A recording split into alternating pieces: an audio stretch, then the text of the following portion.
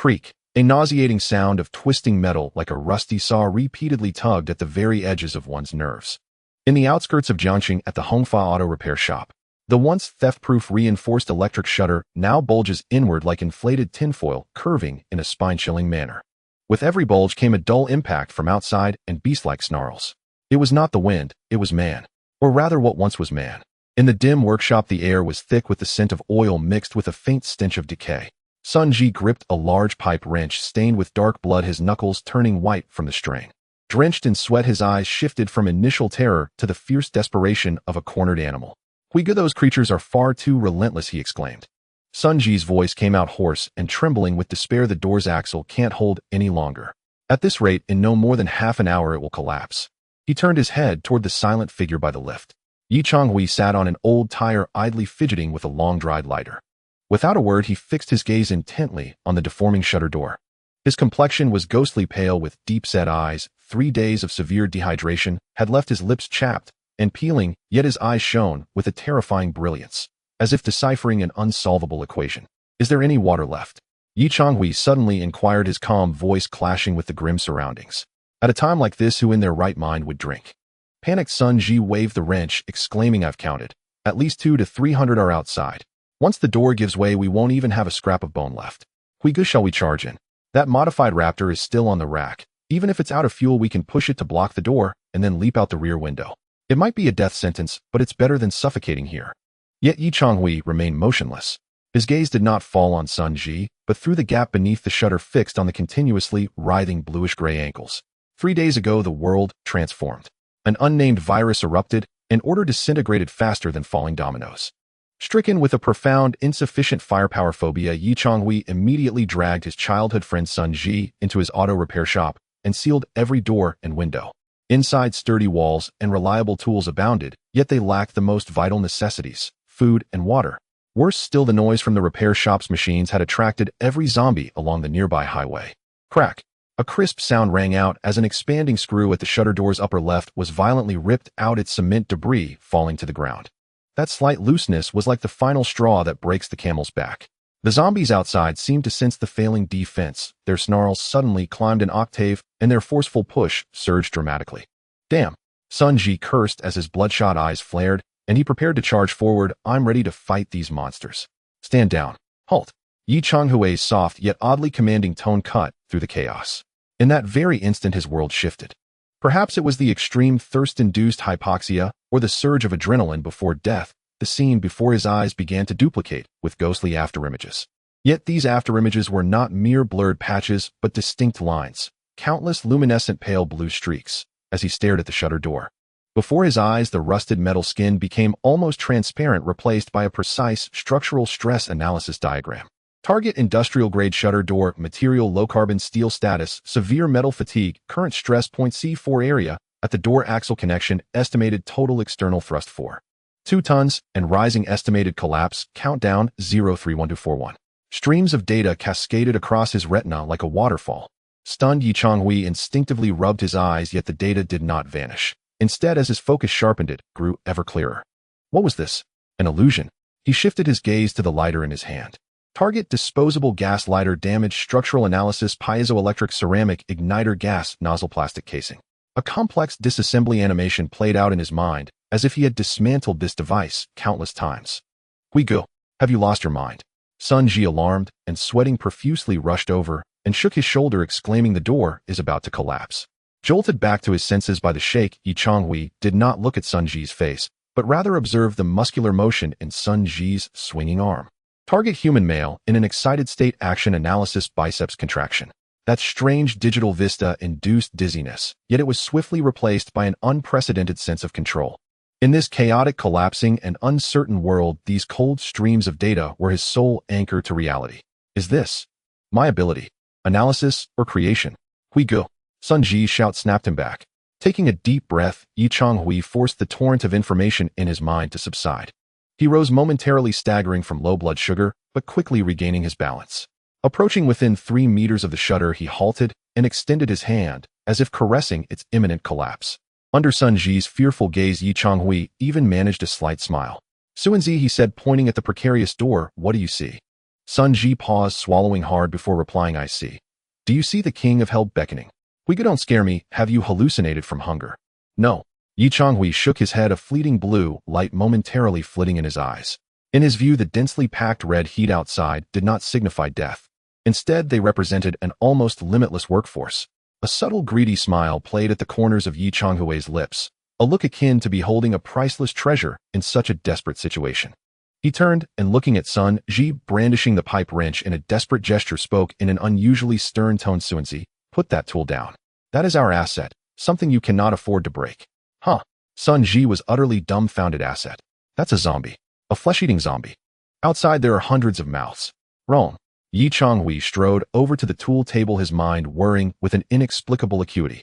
His gaze swept over the scattered debris in the auto repair shop. Half a drive shaft, several discarded shock absorber springs, a large bundle of high-strength nylon tow ropes, and a generator assembly salvaged from an old car. Countless blueprints collided, merged, and reassembled in his mind. Plan A, reinforce the door. Insufficient materials, failure. Plan B, fabricate explosives. Insufficient raw materials, failure. Plan C, energy conversion. Feasibility, 98.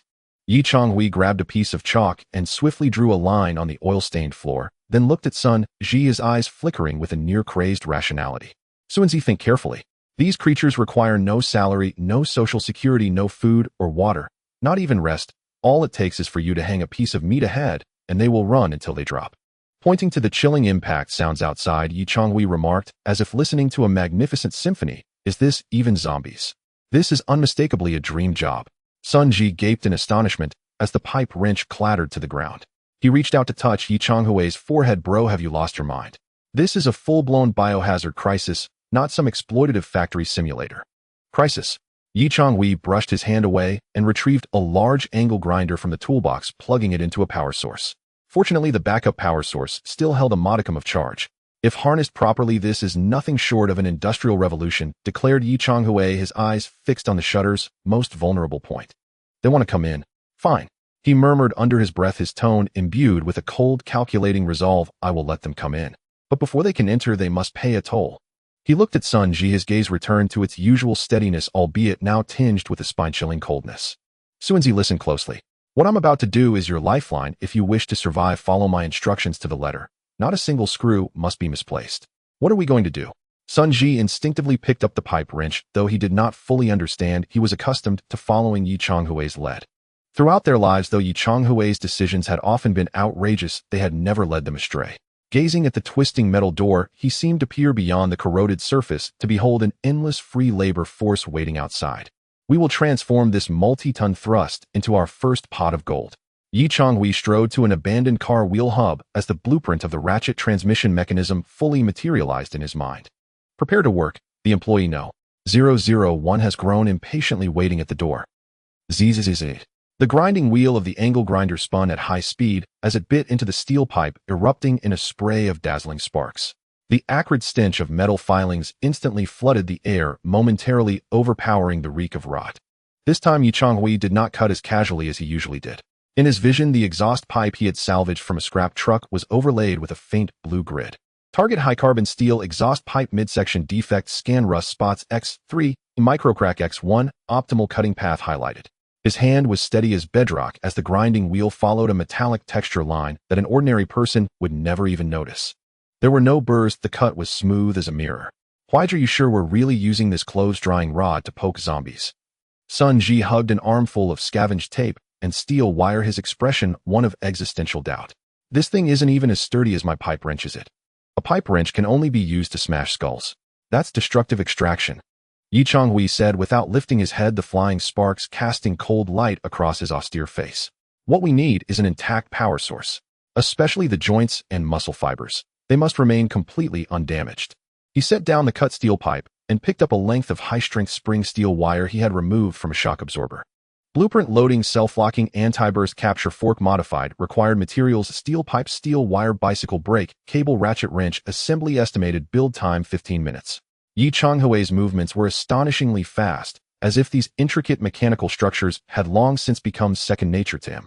He bent the steel wire into a sliding noose, threaded it through the interior of the steel pipe, and connected the end to a modified ratchet wrench mechanism that served as a tensioner. This is called a physical chokehold, Yi Changhui explained as he assembled, sounding like some deranged anatomist. Zombies may have immense strength, but that's only because they feel no pain and can exert force without restraint. Their skeletal structure is still the same as a human's. The cervical vertebrae remain the weak point. Clamp the neck, disrupt the center of gravity, and even the fiercest beast has to go down. Click. A crisp locking sound. Yi Changhui yanked hard on the handle at the rear of the steel pipe. The wire loop at the front snapped tight, in an instant producing a teeth-grinding, strangling noise. If this thing were to be thrown around a neck, it could lock the cervical spine in a heartbeat, stripping the target of any angle to bite. And this was only the first device. Next, Yi Changhui walked toward a crashed vehicle in the corner, a Santana with its doors smashed in. Give me a hand. Take this hood off. Oh, okay. Sun Ji was still terrified, but watching Yi Changhui's movements, so practiced they were almost an art, he felt an inexplicable sense of reassurance. Working together, they removed the hood. On its underside, Yi Changhui welded 2 handles with an arc welder, then fixed several sharpened rebar spikes along the edges. Item completed. Improvised heavy tower shield with counter spikes. Defense rating can block ordinary zombie claws and bites, cannot withstand gunfire. Assessment crude but effective. 10 minutes later, with a half-mental hood shield in his left hand and a pipe wrench in his right, Sun Ji felt like a Spartan warrior who had just crawled out of a junk heap. Yi Changhui, meanwhile, carried the long capture fork with a screwdriver and several rolls of heavy-duty industrial tape tucked at his waist. We're equipped, Yi Changhui said, wiping the sweat from his forehead as his gaze swept toward the center of the workshop. Now we need a welcome corridor. Outside, the pounding was growing fiercer. A gap 2 fingers wide had already split open in the middle of the roll-up door, and a purplish-blue finger was clawing frantically at the opening, ripping off its own nails without the slightest awareness. Countdown 0 to 4500. It looked like there was still plenty of time, but the metal fatigue on the hinges was nonlinear. It could fail catastrophically at any moment. Listen up, Suanzi. Yi Changhui pointed at the 2 rows of heavy iron shelves in the workshop. I want you to push these racks over and arrange them at the entrance in the shape of the number 8. The opening faces the main door, and at the end leave only just enough width for a single person to pass. A funnel formation. Sun Ji caught on immediately. They had often used this trick when playing tower defense games. Exactly an artificial bottleneck. Yi Changhui said, blue light flickering in his eyes as he calculated the weight and friction of the shelves. Friction coefficient insufficient, reinforcement required. Pile that discarded gearbox, and those will rims behind the racks. I want to make sure that even if a bull charges in this corridor, won't budge an inch. The 2 of them began a race against time. The heavy racks crashed down with thunderous booms, but the noise was completely drowned out by the roar of the zombie horde outside. A mass of cumbersome scrap parts was jammed behind the shelves, forming an unyielding great wall of junked metal. A 5-meter-long passage took shape, its entrance 2 meters wide, its exit narrowed to a mere 60 centimeters, a death corridor. At the end of the passage, directly facing the exit, stood the ratchet generator support that had long ago been welded in place. It had once been just an engine mount, but Yi Changhui had now studded it with several sinister shackles and drive shafts. Is this its workstation? Sun Ji pointed at the frame that looked suspiciously like an instrument of torture, the corner of his mouth twitching. This is its privilege. Yi Changhui corrected him. It will be the first zombie in human history to contribute to the rebuilding of civilization. We ought to award it a certificate. All preparations were complete. Yi Changhui stood to the side of the corridor's exit in an exquisitely chosen spot. It was a blind angle to the line of sight, and also the perfect leverage point for exerting force. He drew in a deep breath and looked at Sun Ji. Suanzi, go open the door. What a... Sun Ji almost dropped his shield. Open it all the way. That surge will smash me flat against the wall. Not all the way. Yi Changhui pointed calmly at the roll-up door's control chain. Manual mode. You pull the chain and raise the door 50 centimeters. Only 50 centimeters, about knee height. Why do we have to do that? Sun Ji's voice trembled. Won't they be harder to deal with if we let them crawl in? We're capturing a workforce, not inviting honored guests. Yi Changhui said, data streams racing through his eyes as he explained. When standing, a zombie's pouncing range is omnidirectional. But if we force them to crawl in or to bend and squeeze under, their center of gravity becomes unstable. Once their balance is compromised, they're nothing but lambs on the chopping block. And besides, Yi Changhui added, the first ones in will definitely be shoved forward by those behind them. They'll fall. They'll pile up. We only want the one on top, the one that ends up alone. Sun Ji stared at Yi Changhui. There was not a trace of joking in his eyes. Insane. Completely insane. Sun Ji cursed under his breath, but his body obeyed regardless. He walked to the manual pull chain beside the roll-up door and wrapped his trembling hands around the icy iron links. Clatter. The faint jangle of the chain made the zombies outside fall silent for a second.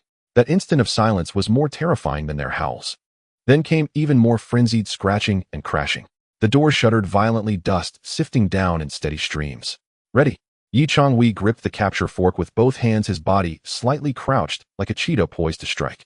His breathing grew long and rhythmic, adrenaline surging through his veins, yet the world in his eyes became ever clearer and slower. Scenario simulation initiated. Prediction: door raised 50 centimeters, horde compression, frontline zombies lose balance, and fall. Expected targets 12, danger level medium. Why, once I pull this, there's no going back. Sun Ji clenched his teeth, sweat stinging his eyes. Pull. Yi Changhui barked in a low voice. To hell with it. Sun Ji roared, muscles bulging in his arms as he yanked the chain down with all his might. Kaka. The rusted bearings of the roll-up door shrieked in protest as the long Goverstrist metal slab slowly lifted away from the floor. Darkness. That was the first color revealed through the gap. Then came the stench of decay surging in like a solid thing. Next appeared countless purplish-blue feet caked with mud and blood. They pressed together in a dense mass like sardines packed in a freshly opened tin. Roar. With the lower barrier gone, the pent-up pressure burst forth in an instant. The zombie at the very front did not enter under its own power. It was forcibly launched inside by the crowd behind it. It tumbled into the workshop like a gourd, rolling on the ground, face slamming into the concrete with a dull, heavy thud. Now, a fierce light flared in Yi Changhui's eyes. He hardly needed to say it. Before the toppled zombie could get up, several more tried to squeeze their way in, but the low opening and mutual pressure jammed them at the threshold instead. That brief instant of confusion was the perfect opening.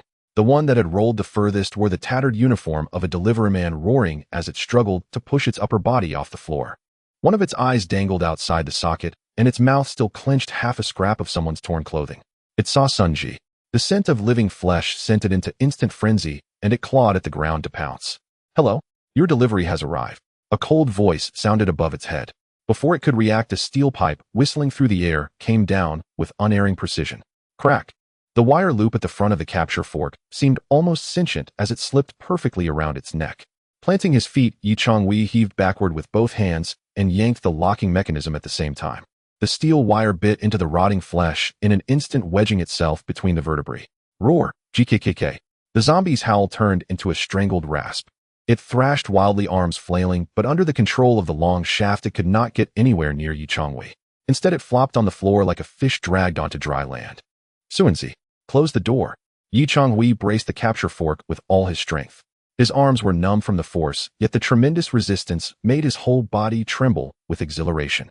This was power. This was energy. The zombie weighed at least 150 gene, and in this berserk state, its explosive strength, if harnessed to turn a mill, would be at least 3 times that of a donkey. Stunned by the sight, Sun Ji did not react until Yi shouted a second time. Then he snapped out of it, released the chain, and yanked it in the opposite direction. Bang! The roll-up door crashed down, smashing onto the heads of the zombies trying to squeeze through behind and clamping them brutally outside.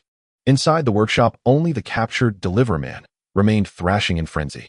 Watching the zombie twisting on the floor, Yi Changhui's lips curled into a smile so exploitative it would make even a capitalist weep.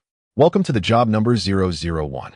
A deafening roar erupted from the zombie, its neck ensnared by a beast-catching fork, unleashing a force beyond the ordinary. It writhed on the grimy concrete floor like a massive catfish flopping on land. Yi Changhui gripped the steel pipes, and tightly, his palms numbed from the shock. The strength transmitted through the lever was so immense that even he, an adult male, struggled to maintain his hold. This power is incredible. Yi Changhui gritted his teeth, veins bulging on his temples, yet the excitement in his eyes only intensified. If before it was merely theoretical deduction, now it was time for practical verification. Target status: highly excited. Force output instantaneous peak of 120 kilograms. Endurance assessment infinite. Loss rate 0. Get moving. Don't just stand there. Shield up. Yi Changhui bellowed, sinking his weight down to press the steel pipe, firmly attempting to restrict the zombie's movements. Let's give it a mount. Tie pressing down. Sun Ji, panting heavily against the roll-up door, felt his courage nearly spent from the recent struggle. At Yi Changhui's shout, he instinctively glanced at the creature thrashing on the ground, desperately clawing at the air. It bore a ghastly pale face, the features once human, now grotesquely distorted with grayish pupils that only held a savage thirst for flesh. Its mouth was agape, having lost 2 front teeth in the earlier impact, blackened blood trickling down its chin. I can't believe this. Sun Ji cursed, unsure whether he was cursing the zombie or this damned world. He seized the heavy engine cover shield, lifting it as if it were a gravestone, and charged forward with a shout. Brace your legs. Don't hit its head. Watch out for its arms. Yi Changhui commanded coolly. With a loud thud, Sun Ji mustered all his strength and slammed the heavy engine cover down onto the zombie's lower body. There was a distinct crack like breaking bones. The zombie let out a piercing shriek, its upper body thrashing violently, hands flailing with claws as sharp as knives scraping against the metal cover and sparking dangerously close to Sun Ji's shins. Hold it down. Don't let up. Yi Changhui shouted, immediately freeing one hand to pull out a roll of gray industrial tape that he had prepared in advance. This was the ultimate tool from the auto repair shop, fiber-reinforced heavy-duty tape. In this apocalypse, its value surpassed even gold. Next comes the employment paperwork. Phased, it might sting a bit, so bear with it. Yi Changhui muttered strange words, yet his movements were swift, akin to a skilled kidnapper. Seizing the moment when the zombie was pinned down by both the beast-catching fork and a shield, he lunged forward. It was a close encounter with life and death. Yi Changhui's face was barely 30 centimeters from the zombie's flailing claws. He could even smell the nauseating stench of decay, a mix of rotting entrails and old sewage. But he held his breath and kept his eyes open. In his sight, the zombie's swinging arms were decomposed into countless lines of motion. Left arm strike trajectory prediction evasion, success rate 99. Right arm grasping blind spot locked in. Yi Changhui tilted his head narrowly, avoiding a swipe, and like a striking serpent, the tape in his hand swiftly coiled around the zombie's left wrist. Rip! The sound of tearing tape echoed harshly in the empty workshop. 1 wrap, 2 wraps, 3 wraps. He quickly bound the zombie's left wrist to the edge of the hefty engine cover, then moved to its right hand. The zombie seemed to realize its freedom was slipping away. It wildly tossed its head back, attempting to bite at Yi Changhui's arm. Its gaping maw snapped shut with a sharp clack right before him. What a set of teeth! It's a shame it won't be able to munch on any gears. Yi Changhui scoffed, his hands moving without hesitation. Taking advantage of the zombie's momentary distraction, he swiftly wrapped the tape around its neck and into its mouth. This was a gag-style binding. The tape cinched tightly, tying off at the back of its head. Then he circled it again, completely sealing that mouth, which could only produce noise and spread disease. The zombie's shrieks turned into muffled whimpers. Upper body secured. Suanzi, withdraw the shield. I'm binding its legs. Sun Ji, hearing the command, felt a wave of relief and quickly jumped off the engine cover. The zombie, now free from restraint, attempted to rise on its legs, but its hands were still securely bound to the front of the engine cover, though this was merely temporary. Before it could enact its escape, Yi Changhui was already atop its bent knee like a bully. Stay still, oh, any movement will cost you. Another spine-chilling rip sounded. 2 minutes later, in the center of the workshop lay a bizarre mummy. This zombie, dressed in tattered uniform of Raifeng Express, had its hands bound behind its back, its legs tightly wrapped together, and its mouth encased in at least 10 layers of tape, leaving only its nostrils for breathing. It continued to squirm on the ground like a maggot, desperately trying to attack the 2 living humans before it. Sun Ji sat on the floor, breathing heavily, the shield discarded beside him. He stared at the still flailing creature, overwhelmed by a sense of absurd unreality. Brother Hui, did we really catch a live one? Sun Ji wiped the cold sweat from his face, his voice trembling. If this gets out, people will think we're insane. Insane. Yi Changhui stood up, dusting off his hands, and walked over to kick the mummy on the ground. This is called strategic foresight. He squatted down, beginning to examine this trophy with an unsettling professional gaze. Blue data streams reappeared in his vision, this time conducting a thorough inspection of this biological machine. Employee ID 001. Speculated former occupation courier laborer. Muscle density A-level, leg muscle developed from frequent stair climbing. Joints were level minor. Virus activity high.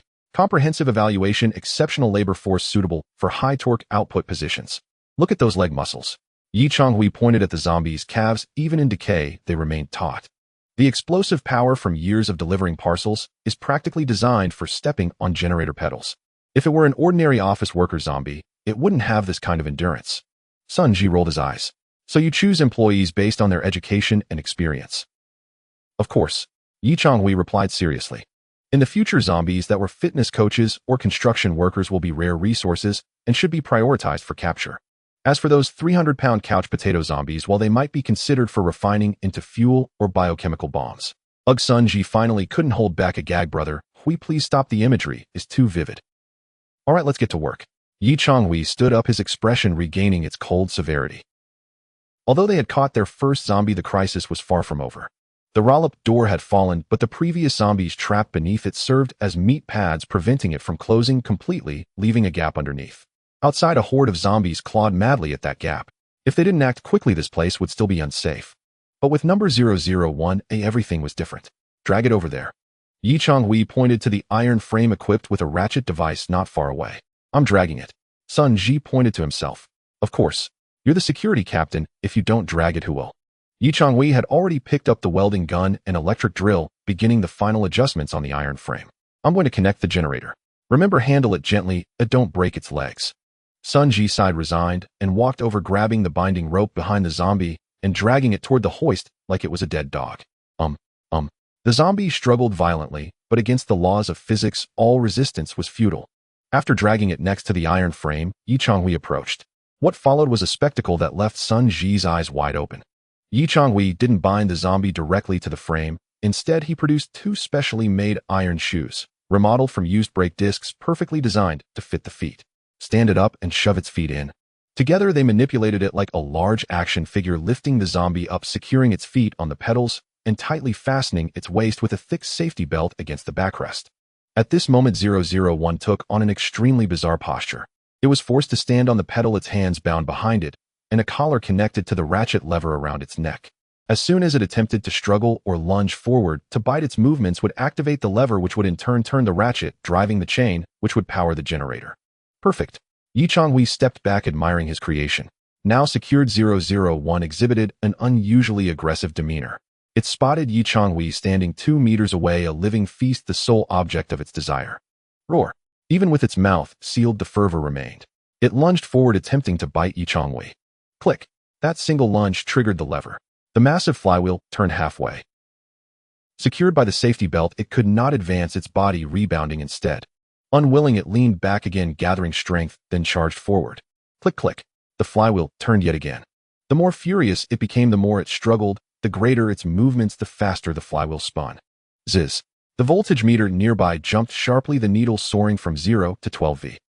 The dim workshop lights flickered twice and suddenly blazed bright. The glaring light illuminated the entire workshop, revealing Changhui's pale yet fervent face. It's on. Sun Ji gazed up at the overhead lights, and in that moment, he felt a swell of emotion, almost on the verge of tears. This was not just electricity. This was hope. In this damned apocalypse, humanity had turned the tables on monsters for the first time. Look. Changhui pointed at the tirelessly bowing zombie, generating power, a hint of eerie tenderness in his voice. What a dedicated employee. No need for breaks, no complaints. As long as you give it an unattainable target, it could work indefinitely. Sun Ji swallowed hard, staring at the ghastly yet oddly pitiable zombie under the lights, murmuring, "Brother Hui, you're truly a devil. Thank you for the compliment." Changhui turned, picking up a slightly foul-smelling sausage he had found in the freezer. He fashioned a thin wire to hang the sausage 30 centimeters in front of the zombie. Previously exhausted from struggling, 001 suddenly seemed invigorated by the scent of meat, thrashing even more frantically. Vroom, vroom, vroom. The generator's speed surged to the next level, emitting a cheerful buzzing sound. All right, power is preliminarily resolved. Changhui clapped his hands, turning his gaze toward the still trembling roll-up door. Now that they had power, more possibilities emerged. Next, it's time to prepare a grand gift for those outside who think they can come in without a ticket. His eyes fell on the nearby welding and cutting machines. The heavy equipment that previously could not operate due to unstable voltage was now alive. Zhi-zhi-zhi-pa. The workshop's overhead lights, having barely been on for 10 minutes, suddenly flickered wildly like a wheezing old man before plunging into darkness, leaving only a glowing tungsten filament. Immediately, the rudimentary ratchet generator emitted a jarring ka-ka sound, and the chain connecting to the generator belt abruptly jumped off, striking the iron frame and sparking a flurry of sparks. What's happening? Power outage. Employee strike. Sun Ji, lost in the joy of illumination, was suddenly plunged into gloom, nearly jumping up to grab a wrench. No, it's idle instability. Changhui's brow furrowed as he quickly walked over to employee 001. At this moment, the 001 zombie was still bound to the frame, but its movements had become exceedingly bizarre. No longer swaying rhythmically, it jerked violently like it was having a seizure, sometimes stopping to stare blankly, letting out a low he sound. The sausage hanging in front of it had fallen to the ground due to the earlier violent vibrations, now smeared with engine oil. Devoid of its target, 001 fell into confusion. It still wanted to bite, but without a specific lure. Its direction of force became chaotic, sometimes twisting left, sometimes straining right, making it impossible for the ratchet to engage. Warning power input interrupted fault analysis linear reciprocating motion trajectory is discrete unable to form effective torque mechanical where chain elongation 2, high risk of ratchet tooth surface wear. The blue light in Changhui's eyes flickered as countless red warning pop-ups flooded his retina. After all, this is a biological entity, not an internal combustion engine. He pressed down on the still-spinning generator rotor, feeling the irregular vibrations. Its explosive power is strong, but it lacks inertia. There is a significant dead time between each exertion. The light earlier was because it was just excited its frequency, high masking this issue. Now that it has adapted to being restrained, the frequency has dropped and the voltage has collapsed. What should we do? Sun Ji looked at the dirty sausage on the floor. Can we pick it up, wash it, and still use it? It's useless. A single bait can only deceive it temporarily.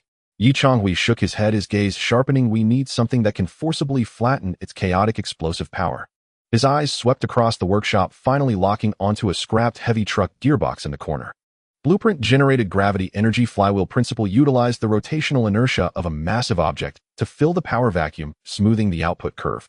Materials required heavy truck flywheel cement weights dynamic balancing calibration. Sun Ji, let's get to work. Changhui kicked the gearbox on the ground. Disassemble this thing. I need the heaviest iron plate inside. Half an hour later, the workshop was filled with the clanging sound of hammering. Sun Ji was exhausted like a dog, his face smeared with grease as he held a cast iron flywheel disc over half a meter in diameter and weighing dozens of pounds.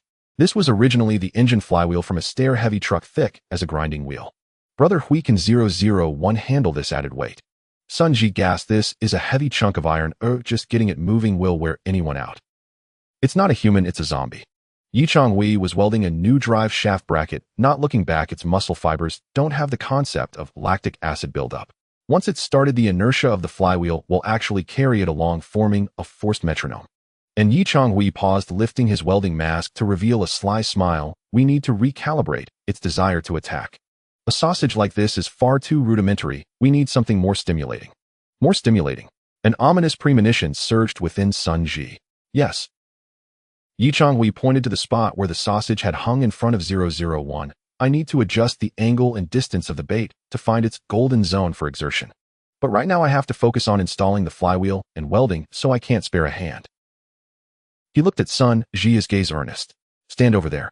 Sun Ji looked at the death position, less than half a meter from 001's gaping mouth, his face turning pale. Brother Hui, we grew up together, right? I don't owe you any money, do I? Relax, I know what I'm doing. Changhui picked up a measuring tape, stepping over to draw a circle on the ground. Stand here. This position is its visual center and the point of strongest attack desire. And based on the tests earlier, it can only stretch its head to here while bound. Changhui drew a red line about 5 centimeters from the circle. This is the death line. As long as you don't cross it, it won't even brush against your nose hairs. I refuse. Sun Ji shook his head vigorously. What if the rope snaps? What if the frame collapses? Then I'll burn paper for you. Changhui joked without a hint of a smile, then turned serious. Hurry. The roller door outside won't hold for long. Without stable power, I can't fix the door with the welder or start the air pump for traps. Then we'll all die? This statement struck a nerve. Sun Ji gritted his teeth, staring at the still vibrating roller door, and in a fit of indignation shouted, Changhui, if I turn into a zombie, I'll be the first to bite you. With that, he stepped into the marked circle, resolute, as if ready to face death. Roar. The once lethargic 001, upon seeing the fresh flesh suddenly appear before it, surged forward violently, as if injected with steroids. It charged forward, its decayed mouth nearly 10 centimeters from Sun Ji's nose.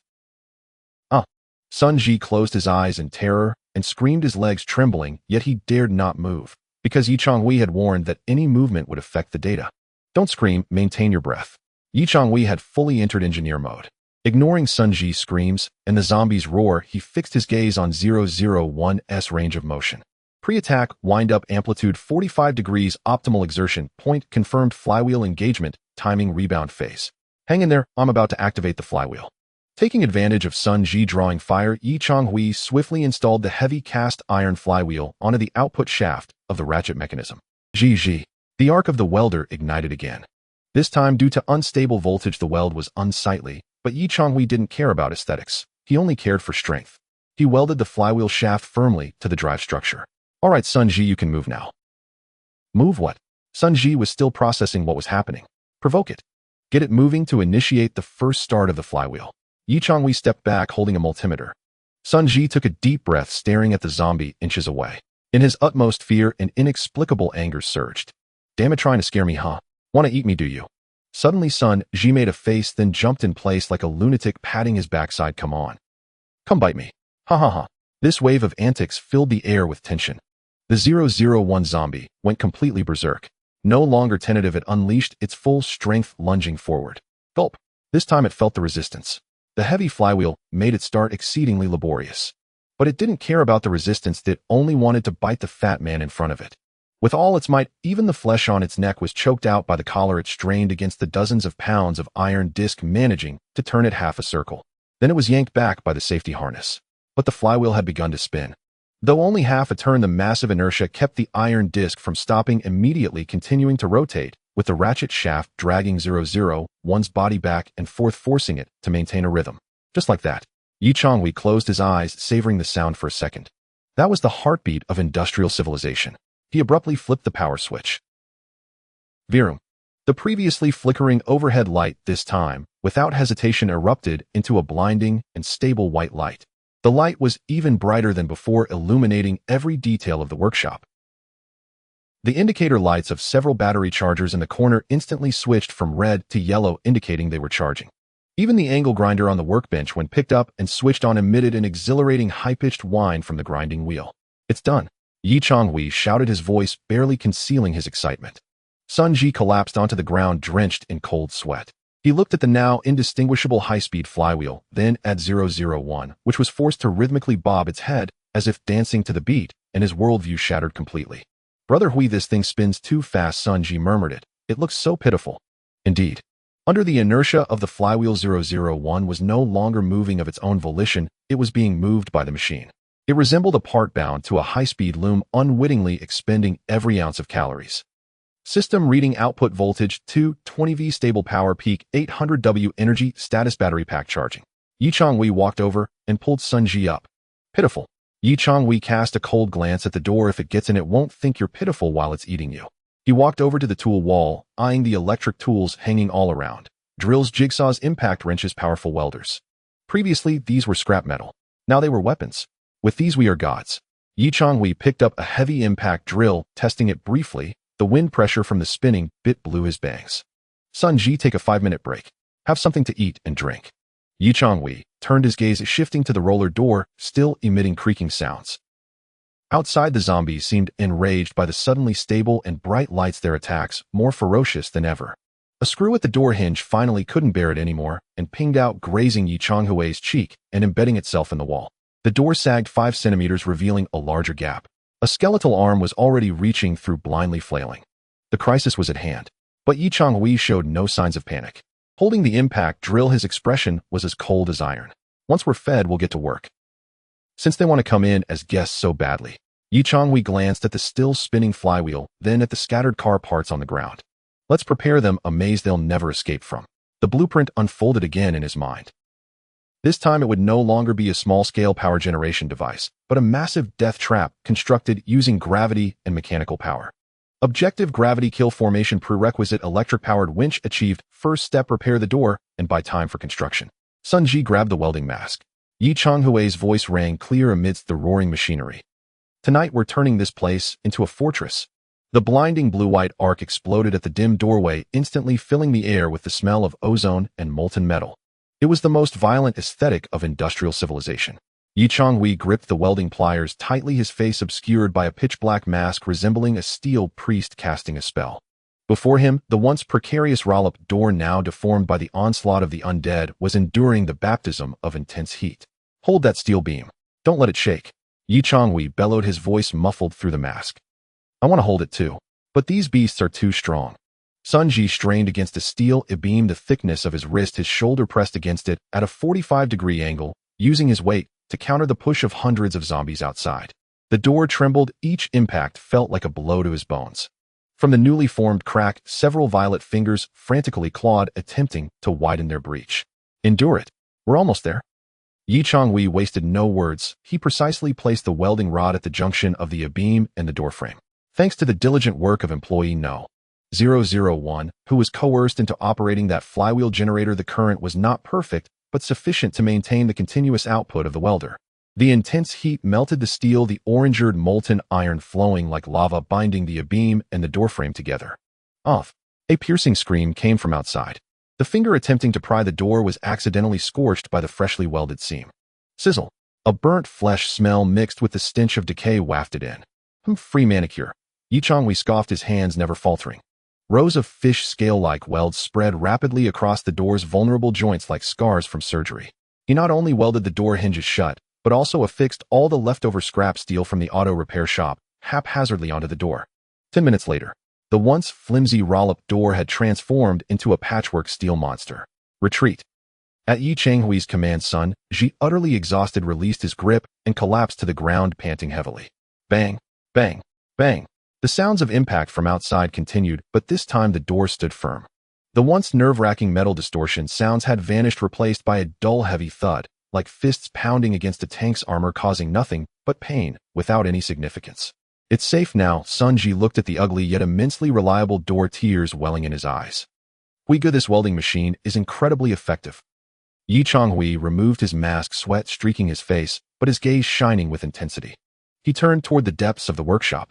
Their zombie No. 001 was still tirelessly bowing. The flywheel whirred, and the generator hummed. This is just the beginning. Yi Changhui approached the workbench and glanced at the voltmeter. Due to the usage of the high-power welder, the battery pack's voltage had dropped a notch, but with the load ceased, the voltage was visibly rising again. Current power output 750W, battery charge 35, slowly rising, energy conversion efficiency B. Electricity is life. Yi Changhui stroked the heated exterior of the welder. With electricity, we can repair walls, build traps, and transform this place into a true fortress. He grabbed half a bottle of mineral water from the table, took a swig, and handed the rest to Sun Ji. Rest for a bit. Then we'll have a good meal. Good. Sun Ji's eyes lit up instantly. Do we have leftovers? I thought we only had 2 packs of instant noodles left. Who said anything about instant noodles? Yi Changhui smiled mysteriously and walked toward the dusty electric kettle in the corner. In the apocalypse, what is the most luxurious? Gold. Diamonds. No. It's hot water. In this world devoid of water, electricity, and with potential contamination of water sources, a steaming, boiled, disinfected cup of hot water represents survival, dignity, and the assurance that you haven't regressed into a beast. Yi Changhui poured the rainwater he had previously collected into the kettle after a simple filtration and solemnly plugged it in. Click. The switch was pressed. The red indicator light glowed. To Sun Ji, that faint red light was more dazzling than the sun. Wow, boiling water. Sun Ji swallowed hard. We have enough power. Let's not wear out 001. Don't worry, the flywheel has energy storage. We're just boiling water. Yi Changhui said casually as he magically pulled out 2 red buckets from the bottom of the toolbox. Those were items he had casually stuffed in before the disaster struck. Kong Shifu, braised beef noodles, large bucket. Seeing the 2 familiar red buckets, Sun Ji's throat tightened, producing a loud gulp. This is our store's treasure. Yi Changhui gently tore open the packaging as if disarming a bomb. I intended to save these for the new year, but celebrating our entry into the electric era deserves a bucket. Gurgle. The kettle began to boil.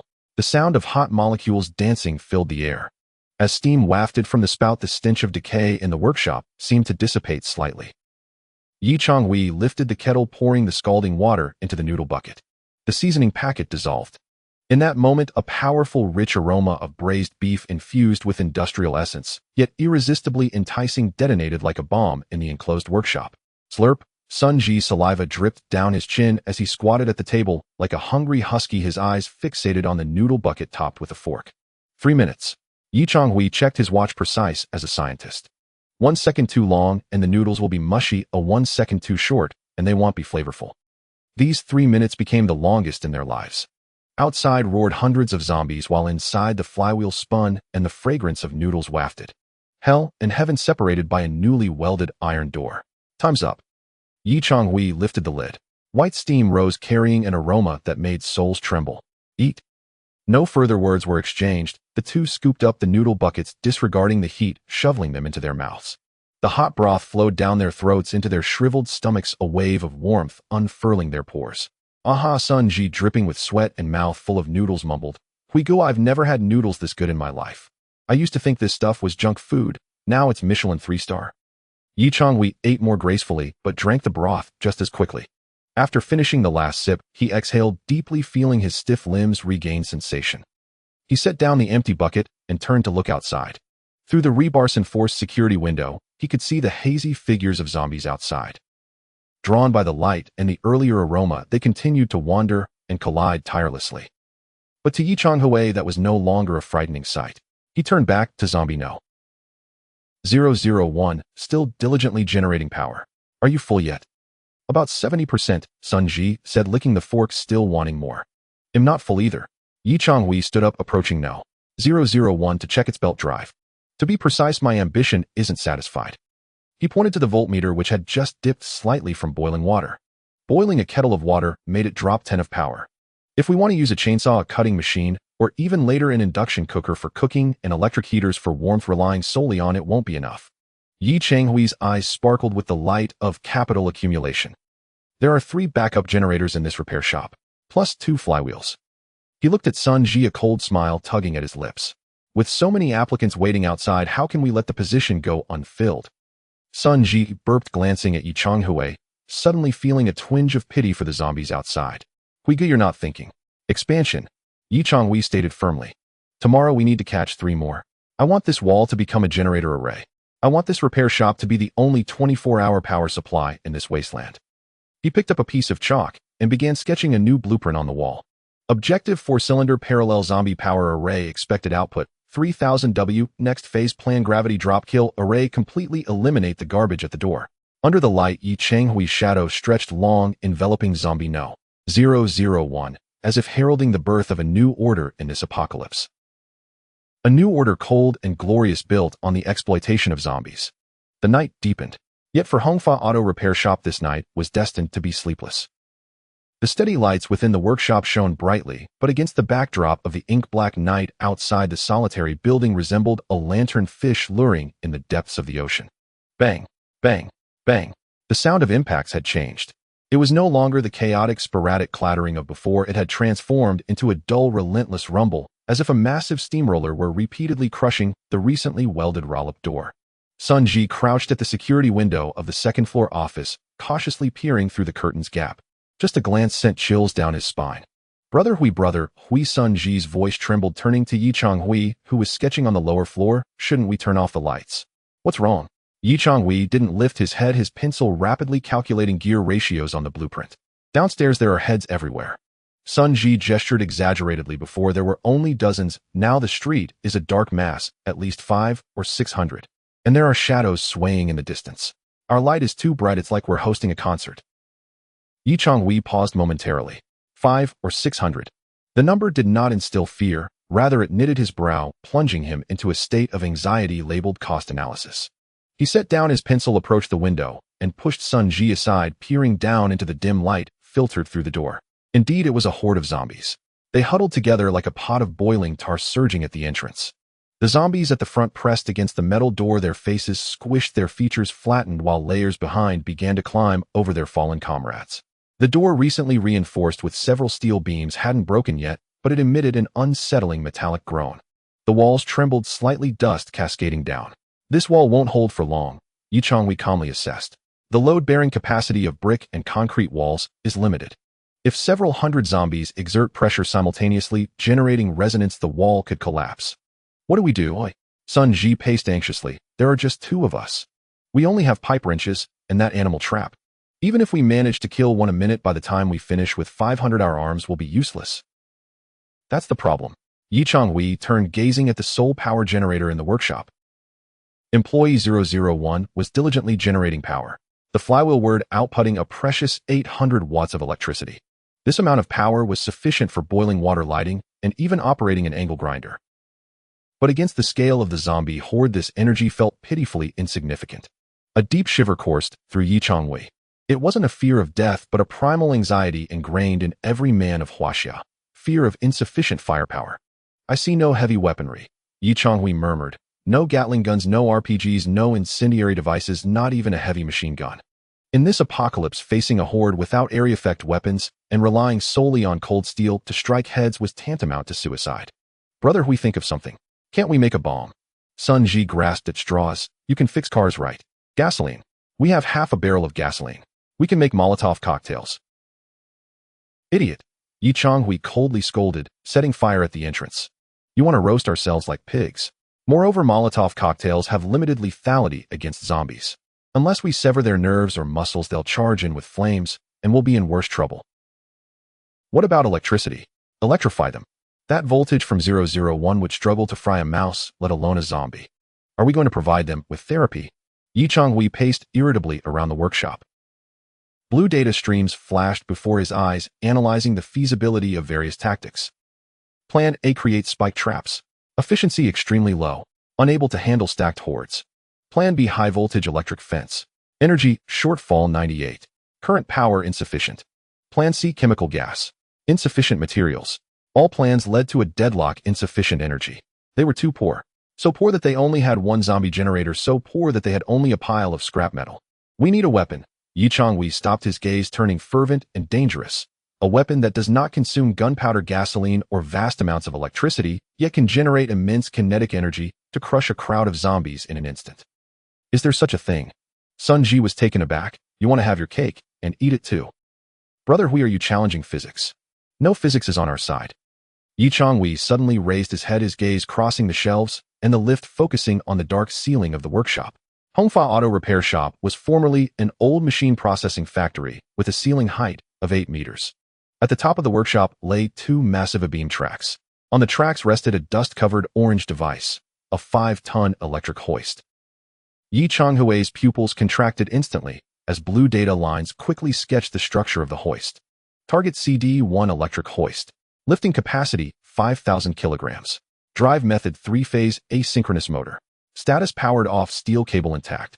And directly beneath the hoist, right above the entrance, was a second-floor platform used for storing scrap tires and discarded engines. A wild and violent formula emerged in his mind. EMGH. Gravitational potential energy, mass, gravitational acceleration, height. Sun Ji. Changhui's voice suddenly softened, as if afraid of startling a deity. Do you remember Newton? Oh, the guy who sold apples. Sun Ji looked bewildered. Newton told us as long as we lift a sufficiently heavy stone high enough, and then let go, gravity will do the rest. Changhui pointed at the hoist overhead, and then at the pile of junked cars in the corner. We have no explosives, but we have gravity. We have no bullets, but we have scrap metal. He hastily walked to the control panel and yanked open the dusty power distribution box. Employee 001's current output won't power the hoist, its starting current is too high. Changhui studied the complex wiring diagram, his brain racing. But we can store electricity. Store. Yes, store power. Changhui indicated the battery pack. We store all the electricity in the batteries. Even charging for an hour would only be enough to run the hoist for 1 minute. But that minute is enough to lift a 2-ton scrap car above the entrance. Sun Ji followed his gaze, envisioning the scene. A 2-ton car suspended 5 meters in the air. Below were hordes of zombies packed tightly like sardines. Then cut the rope. Whoa, Sun Ji gasped, his skin prickling with goosebumps. This is justice from above. This is called the Gravity Drop Massacre.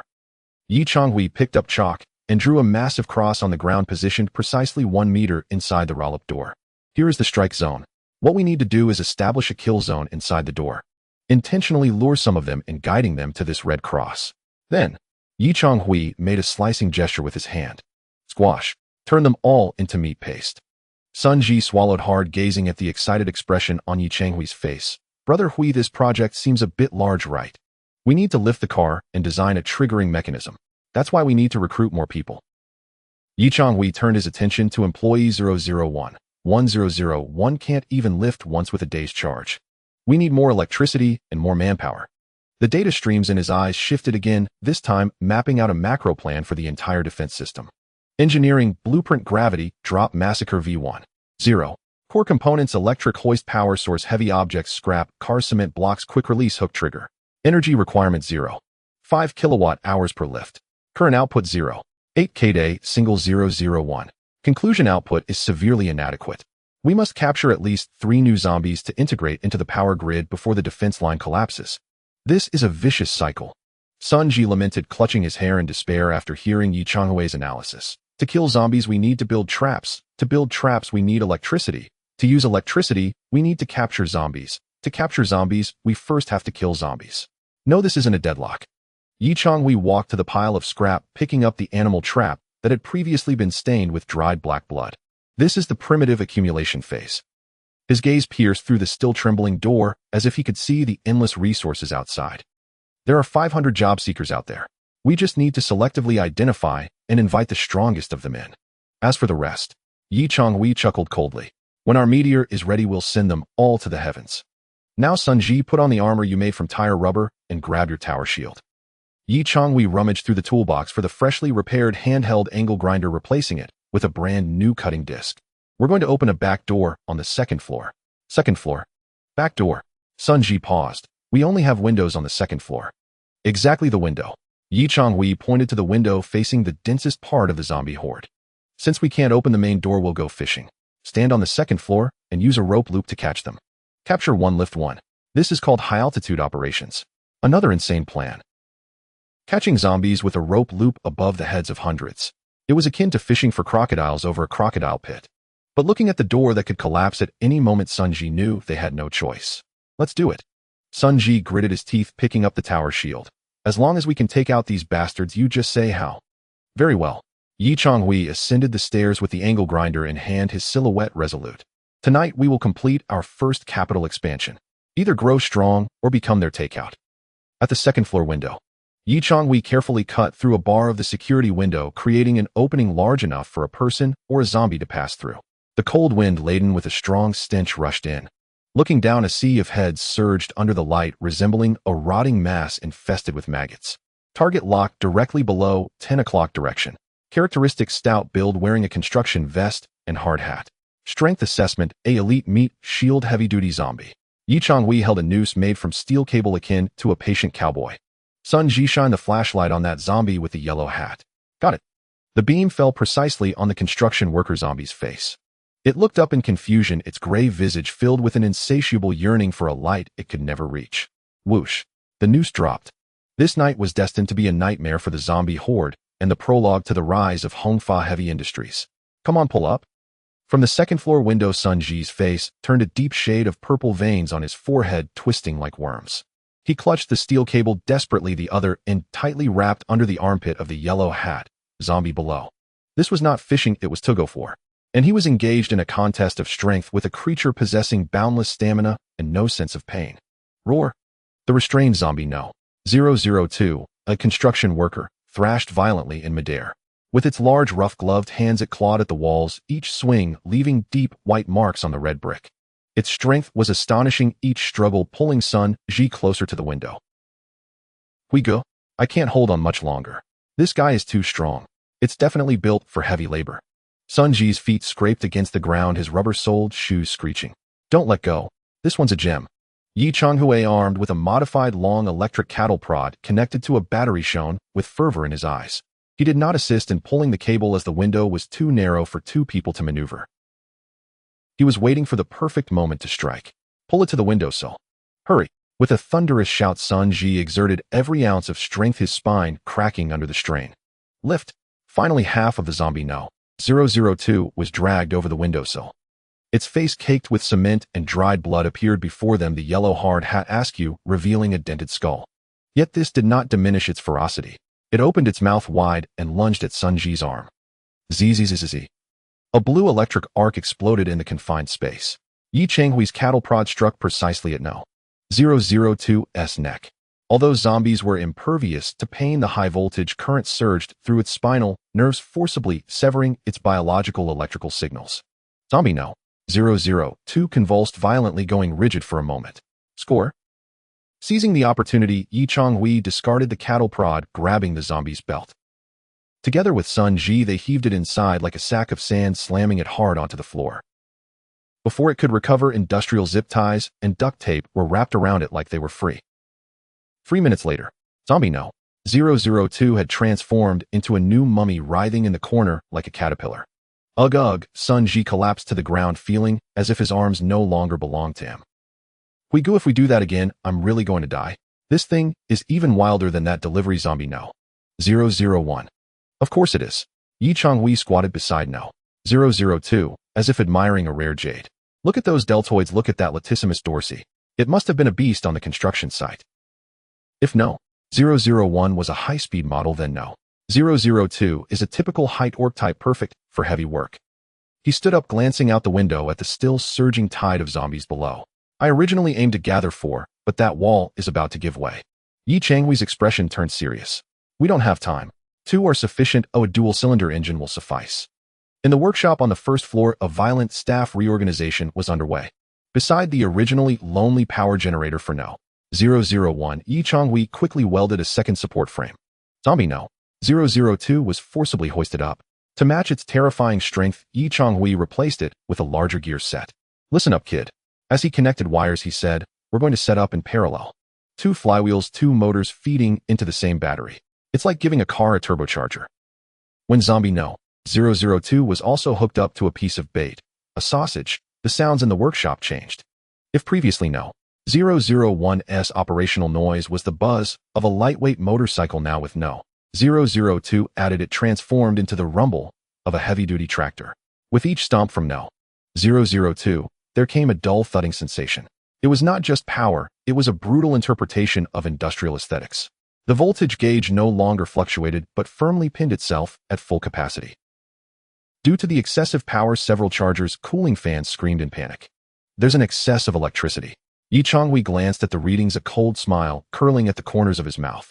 Just perfect for guillotine needs this kind of surplus violence. He turned and walked to the center of the workshop. There stood a long-abandoned white Jetta. Kid, grab that cutting torch over there. Yi Changhui patted the Jetta's roof. We need to slim down this car and add some spice. Trim down. Sun Ji was confused. Isn't heavier better? Too large, and it faces too much air resistance on descent, plus it can get stuck at the entrance. Yi Changhui's blueprint began to form in his mind. Target high-density, kinetic energy weapon. Base Jetta scrap. Modification plan: remove the roof doors and trunk lid, retain chassis and frame. Fill material: solid concrete pipes, old engine blocks, lead-acid battery pack scrap. Estimated total weight 2 4 tons. Contact pressure sufficient to crush carbon-based biological skeletons. ZZZZZ. The cutting torch spewed blue flames, mercilessly slicing through the Jetta's body. In the next hour, the two transformed into frantic blacksmiths. Yi Changhui cut away all the glass and thin metal, leaving only the sturdiest chassis frame. Then he and Sun Ji stuffed every high-density scrap material from the workshop into the frame, like geese being fattened for slaughter. 4 old V6 engine blocks were welded into the corners of the chassis. Dozens of solid drive shafts were bundled together and shoved into what was originally the driver's seat. Finally, Yi Changhui felt it wasn't enough. He pointed to a pile of construction debris outside. Go bring in some concrete curbstones to fill in the gaps. When all was said and done, this Jetta, which originally weighed just over a ton, had transformed into an ugly, bloated metal beast, exuding an aura of death. Its chassis was nearly pressed to the ground, and its 4 tires had long since burst, but that didn't matter. What mattered was its density. This is what we call a solid iron lump.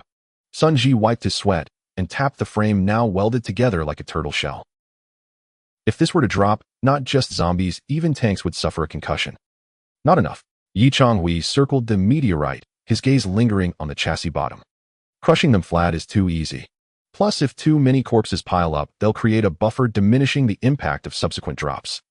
He walked to the workbench and dug out a box of shock-absorbing spring steel that had never been sold. We're going to give it teeth. Yi Changhui picked up the welder again.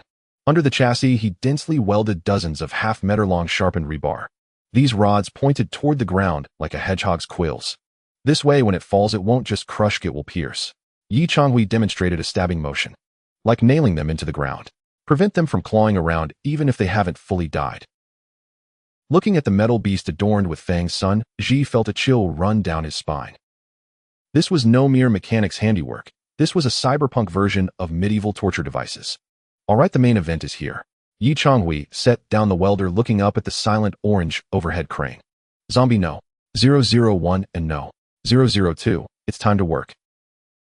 He walked to the control panel, took a deep breath, and flipped all the switches to lifting mode. This meant cutting off all lighting, leaving only emergency lights, cutting off power to all tools, and directing all the electricity stored in the batteries, along with the real-time output from the 2 zombies, to the overhead 5,000-watt motor. Kid, go hook it up. Sun Ji climbed onto the modified Jetta beast, pulling down the massive hook of the crane, attaching it to the 4 rings welded to the roof. Hooked up. Get back. Sun Ji jumped down, retreating to a safe distance. Lift. Yi Changhui pressed the green start button. Vroom. The overhead motor emitted a deep roar, the sound of currents surging through the coils. The steel cable snapped tight with a painful snap. The 2 4-ton meteorite jolted its tires, lifting an inch off the ground. But at that moment, cough, cough, cough, the generator suddenly trembled violently. The flywheel, which had been spinning rapidly, visibly slowed down. Zombie-No. 001 and 002 seemed to have hit a wall. The overhead crane's load was too heavy. This sudden surge of current directly rebounded into the generator, creating immense reverse torque. Zombie-No. 001, after all, was just a delivery worker. Its legs buckled, and its pedaling motions became sluggish. Though Zombie-No. 002 was stronger, it too emitted a furious growl, veins bulging in its neck, yet it could not maintain the speed. Warning voltage dropped to 180 V. Warning motor torque insufficient, risk of burnout. The overhead crane emitted a grinding sound. The meteorite hung awkwardly 10 centimeters off the ground, unable to rise or fall, swaying uncomfortably. Damn it, it's stuck. Sun Ji shouted anxiously. We go, there's not enough power. These two guys are out of juice. Yi Changhui watched the voltage gauge plummet, his brow furrowed. The stored charge in the batteries was draining like water. If they couldn't hoist this thing to the second floor platform within a minute, not only would it be a wasted effort, but the generator could also burn out due to reverse current. It's not that they're out of juice, they lack motivation. Yi Changhui's eyes sharpened. He could see clearly that No. 001 had started rolling its eyes, its movements becoming mechanical twitches. Meanwhile, No. 002, though still roaring, was clearly slacking off, realizing that if it just roared louder, it could exert less effort. This is their inherent flaw. Yi Changhui picked up a meat cleaver from nearby and approached the freezer in the corner. Without sufficient profit, even capitalists won't move, let alone zombies. He opened the freezer, a rush of cold air escaping. Inside lay a piece of thawed meat, slightly darkened. This was the last of their food reserves. Without hesitation, Yi Changhui swiftly cut off a chunk weighing at least a pound. Blood flowed profusely. Even if it had begun to spoil, the intense scent of blood was like the finest drug to zombies. Yi Changhui brandished the piece of meat and strode toward the two zombies. Are you hungry? He dangled the meat in front of No. 001's nose before quickly pulling it away. Roar! The previously rolling-eyed No. 001 had its pupils snap into focus, the craving for blood and flesh overwhelming all fatigue.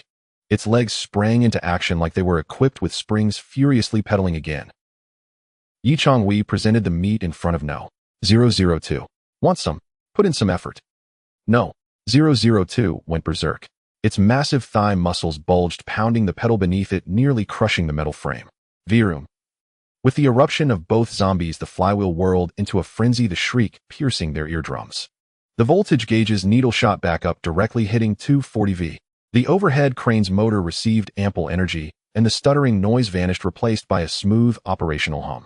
Lift, lift, lift. In Sun Ji's astonished gaze, the 2-4-ton meteorite was steadily hoisted up. 1 meter, 2 meters, 3 meters, until it surpassed the edge of the second floor platform. Stop. Yi Changhui released the button, swiftly tossing the chunk of meat onto the ground between the two zombies. Both zombies immediately ceased generating power, desperately trying to push toward the meat as the generator gradually slowed down. Boom. With a loud crash, Yi Changhui operated the crane safely, placing the meteorite on the second floor loft platform. The entire workshop trembled. Yi Changhui wiped the sweat from his forehead, gazing at the metal beast crouched in the dark above. It hovered right above the doorway. Once he released the crane's clutch or severed the cable, it would become the judgment of God. It's done. Yi Changhui turned, observing the two zombies fighting for food, his expression devoid of pity, only cold calculation. Feasted up. He picked up the meat from the ground, using long-handled tongs to feed it to the two zombies. Because soon you'll have plenty to do. At that moment, a crisp snap echoed from outside the door. Even with the steel beams welded, cracks began to appear at the wall joints. Yi Changhui glanced at his watch. The darkest moment before dawn. Kid, head upstairs. Yi Changhui lifted the wire cutters he had prepared earlier. Go open the door for our guests outside. Open the door. Sun Ji thought he had misheard. Yes. A manic smile spread across Yi Changhui's face. Since the trap is set, isn't it rude not to let them in to taste it? This is the launch event for our Hongfa Heavy Industries' first product. It must resound throughout the city. The walls of Hongfa Auto Repair Factory echoed with a chilling crack. It was the sound of cement mortar peeling away from the inner red brick. A crack at the door had widened to the size of a palm, and a blackened arm desperately reached in its nails, scraping the concrete floor with a sickening zzz sound. We go. The wall will collapse before the door does. Sun Ji stood trembling on the second floor platform, his legs shaking uncontrollably. He was beside the recently hoisted Jetta King Meteor, a monstrous vehicle filled with cement and solid steel axles resembling a sleeping giant that pressed down on the second floor's loft, causing it to creak ominously. "Don't worry about the wall, watch your step," Yi Changhui commanded from the control panel on the ground floor, clutching a bloody piece of pork tightly in his hand. It was the accelerator pedal for controlling units 001 and 002. Just moments before, two zombies had exhausted themselves while hoisting the vehicle, now gasping for breath during a brief respite. "We need to move this thing out," Yi Changhui said, pointing to the beam track above that ran through the workshop. "The meteor is on the platform now, unable to reach the door. We need to shift the hoist sideways and suspend it in midair." "Shift sideways." Sun Ji glanced at the rusted track overhead. "It hasn't been maintained for decades. Can it withstand a dynamic load of 2.4 tons? "It has to," Yi Changhui replied with cold determination. "This is a gamble of physics. If we win, we live. If we lose, we all become pancakes." He raised the piece of meat again, waving it in front of the two zombies. "Employees over time. Roar." Even in their exhausted state, the sight and smell of flesh ignited a fierce survival, or rather feeding instinct in units 001 and 002. The flywheel roared back to life, producing a deep resonant howl. The voltage surged. "Sun Ji, give it a push. Lighten the load on the motor." Yi Changhui pressed the button for lateral movement. The overhead electric hoist emitted a series of creaks as the steel wheels struggled to turn on the beam track. Gritting his teeth, Sun Ji braced against the heavy modified vehicle and pushed outward with all his might. "Goa!" With a grating metallic screech, the 2.4-ton meteor slowly slid off the edge of the second floor platform. In that instant, the entire structure of the workshop emitted a heavy thud. Dust cascaded from the ceiling, falling like gray snow. The Jetta, adorned with steel spikes, hung, suspended in midair. It dangled from the steel cable like a massive pendulum, swaying slightly. Each oscillation sent a pained groan through the overhead track. "Stop!" Yi Changhui released the button. Now the meteor hovered precisely 1 meter above the inside of the roll-up door, 5.5 meters from the ground. It was directly above a red cross marked on the floor. "Perfect."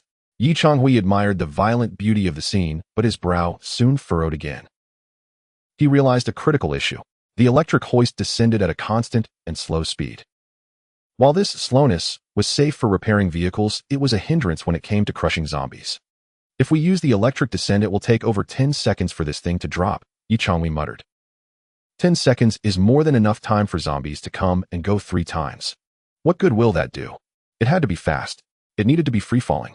In that fleeting moment, gravitational potential energy must be transformed entirely into kinetic energy. "We need a quick release." Yi Changhui's mind raced, locking onto the hood latch structure of the Jetta.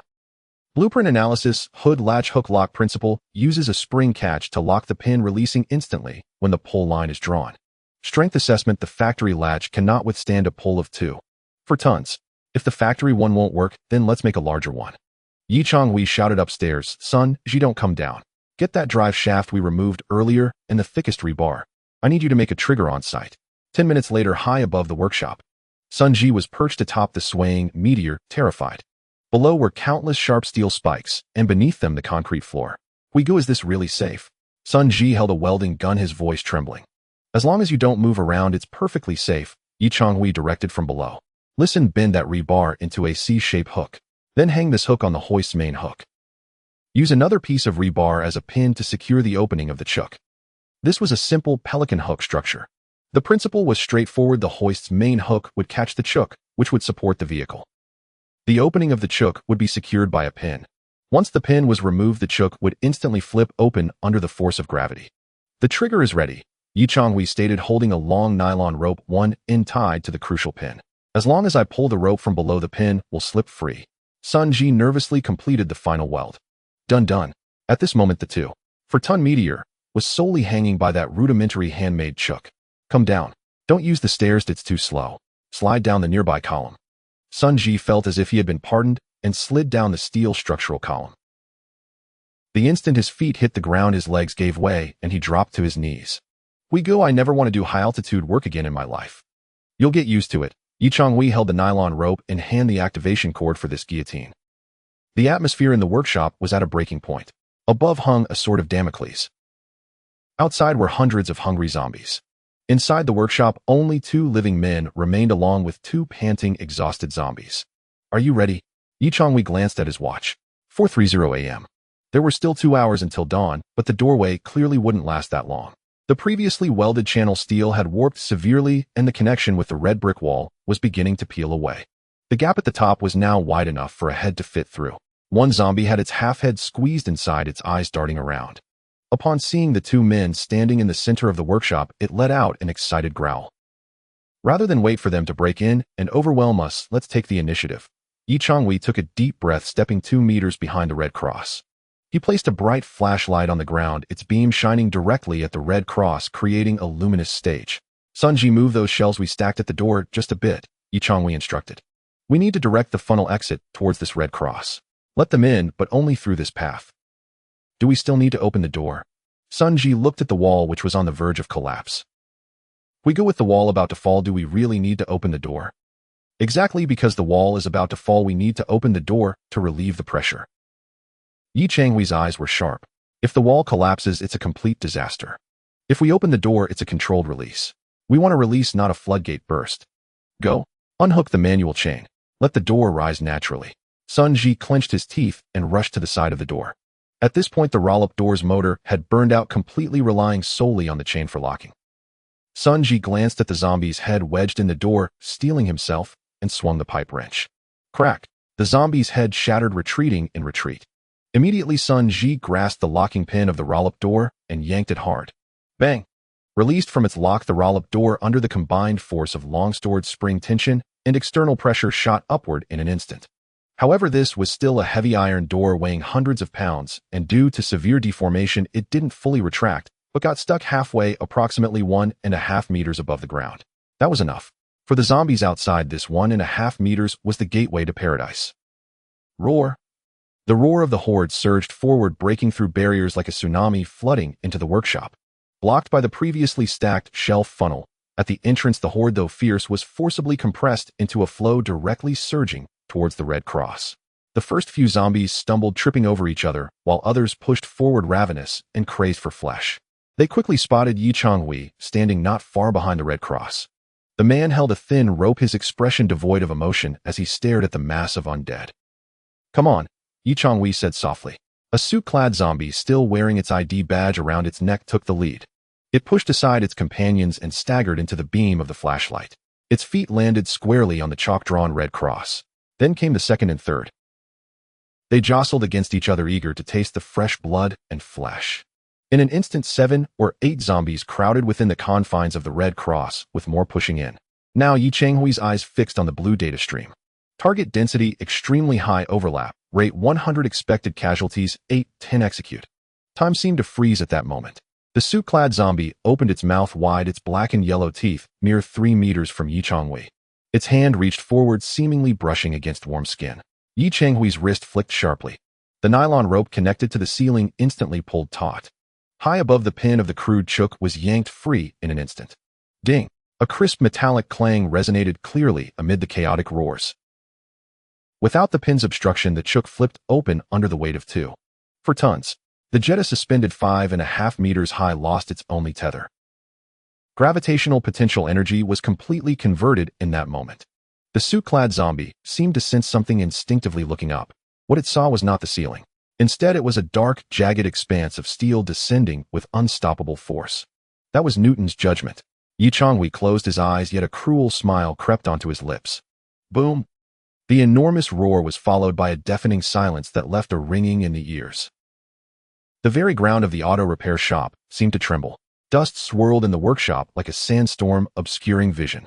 It was a mixture of decades-old dust accumulated on the beams, mingled with cement powder and some kind of crimson mist. Sunji crouched behind cover, clutching his head, feeling his teeth chatter. That monstrous explosion had felt akin to a heavy bomb detonating right before him. Are we dead? Sunji shouted, trying to dispel the buzzing in his ears. Stop the nonsense. Turn on the lights. Changhui's voice came through the dust, somewhat hoarse, but eerily calm. In a flurry, Sunji fumbled to switch on the flashlight, the beam piercing through the haze to illuminate the area that had previously been marked with a red cross. In that instant, Sunji inhaled sharply, his stomach churning violently. The spot marked with the red cross was no longer there. In its place lay the severely deformed Jetta King. It lay quietly on the ground, its chassis already reduced to a skeleton, now presented an eerie flattened shape. The four tires had long since exploded, the rims embedded deep into the concrete. And beneath the chassis, there was no longer a floor but a pool of red and black spraying outward in a grotesque display.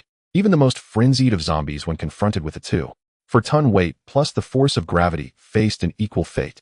The 7 or 8 zombies that had been crammed within the Red Cross area didn't even have time to scream before they were obliterated into a two-dimensional existence. Only a few severed arms and half-crushed skulls remained protruding from the vehicle, fingers still twitching reflexively. Especially the dozens of specially welded rebar spikes beneath the chassis. They pinned the grotesque mass of flesh firmly to the ground like a stapler securing papers. Red liquid gushed from the seams of the chassis, converging into a winding stream flowing towards the low drainage ditch. Ugh, Changhui finally couldn't hold back, covering his mouth and retching. Don't vomit. It wastes water. Changhui had already rushed forward. He gripped a spear tightly, his gaze fixed on the gap between the deformed Jetta King and the doorframe, ignoring the carnage below. This attack, while fierce, was not flawless.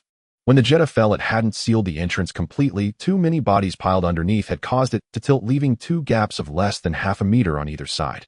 Moreover, the gravity kill trap was a one-time setup. The Jetta had now become a lifeless object, incapable of being hoisted again for another strike.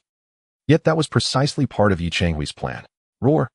The subsequent wave of zombies was undeterred by the gruesome fate of their companions. They trampled over the mound of flesh, scrambling up the deformed Jetta desperately, trying to overcome this obstacle.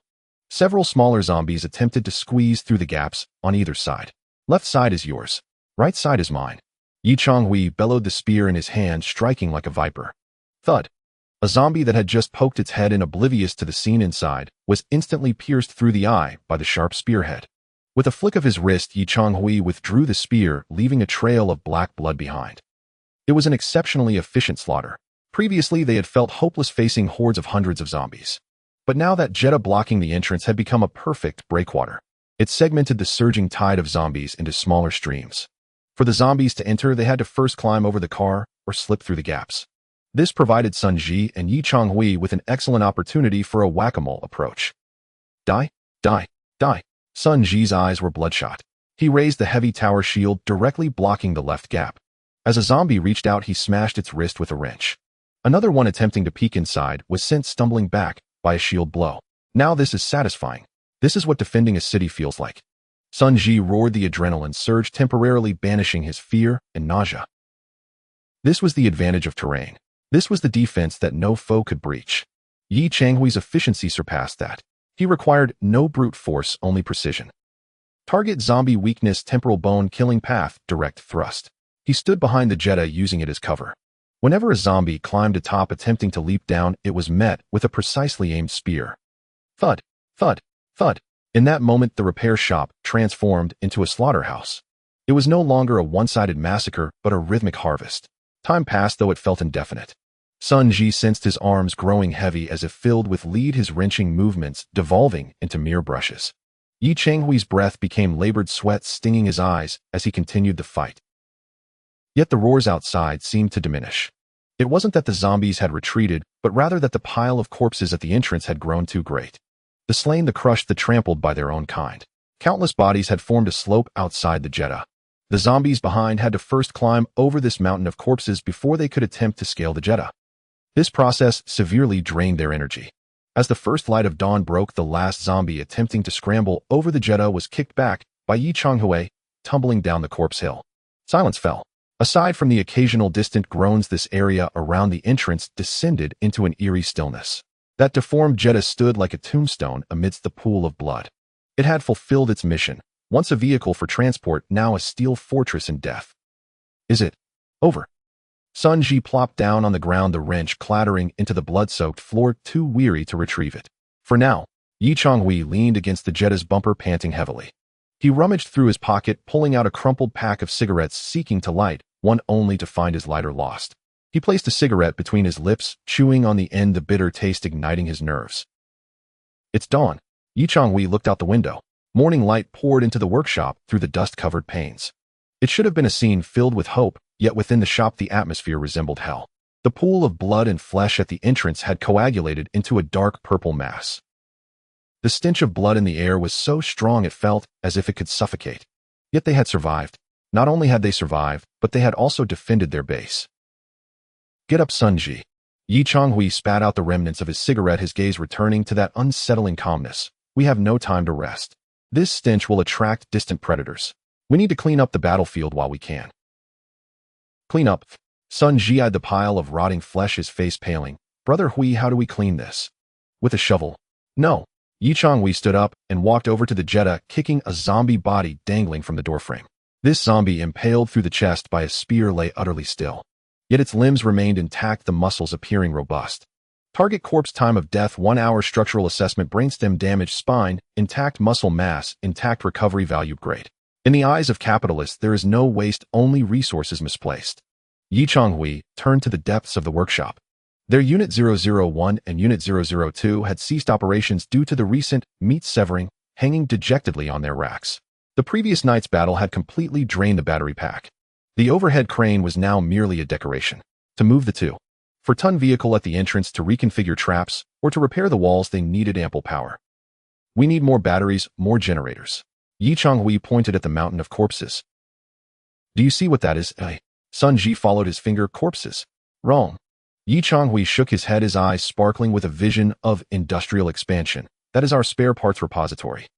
That one. Yi Changhui pointed to a corpse in sportswear. Its thigh muscles are well developed, suitable as a power source. And that one. He gestured to a corpse in a security uniform. Though its arm is broken, its jaw strength looks promising. We can detach it to make a grinder. And that one. Yi Changhui continued, as if shopping in a supermarket, indicating the heap of bodies. Get the cutting machine and a cart. Yi Changhui unsheathed a sharp screwdriver from his waist, a tool for dismantling precision instruments. We have only one task this morning: pick the best and leave the rest. Drag in those that aren't completely rotten with intact muscle tissue. The rest of the decayed flesh, push them far away and burn them. Sun Ji watched Yi Changhui with a sense of astonishment, suddenly realizing that compared to the man-eating zombies outside, this person who intended to dismantle the zombies for parts seemed more like a monster in this apocalypse. Brother Hui, Sun Ji couldn't help but ask, you're not planning to form a zombie soccer team, are you?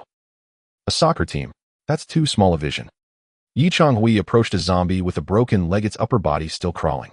This zombie was desperately trying to reach Yi Changhui's ankle. Yi Changhui did not evade, but knelt down, skillfully prying open its skull with the screwdriver.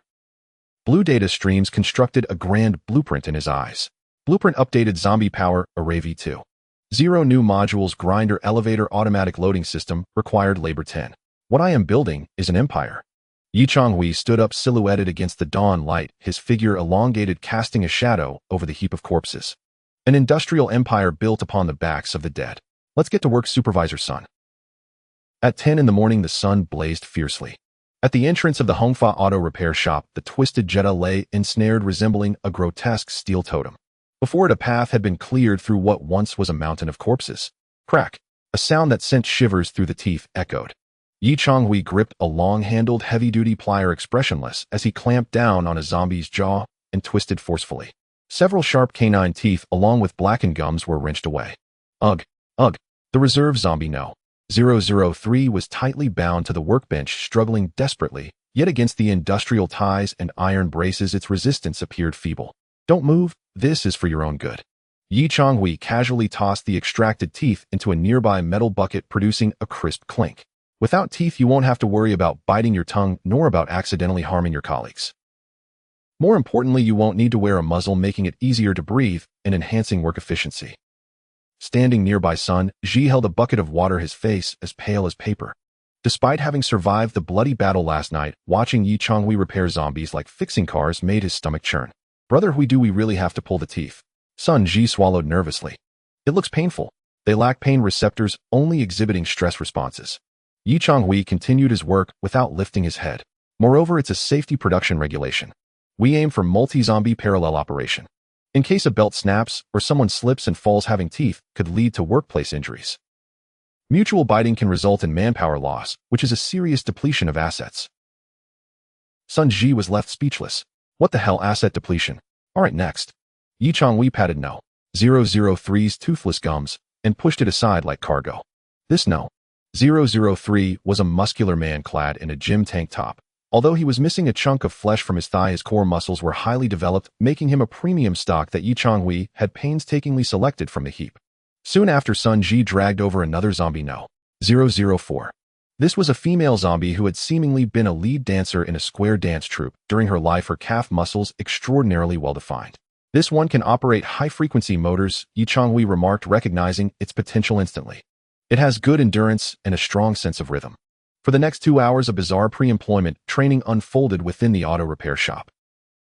Changhui utilized his ability as the god of creation to comprehensively modify these new employees. First, demilitarization. All nails were clipped and polished smooth. All sharp teeth were extracted or ground down with a sander. For those that flailed their arms excessively, Changhui even fitted them with a specially designed straitjacket made from discarded tire skins, exposing only their thighs and knees while tightly constraining their upper bodies to prevent interference with the power generation process. Next came standardization.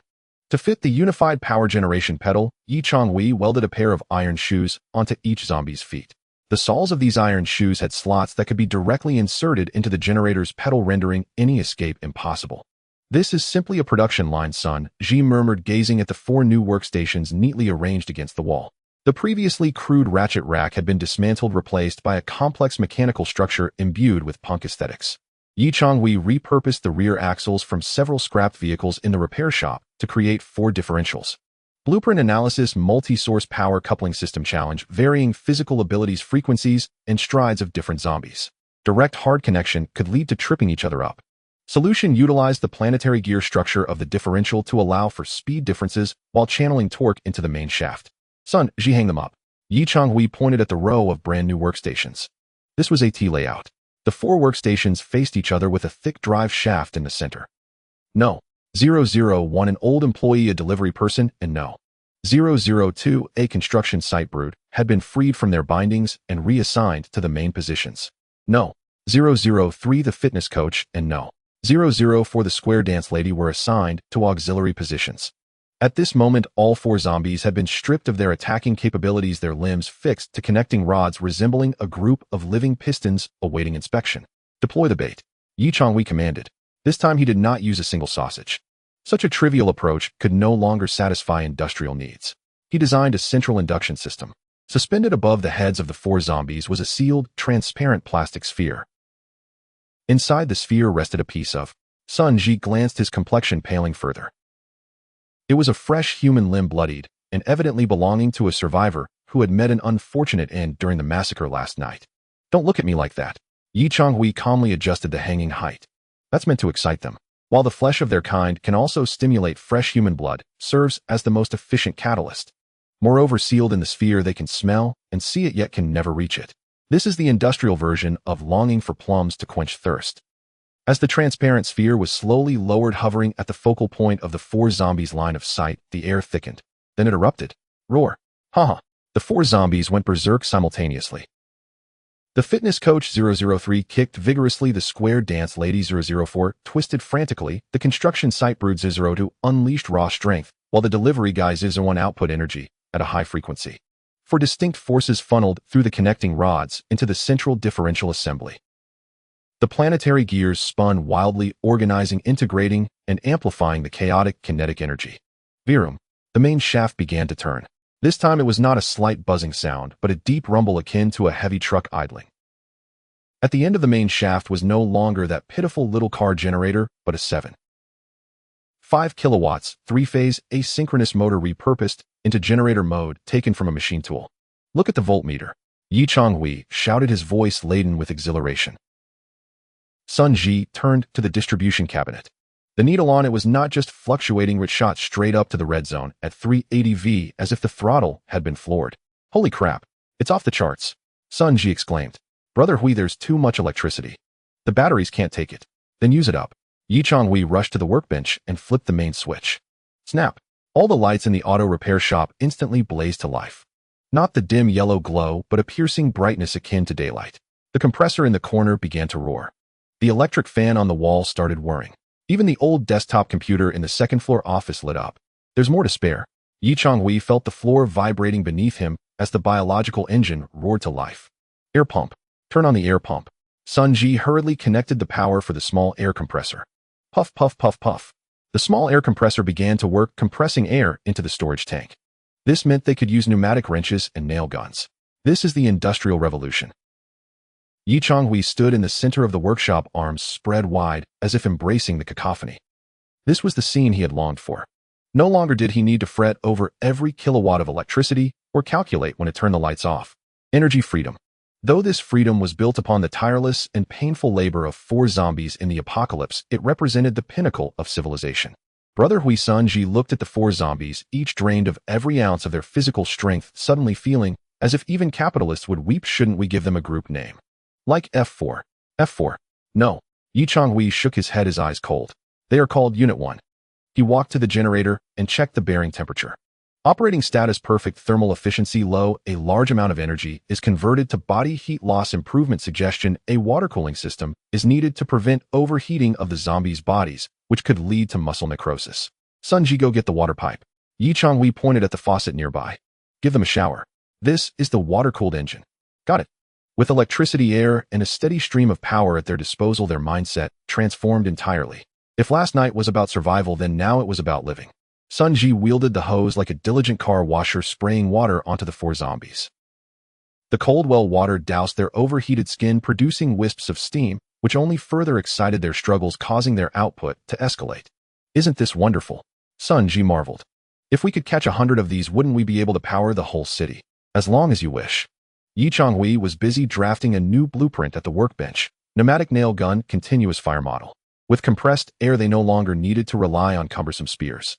However, just as they reached the pinnacle of this industrial civilization, gurgle.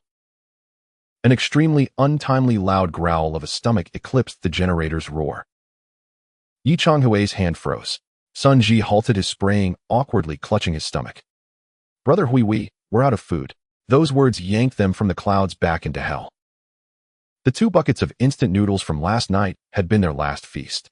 The piece of pork had gone to feed the zombies, and the remaining scraps had been fashioned into the bait ball. Now the Hongfa auto repair shop had acquired enough power to operate machine tools, a solid Jetta defense line, and the most loyal zombie employees. But the 2 human bosses were on the verge of starvation. Yi Changhui set down his blueprints and turned to the corner where the food storage box sat. Empty. Not even a trace of mouse droppings remained. He glanced at the 4 zombies, still fervently generating power. They needed energy too. While zombies didn't require 3 meals a day like humans under such high-intensity labor, without replenishing their fuel of flesh and blood, their muscles would quickly atrophy, ultimately turning into dry corpses, and their power would wane. System warning: biological fuel insufficient. Estimated standby time for Unit 1 48 hours. How ironic. Yi Changhui forced a bitter smile, rubbing his flat stomach. We've created an engine of infinite energy, yet we're about to starve ourselves. He moved to the window, gazing outside. Due to last night's massacre, the pile of corpses at the entrance had grown mountains high, their stench of blood wafting into the distance. This scent would attract more zombies. It posed both a danger and a resource. But zombie meat was inedible. We need to go out. Yi Changhui's gaze sharpened. To scavenge. Where to? Sun-ji asked weakly. The convenience store nearby was cleaned out on the first day of the outbreak. Not to the convenience store. Yi Changhui turned, eyes fixed on a red circle on the map. That was a slaughterhouse located 2 kilometers from the auto repair shop. There's a cold storage there. Perhaps there's still frozen meat that hasn't spoiled. And a glint flashed in Yi Changhui's eyes. There might be stronger beings there than these ordinary zombies. Like real muscle monsters. We need food, and we need stronger components. Prepare the vehicle. Yi Changhui indicated the partially modified Ford Raptor on the lift. This time we're not just bringing back supplies, we're bringing back people. He glanced at Unit 1, still generating power. Take 2 down. Load 001 and 002 onto the vehicle. Huh. Sun-ji was taken aback. What do we need to load them for? Do you think the fuel prices are the same as before? Yi Changhui sneered. The vehicle's out of gas. We need to put their power under the hood. We're making a biological hybrid engine. Hunger gnawed at him like a towel twisted in his stomach. The dizziness brought on by low blood sugar made the blue data streams in Yi Changhui's vision stutter for a moment. Kid, get to work. Yi Changhui leaned against the wall, squeezing out a few words through clenched teeth. Dismantle 001 and 002. Are you serious? Sun-ji gazed at the 2 tirelessly working main employees, reluctant to part with them. If we dismantle them, our factory's voltage will drop by half. The air conditioning won't be able to keep up. Shut it off if it can't keep up. What good is air conditioning when our lives are at stake? Yi Changhui waved his hand irritably. Every passing minute was a race against his own body. If they didn't procure food soon, these 2 doomsday tycoons, with infinite power, would become the most pitiful starving ghosts in history. Click. The safety latch released. 001 and 002 were forcibly dragged away from their stations. With the departure of these two main units, the generator's roar quickly diminished, leaving only 003 and 004 still operational. The overhead lights flickered briefly, dimming to half, as if the factory had entered energy-saving mode. The two zombies abruptly halted, became exceptionally agitated, but before Yi Changhui's explosion-proof fork and Sun Ji's pipe wrench, they could only obediently be tied up, like dumplings, and stuffed into the back of a Ford Raptor. This black Raptor F-150 had once been Yi Changhui's prized possession. With a 6.2L V8 engine, its roar could shatter glass. But now that fuel-guzzling V8 engine was nothing more than a hunk of scrap metal. Lift it up. Yi Changhui pointed at the lift. We're going to perform a heart transplant on it. The modification plan had already formed in Yi Changhui's mind. Blueprint Raptor Biomod power source, dual zombie parallel drive battery motor, drive high-pressure gas, cylinder injection, acceleration transmission method, rear bed modification, chain drive rear axle differential control system, mechanical pull cable bait throttle. ZZZZ. The cutting machine roared once more. Yi Changhui ruthlessly sliced through the partition behind the Raptor's cab and the entire bottom of the cargo box. Kid weld those two treadmills into the cargo box. This modification was more complex than the previous generator. The vehicle needed to be mobile, accounting for bumps, turns, and most importantly, power linkage. Yi Changhui retained the Raptor's original rear axle and drive shaft, but made a cut in the middle of the drive shaft and welded on a massive industrial gear. In the cargo box, 001 and 002 would be fixed side by side on two custom roller frames. Their feet would no longer press on a pedal but would instead step on a large drum, like a hamster wheel. Why use a wheel? The previous pedal worked just fine, Sun Ji panted as he helped secure the frame. The pedal has dead points, the wheel does not, Yi Changhui explained, sparks flying from the welding gun. Moreover, the wheel has momentum. Once the vehicle is in motion, the wheel's rotation will force the zombies to run along with it, which is called engine braking. This will save brake pads when going downhill. 2 hours later, the once mighty Ford Raptor had been transformed beyond recognition. Its rear cargo box was welded with a towering iron cage, inside of which were two massive steel rollers. 001 and 002 were crammed inside, like two little white mice, seatbelts secured around their waists, their hands tied to the top of the cage. Half a meter in front of them hung a familiar transparent bait ball. The piece of human flesh inside had begun to darken, but for the zombies it was like aged wine, more enticing than ever. In addition, in the corner of the cargo box, a large torque motor disassembled from a machine was being secured, connected to the original car battery, and an additional parallel battery pack, serving as the source of acceleration. At the back of the vehicle, a high-pressure gas cylinder filled with gas had its nozzle angled toward the ground, ready to unleash its internal pressure at a moment's notice. The most ingenious part was the control system. Yi Changhui removed the Raptor's original throttle cable and replaced it with a bicycle brake line, connecting it to the bait suspension in the cargo box.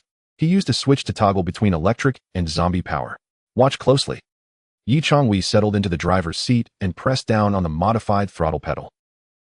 When I press the gas, the rod in the cargo box will push the bait ball forward, bringing it close to the zombies' noses. When the zombies catch a whiff, they'll surge forward, activating the rollers, and the vehicle will move. When I release the gas, the bait ball will retract and fall into a black light shield. The zombies won't see or smell it, and they'll stop in confusion, causing the vehicle to halt. This is the biological line control throttle.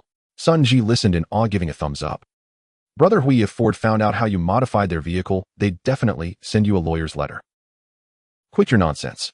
Yi Changhui wiped the grease from his face, his stomach growled again. Get in. We still need to add some defenses to this vehicle. At this point, although the Raptor had power, it was still vulnerable. Yi Changhui took the leftover steel plates from the Jetta King Meteor project and welded them directly onto the doors and in front of the windshield. The windshield was replaced with wire mesh. Though it was less effective against wind, it wouldn't shatter from a zombie strike. The original bumper was removed and replaced with a thick beam covered in spikes. This was not meant for collision protection, it was for clearing obstacles. And this? Yi Changhui pointed at the passenger seat. There he had welded a simple winch connected to a long steel spear. This is your weapon station. If we encounter tough opposition, you can stab it with this. Finally, when the clock struck 2 in the afternoon, this strange, ugly vehicle infused with the brutal aesthetics of wasteland violence was complete. It resembled a steel monster resting quietly on the lift, its back laden with 2 living engines. Lower it. Yi Changhui took a deep breath and settled into the driver's seat. Sun Ji nervously climbed into the passenger seat, gripping the steel spear tightly. Brother Hui, this thing doesn't have a reverse, does it? It does. Yi Changhui pointed at a lever nearby. I installed a reverse gear assembly. But this is for stunt maneuvers. After using it 001 and 002 will run backward and likely fall over, so avoid using it unless necessary. Ready to ignite. Yi Changhui grasped the steering wheel, but he didn't turn the key. His right foot slowly pressed down on the throttle pedal labeled for meat. Creak. The sound of the steel wire pulling. In the cargo box, the bait ball covered by the black light shield slowly extended, swaying in front of the two famished zombies whose eyes were gleaming with hunger. Roar. 001 and 002, who had remained quiet for so long, erupted into chaos.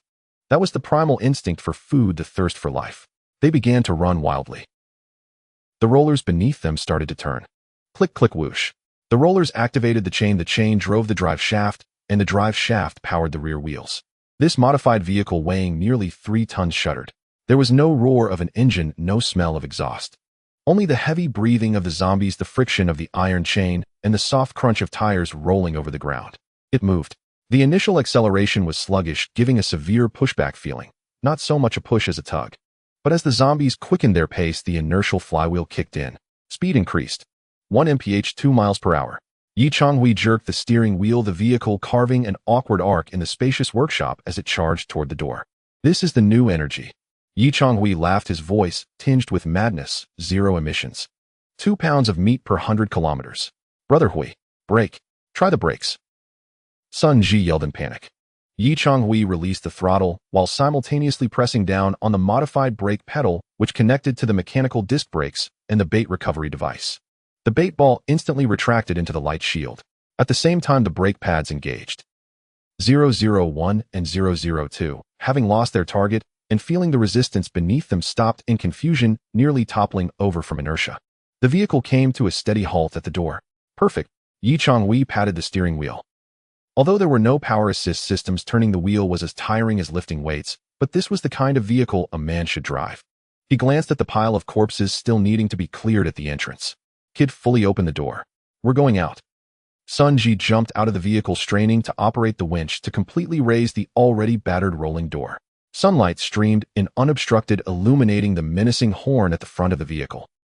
Outside the door, due to the massacre the night before, there were significantly fewer zombies in the vicinity, only a few scattered ones wandering about. They heard the commotion, turned their heads, and spotted this strange vehicle.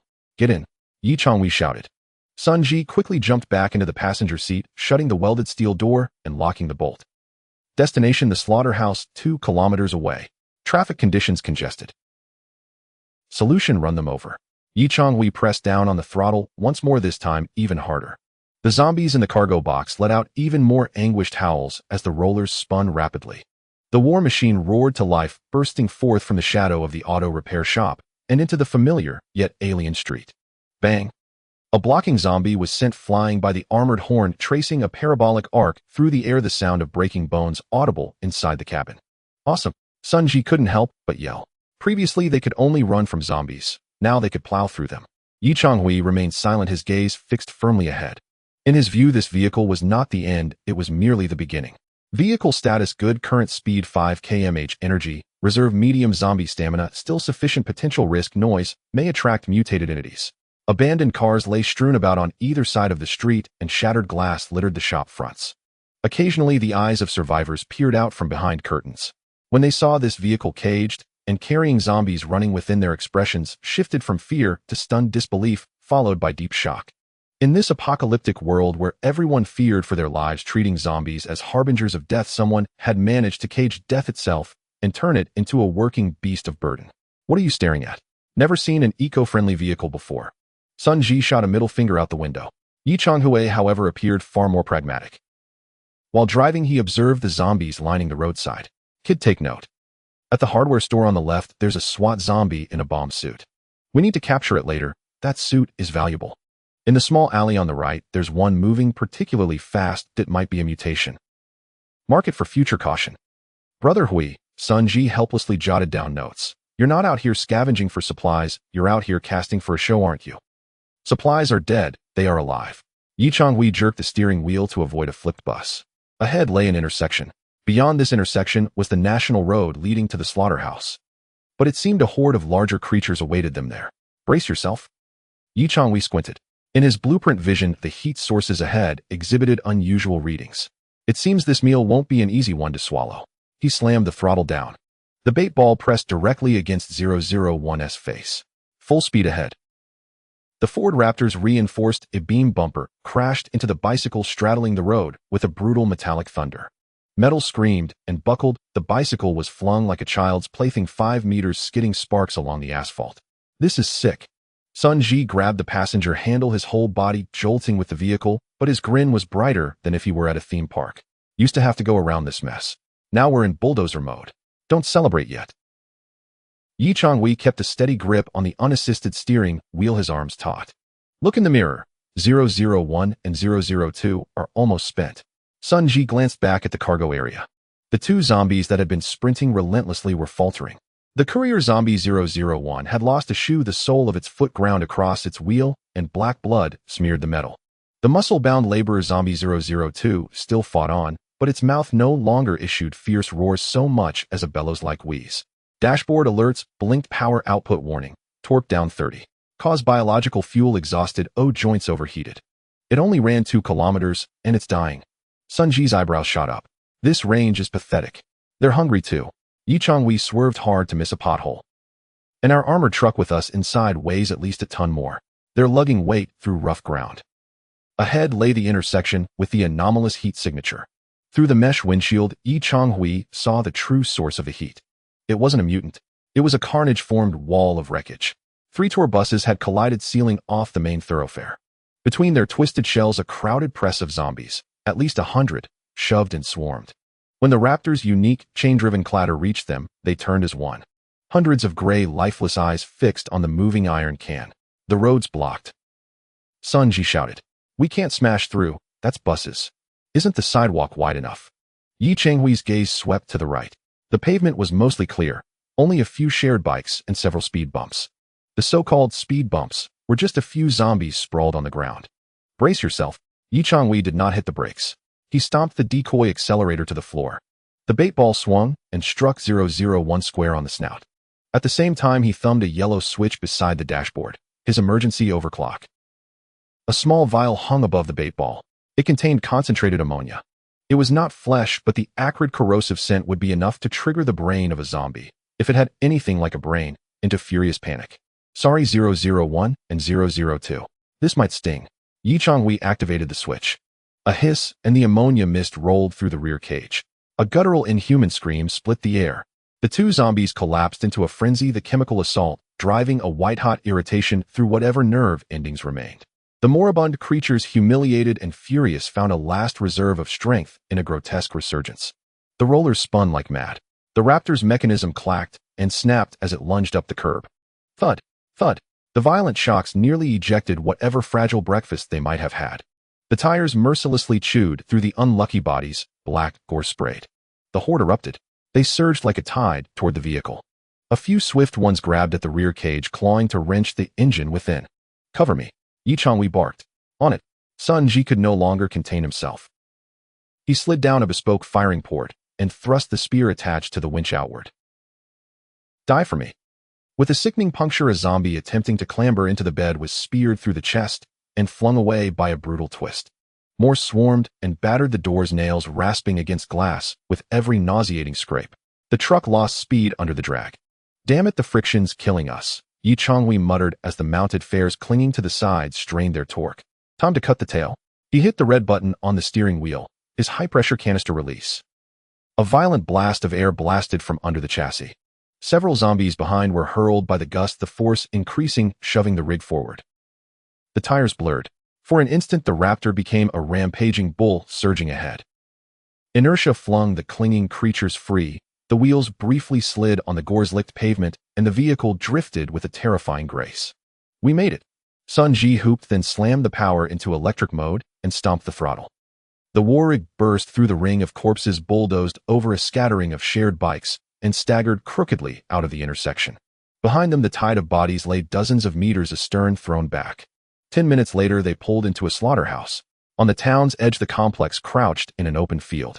There were still the predictable prowling zombies, but far fewer than in the city. Yi Changhui parked discreetly behind an earthen berm. In the rear cage, 001 and 002 had finally collapsed. They lay slumped against the bars, foaming at their mouths and twitching, spent by the ammonia overclock. "Let them rest," Changhui said. He stepped down with spear and pack. "The rest of the way we go on foot." They slunk through underbrush to the slaughterhouse's outer wall, bending low. A rancid, rank stench of rotting flesh and offal hit them. "This smell is brutal." Sun Ji pinched his nose. "This place would have been crawling with workers." "Exactly why it's worth checking." Changhui set his eyes not on the front gate, but fixed on a toppled refrigerated box truck by the side gate. The side read Shuanghui Lunglian in faded letters. The cab had struck a telephone pole, the driver had been eaten to bones, but the insulated cargo compartment remained closed. A blind box, Sun Ji breathed, eyes lighting up. Changhui smiled, lips cracking in the dry air. They scanned their perimeter, only a scattering of zombies roamed. "Quick and quiet," he ordered. Changhui struck like a dragon with his spear, piercing a nearby zombie through the eye socket. Sun Ji followed, smashing another knee with a pipe wrench. Once the perimeter was cleared, they pried at the locked cargo door. Changhui produced a screwdriver and a crowbar. He didn't even need to invoke the analytical edge he sometimes relied on. He found the lock's weakness and levered it. The latch gave. A gust of colder air sighed out, and beneath it a reeking, suffocating stench. Sun Ji gagged, but then his expression snapped to amazement. At the very back of the compartment, crates of deformed cardboard lay stacked. Most had burst and leaked a black ichor, but in the lowest layer a few boxes remained intact. Changhui clambered inside, cutting the tape off a foam box despite the nausea. Within, vacuum-sealed packets of selected pork belly remained, thawed and discolored but sealed. "Not spoiled," he said, pressing the meat that still retained some spring. "Vacuum-sealed. If the pouch hasn't lost pressure, this will hold a few days, even at this temperature." "Meat? Real meat?" Sun Ji practically lunged. "Hold up, there's more." Changhui produced boxes of vacuum-packed sausages and canned luncheon meat. Industrial rations with long shelf lives, apocalyptic currency. "We hit the jackpot, Chue." Sun Ji hugged a box of cans like a child given a toy. Changhui was pleased, but not careless. "Only take the cans and sealed meat. Leave the loose stuff." They worked like frenzied squirrels, stuffing backpacks to bursting. Sun Ji even shoved 2 sausages into his pockets. "Enough, moved." Changhui hoisted the heavy pack and set off. At that moment, an odd gurgling rose from within the slaughterhouse walls. Gurgle, gurgle. It was the sound of something bubbling in liquid or intestines so bloated and taut they emitted a peristaltic chorus. Changhui froze. On impulse, he climbed a nearby tree, raised his binoculars, and peered over the high wall into the inner yard. One look narrowed his pupils. In the unloading area, where carcasses should have been stacked, zombies milled. Among them loomed a grotesque colossus. An abnormally obese zombie, its skin a sickly, unnatural yellow. Its belly ballooned outward like a gas bag, veins purplish and spidery across the swollen surface, threatening to rupture. It moved slowly. With every deliberate step, a wet, bubbling sound emanated from within. The lesser zombies gave it a wide berth, cringing away from a faint yellow vapor that drifted from its skin and made them reel. A system overlay in his head supplied a clinical tag: target analysis, special variant type I. Codename the bloater. Characteristics: accumulation of high-concentration methane and hydrogen sulfide gas in abdominal cavity. Danger level high, explosive and toxic. Flammable gases, Changhui said, lowering the binoculars. Fear was not on his face, instead a ravenous greed tugged one corner of his mouth. He pulled a recently seized sausage from his pocket, tore the wrapper, and bit deep. The briny, savory fat unfurled across his palate and steadied his trembling hands. "Chue, what are you staring at? What's that freak?" Sun Ji asked anxiously from below. "Boy," Changhui chewed, deliberately pointing at the bloated, gas-bellied thing. "Do you know what that is, eh? A bioweapon?" "No." He swallowed, eyes burning bright, as if every neuron lit on a vein of ore. "That's a natural gas tank. That's our hot shower, our stove, our flamethrower. That's the second puzzle piece of limitless energy." He cast a long, intent look at the bloater, already mentally labeling it Hongfa Ningyuan Gongxi No. 005 employee. "Let's go home and eat first." Changhui dropped from the tree, patting the fat, strapped pack. "Full stomachs first, then we come back and catch it." They melted back toward the raptor with their spoils. The sun slid west and bled the wasteland into a bruised red. In Changhui's eyes, that sanguine ruin was not desolation, but the slow dawn of his industrial domain. The setting sun, like a pool of blood, cast a golden hue over the desolate grasslands surrounding the slaughterhouse. A series of awkward clinks echoed in the stillness, breaking the silence. The imposing steel body of the Ford Raptor lay quietly behind a dirt slope with the bait ball protruding from the truck bed, nearly poking into the nostrils of Zombie No. 001. Due to the earlier vigorous maneuvers, a drop of dark red liquid seeped from the human remains within the bait ball, landing on the cracked lips of Zombie No. 001. Usually this Deliverman zombie would have gone into a frenzy by now. But at this moment it merely lifted its eyelids slightly, a faint glimmer of desire flickering in its murky eyes before its body slumped, hanging limply on the roller rack safety belt. Zombie No. 002. The construction worker fared even worse, kneeling directly in the roller and frothing at the mouth, its chest heaving violently, clearly exhausted from the earlier ammonia overdrive. Brother Hui, it's not moving. Sun Ji, sitting in the passenger seat, frantically pressed the modified accelerator, his foot nearly sinking into the fuel tank, yet the engine behind him remained unresponsive. Is it possible the bait isn't potent enough? Sun Ji was drenched in sweat. Should I spray some more ammonia? Don't spray anymore. Yi Changhui leaned back in the driver's seat, glancing at the dashboard where the power indicator neared zero, and sighed helplessly. If you spray more, they'll drop dead right in front of you. He turned to look in the rearview mirror at the two half-dead beings.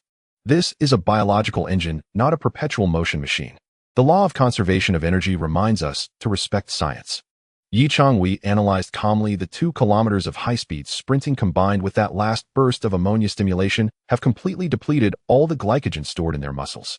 Right now they are just 2 drained batteries. What do we do? Sun Ji felt dumbfounded, but we're fully loaded. The truck is stuffed with meat, and with the 2 of us and the armor it must weigh at least 3 tons. Without power we can't even push it. Yi Changhui looked down at the power gauge. Power remaining 40, estimated pure electric range 2. 8 kilometers unloaded 1. 5 kilometers loaded. There's still power, but it can't be used. Yi Changhui's fingers tapped the steering wheel, producing a rhythmic sound. This power is for survival. In case we encounter a horde of zombies or need to maneuver quickly, we're relying on it. If we use the electric motor to crawl home slowly and run out of power halfway, we'd become takeout ourselves. As for the high-pressure gas cylinder, it had been empty for a while now, merely a decoration. Neither electric nor gas. Sun Ji spread his hands in despair. So we're going to be trapped under this mountain of meat. Trapped. Yi Changhui suddenly turned around, his gaze fixated on the bulging backpack in the back seat, separated by the anti-riot net. Inside were the spoils they had risked their lives to retrieve: vacuum-sealed premium pork belly. The marbled meat, glistening under the sunset, radiated a glow of calories. Kid, Yi Changhui's voice grew hoarse, tinged with a hint of regret. Hand me the knife. What are you planning to do? Sun Ji instinctively guarded the backpack. Brother, we don't do anything rash. This is pork belly. We haven't even had a bite yet. It's precisely because we haven't eaten that we must use it. Yi Changhui snatched the backpack, unzipping it, and the bright color of the meat made his throat bob involuntarily. He truly craved it, imagining it grilled until it sizzled and dripped with oil sprinkled with cumin and chili powder. However, if we don't fuel them, we won't be able to transport this entire load of meat back. Yi Changhui pulled out a piece of pork belly weighing nearly a kilogram, his gaze turning cold and rational. This is the cost. This is our fuel. Damn. Sun Ji looked at the piece of meat, his heart sinking. Brother Hui, that fuel cost is too high. That piece of meat could feed us both for 2 meals of braised pork. Are you really going to feed it to zombies? This is called investment. Yi Changhui tore open the vacuum-sealed bag. With a sizzle, as air rushed in, a distinctive sweet and meaty aroma instantly filled the cramped cabin. Although not as pungent as rotting flesh, this high-calorie scent, rich in protein and fat, was an irresistible stimulant for hungry creatures. In the truck bed, Zombie No. 001 and Zombie No. 002, previously feigning death, twitched their nostrils slightly. Listen, kid. Yi Changhui took a screwdriver and cut the pork belly into strips the width of a finger. Based on my calculations, the metabolic efficiency of ordinary zombies is extremely high. Each pound of meat can roughly convert into enough energy for them to run for an hour. We need to return to the repair shop, which is about 2 kilometers away, factoring in the consumption for catching that big guy. As he cut the meat, Yi Changhui calculated like a shrewd accountant. 2 pounds. 1 pound for each of them. No more. After slicing the meat, Yi Changhui pushed open the truck door and jumped down. He didn't throw the meat directly into the cage. Feeding the capitalist requires some finesse. He approached the cage, poking Zombie No. 001's kidneys with a crowbar. Wake up, it's mealtime. Zombie No. 001 struggled to open its eyes, truly hungry to the point of emitting a green glow. Yi Changhui dangled a strip of pork belly in front of its nose. Gur. Zombie No. 001 emitted a weak groan, its mouth opening in an attempt to bite. Wanna eat? Run and you'll get it. Yi Changhui tossed the strip of meat at the front of the roller, positioning it awkwardly. If the zombie didn't take a step forward, it couldn't reach it, but if it moved forward, the roller would turn. Zombie No. 001 summoned its last bit of strength, staggering forward a step.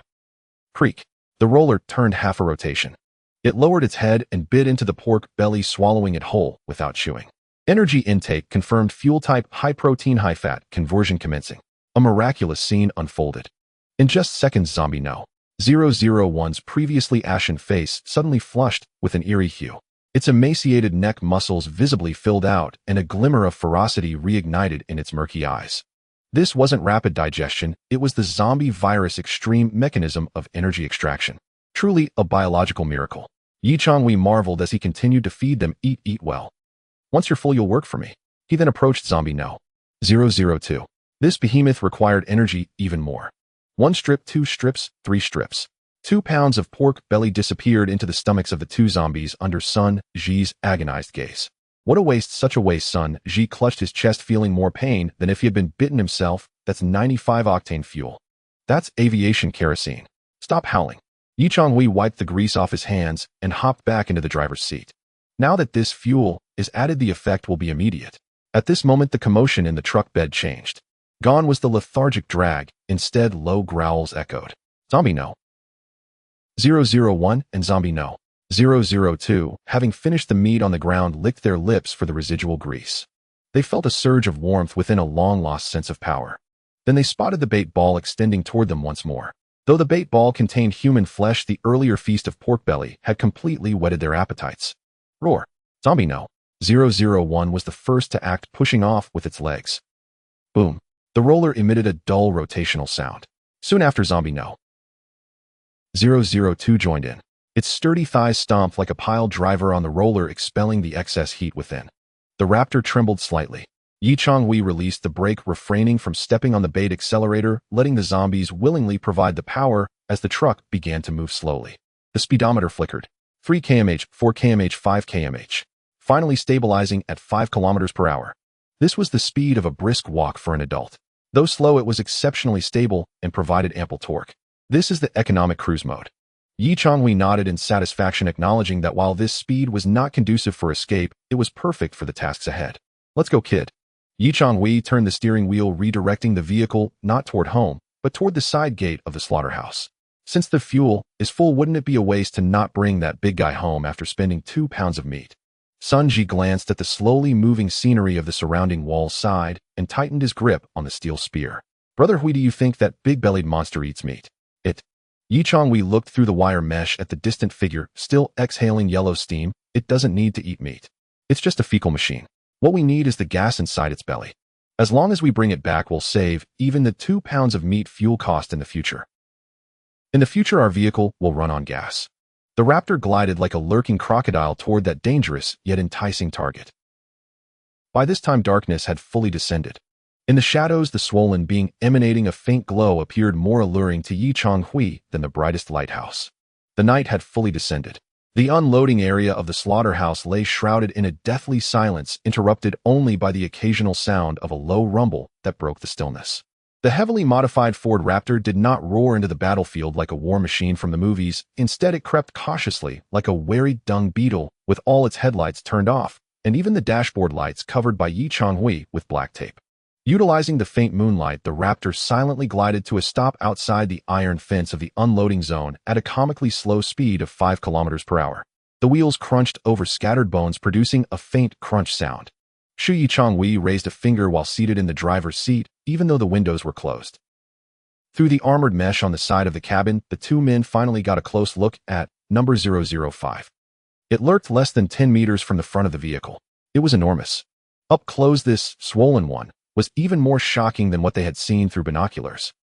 It had likely been a 200-pound butcher in life, but now its waistline exceeded that of 2 gasoline barrels. Beneath its thin, stretched yellow skin was not fat, but roiling gases and liquids. Through the skin, they could even see the dark, bluish intestines writhing as bubbles rose. A nauseating stench of rotten eggs mixed with the odor of decaying flesh seeped through the gaps in the car door. Cough, cough, Sun Ji covered his nose, tears streaming from his eyes. Brother Hui, is this thing really an asset? It feels more like a biochemical weapon to me. What if it explodes next to our car? It's just a balloon, Yi Changhui whispered, his eyes sparkling with excitement like a rogue who had just spotted a stunning beauty. As long as we don't pop it, it is a priceless treasure. Distance measured 8 meters, wind direction southeast, favorable upwind, target status roaming mode, no intruders detected. Listen, kid, Yi Changhui placed his hand lightly on the steering wheel. This thing moves very slowly. I've checked, and its elephantine legs can hardly run.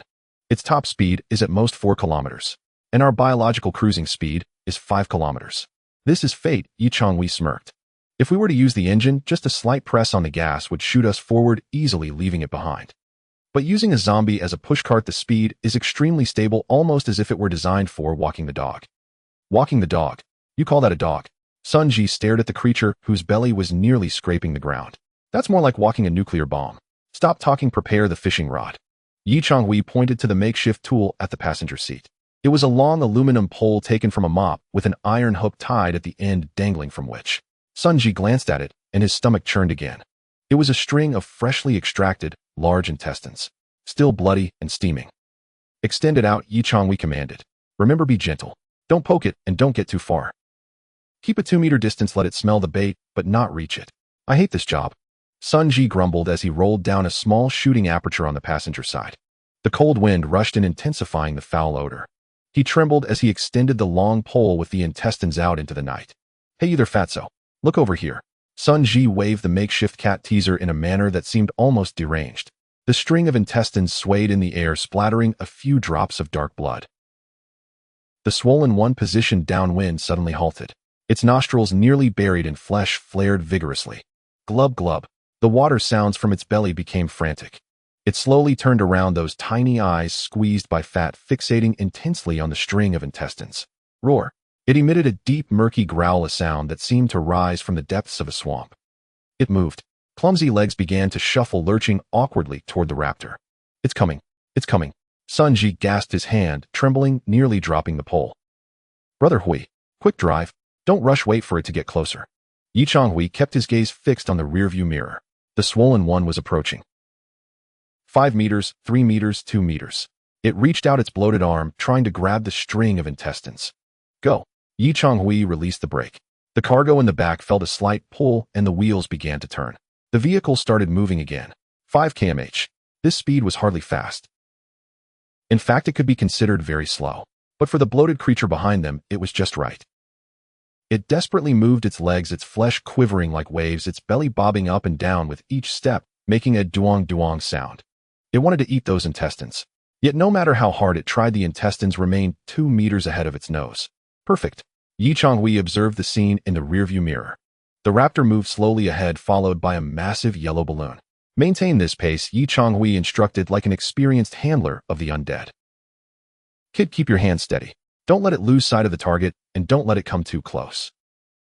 If it gets agitated and self-destructs, we won't even find our ashes. I know. My hands are numb.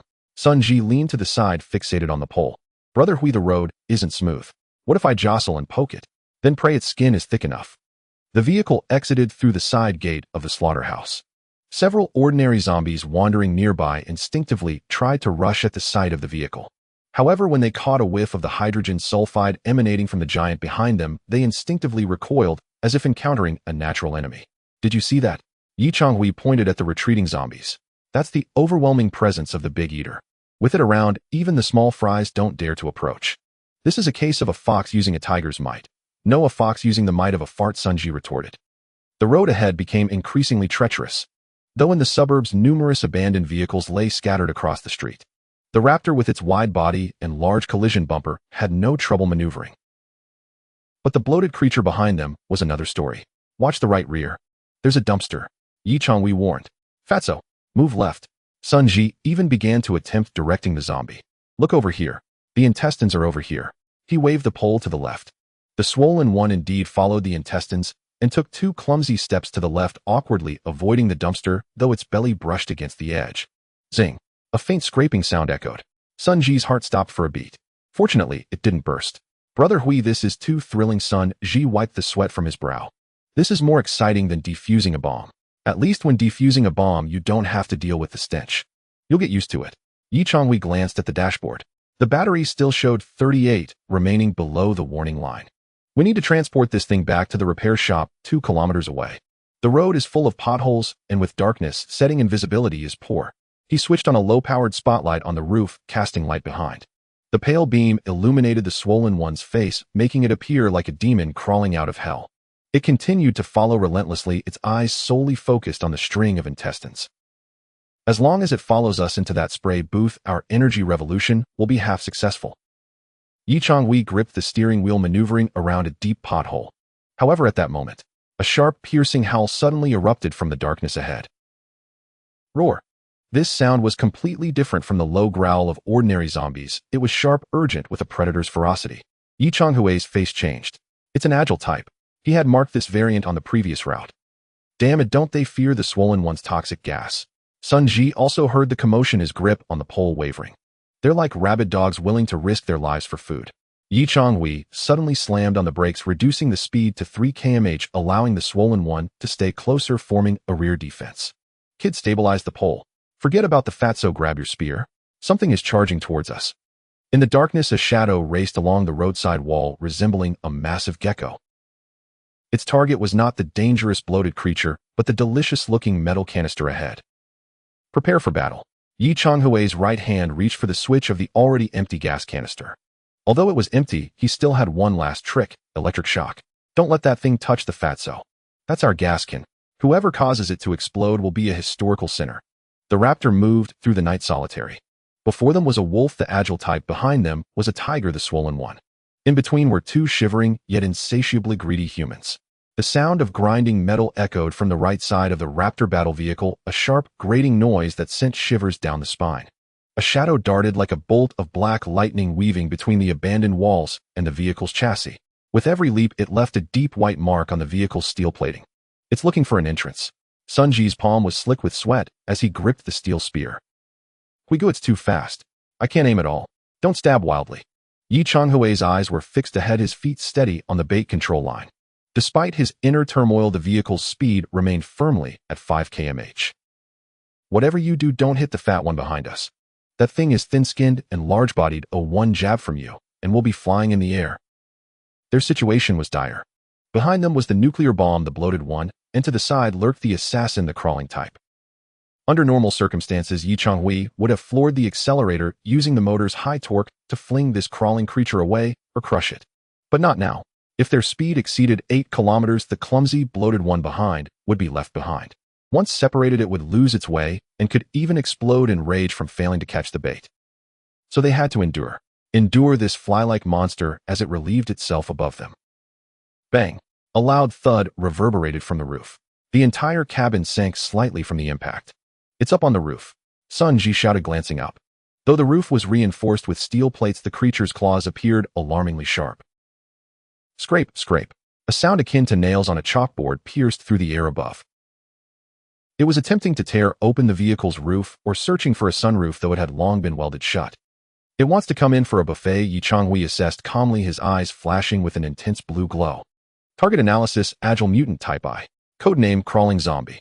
Features long limbs, severely keratinized nails, extraordinary muscle explosiveness. Moves in a crawling state. Weakness: soft abdomen, exposed spine. Listen, kid, Changhui's voice remained steady amidst the cacophony of grinding. It can't find an entrance on the roof and will soon lose patience. It will attack whatever is exposed. Exposed. Sun Ji blinked, but this vehicle is like an iron turtle. Nothing's exposed here. Suddenly his face drained of color. The rear compartment. 001 and 002. That referred to the battle vehicle's engine. The 2 zombies running on wheels inside the cage were protected by an iron barrier, but it was still a hollow cage. Moreover, there was an even larger, completely unprotected target. The bloated one trailing behind the vehicle. As if to confirm Changhui's ominous prediction, the noise from the roof abruptly ceased. Then came the sound of something heavy hitting the ground from the rear compartment. Roar. Both 001 and 002 let out terrified howls simultaneously. The crawling zombie had leapt onto the top of the rear compartment's iron cage. It crouched atop the cage, its elongated limbs grasping the rebar like a colossal spider. It looked down at its fellow zombies running on wheels, seemingly torn between devouring these laborers or targeting the massive creature behind. We can't let it touch the engine. Changhui exclaimed urgently. If 001 and 002 were killed or injured, the vehicle would come to a standstill. Trapped in the wilderness, facing the crawling zombie and the explosive fat one behind their fate would be sealed. Sunji, lean out and stab it in the backside. What? Sunji stared at the shooting port, which was not only still open, but being lowered Huigue that's point-blank range. Quick! It's about to strike. At that moment, one of the crawling zombies' claws had slipped through the gaps in the cage, its sharp nails just inches from 001's scalp. Terrified 001 could barely move, the wheel's speed plummeting. The vehicle's speed dropped to 2 km/h. The bloated one nearly collided with the rear, its belly full of gas, swaying dangerously, a sight that made one's heart race. Damn it! It's now or never.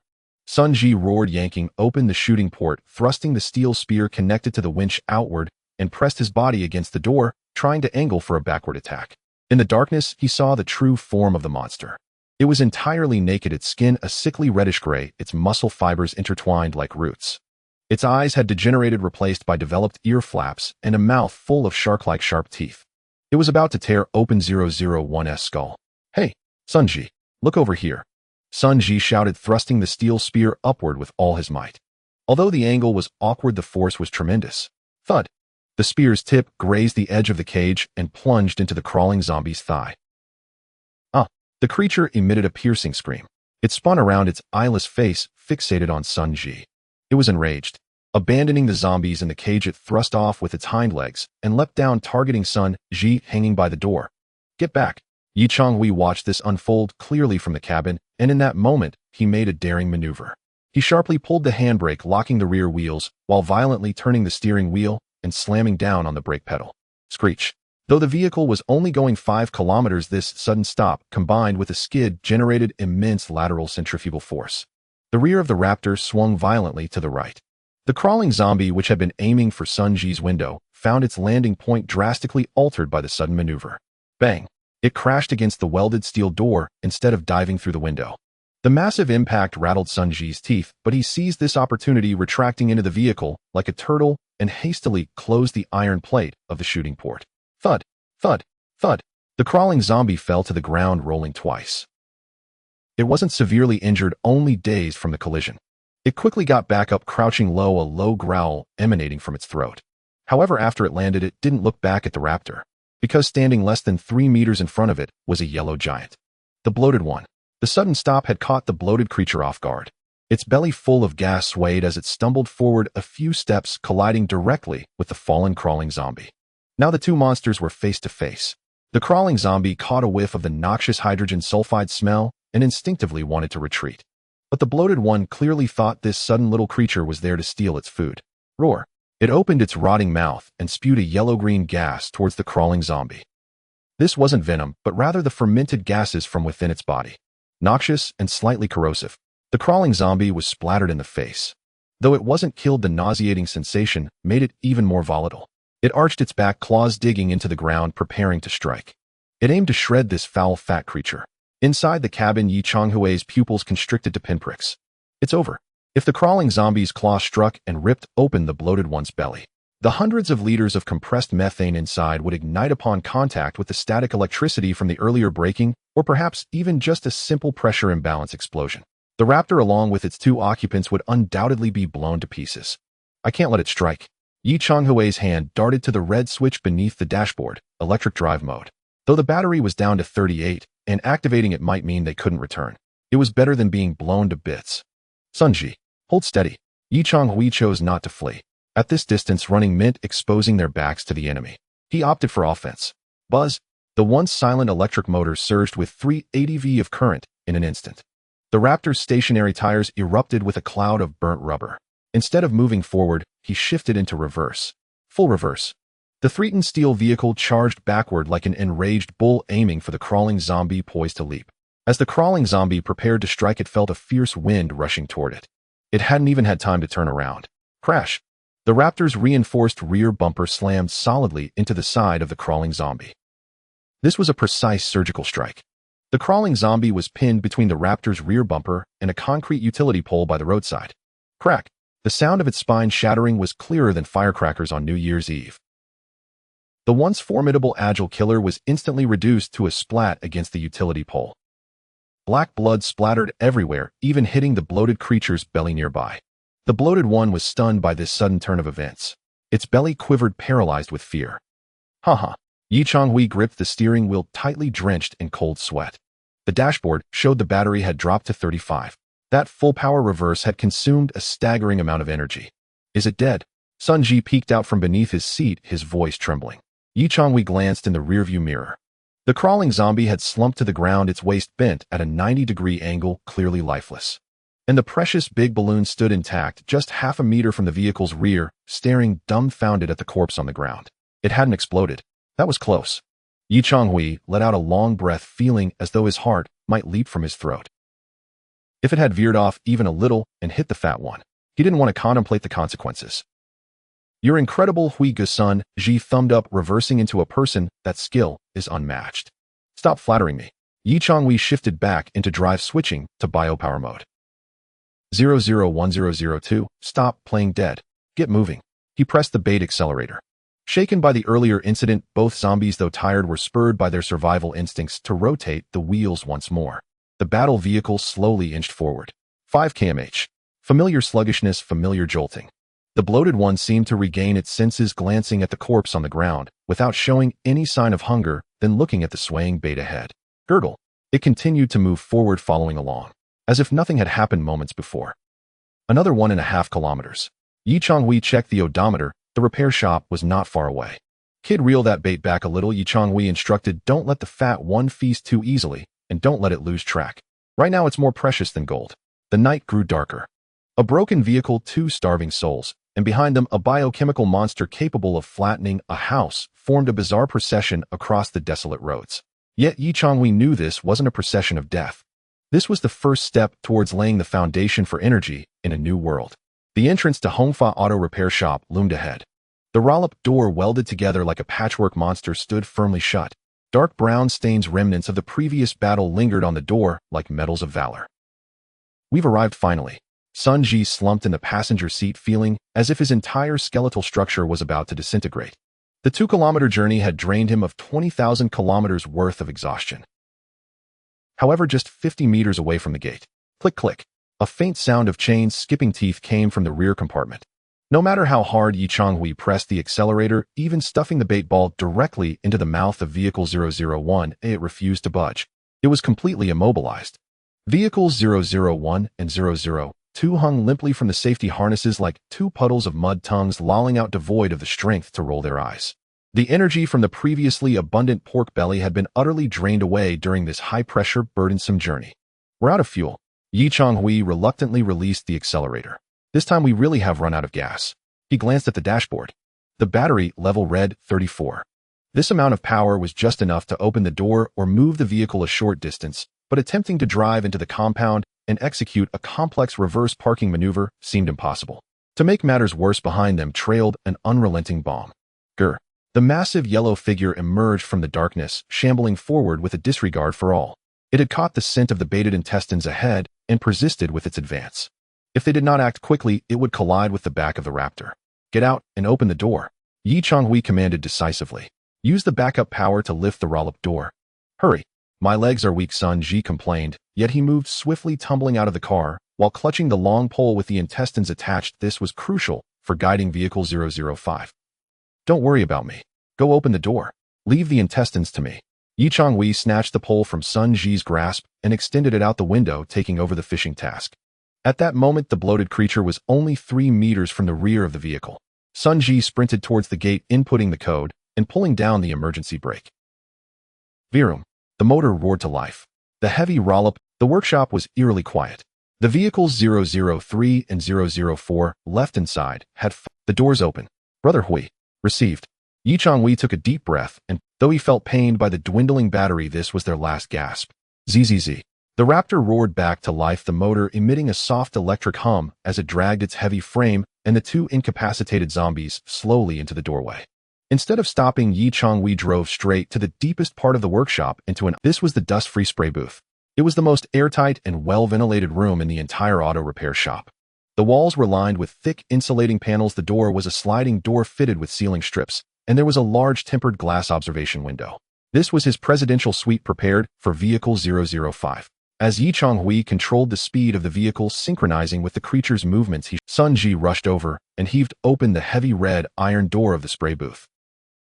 Brother Hui, what's the plan? Are you luring it inside? Exactly.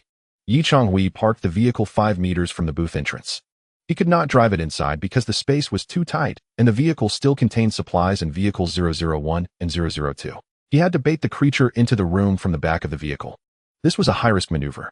Yi Changhui jumped out of the car, pole in hand, trailing the intestines. The bloated creature spotted the intestines he held. It was the dream it had relentlessly pursued. Roar. It quickened its pace, the fat on its belly quivering, emitting a stench of hydrogen sulfide that could nearly knock a person unconscious. Come on, fatty. There's a big house and delicious food here. Yi Changhui held his breath and stepped backward, inching toward the spray booth entrance. The bloated creature followed him, closing the distance step by step. Now they were only 2 meters apart. Yi Changhui could even see the bulging blue vein on its belly, resembling a pipe that could burst at any moment. Get in. Yi Changhui suddenly swung the pole with the intestines deep into the spray booth. Thud. The intestines landed on the paint-spattered floor. The creature's gaze followed the intestines. Without a moment's hesitation, it clumsily stepped over the threshold and squeezed into the room that was slightly cramped for its size. It was too fat, and the flesh on either side rubbed against the door frame, making a sizzle sound as if stuffing meat into a sausage casing.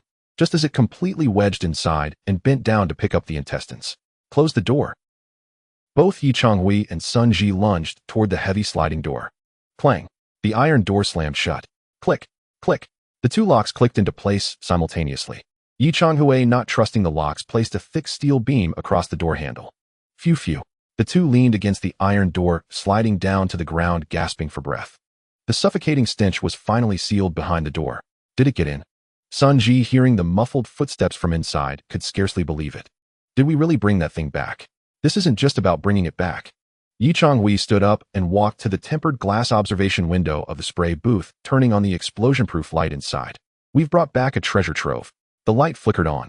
Through the thick glass, the scene inside the spray booth was laid bare. Vehicle 005, the bloated creature squatted on the ground like a giant baby, stuffing the already spoiled and blackened intestines into its mouth, munching away. It was devouring it with gusto. After finishing, it seemed quite content with its new surroundings. Though it lacked freedom, there was no wind or rain, nor were there other zombies to compete for territory. It stood up, paced around the room, and its belly let out a loud gurgle. Then it found a corner, leaned against the wall, and sat down motionless. What's it doing? Sun Ji leaned closer. Is it going to sleep after eating? It's fermenting. Yi Changhui gazed at its distended belly, his eyes filled with fervor. It just consumed that protein-rich intestine combined with the bacteria already in its system. In a few hours, it will produce a significant amount of fresh biogas. Yi Changhui pointed at the exhaust vent at the top of the spray booth. That vent connects to an activated carbon filter outside. We need to modify that. Modify it to what? Modify it into a gas collection hood. Yi Changhui drew a circle on the glass. Directly connect it to the pipeline leading to our gas storage tank. From now on, this will be our natural gas well. Once they confirmed that Vehicle 005 was stable, they finally felt the toll on their bodies from exhaustion. Hunger struck once more. Forget about the gas for now, I'm starving. Sun Ji clutched his stomach. What about the meat in the car? Unload the cargo. Yi Changhui turned towards the Raptor. At this moment, the Raptor resembled a worn-out old ox. In the rear compartment, vehicles 001 and 002 remained unconscious. Yi Changhui did not mistreat them. Unbuckle them and drag them to the nearby resting area, he instructed. Give them some water. As for the meat, he peeled off a piece of flesh stuck to the crossbar from the rear of the vehicle. While it's not as good as pork belly, this has a high energy density and will help them recuperate. After settling the 2 exhausted zombies, the 2 finally welcomed their moment.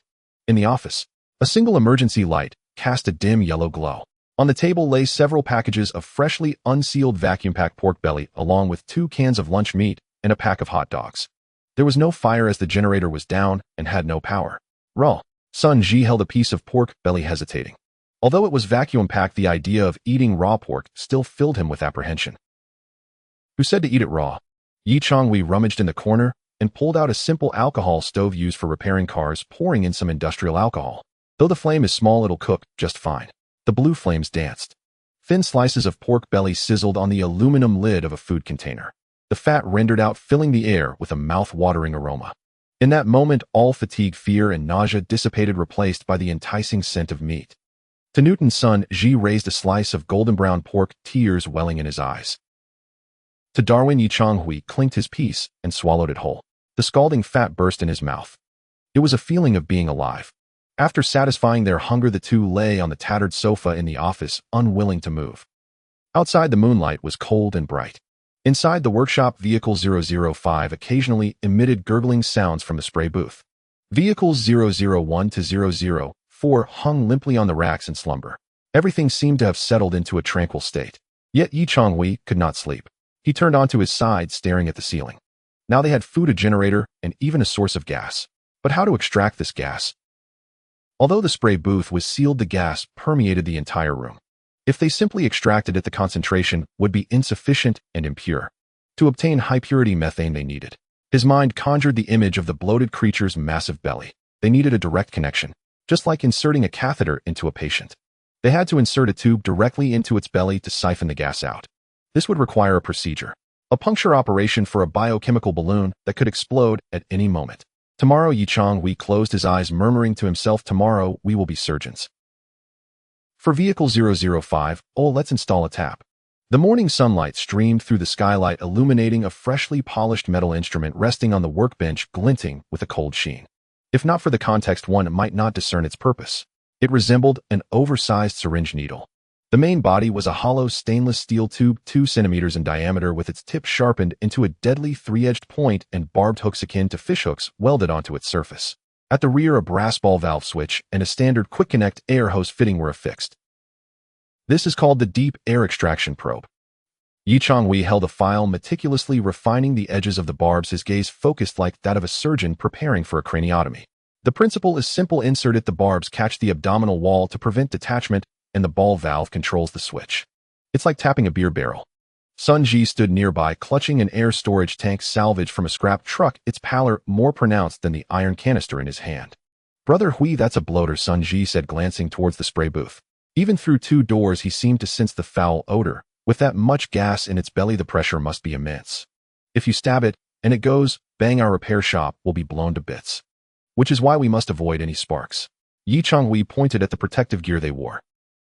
For this surgery, they donned every piece of protective equipment they could find.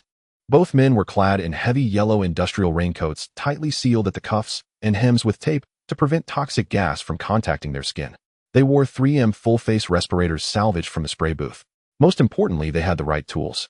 The hammer in Changhui's hand was a copper explosion-proof tool, and he carried no lighters or electronic devices on him. And to prevent it from resisting or our hands from getting careless post-operation, Changhui kicked something at his feet. It was a blue plastic chemical barrel lid with a hole carved in the center and a hose wrapped around the edges. I've prepared a giant Elizabethan collar for it. Sun Ji stared at the plastic ring large enough to fit around a cow's neck, his lips twitching. Brother Hui, have you ever owned a dog? I haven't, but I've raised one online. Changhui replied, checking the airtightness of his respirator, his voice muffled. All right, prepare for the operating room. I hate this job, Sun Ji lamented, resigned, as he picked up the specially made steel pipe, its end wrapped in thick cotton fabric. His tool to physically restrain the zombie's neck, a tranquilizer stick. The operating room was the spray booth. The sliding door opened slowly, revealing a thick, yellow-green gas that spilled out. Even with their respirators, both men felt a stinging sensation in their eyes. Cough, this concentration must be in the thousands of ppm. Changhui glanced at the portable gas detector he had used when repairing air conditioning units. The readings had long since peaked. The bloater numbered 005 was slumped in the corner, digesting after its meal. Upon seeing the door open, its small eyes, squished by fat, turned toward them, its belly gurgling in warning. It recognized the 2 men. They were the ones who had tricked it into this situation.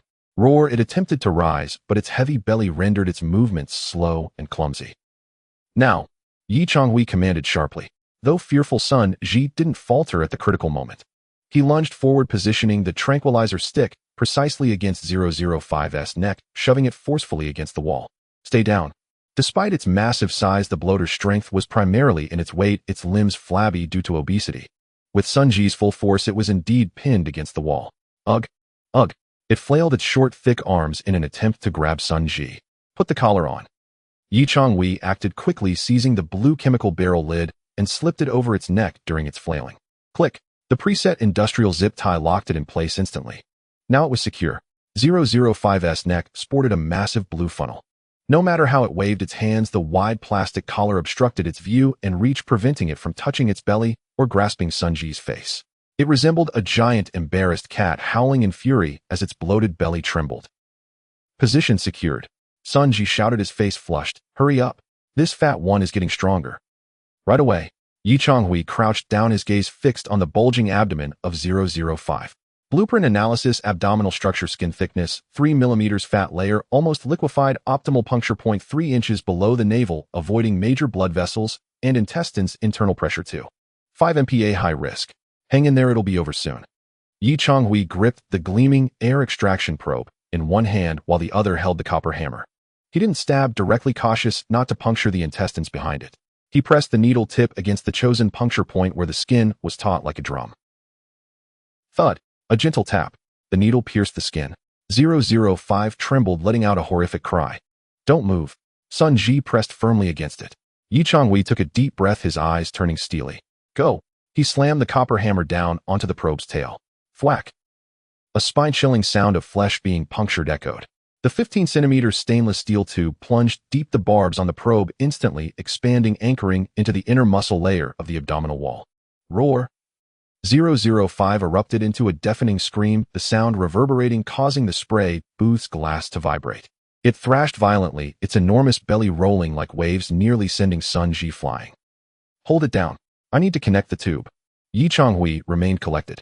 He quickly tightened the probe's locking nut, ensuring the external sealing gasket pressed tightly against the wound to prevent gas leakage. Then he took the high-pressure hose connected to the storage tank and plugged it into the probe's quick connect fitting. Click. The connection locked. At this point, the ball valve remained closed. All right, back away. Yi Changhui yanked Sun Ji up, and both men bolted from the spray booth like startled rabbits. Clang. The sliding door slammed shut behind them. Through the glass, they observed the scene within. 005 was slumped against the wall, writhing in agony.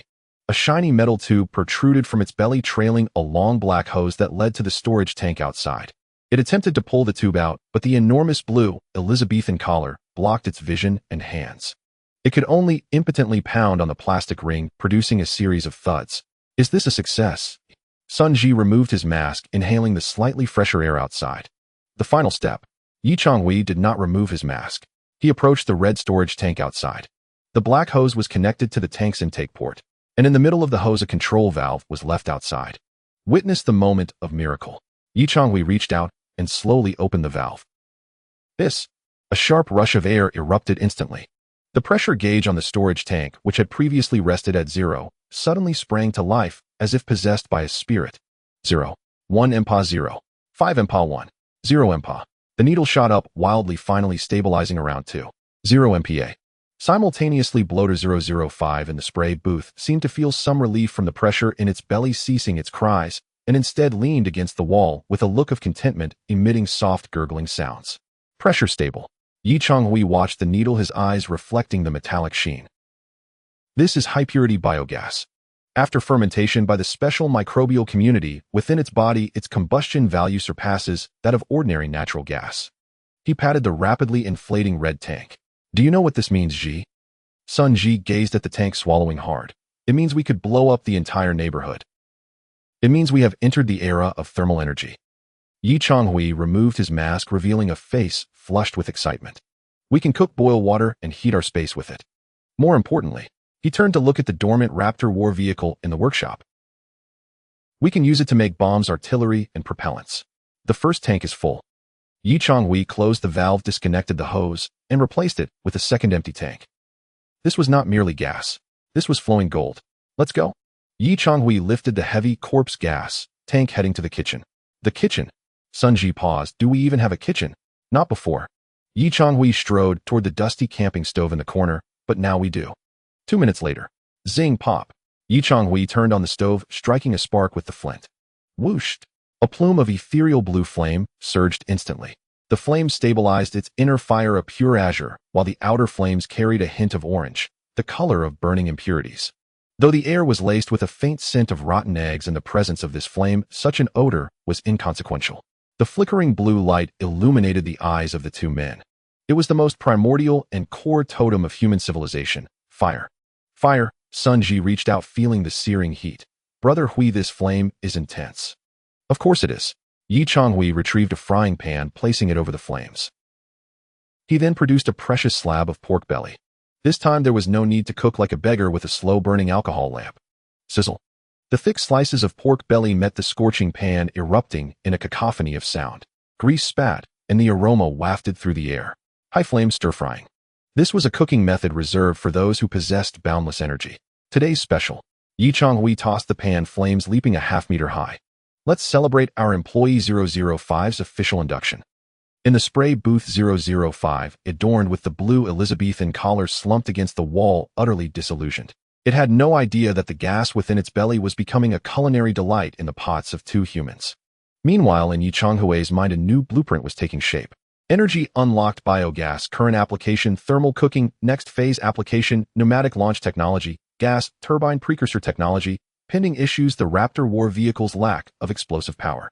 Watching the blue flame, a smile crept across Yi Changhui's lips. We have gas, we have power. Next it's time to equip our war vehicle with a real cannon. See, the scorching pig fat danced in the frying pan, releasing a series of joyful sounds. In the desolate, deathly silent, and foul-smelling apocalypse, this sound was nothing short of the most exquisite symphony. Yi Changhui skillfully tossed the pan. The iron skillet originally used for screwing bolts seemed to come alive in his hands. The thinly sliced pork belly rolled in the pan, its edges curling and taking on an irresistible golden crisp. Garlic. Where's the garlic? Yi Changhui shouted, as if conducting a battle. I've peeled it. Sun Ji squatted nearby, his fingers swiftly removing the papery skins from several shriveled cloves. These were ancient garlic cloves unearthed from the corner of an office drawer. Though sprouted, their flavor remained intact. Here it comes. Smack. The garlic cloves hit the pan. Boom. The unique aroma of garlic mingled with the savory scent of fat, instantly ignited by the high heat. Blue flames licked the bottom of the pan. This fire originated from the zombie next door, its belly filled with putrid flesh and toxic gas, yet this did not affect its purity and intensity when burning. Time to serve. Yi Changhui turned off the heat. With no plates available, he simply brought the whole pan to the oil-stained office desk. Neither of them cared about the heat. They didn't even bother to wash their chopsticks, quickly reaching in to grab pieces. Hiss-ha! A piece of scalding pork belly entered their mouths. Sun Ji closed his eyes, tears streaming down his dust-covered face. Brother Hui-sun, Ji chewed, his voice choked with emotion. I feel alive again. Really, just a moment ago, I saw my great-grandmother on the road, but this piece of meat brought me back. The satisfaction of the fat bursting in his mouth and the substantial feel of the protein instantly soothed the deep-seated anxiety within. Slow down, don't choke, Yi Changhui said, though his hands moved as quickly as Sun Ji's. We've got over 200 pounds, this meal will fill us up. He also took a piece of meat, looking at the glistening fat, feeling a surge of emotion. Just a day ago, they were teetering on the edge of life and death, anxiously figuring out how to retrieve a biochemical bomb. And now they sat in a walled room with a barely functioning fan, enjoying braised pork. This was the power of industry. This was the thrill of having energy at their disposal. Burp. 10 minutes later, the pan was scraped clean with Sun Ji using a piece of moldy steamed bun to wipe away every last drop of oil. The two slumped in their chairs, entering a brief state of post-meal stupor. Brother Hui-sun, Ji rubbed his round belly, looking out at the pitch-black night. Aren't we invincible now? We have electricity, gas, meat, and walls. We can just wait here until we die. Wait until we die. Yi Changhui picked a piece of meat from between his teeth, sneering, shattering Sun Ji's illusion. Look downstairs. He pointed out the window at the colossal creature parked in the workshop, the Ford Raptor. At this moment, the Raptor resembled a dead giant quietly lying there. It's nothing but a heap of scrap metal now. Yi Changhui stood and walked to the window. The battery is at 30. That last surge while reversing drained it. It's now in trickle charge mode, at least a day to recharge fully. The high-pressure gas cylinder is empty. We used it all escaping at the intersection. Unit 001 and 002, though fed some meat, have serious joint wear. After that last sprint, I could see their soles were bloodied. They'll need at least 2 days to recover full power. Yi Changhui turned to look at Sun Ji. If we encounter a zombie tide like yesterday, or another one of those crawlers, we won't even have the strength to run. A cold wave doused Sun Ji's excitement. What do we do then? Keep capturing zombies. Of course we need to capture them. The generator needs expansion. Yi Changhui walked to the gas stove, staring at the faint, yet steady blue flame. But relying solely on zombie pushing is too limiting. 5 kilometers per hour. That speed is slower than an old lady. In the apocalypse, speed equals life. Yi Changhui turned off the gas stove. The flame extinguished, releasing a faint smell of hydrogen sulfide. We need explosive power. We need instantaneous acceleration like that gas cylinder's jet. His gaze fell on the red biogas tank standing in the corner, already filled with 2. 0 MPa pressure. Sunji, what do you think is inside this tank? Gas. Sunji ventured. It's a bomb. Yi Changhui corrected him, and also fuel. The previous gas cylinder used compressed air. That's physical energy. At most it provides a thrust. But this Yi Changhui tapped the biogas tank is chemical energy. If ignited, its power is dozens of times that of air. You mean Sunji's eyes widened? Inject this gas into the Raptor's tank. Then ignite it. Exactly. The blueprint for the Raptor modified biohybrid version resurfaced in Yi Changhui's mind. The original power system was zombie wheels main, electric motor auxiliary acceleration, compressed air jet singless escape. Now that the third option, compressed air, had failed, and with units 001 and 002 incapacitated, it was difficult to use the compressor to draw power and inflate as before. But they had biogas. We need to detach that empty gas cylinder. Yi Changhui's eyes sparkled with fervor. We'll convert it into a combustion chamber. Like a rocket? No, like a cannon. Yi Changhui grabbed chalk and sketched a rough diagram on the table. An impulse jet engine is too complex, we can't build that. But we can create a simple, explosive propellant. The principle is straightforward. Inject a certain amount of biogas and air mixture into the nozzle, then ignite it with a spark plug. With a boom, the gas explodes and expands, generating tremendous thrust. Isn't that just like letting out gas? Sunji summarized. Crude, but accurate. Yi Changhui tossed aside the chalk. As long as we control the air intake and frequency, we can achieve thrust that is stronger and more sustained than compressed air. As long as that fat 1 unit 005 keeps producing gas, our nitrogen acceleration is limitless. And Yi Changhui's gaze shifted to a pile of scrap metal pipes in the corner. If it can be used to push a vehicle, can it push something else? Like shooting a solid iron ball? Sunji swallowed hard. You mean a cannon? Right. A biogas cannon. Yi Changhui stood upright, although stuffed from the meal. His mind was exceptionally clear. The current Raptor has ample defense, but lacks attack. Aside from ramming, you can only poke with a spear from the passenger seat. It's too inefficient. If we install a cannon on the roof, one shot would clear a path through any obstructing cars or hordes of zombies. Now this is what a battle vehicle should look like. Let's get to work. Yi Changhui was a man of action, ready to dive into the task. First, let's detach that empty high-pressure gas cylinder. We need to perform a major surgery on it. The two headed to the workshop below. The Raptor sat quietly there. Yi Changhui crawled under the vehicle, removing the large steel tank located beneath the chassis. This was originally a storage tank for air supply to pneumatic shocks with walls thick enough to withstand significant pressure. Cut it open, Yi Changhui said, wielding an angle grinder. We need to fit it with an air intake valve, a spark plug, and a trumpet-shaped nozzle. Wait, Brother Hui. Sunji suddenly thought of a problem. Our gas is currently in that red tank. How do we transfer it to the vehicle? We can't just carry that red tank outside, can we? Good question. Yi Changhui pointed towards the spray booth. That's why we need a gas station. We need to lay down piping to channel the gas here. Then we'll use the still functional air conditioning compressor modified into a booster pump to compress the biogas into this onboard steel cylinder. This was a monumental project. It required pipes, pumps, sealing, and electrical modifications. We won't be sleeping tonight. Yi Changhui looked at the scattered parts, feeling invigorated rather than fatigued.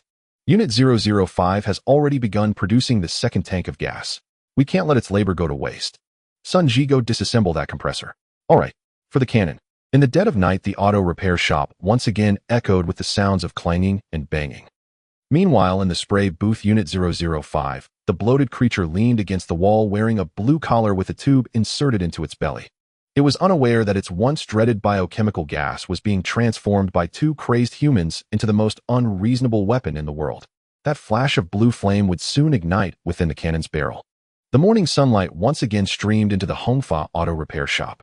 Yet this beautiful dawn brought no hope, instead illuminating the harsh reality. Buzz buzz. The generator in the corner emitted a feeble groan. The flywheel, which should have been spinning rapidly, now turned sluggishly, dimming the workshop lights like the breath of a dying man. Sunji rubbed his sleepy eyes and climbed off the office sofa. Habitually, he reached for the air conditioner only to find the indicator light had long since gone out. Brother Hui, has the power gone out? Sunji yawned as he walked over to the railing to look down. Downstairs, Yi Changhui stood in front of the shaped generator array holding a counting notebook, his brow furrowed tightly.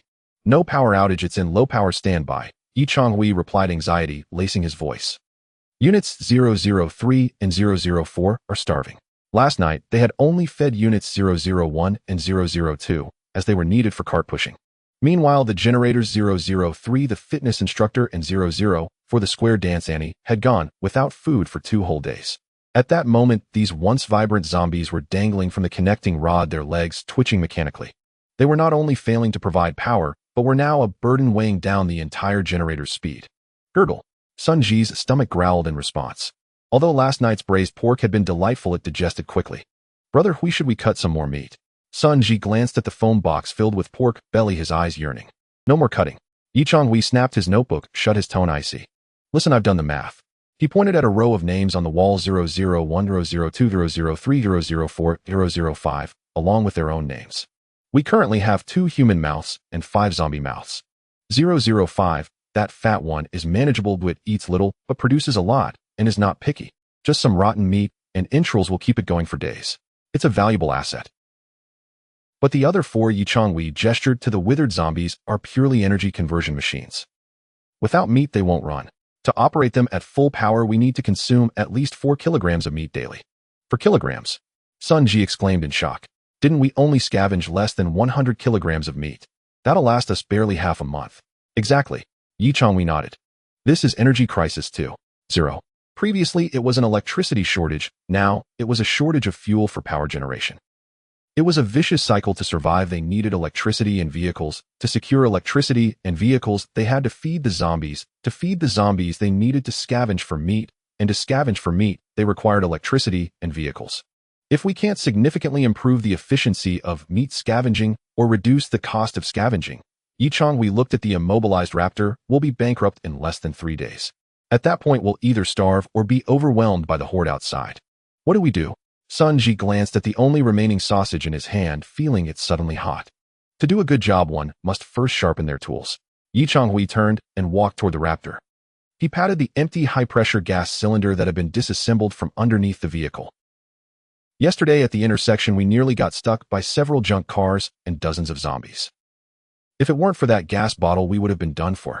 That kind of thrust is a lifeline. But replenishing compressed air is too difficult. We don't have enough extra electricity to run the air pump. Yi Changhui's gaze shifted to the red biogas tank. But now we have this. The density of chemical energy is hundreds of times that of physical energy. Sun Ji, lift that gas bottle onto the workbench. Also go dismantle 4 spark plugs from that scrapped V8 engine along with the ignition coil and battery. We're going to build a weapon. Half an hour later at the workbench, the steel cylinder originally used for compressed air now had a gash cut into it. Yi Changhui, wearing goggles, held a welding torch, violently modifying it. Brother Hui, are you sure this thing won't explode? Sun Ji stood 2 meters away holding a fire extinguisher. We're igniting biogas here. It's a bomb. As long as the pressure is released fast enough, it's a thruster. If it's slow, then it's a bomb. While welding, Yi Changhui conducted a hardcore science lesson. Blueprint analysis, pulse detonation, thruster, simplified version. Core structure, combustion chamber, original cylinder, inlet valve, ignition system, nozzle. Principle, constant volume, combustion, sudden pressure, increased nozzle acceleration, generates reaction, force drives projectiles. What we're building is a dual-mode system. Yi Changhui pointed at a thick flange plate he had just welded onto the back of the cylinder. Mode 1, jet propulsion. When we need the Raptor to accelerate out of trouble, it will directly eject high-temperature gas backward using the reaction force to propel the vehicle, just like a rocket. Mode 2, air cannon. If we insert something into the nozzle like a steel ball or a bag of nails, it becomes a cannon. The biggest challenge now is backfire. Yi Changhui paused his work, his expression serious. The combustion speed of biogas is very fast. If the flame travels back through the pipe to the gas tank, or even to the spray booth. Sun Ji, imagine the scene. 005, the fat one exploding in midair like a hydrogen balloon raining down a storm of filth. Ugh, brother, we stop talking and fix it quickly. So we need a water-sealed backfire preventer. Yi Changhui pulled out a transparent plastic soda bottle, filled it halfway with water, and inserted 2 tubes. The inlet pipe goes below the water surface, and the outlet pipe stays above. Bubbles can escape, but if the fire tries to travel back, it will be blocked by the water. This is a lifeline in the chemical industry. Though rudimentary, the principle was sound. Next came the ignition system. Yi Changhui removed a complete ignition system from the scrapped V8 engine. Although the engine block was useless, the circuitry still functioned. He drilled a hole to insert a spark plug into the side of the cylinder and connected it to the high-voltage coil. Snap! Snap! He pressed the switch and blue-white sparks leaped between the electrodes of the spark plug.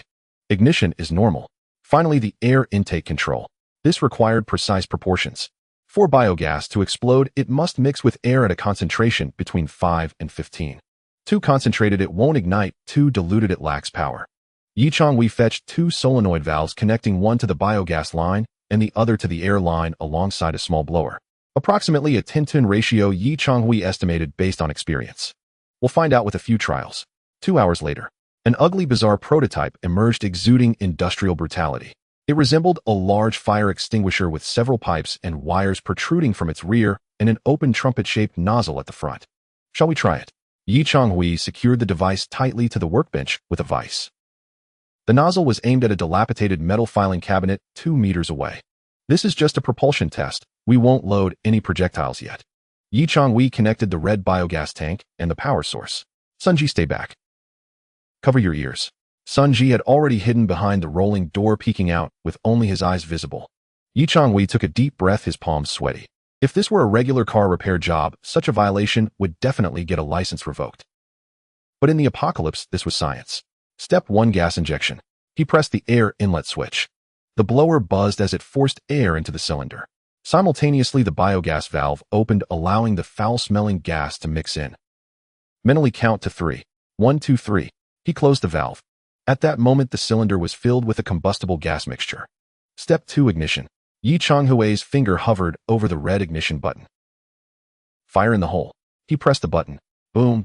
A deafening explosion erupted as if thunder had struck the ground. Even with ear protection, Yi Changhui felt a sharp pain in his eardrums. A meter-long blue-purple flame shot out from the nozzle of the cylinder in an instant. The tremendous recoil caused the vice-mounted cylinder to shake violently, and the heavy workbench slid backward, scraping a mark on the floor. The metal filing cabinet, though not directly hit, was dented from the violent air blast, its dust blown away in an instant, while the paint on its surface bubbled from the intense heat. Cough, cough, cough.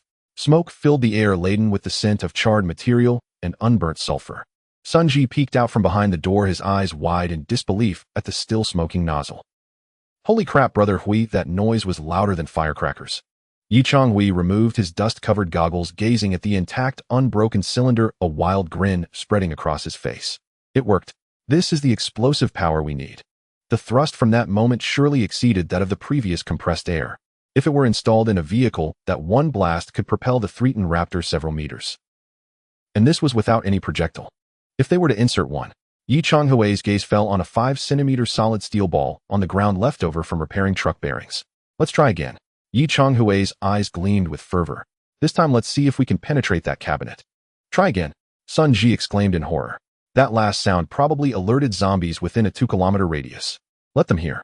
Yi Changhui picked up the heavy steel ball, stuffed it into the base of the nozzle, and used a rag to seal it as a plug. After all, we're building a cannon, or it has to be loud. Let's go again. Gas injection. 3 seconds. Mix. Ignition. Bang. This time the sound was no longer that of a hollow explosion, but a crisp, sharp metallic impact. A flash of fire erupted. The trajectory of the steel ball was invisible. All that was heard was the filing cabinet emitting a resounding clang as it was sent flying backward, crashing into the wall behind it. The two rushed over to inspect. 2 layers of thick metal had been pierced cleanly through, and the steel ball was embedded deep in the brick wall, stuck fast.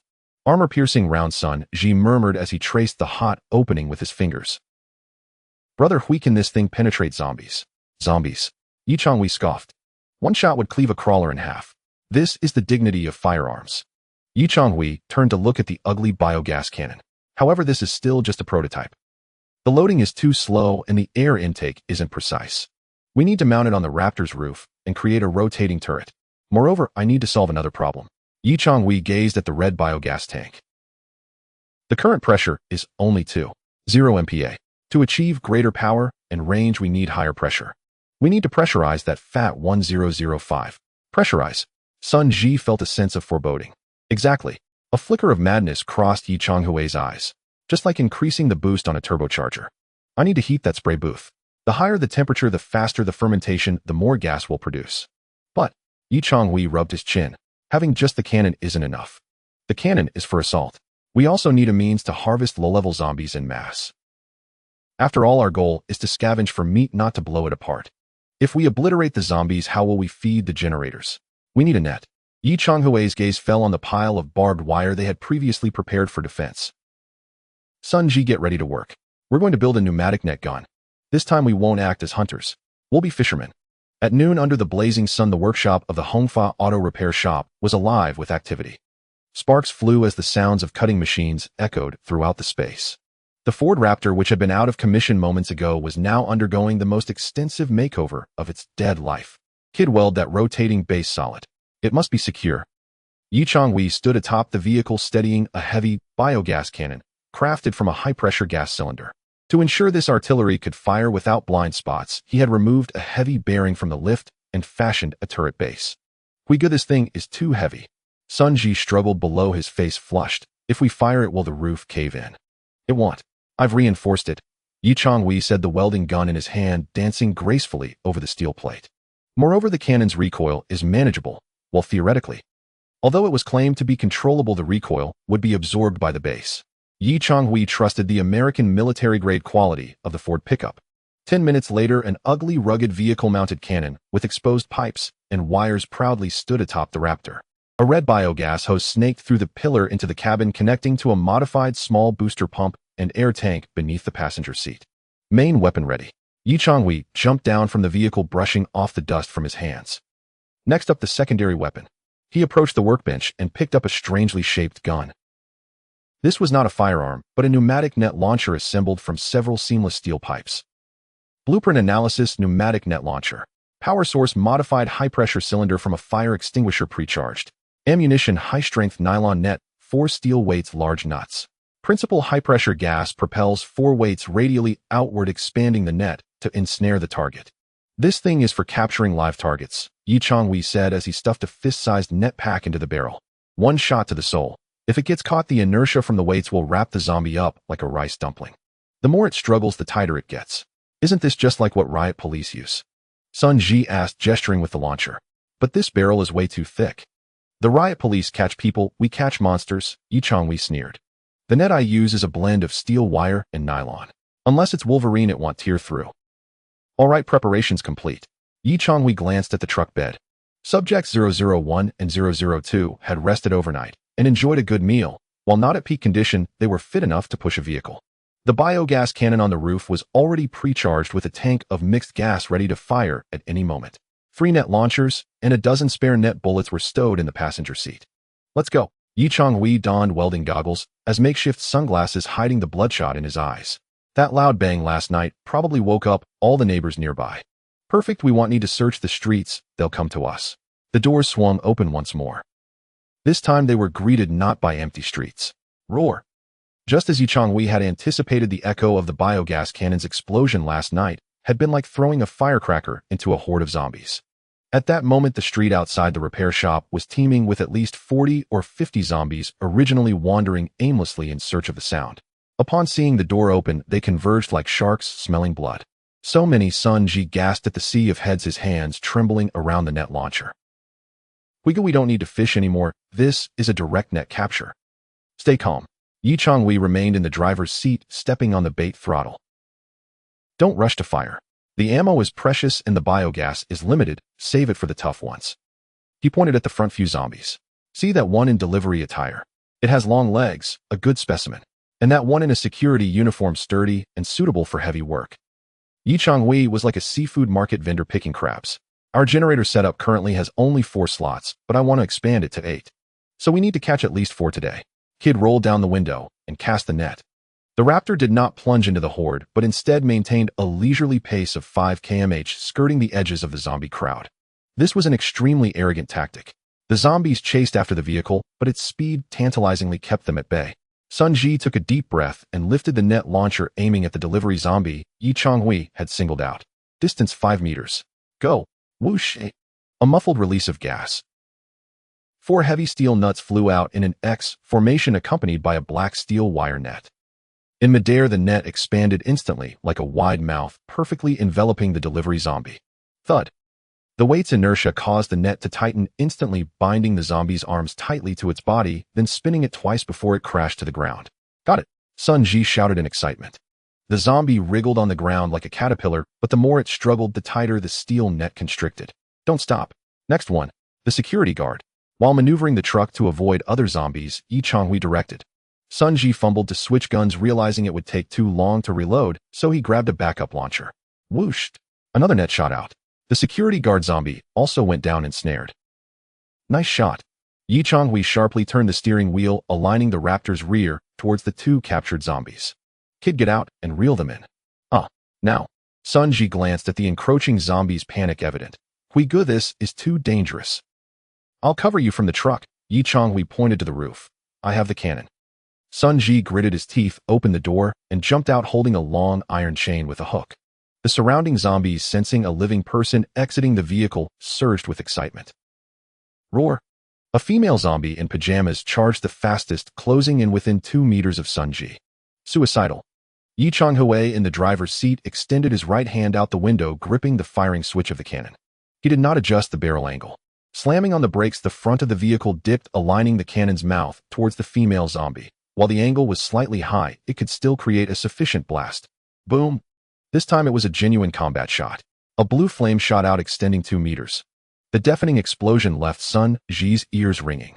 Though unarmed, the female zombie was not blown to pieces, but the violent shockwave and heat blast sent her tumbling, singeing her hair and marring her face. Not just her, 3 or 4 nearby zombies were also momentarily stunned by the blast and shockwave, freezing in their tracks. Quick! Seizing the moment, Sun Ji deftly hooked the iron hook onto the nets binding the 2 captured zombies. Hooked! Sun Ji leaped back into the truck, slamming the door shut. Go! Changhui pressed the bait throttle. The raptor roared to life, the iron chain taut as the 2 ensnared new recruits were dragged behind the vehicle, scraping along the ground like dead dogs. This is dragnet fishing. Changhui glanced in the rearview mirror. Though those 2 unfortunate souls were battered and bloody, as long as their leg bones held, they were good labor. However, the booming cannon fire, while intimidating to the nearby zombies, had also drawn greater trouble. In the distance, the once aimless horde began to stir. At the end of the street, a colossal figure crashed through an abandoned newsstand and slowly emerged. It was a giant zombie comparable in size to Subject 002, the construction site beast, but its body was covered in a grayish-white bony growth resembling a natural armor. Target analysis: strength type, mutant type I. Codename Hardskin Zombie. Features hardened skeleton, extremely high defense, and collision power. Upon spotting the raptor, it emitted a thunderous roar. Thud! Thud! Thud! It charged forward. Even laden with bone spikes, its speed surpassed that of ordinary zombies, and its presence was formidable, akin to a humanoid tank. We go, big fellow. Sun Ji pointed ahead. It's charging at us. This thing won't be caught in the net. Changhui immediately recognized the futility of the net launcher against such a creature. The net would either snag on its bony protrusions or tear apart entirely. Moreover, it blocked the only path home. If it collided with the vehicle, despite the raptor's sturdy collision beam, the zombie motor system could not withstand such a hard stop, potentially injuring subjects 001 and 002 inside. Then let's test the new weapon's effectiveness. Changhui's eyes sharpened. Kid, pass me the shell. Sun Ji fished out a pre-prepared solid steel ball from beneath the seat. Changhui opened the loading port he had left on the roof, and Sun Ji stood up, stuffing the steel ball into the still smoking cannon barrel, then secured it tightly with the sealing cloth. Loaded. At this moment, the hard-skin zombie was only 50 meters from the front of the truck. Lowering its head, it used its bony skull as a battering ram, charging at full speed. 50 meters, 30 meters. The raptor did not slow down, but continued to advance at 5 km/h. Steady. Changhui gripped the firing cord. He was waiting. This improvised cannon lacked a sight. It relied entirely on feel and distance. The closer the target, the higher the accuracy and the greater the power. 20 meters.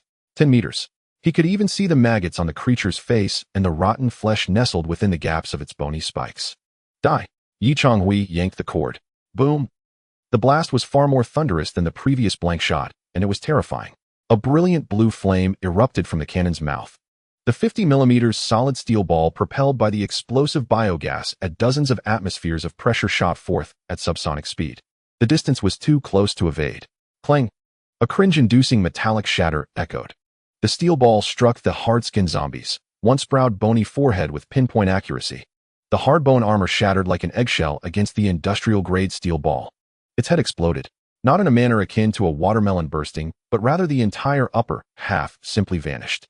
The steel ball, carrying immense kinetic energy, obliterated the skull, penetrated the brain tissue, and even sent half of its cranium flying back into the horde, knocking down 2 more unfortunate souls. The headless giant body continued to surge forward due to inertia. Thud! It slammed into the raptor's collision beam, shaking the vehicle before it crumpled and slid beneath the wheels. This is what we call a dimensionality reduction strike. Yi Changhui whistled, eyeing the still-smoking cannon. Could haul it up too. With no head can it still work? Sun Ji was stunned.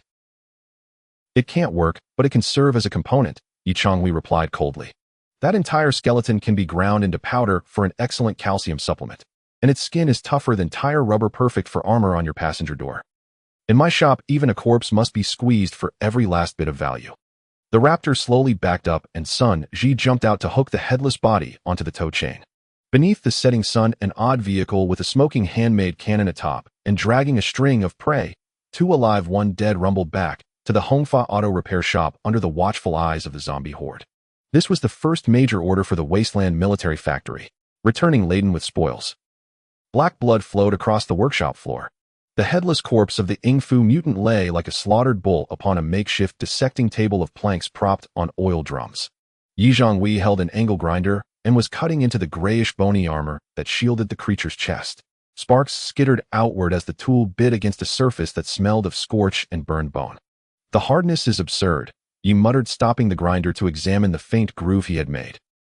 He regarded the bone plating with a mixture of admiration and calculation. This ossified growth is too dense for ordinary blades. We need diamond. Brother Hui, are you really going to use this as armor? Sun Ji complained from where he held the corpse's arm, disgust apparent on his face. It looks like wearing a skeleton. Who said you'd wear it? I mean for the car. You replaced the disc and resumed work. This ossified structure is compact that will absorb impacts. Cut it into plates and hang them on the Menken's doors and beside the tires. Lighter than welded steel and stronger. An hour of brutal dismantling reduced the once proud powerhouse mutant to a pile of usable material. 6 bony armor plates for reinforcing doors against bullets. 10 phalangeal daggers to be honed into close-quarters weapons. The 2 ordinary zombies they had netted earlier, the deliverman and the security guard, had long since had their teeth pulled, been cuffed, and were shivering in a corner. All right, materials sorted. He clapped his hands and moved to the power cabinet. The workshop's generators units 003 and 004 were idling slowly to keep essential lights on. Grandson, get ready, Yi said, pointing to a bulky machine in the corner. We're going to start that thing. It was a JZC 350 concrete mixer. The garage had bought it to pour a new perimeter wall before the outbreak. Now it had been gathering dust. Start the mixer? Sun Ji blinked. We decorating. We're fixing the wall. Yi indicated the crumbling red brick barrier around the garage. That wall's too brittle. It couldn't stop a normal horde, let alone a Yingfu. If 2 of those had come that night, would be finished. I'm going to raise and thicken the wall. Reinforced concrete 3 meters high. An explosion-resistant barrier. That will take a lot of cement and sand. All the materials are in the storage at the wall's corner. The 2 of us with shovels would be mixing until next year. We need a machine. Yi flipped the mixer's power switch. The motor answered with a low cavernous roar as the drum turned half a revolution. A shriek erupted from the generator room. The sudden load nearly wrenched 003 and 004 off their mounts and jammed the linkages. Lights died in an instant. The breakers had tripped. Fuck, Yi slammed the power box. They can't handle it. The mixer was rated at 5 kW, but startup current surged to several times that. The generators, with only a pair of zombies driving them, 001 and 002, remained strapped to the machine and exhausted, were at their limit. Even with 4 working, any fluctuation would stall them. This is a capacity bottleneck. Yi lit a cigarette in the dark. The glow sketched his austere profile. Our energy architecture is too fragile. It's like towing a cannon with a bicycle. Push it, and it collapses. To run heavy industry, to turn this place into a fortress, he exhaled a smoke ring that dissolved into the gloom. We need real, relentless power. Since the V8 engine is ruined, well, build a biological V8. 8 cylinders. Yi held up 8 fingers.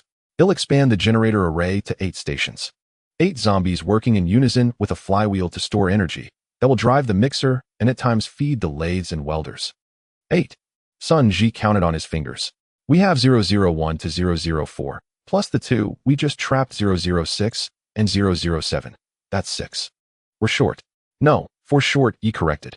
001 and 002 are Menken's dedicated engines. If they break, we can't leave. The generator array must be 8 independent units. So we only have 4003, 004, 006, 007. The deficit is 4. And we need spares for battle damage, Yi added, snapping out his cigarette with a flash of steel in his eyes. If we're going to capture, we shouldn't be stingy. Grandson, load the net gun until it's full. Fill the biogas tanks. Tomorrow afternoon, we do a big run. Target capture at least 6 robust specimens. That afternoon at 2, the Mengqin roared out of the garage again. He did not head downtown or to the slaughterhouse. He parked a kilometer away beneath an overpass. The underpass formed a natural funnel, narrow culverts with steep embankments on either side. Stragglers like the shade. This is it. He stopped the vehicle at the culvert's mouth with its nose pointed outward, ready to flee. They jumped down, and instead of chasing from the car, they set a trap. He dragged old tires into a pin formation across the entrance, leaving a 2-meter corridor. In the center, he placed the bait ball they'd taken from the car, a rotting orb of intestines and blood. He sprayed it with a mist of ammonia to amplify the smell. The pungent scent rode the draft into the dark tunnel. Soon pairs of greenish eyes glinted in the gloom. Grotesque low howls echoed through the culvert. A group of zombies shambled out, drawn by the scent. Sun Ji counted. 1, 2, 3, 7. Brother Hui, that's a lot. More is better. Survival of the fittest. You watch them coolly. The ones at the front are always the strongest and most desperate. The crippled lag behind. Bring them close. Don't waste nets. The first to dash into the corridor wore a ragged basketball jersey and towered nearly 1.9 meters, muscles driving it forward with frightening speed. Prime specimen, Yi observed. Grandson, take it. Sun fired the net gun. The projectile unfurled, and the creature collapsed, tangled in steel wire right in the corridor, blocking the way. The others stumbled and bunched up. Now, double shot. Sun seized the moment and fired again. 2 more nets spread and wrapped 2 more zombies simultaneously. Nice. This is industrial fishing, Yi grinned. Within 2 minutes, 5 zombies lay entangled in front of the barricade. 2 smaller, weaker ones couldn't push through and hovered behind. Enough. Sun's arm ached from reloading. Not yet. Yi examined their haul. 2 of these are too skinny to drive the flywheel. We need spares. A heavy tread sounded from deeper in the culvert, and the ground trembled. Yes, face changed. This was not a regular shambler. A vast shadow moved into the light, towering at least 2.5 meters tall, muscles like bedrock skin, a strange purple-black. Its arms hung past its knees, its palms were fan-sized nails hooked. Only a shred of a workout tank clung to its torso. Target analysis, power type, mutant type I. Codename Neo.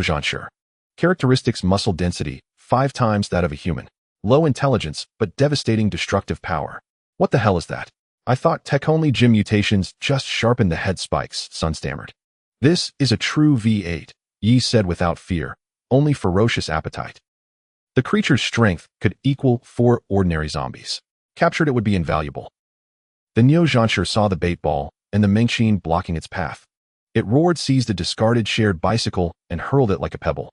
Metal struck the Mengqin's roof with a shower of sparks. Grandson, use the net gun, full power. Yi shouted. Can a net hold it? It looks like it could tear the mesh. Sun cried. Then layer nets. If they don't hold, I fire the biogas cannon. Last resort. If we blow it up, it's only feed. The creature charged, trampling the netted corpses with crushing weight. Sun unleashed 2 net rounds in rapid succession. Wire sheets snaked over the Neo. It bellowed and braced, snapping 2 strands of wire with brute force, but the second net snagged its legs, and it stumbled, collapsing. It thrashed, furious and almost free. Christ, this thing is strong, Yi said, leaping from the bed with a thick tow chain. Drive, reverse and ram it. Sun floored the accelerator, backed the Mengqin hard, and the rear bumper smashed into the mutant's back. The impact knocked it senseless to the ground. Yi sprinted up and lashed the chain around its neck and limbs with swift, practiced knots. Done. He wiped sweat from his brow and surveyed the mountain of flesh before him. This fills the 8 cylinders with room to spare. They tossed the still-breathing, netted zombies into the bed and costered the enormous, unconscious Neo behind the truck. The tires chewed across the wasteland with a heavy growl. Watching the harvest in his mirror, Yi allowed a capitalist smile to unfold. These aren't mere zombies, he said. They're walking GDP. The heavy chains clanked as Changhui forcefully wrapped them around a red beam, producing a dull metallic thud. In the center of the workshop, the hydraulic platform, originally designed to lift heavy trucks, had undergone a complete transformation. Get that stair rear axle over here. Hurry, before it comes to. Yi Changhui shouted, beads of sweat dotting his forehead as the welding gun in his hand glowed bright red. At his feet lay the bull warrior, a hulking figure captured from a drainage tunnel, bound tightly. Even in its dormant state, the muscles rippling like granite and the occasional twitch of its thick thighs exuded an overwhelming sense of pressure. A standard square tube frame could never contain this beast. Any attempt at escape would snap those thin-walled steel tubes like straws. Here it comes. Sun Ji pushed a heavy hydraulic forklift laden with a greasy heavy-duty truck axle complete with differential and half shafts. Brother Hui, this thing weighs at least 500 pounds. Can it handle it? Yi Changhui scoffed, glancing at the bull warrior on the ground. Do you believe it can crush that axle? Our goal isn't to make it crush, we need to prevent it from destroying the machine. Yi Changhui swiftly took action. He didn't suspend the bull warrior like a typical zombie. Instead, he designed a horizontal press station. The bull warrior was secured flat on the hydraulic platform, its limbs locked in place, with specially designed half-circle steel clamps reinforced with 10 mm thick steel plates. Its feet faced the massive crank pedal modified from the heavy-duty truck axle. This is a powerlifting structure, Yi Changhui explained, sparks flying from the welding gun in his hand. In this position, its pushing power is maximized, but its ability to struggle is severely restricted. Aside from pushing, it can't do anything else. Half an hour later, a device that embodied violent aesthetics was born. It resembled a steel coffin with only its legs left free for movement. Wake up, big guy. Yi Changhui splashed a bucket of water mixed with ammonia directly onto the bull warrior's face. Roar. Stimulated, the bull warrior awoke instantly, its bloodshot eyes snapping open, releasing an ear-splitting roar. Crash, crash, crash. It thrashed violently, the steel clamps screeching against its body. The hydraulic platform shook fiercely, seemingly on the verge of disintegrating. Shit, it's going to break out. Sun Ji stumbled back 3 steps, raising the tranquilizer stick in his hand. It won't break out. That's reinforced with 20 mm rebar. Yi Changhui remained calm, leaning in to inspect the weld stress. It seems the strength is just right. Realizing its upper body was immobilized, the bull warrior instinctively redirected its fury to its legs. It sensed something obstructing its feet and kicked out with fierce force. Bang! The force of that kick, if directed at an ordinary person, would undoubtedly reduce their insides to pulp. The heavy stair rear axle was sent spinning violently. A massive flywheel 1 meter in diameter and weighing 200 pounds was suddenly set in motion. Vroom. With just that one kick, the belt connected to the flywheel screamed in protest. The voltage meter's needle shot from 0 to 220 V in an instant. Impressive, Sun Ji stared in disbelief. This one beast is worth 10. Don't get too excited, this is still single-cylinder operation. Yi Changhui turned to the adjacent, ordinary zone. To accommodate the bull warrior, he reconfigured the generator set's layout. With the bull warrior as the core, main cylinder, 7 ordinary positions, auxiliary cylinders surrounded it. The designated 003 fitness coach, 004 anti from the square dance, and 4 newly captured unlucky souls, including a delivery worker and a security guard, were neatly arranged in the auxiliary positions. This was the extraordinary 71 hybrid matrix. All personnel on standby. Yi Changhui pulled the main switch. In front of all the zombies, a transparent lure ball descended containing a chunk of flesh cut from the bull warrior. Though it was still alive, removing some skin and flesh didn't matter. Roar. Huh. The horde of zombies danced chaotically. The 7 ordinary zombies began to stomp madly on the pedals. The bull warrior was furious, perceiving the group of ants as thieves stealing parts of its body. Its legs pounded like pile drivers, eager to crush the crank beneath it. Rumble, rumble, rumble. This time the sound changed. No longer the previous buzzing or the tractor's puttering, but a deep, continuous roar akin to the startup of a heavy marine diesel engine. The ground vibrated. Bolts on the shelves danced. Yi Changhui strode toward the power distribution cabinet, eyeing the voltage meter that had frequently spiked in the past. This time he had replaced it with a larger industrial gauge. The needle steadied at 380 V100A. Current output power 35 kilowatts, peak energy overflow extremely high. There's an excess of electricity now. Yi Changhui inhaled deeply, reveling in the sensation of being surrounded by energy. He spun around abruptly, pointing at the long-dormant mixer in the corner. Get water. Bring in the cement. We're about to start infrastructure work. By 4 in the afternoon, the yard of the Hongfa Auto Repair Factory was engulfed in dust. Vroom, vroom, vroom. The JZC 350 mixer was spinning wildly, the gravel, sand, and cement slurry colliding violently under centrifugal force, generating a cacophony. Once a notorious electric tiger that caused the 4-cylinder unit to trip, it now operated obediently under the drive of the bull warrior's 8-cylinder matrix. In fact, due to the ample power, Yi Changhui also powered on the nearby vibratory rod welding machine and even the high-powered searchlights atop the factory roof. Yet the voltage remained stable as a mountain. The bull warrior roared within the building, each of its growls translating into another powerful churn of the mixer. Discharge. Wearing a safety helmet and wielding a shovel, Yi Changhui shouted loudly. Sun Ji turned the mixer's discharge wheel. Whoosh. Grayish-black concrete surged forth like a mudslide pouring into the preset molds. This was a new wall on the outer side of the gate. The previous red brick wall had been too fragile. Changhui set up wooden forms around it filled with dismantled car chassis and collision beams for reinforcement. He aimed to pour a blast-resistant wall 50 centimeters thick of reinforced concrete. Vibratory rod. Insert it. No air bubbles allowed. Changhui jumped into the slurry with the vibratory rod. Zzz. The high-frequency vibrations caused the concrete to liquefy and compact, rapidly filling every gap. 1 truck, 2 trucks, 3 trucks. As long as there were zombies generating power, the mixer would never cease. As long as the mixer was running, concrete would flow endlessly. This was a mesmerizing rhythm. Watching the unyielding wall gradually rise, the sense of security it provided was more substantial than a feast of braised pork. Brother Hui, this wall. Sun Ji wiped the mud from his face, gazing at the 1-meter-high gray wall, his eyes sparkling. If this wall dries, I could slam a raptor into it at full speed. An ID estimate, it would be total destruction. A raptor? Changhui sneered. This wall can withstand an RPG. And he pointed to several pre-drilled holes at the top of the wall. I've embedded some pipes inside. When the wall is finished, we can connect the biogas line. Once I press the switch, inside this wall will become a wall of flames. Sun Ji shivered. Brother Hui, are you planning to roast zombies to eat? No. Changhui gazed at the setting sun. I intend to send a message to the outside world. This is a forbidden zone. They worked until 8 in the evening. With the last truckload of concrete poured, the blast-resistant wall surrounding the gate finally took shape. Though it would need several days to cure thoroughly, just looking at its thickness brought peace of mind. Meanwhile, the roar in the workshop gradually diminished. The bull warrior was exhausted. Even a powerful mutant, after continuously outputting 30 kilowatts for 4 hours, had become utterly spent. It lay within that steel coffin chest, heaving foam bubbling from its mouth, completely devoid of the strength to roar. The other 7 ordinary zombies fared worse, hanging limply from the linkage. While zombies wouldn't truly fall unconscious, their functions had entirely ceased. Shut down. Changhui pulled the power switch. The world fell silent. Only the lingering warmth of the uncured concrete filled the air. Time to eat. Changhui stripped off his cement-covered work clothes as his stomach grumbled in response. The day had been exhausting, but the rewards were immense. Not only had they secured the energy core, but they had also achieved a qualitative leap in their base's defenses. Get the meat ready. Changhui declared grandly. Today we're treating the bull warrior to a feast. Give it 2 pounds, no 3 pounds of meat. 3 pounds. Are you serious? Sun Ji said, pained.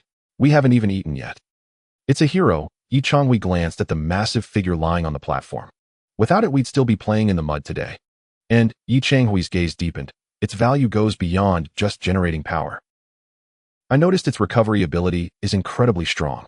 As long as it gets enough meat, it will be back to its prime by tomorrow. I'm wondering if it can drive the generator. Can it also power the machine tools? That was the key equipment for producing high-precision parts. If they could get one functioning gun, barrels, bullet casings, and precision valves could all become a reality. Previously unthinkable due to the inability to generate sufficient power. But now with this bull warrior level power source, the next phase of the Industrial Revolution, precision manufacturing, seemed within reach. Time for bed. Changhui climbed up to the 2nd floor. Now that there was electricity, the surveillance system was back online.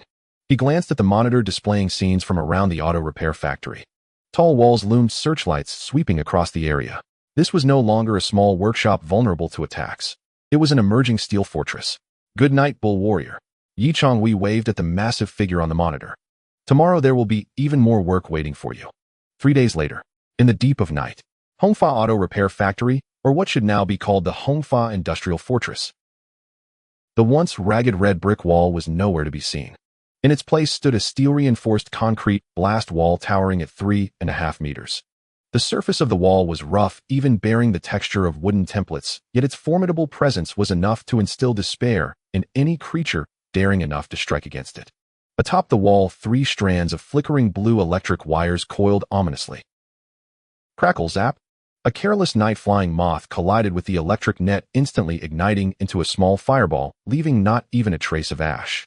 The energy feeding this electric net came from the roaring, biological V8 engine, deep within the workshop.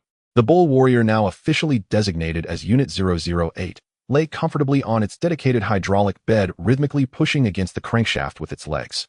After 3 days of breaking in, it seemed to have grown accustomed to this life. With ample food, 3 kilograms of meat daily, a direct water supply, and air conditioning thanks to surplus electricity, it was a near divine existence, barring its inability to move. Each push of its legs translated into that lethal blue glow atop the wall. On the rooftop platform of the second floor, Changhui sat in a boss chair, moved from the office, his feet propped up on the parapet, holding a bottle of ice-cold cola freshly retrieved from the fridge. "How refreshing," Changhui burped, gazing out at the dark wasteland beyond the walls. In the distance, the occasional roar of zombies could be heard. However, within the fortress, only the steady hum of machinery filled the air. This sense of security led him to a delusion. Perhaps the apocalypse had come to an end. "What's we up to down there?" Changhui glanced at the workshop, illuminated by light. "It's late, and he's still awake. He keeps talking about some biogas turbine. I think he wants to reach the heavens." Bored, he lifted the binoculars in his hand, habitually scanning the surrounding streets. Ever since the walls were repaired and floodlights installed, the nearby zombies had gathered like moths to a flame. However, they could not reach the base of the wall, thwarted by the outer structure. Occasionally, a few stronger ones would attempt to climb, only to be instantly scorched by the electric net. "How lonely it is to be invincible," Changhui hummed a tune, turning the binoculars toward the sky. The moonlight was lovely tonight, with thin clouds drifting by. Just as he prepared to set down the binoculars and catch a quick nap, a faint yet high-frequency sound pierced his ears. This sound was different from the coarse roar of a generator, and it did not resemble the low growls of zombies. It was sharp, steady, like a mosquito. Where's that mosquito coming from? There are still mosquitoes at this time. Changhui waved his hand, trying to shoo away the noise. Yet the sound did not dissipate, rather it grew clearer, and it was coming from above. Confused, Changhui raised his head, lifting the binoculars to search in the direction of the sound. The night sky was pitch black, but through the low-light mode of the binoculars, he spotted something. About 200 meters above the auto repair factory, a dark shape was quietly hovering there. It was so small that one could easily miss it without a keen eye. However, on its underbelly, an exceedingly faint red indicator light blinked rhythmically. Blink, blink.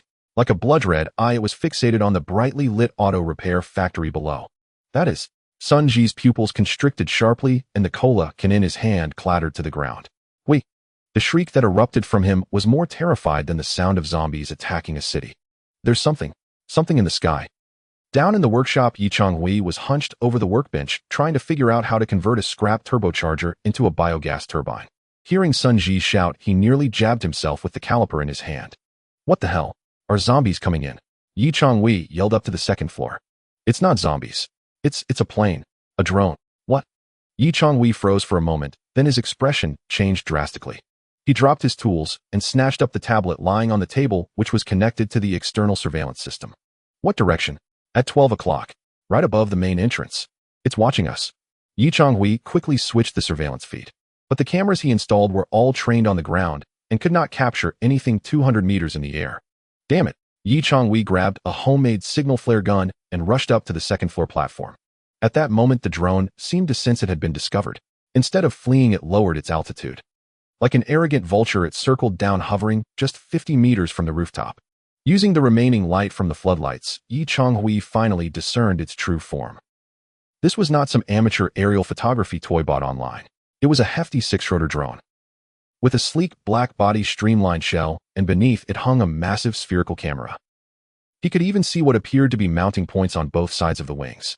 Target analysis: military police-grade reconnaissance drone, model estimate DJI M300 or equivalent variant, threat level high. It hovered quietly. The spherical camera rotated, the lens now directed at Changhui and Changhui standing on the rooftop. In that fleeting moment, Changhui felt like a bacterium under a microscope. An unprecedented chill shot from the soles of his feet straight to the crown of his head. If it were zombies, he wouldn't be afraid. Zombies lacked intellect, driven only by instinct. Even the bull warrior was merely a beast with greater strength. But this thing, it represented order. It represented technology. It embodied a pair of human eyes filled with intelligence, and not necessarily friendly, observing them from the other side of the screen. Should we shoot it down? Changhui raised the pneumatic net gun in his trembling hands. It's a bit far, the net gun might not work. Should we bring up the biogas cannon instead? Don't move. Changhui fixed his gaze on the drone, holding Changhui's hand firmly. It's assessing us. If we attack now, it would be like declaring war outright. Moreover, Changhui gritted his teeth. This thing is flying so steadily, which means the operator is nearby, no more than 3 kilometers away. There may even be more than one. If we shoot it down, the other side might misinterpret us as having anti-air capabilities, and next time they might come with a bomb-laden drone or a mortar. The two remained locked in a tense standoff. The drone circled overhead. Its camera scanned the freshly repaired blast wall, the high-voltage electric net atop it, and the heavily modified Raptor war vehicle in the yard. It may have even used infrared thermal imaging to spot the massive heat source in the workshop, the Bull Warrior generating power. It was gathering intelligence. Every brick here, every kilowatt of electricity, every defensive blind spot was currently being transmitted as data to an unknown enemy. Has it seen enough? Sun Ji felt as exposed as if he were wearing no clothes. Finally, the frequency of that red indicator light began to quicken. Virum. The drone abruptly ascended, executing an incredibly agile tactical maneuver in midair before turning its head toward the northwestern direction of the city, the area Changhui had never dared to explore, the wealthy district. It sped away, vanishing into the night in the blink of an eye. It's gone. Sun Ji exhaled deeply, his legs buckling as he collapsed to the ground. That scared the hell out of me. It's more terrifying than the Bull Warrior. Changhui did not sit down. He continued to stare at the direction where the drone had disappeared, his gaze deeper than the surrounding darkness. Northwest. The map in his mind expanded rapidly. That was the Villa district of Jiang City's wetland park. High terrain, good visibility, sturdy walls, and a wealth of affluent residents with comprehensive security measures.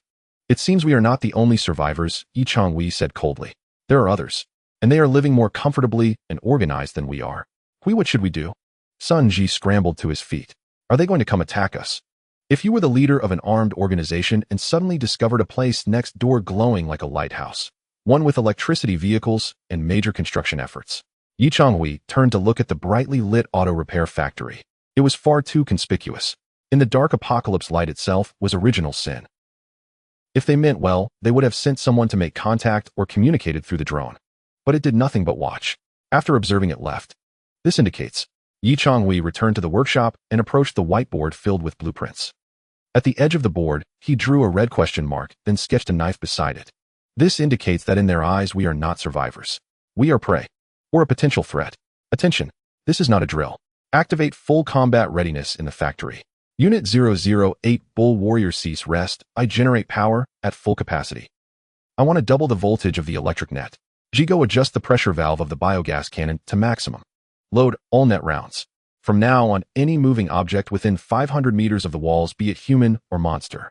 A glint of ruthlessness flashed in Changhui's eyes. Fire first, then ask questions. That night, the lights of the auto repair factory not only remained on, but grew even more blinding. It was not a display of ostentation. It was the quills of a porcupine raised in defense. The night wind grew colder. The direction where the drone had vanished remained a void of silence, as if the previous red light had merely been an illusion born from the tension shared between the two men. Yet Changhui knew it was no mere figment of the imagination. Playback. Slow it down tenfold. At the control console on the first floor, Changhui fixated on the computer screen. The image displayed was a moment captured by the surveillance. The drone hovering, the camera swiveling, a red light blinking. Though the night vision footage was blurry, the outline of the hexacopter was still distinctly recognizable. Look here. Changhui pointed at an inconspicuous bulge beneath the drone's belly. That's a mounting bracket, he said, his voice as frigid as ice. A standard NATO universal mounting point. While it may not be equipped with missiles now, that interface means it has the capability to attach miniature explosives or tear gas at any moment. And this paint job? Changhui magnified a corner of the image. On the side of the drone's arm, a faint white spray-painted insignia was discernible. Although the specific words were obscured, the geometric pattern of a shield and gears dripped with officiality. Shield gear. Sun Ji leaned in, swallowing hard. Brother Hui, which unit is this from? Or is it some major corporation? Whoever they are, anyone capable of maintaining a drone of this caliber at this time, and still has the leisure to scout, is definitely not a ragtag group barely scraping by. Changhui switched off the screen, leaned back in his chair, and pulled a cigarette from his pocket. He didn't light it, but held it to his nose, inhaling the scent of the tobacco to calm his nerves. It's order. Order. Sun Ji was perplexed. Isn't that a good thing? If it's an official sanctuary, shouldn't we seek refuge there? Seek refuge. Changhui chuckled, as if he had heard a joke, a smirk curling at the corners of his mouth. He stood up and walked to the center of the workshop. There, the massive 8-cylinder zombie generator units were powered down, yet the intricate linkage structure, the pungent scent of machine oil, and the stench of decay still delivered a visceral impact. Nearby in the spray booth, Unit 005, the bloater was fast asleep with a collar around its neck, a gas line inserted into its belly, continuously supplying energy. And there was that armored Raptor battle vehicle parked at the entrance equipped with a cannon and dragging a net.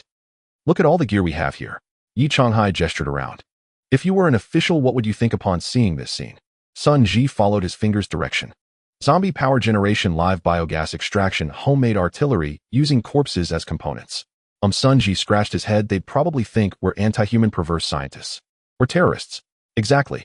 Yi Changhai lit the cigarette. In the eyes of order, we are the aberrants. More importantly, we are prime targets. Do they lack electricity? Certainly. Do they lack oil? Absolutely. And here we've achieved energy independence.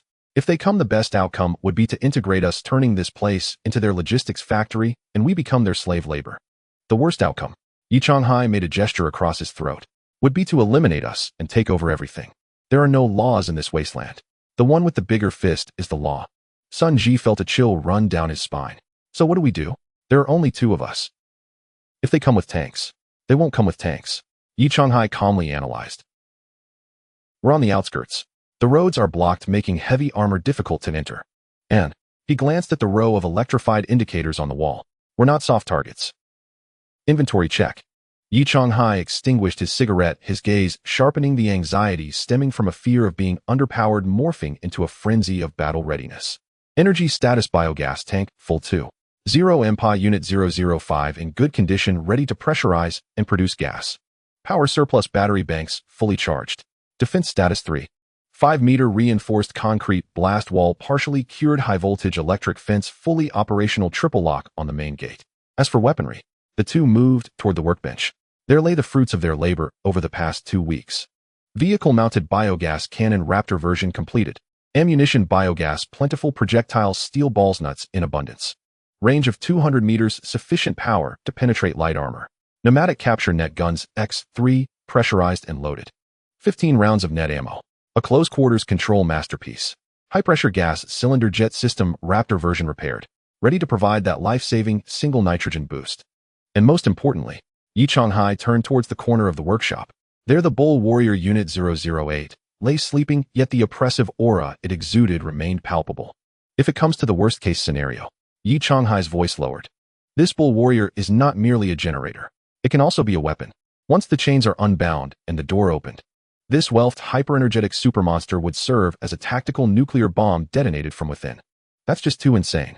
Sun Ji, though accustomed to Yi Changhai's wild ideas, was taken aback by this thought. Letting the Bull Warrior loose. How do we control it? We can't. Yi Changhai replied candidly. That's a last resort. Hopefully the other side understands that. This night was destined to be sleepless. The two did not return to the office to sleep, but instead took turns keeping watch on the rooftop. Yi Changhai perched atop the towering blast wall, the abyss of darkness hanging beneath him. In his hand was a signal pistol, while the other stroked a makeshift shotgun crafted from steel pipes and leftover fireworks from last year. The eastern horizon gradually brightened.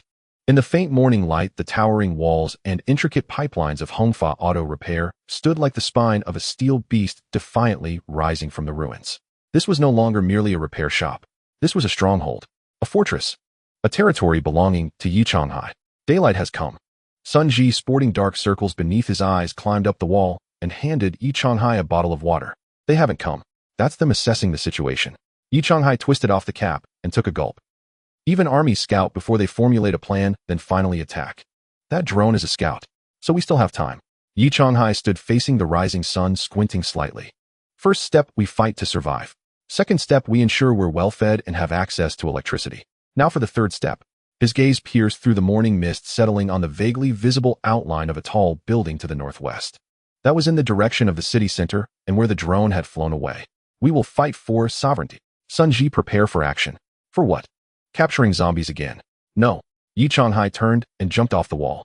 Now that we've been discovered, there's no need to hide. Turn on all the searchlights. Crank the generator to maximum. I want our voice and light to echo for 5 kilometers around. I'm putting up a sign.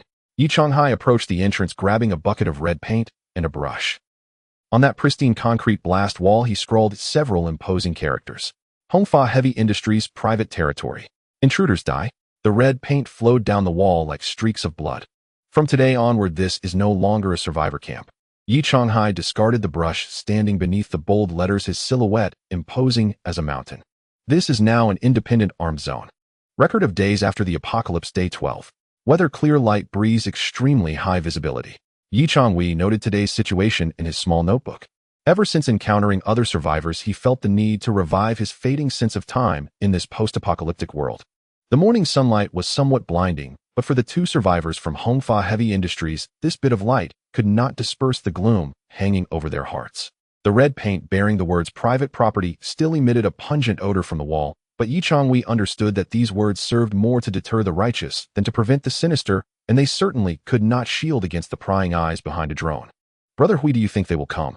Sun Ji squatted at the workshop door holding a bowl of steaming white porridge made over a biogas stove, his eyes occasionally darting towards the northwestern sky, as if expecting a missile to plummet from it.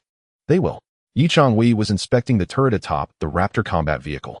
He tightened the bolts of the biogas cannon with a wrench, his tone as calm as if discussing the weather. That drone came with a mission. It scanned our power grid and recorded our coordinates. To them, we are merely a fat sheep that has unexpectedly grown fangs. Can our cannon, Sun Ji pointed at the rugged biogas cannon on the roof, drive them back? Yes and no. Yi Changhui jumped down from the vehicle and wiped the grease off his hands. The biogas cannon is powerful, but it has two fatal flaws. First, it's too loud. When it fires, zombies within several kilometers will know we're here. If the enemy exploits this, they don't need to mount a frontal assault. They can simply lure a horde of zombies to exhaust us, and we'll be worn out. Second, range and accuracy. Yi Changhui shook his head. This is a homemade cannon smoothbore. It can hit a target a couple of 100 meters away, but beyond that it's just noise. Also, he looked up at the sky. If next time it's not a reconnaissance drone, but a bomb-laden strike aircraft or a sniper positioned 800 meters away, this cannon will be nothing but a decoration. We need a weapon that is more concealed, more precise, and has a longer range. Moreover, we need to restore the mobility of the Raptor. Yi Changhui approached the underside of the Raptor, tapping the spot where the high-pressure cylinder used to be, now long empty. After converting it to a biogas cannon, he had completely forgotten about this matter. Since exhausting the compressed air during their breakout at the intersection, this jet propulsion system had remained inoperative. Although they could use biogas blast for propulsion, biogas is an unstable chemical energy source, which is not only dangerous, but also consumes precious fuel. For escape or a short sprint, the most reliable source remained compressed air. Sun stopped drinking.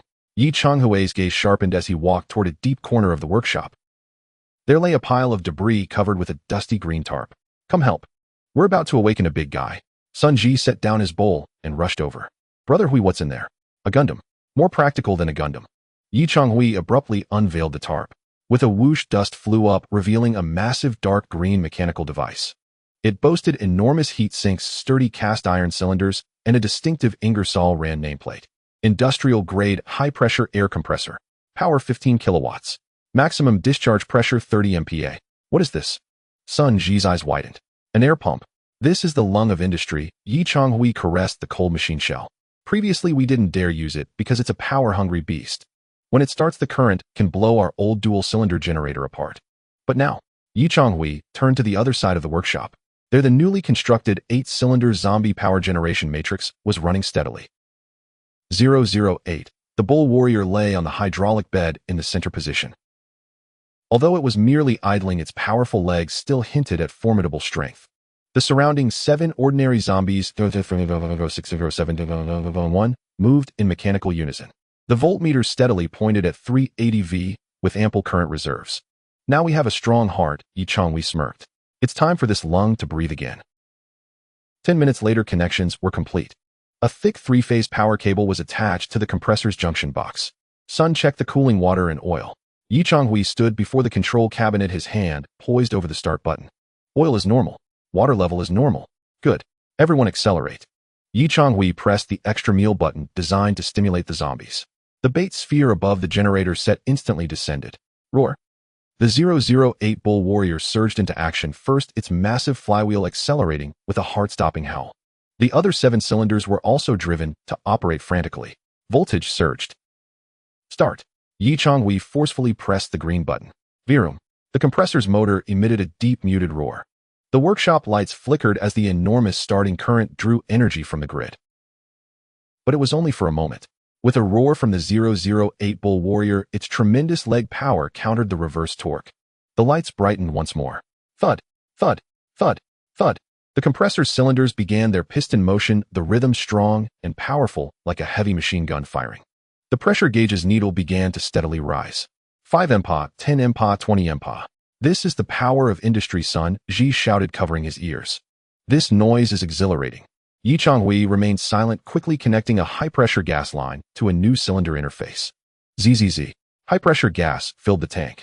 The once deflated steel cylinder emitted a faint sound of expansion. The Raptor's third power source, the jet propulsion system, was coming back to life. This was not the explosive chemical blast of biogas, but pure controllable physical air pressure.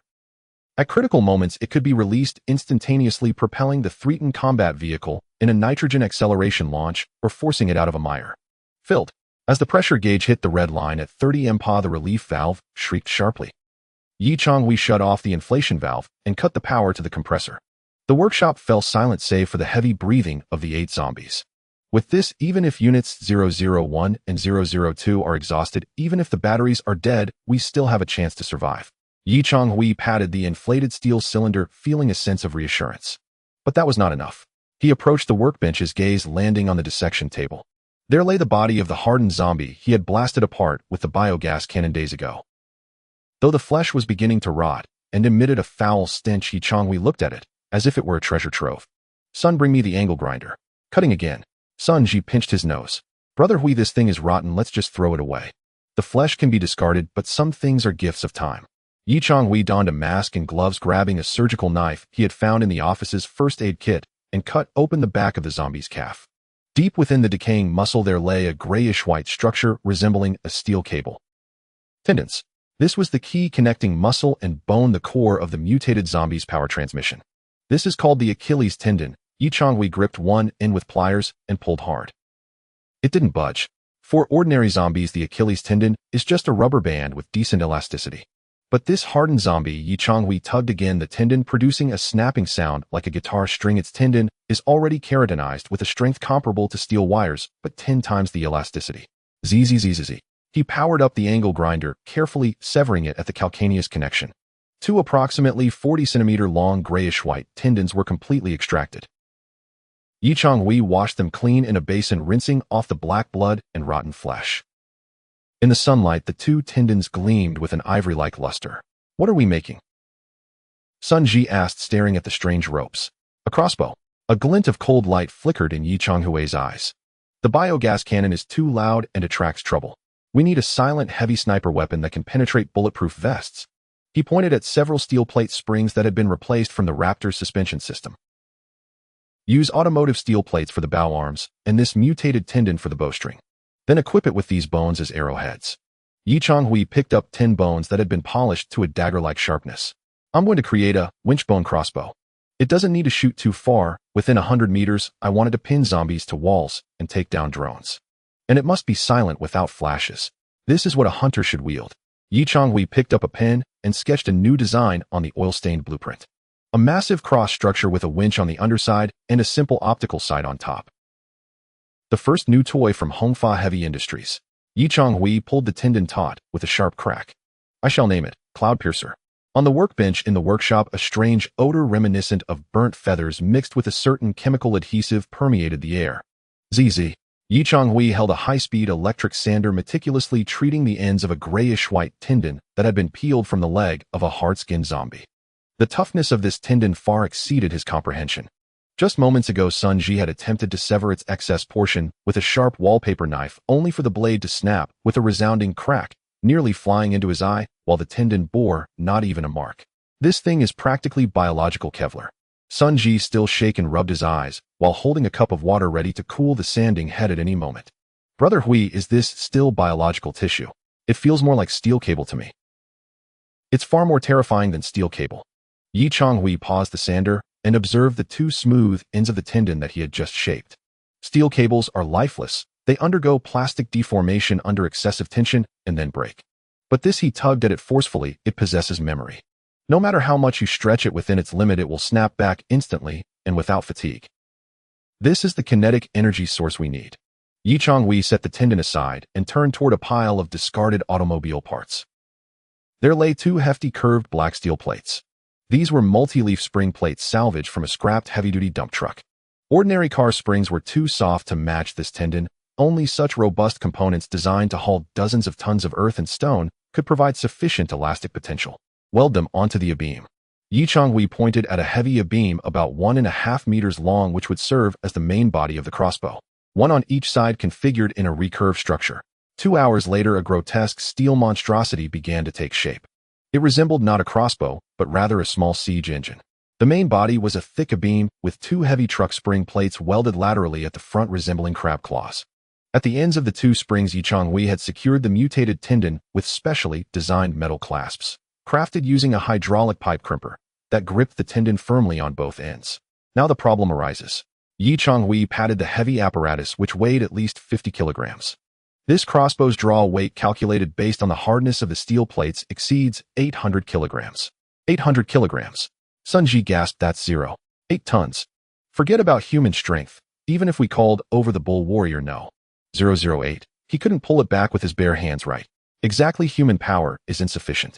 Yi Changhui walked to the other end of the workbench and picked up an electric winch salvaged from the front bumper of an off-road vehicle. So we need to install a booster for it. This was a brilliantly designed mechanical structure. He affixed the electric winch to the rear of the beam, connecting the steel cable to a sliding hook. When it was time to draw the bow, pressing the winch switch would activate the motor retracting the steel cable and pulling the slider, which would engage the tendon bowstring. Under the gearing's reduction and torque amplification, it would gradually pull back. For the trigger mechanism, Yi Changhui opted not for a simple hook, as ordinary hooks could not withstand such a massive draw weight. Instead, he emulated ancient crossbows, designing a rolling nut structure. This was a cylindrical steel piece with a notch that caught the bowstring, normally immobilized by a blocking iron. When the trigger was pulled, the blocking iron would drop, allowing the cylinder to rotate freely and instantaneously release the bowstring. Click, click, click. Yi Changhui conducted the first test of the empty draw with no tendon attached, merely testing the slider. The winch emitted a powerful ratcheting sound. The slider glided smoothly along the greased track until it was abruptly halted by the trigger's locking mechanism with a satisfying clack. The mechanical structure is perfect. Yi Changhui nodded in satisfaction. Next comes the ammunition. He glanced at the 10 sharpened finger bones, polished to a dagger-like sheen. These were the claws of the hard-skinned zombie, possessing hardness comparable to alloy steel, and they had intrinsic armor-piercing attributes. Ordinary wooden shafts won't suffice. They couldn't withstand such a sudden acceleration and would immediately shatter. Yi Changhui fetched a solid threaded steel rod with a diameter of 12 mm. He threaded one end of the rod, drilled holes into the finger bones, and screwed them on like a bolt, then sealed them with AB glue. At the arrow's tail, he welded on 3 thin iron plates as fletchings to stabilize flight. This arrow weighed a full pound. In hand, it felt heavy, akin to a short spear. This isn't an arrow, Sun Ji assessed. This is clearly a flying nail. What we need is a nail, Yi Changhui replied coldly, the kind that can pierce through steel plates. As evening descended, the setting sun painted the auto repair shop a blood-red hue. They moved to a corner of the outer wall, designating it as a test firing range. Yi Changhui secured the heavy bone crossbow named Piercing Cloud beside the turret of the Raptor combat vehicle. It flanked the biogas cannon on one side and formed a dual firepower grid. Target that scrap car door. Yi Changhui pointed at a bulletproof car door salvaged from an armored cash transport vehicle standing 50 meters away against the wall. This door had once withstood bullets reinforced with ballistic fibers and steel plates. Draw the bow. Yi Changhui pressed the winch switch. Boom. The motor whirred to life, the steel cable tightened. The slider latched onto the grayish-white mutated tendon, beginning to pull back. Creak, creak. The 2 steel spring plates from the dump truck emitted an agonizing metallic creaking sound, forcibly bending under immense strain, storing a terrifying potential energy. The tendon stretched taut, quivering slightly in the evening sun, emitting a low resonant hum. Sun Ji instinctively took 2 steps back. He had an unsettling feeling that this device might explode at any moment. If those steel plates snapped back, they could cleave a head clean off. Click. A sharp locking sound resonated. The bowstring was drawn to its limit, wedged firmly into the notch of the rolling nut. At this moment, the stored energy in the crossbow amounted to a full ton. Yi Changhui carefully placed the pound-weighted fingerbone threaded steel arrow into the arrow slot. The pale bone-like glimmer of the arrowhead pointed menacingly toward the distant bulletproof door. Watch closely, Sun Ji. Yi Changhui stood in the truck bed, gripping the handle behind the bow mechanism, his eyes close to a rudimentary optical sight salvaged from a toy airgun. The crosshairs zeroed in on the faded security lettering on the door. He took a deep breath, held his breath. Fingers gently squeezed the trigger, modified from a brake handle. No flash of fire. No explosion. Only a single sound. Bang. The noise was not loud. Compared to the roar of the biogas cannon, it could be considered silent. It sounded akin to a tightly wound guitar, string snapping suddenly, short, muffled, yet reverberating through the air with a tearing intensity. The mutated tendon rebounded and reset in a millisecond. The immense kinetic energy was transferred instantly to the threaded steel arrow. The pound-weighted steel short spear traced a trajectory through the air, leaving behind a fleeting silhouette imperceptible to the naked eye. An explosive shockwave erupted in front of the arrowhead, appearing and dissipating in an instant. 50 meters was virtually negligible for such a heavy arrow with a launch speed approaching that of sound. In the blink of an eye, clang! The bulletproof door echoed with a tremendous crash, vibrating violently as dust and rust cascaded down. Even the red brick wall behind the door exploded into a cloud of red powder. Hit! Sun Ji raised his binoculars. Hit! Yi Changhui released the trigger, rubbing his shoulder, which had gone numb from the recoil. The two jumped down and dashed over to assess the damage. When Sun Ji beheld the door, he gasped in shock. The threaded steel arrow had completely embedded itself in the door.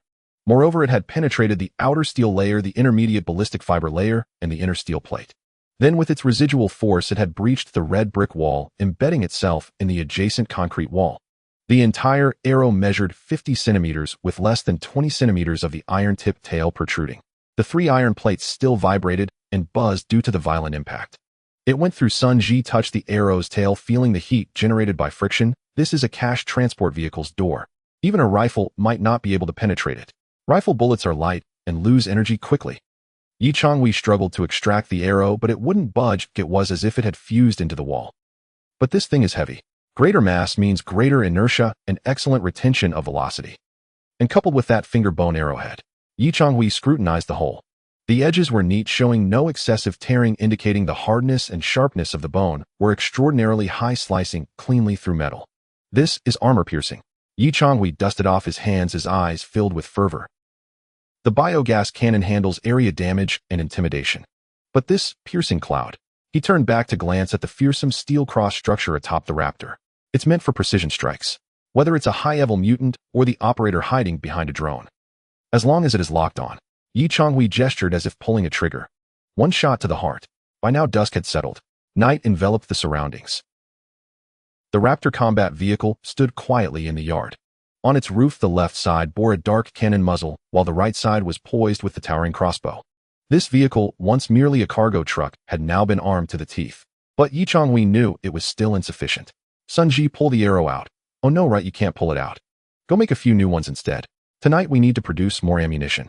I have a feeling. Yi Changhui lifted his gaze toward the deep night sky in the northwest. Our guests are arriving soon. The night was as dark as ink, shrouding the lifeless Jiang city. Only the occasional sounds of zombie growls and the distant thuds of collapsing unknown structures reminded the survivors that this world had gone mad. On the rooftop platform of Hongfa Heavy Industry, Sun Ji wrapped himself in an old military coat he had found in the office, holding a pair of binoculars in his hand, as he mindlessly counted the number of zombies wandering outside the blast wall. 1, 2, 3. Sun Ji, on feeling his eyelids grow heavy.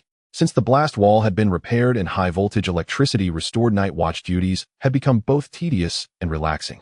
The zombies were like moths drawn to a flame. Occasionally, a few foolish ones would collide with the electric net, sizzling into charred remains, much like an automatic mosquito zapper. If only I had a smartphone to scroll through Douyin, Sun Ji muttered, reminiscing about the days spent in bed watching videos until dawn. Just as he prepared to lower the binoculars and change his position to continue his days, a faint piercing sound cut through the night air. Then in the northwestern sky, about 3 to 4 kilometers away, a red light suddenly ascended. It climbed slowly, clearly not a meteor. When it reached its zenith, it exploded with a pop, transforming into a burst of red fireworks suspended in the air for an unusually long time. It was a standard military red signal flare. Against the backdrop of the pitch-black wasteland, that red glow appeared like a drop of blood on white paper, shockingly bright. Shit! Sun Ji snapped to attention, nearly dropping his military coat. He quickly raised the binoculars, adjusted the focus, and fixated on the area beneath the red light. There lay a sprawling complex of buildings, their orderly outlines discernible even in the darkness. We go. Wake up. Sun Ji grabbed the walkie-talkie, his voice urgent. Something's happening. Northwest. Signal flare. In the workshop office on the first floor, Yi Changhui was not asleep. He was examining the trigger structure diagram of the Chuan Yun crossbow under the desk lamp, attempting to improve the somewhat stiff sear. Hearing the shout from the walkie-talkie, he abruptly halted, the tip of his pencil breaking against the paper. Signal flare. Changhui snatched the map from the table and dashed out of the office. By the time he reached the rooftop platform, the flare's brightness had begun to dim, slowly descending. But that was enough. Changhui raised the rangefinder with night vision, aiming it at the location where the light was falling. Distance 3.6 kilometers, azimuth 330 degrees, landmark identification, multiple low-rise teaching buildings, large factory-style structures. That location is. Changhui crouched down, using his flashlight to quickly compare it against the Jiang city maps spread on the ground. His finger traced the abandoned streets, finally stopping at an area circled in red. Jiang City Vocational Technical College. Just as I thought, a glimmer of excitement flashed in Changhui's eyes. School. Sun Ji was taken aback. What's there besides students? Could it be surviving students calling for help? If it were an ordinary university, aside from the abundance of zombies, it wouldn't hold much value. Changhui's finger pressed heavily on a building marked as the training center on the map. But this is a vocational school, a provincial key mechanical processing training base. There are lathes, milling machines, drill presses, and possibly even CNC machining centers. Changhui looked up toward the last remnants of twilight. For us, that place is worth more than a treasury. So this signal flare. Sun Ji gazed at the now extinguished night sky. Is someone calling for help? Or gathering teammates? Regardless, it implies that things are quite lively over there. Changhui folded the map, a cold smile creeping across his lips. If it's a call for help, it indicates a significant number of zombies or mutated creatures have forced people into a corner. If it's a gathering, it means other factions have set their sights on that prize and are organizing an attack. Whichever the case, it signifies chaos. Chaos is a ladder. Changhui patted Sun Ji on the shoulder. Stop counting zombies. Let's head downstairs. What for? Prepare the vehicle. Changhui strode towards the staircase. Since someone has set the stage, how can we not join the fun? Are we going to save people? Sun Ji asked. Save people? Changhui scoffed, not breaking stride. We're here to stock up. While they're busy fighting each other, we'll go seize those unattended machines. 10 minutes later, in the first floor workshop, the once silent Hongfa heavy industry came back to life. Zzz. Changhui pressed the power switch for the Raptor battle vehicle's rear compartment. Zombies 001 and 002 were snoozing peacefully on the roller rack. After several days of rest, their condition had improved significantly. Time to wake up, gentlemen. Changhui tossed a piece of leftover braised pork from the night before into the cage. Roar. The moment they caught the scent of meat, the two zombies sprang up as if electrocuted. They fought over the piece of meat, emitting beast-like roars. Eat up. A full stomach gives you the strength to run. Changhui checked the transmission chain of the roller, ensuring it was well lubricated. Then he moved to the front of the vehicle. The recently filled high-pressure air tank 30 MPa hung quietly beneath the chassis. This was the Raptor battle vehicle's blink skill, its trump card for survival. On the roof, the biogas explosive cannon was loaded with a fresh mixture of gas. Although it lacked projectiles, inserting a steel ball would transform it into a cannon. On the turret base beside the passenger seat, the newly installed Chuan Yun crossbow radiated a chilling aura. The two steel plate springs from a dump truck resembled a pair of demonic wings spread wide. How many arrows do we have? Changhui asked. 9. Sun Ji pointed to the quiver under the passenger seat. They were just made tonight with bone tips, rebar shafts, and weights. And the net guns, Sun Ji added, patting the 3 pneumatic net guns in his arms. They're fully charged with 20 rounds of net darts. Good. Changhui checked his own gear. He had a screwdriver and a large wrench clipped to his belt. A homemade shotgun made from seamless steel pipes rested on his back, capable of firing one shot sufficient for close combat defense. Of course, most importantly, he had brought along a battery-powered handheld angle grinder. This was for cutting the anchor bolts securing the machines. The objectives for this mission are clear. Changhui stood in front of the vehicle, making the final tactical deployment. First, stealth. We're going to steal, not fight. Unless necessary, avoid firing the biogas cannon, it's too loud. Second, mobility. If we encounter an unbeatable enemy like the regular army behind that drone last time, immediately engage the jet boost and escape. Third, and most importantly, Changhui locked eyes with Sun Ji. If we encounter any survivors, don't get soft-hearted. Until safety is confirmed, anyone could be a potential enemy. Understood. Understood. Sun Ji tightened his grip on the net gun, feeling a bit nervous, but his gaze now firm. After half a month of scraping by in this wasteland, he was no longer the scared little security guard. Get in the vehicle. Boom. The roller shuttered, doors slowly lifted. The darkness before dawn was at its thickest. The streets lay deserted save for the sound of the wind rustling through scraps of old newspapers. The Raptor battle vehicle had no engine noise and no headlights. Changhui donned a makeshift night vision device made from a red infrared light and display screen salvaged from a surveillance camera. The view was a ghostly green but sufficient to discern the road ahead. He pressed down on the bait throttle marked silent, extending it halfway to keep the zombies at a slow walking pace. Click click. The rollers turned slightly. The Raptor battle vehicle moved like a massive ghost silently gliding through the fortress gates. On the blast wall behind them, the words private property appeared in an eerie black through the night vision. The vehicle drove onto the main road heading toward the northwestern area that still flickered with faint lights. Huiga, who do you think fired that signal flare? Sun Ji whispered, as if afraid of startling the zombies along the roadside. Whoever it is. Changhui grasped the steering wheel, his gaze fixed ahead through the ghostly green screen. They're definitely in a precarious situation. And this is our opportunity. At this moment, there were still 5 kilometers to Jiang City Vocational College. A game of survival, plunder, and human nature was about to unfold in that abandoned campus. And Changhui was driving his battle vehicle accompanied by a zombie engine ready to partake in this chaotic feast. The darkness before dawn had passed, yet the sun did not rise as expected. A heavy morning fog enveloped the northern district of Jiang City. The milky mist flowed among the ruins, obscuring the jagged remnants of walls and structures, as if the entire world was shrouded in a layer of ashen gray. Click click. The distinctive sound of the chain drive from the Raptor battle vehicle echoed clearly through the fog. Changhui parked the vehicle behind a billboard at an intersection just 500 meters from the front gate of Jiang City Vocational Technical College. Brother Hui, something feels off. Sun Ji leaned against the passenger window. Despite the fog diminishing the effectiveness of his binoculars, he sensed something was amiss. It's too quiet. On this route, we haven't encountered a single decent zombie.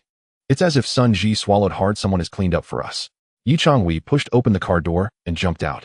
He walked to the roadside greenery and squatted beside a fallen zombie. The corpse had already stiffened, appearing to have died within the last 6 hours. Changhui donned gloves and turned the zombie's head.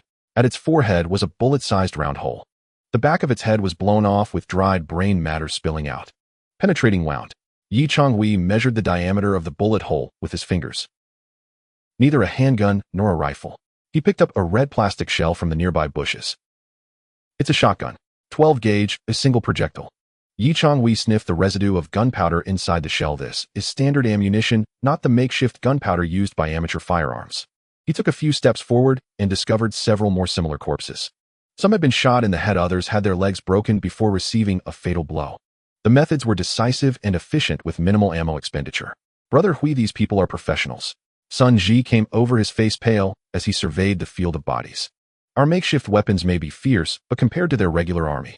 Not necessarily a regular army, but definitely a trained paramilitary organization. Changhui discarded the shell, his expression growing serious. The signal flare from last night was within this area.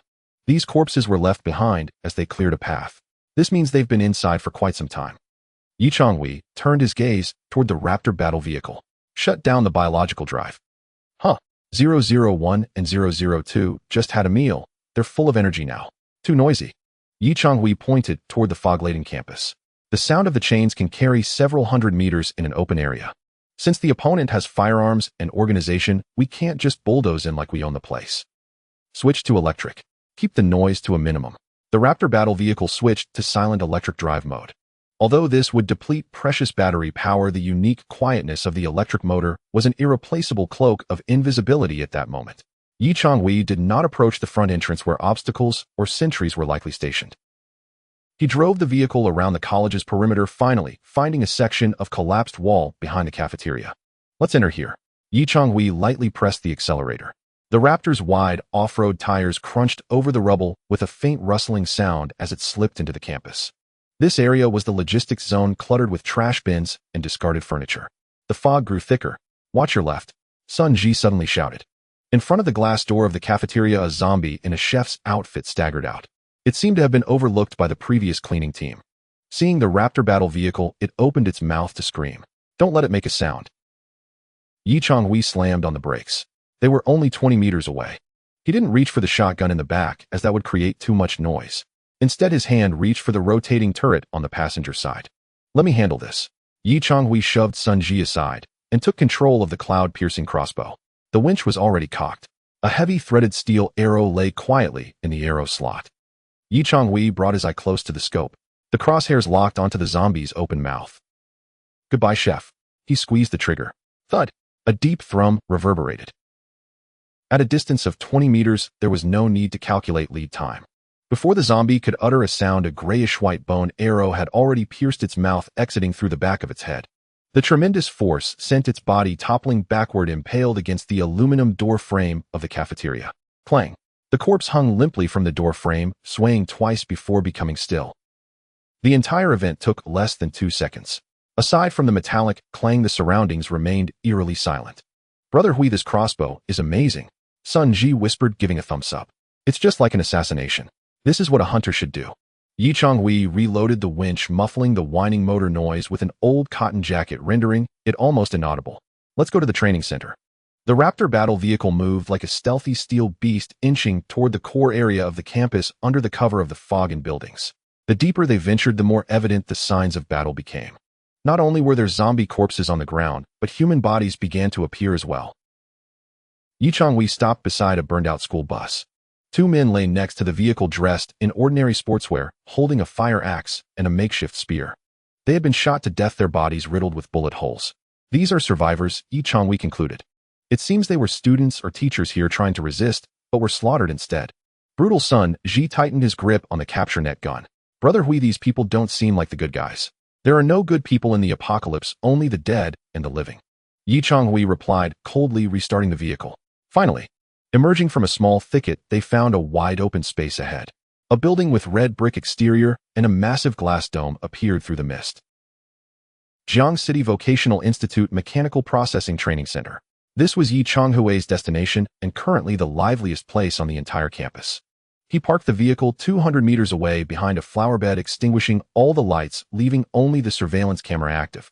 The 2 men lay on the car roof, observing the situation ahead through the crossbow's scope.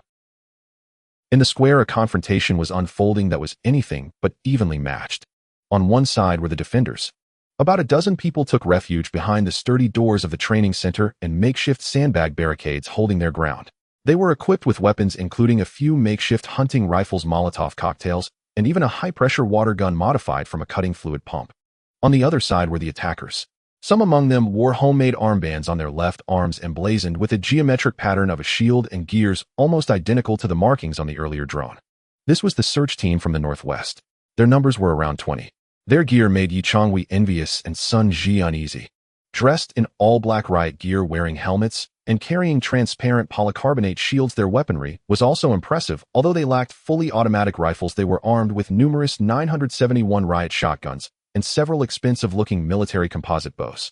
Moreover, at the back of their formation, they had a gun designed to launch tear gas. Professional Yi Changhui assessed this is standard riot control tactics. Shields advance, shotguns suppress, and tear gas drives them out. Brother Hui, look at that. Sun Ji pointed at the back of the attacking group. 2 modified pickup trucks were parked there. One truck's bed was already filled with boxes and supplies. The other. Yi Changhui adjusted the focus of the scope. The tailgate of that pickup was lowered and several burly men dressed in black were shouting orders using a manual forklift to push a massive object onto the truck. The object was covered with green canvas, but its cast iron base and the casing of the servo motor were visible. Yi Changhui's heart skipped a beat. That was a C6132 model lathe. No, looking at that control panel. It's a small CNC lathe. Though small, intended for educational purposes, it was precisely what Yi Changhui desperately needed. A larger model would be impossible to transport, but this compact one could fit perfectly in the Raptor's bed. I found it. Yi Changhui's breathing became heavy. They're moving. That's my lathe. At this moment, the battlefield was on the brink of eruption. A man who appeared to be the leader of the attackers, holding a loudspeaker, crouched behind a pickup and shouted, "Listen up inside. This is your last warning. We want that doctor. And those few machines. As long as you hand over the other equipment, we can leave you some food and let you go free. Otherwise, once the tear gas comes in, you'll all become zombie fodder." Inside the training center, a young voice responded, tinged with tears. "Bullshit. Those who surrendered earlier have already been killed by you. We would rather die than come out." Bang. A Molotov cocktail was hurled from a second-floor window, but it caused little damage against the riot shields, merely igniting a small fire on the ground. The leader grew impatient. He waved his hand. "Since you refuse to cooperate, we'll launch a direct assault. Group 1, shield cover. Group 2, breach the door. Group 3, move quickly. Secure that lathe, and let's retreat. The gunfire here will attract a horde of zombies. They don't linger." With the orders given, the riot squad began to advance in an orderly fashion. Bang, bang, bang. Shotguns roared to life, sending a hail of pellets sparking against the training center's doors. Meanwhile, the pickup carrying the lathe revved its engine, billowing black smoke. Brother Hui, they're getting away. Sun Ji panicked. The lathe is going to be taken. Don't rush. Yi Changhui's fingers gently tapped the trigger guard of the crossbow. He was calculating. Calculating distance, calculating angle, calculating timing. Rushing out now would be suicide. The enemy had 20 guns, and while the Raptor was armored, it could not withstand concentrated fire. He needed to create chaos. He needed to muddy the waters. Yi Changhui's gaze swept over the edge of the square. There were several manhole covers and a few zombies wandering nearby, drawn by the gunfire. Sun Ji, get the net gun ready. Yi Changhui suddenly aimed the crossbow not at the enemy, but at a utility pole on the side of the square, which had high voltage lines running along it. There was an insulated porcelain bottle securing a fixed cable. If he shattered it, the electrified wire would fall, landing right on the riot squad's flank. We're not here to save anyone or kill anyone. Yi Changhui's lips curled into a cruel smile. We're here to add some drama for them. Ready, fire. Yi Changhui squeezed the trigger. Thud. The bow and arrow flew free. At that moment, the pickup carrying the lathe had just engaged reverse, ready to turn and flee. The riot squad's shield bearers had just advanced to the door, preparing to smash through the last line of defense. This arrow would decisively alter the course of the battlefield. Bang! The low, resonant sound of the string was nearly imperceptible amid the cacophony of gunfire and explosions. Yet through Yi Changhui's scope, the white, insulated porcelain bottle shattered into countless fragments in an instant. The taut high-voltage transmission line lost its support. Although the power grid had long been shut down, the aged lines of this campus often contained not just wires, but also mixed in were still active emergency lines or backup capacitor discharges. More importantly, the weight and elasticity of the cables themselves added to the chaos. Whoosh, crack. The thick black cable lashed down from the air like an enraged python rushing through the wind with a fierce howl. Its target was precisely the shield wall of the riot control team on the left flank. Though no electrical sparks flew, the kinetic energy of the rubber-coated copper cable plummeting from several meters above was still terrifying. Watch your heads. A Keeney team member shouted in panic, but it was too late. The cable struck heavily against the helmets of two shield bearers. Thud. Even with the Kevlar helmets, the immense impact felt as if they had been struck by a hammer, causing them to lose their balance and tumble to the ground with their shields. The originally tight shield wall now sported a gaping hole. My arm. One team member was swept by the end of the cable, causing his shotgun to fly from his grasp. But this chaos was not the deadliest aspect. The true danger lay in the disorder. The riot control team, which had been advancing with methodical precision, was caught off guard by this sudden, heavenly lash. They suspected it was a trap set by survivors within the building, or perhaps an attack from mutated zombies. Scatter. Watch above. There's an ambush.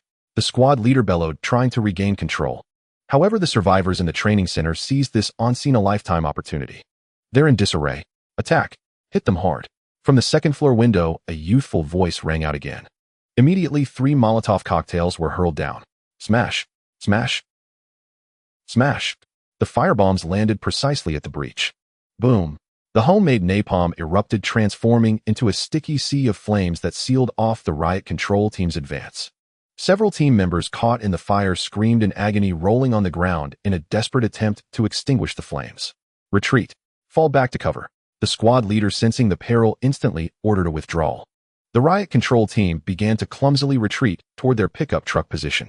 At the edge of the battlefield, the driver of a pickup truck loaded with a small CNC machine was clearly terrified by the chaos unfolding before him. He was a typical logistics personnel who wished to avoid confrontation and simply wanted to safeguard the valuable equipment. Captain, the fire is too intense. I'm taking the cargo first. The driver shouted into the intercom without waiting for the captain's response, shifting into reverse and flooring the accelerator. Vroom. The pickup truck's engine roared, its tires screeching against the ground as it sped toward the campus gates. This was the moment Yi Changhui had been waiting for. The prey is moving. Yi Changhui lowered his crossbow, a chilling smile curling at the corners of his lips. Hang on tight, kid. We're going to intercept. Yi Changhui slammed the accelerator of the Raptor battle vehicle. Zing! The Heightwork motor erupted in an instant. The Raptor, lying in wait behind the mist and flower beds, leapt forth silently, like a cheetah poised for the hunt. In the campus, the sounds of gunfire, screams, and explosions melded into a cacophony, and no one noticed the black beast surging from the side. The pickup truck sped recklessly along the main road of the campus. The driver, glancing back at the flames, was terrified that a firebomb might land on his vehicle. As he approached its junction, two blinding beams of light suddenly pierced through the fog from the left. That was Changhui's searchlights. What the hell? The driver instinctively squinted, jerking the steering wheel. But it was too late. The front end of the Raptor, reinforced with I-beams and bone armor, slammed into the pickup side at 30 km/h with the weight of 3 tons of inertia. Hold on tight, Changhui roared. Clang! The sickening metallic crash resonated throughout the campus. The side door of the pickup crumpled inward by half a meter, the glass shattering into countless shards. The entire vehicle was shoved sideways, with 2 right side wheels lifted off the ground, nearly flipping over. Screech, crash. The pickup was forcibly pinned against a plane tree at the roadside, unable to move. Inside the truck bed, the heavy CNC machine collided with the rear windshield with a loud bang, half its body embedding into the driver's cabin. Cough, cough. In the Raptor, Changhui had already removed the airbags, avoiding the chaos they could have caused, but the tremendous impact still left both men dizzy. Fortunately, the Raptor was built solid, coupled with the thick bone armor and crash beams the front, and only suffered minor deformation, with one headlight shattered. Don't get dizzy. Get to work. Changhui shook his head, the first to regain his senses. He flung open the door, wielding his homemade single-shot shotgun and donning a fire department gas mask. Kid, the net gun. At that moment, inside the pickup, the driver, bloodied from the airbag, groggily attempted to unbuckle his seatbelt. He saw a figure in a gas mask holding a makeshift gun, standing like a demon at the shattered window. No, don't kill me. The driver raised his hands in surrender. Get out. Changhui pressed the gun against the driver's forehead, his tone icy. The truck belongs to me. Your life is yours. Scram. The driver, feeling like he had been granted a reprieve, scrambled out of the other door and fled into the mist without looking back. Brother Hui, it seems the riot control team over there is reacting. Sun Ji stood in the truck bed, holding the net gun and pointing into the distance. Over there, the squad leader of the riot control team had clearly heard the sound of the collision. Someone's intercepting the cargo. Team 3, follow me. Eliminate them. The squad leader roared, charging forward with 5 or 6 armed team members, their presence imposing. Distance 150 meters. As they ran, they raised their 97 type riot guns. Bang, bang. The shotgun pellets struck the Raptor's body, producing a clanging noise. Although they didn't pierce the armor, the sound was unnerving. They have guns. We can't hold them off. Sun Ji shouted, cowering behind the riot net. Who said we need to hold them off? Changhui glanced at the CNC machine in the truck bed. Fortunately, while it had crashed into the driver's cabin, the machine itself was structurally sound and appeared intact. We're taking this truck with us. Changhui jumped into the driver's seat of the Raptor. How are we going to take it? This pickup is totaled. Then we'll tow it. Changhui shifted into reverse, pulling the Raptor back 2 meters to create distance. Then he shifted back into drive, gently pressing against the rear of the pickup, which had a tow hitch. Kid, get down and attach the chain. Hurry. Go out in the line of fire to attach the chain. Sun Ji stared at the advancing riot control team bullets, already starting to shatter nearby branches. I have a way to suppress them. Changhui's hand reached for the red pull cord above, the methane explosive cannon. Though he had previously said to avoid firing, now was a time when it was unavoidable.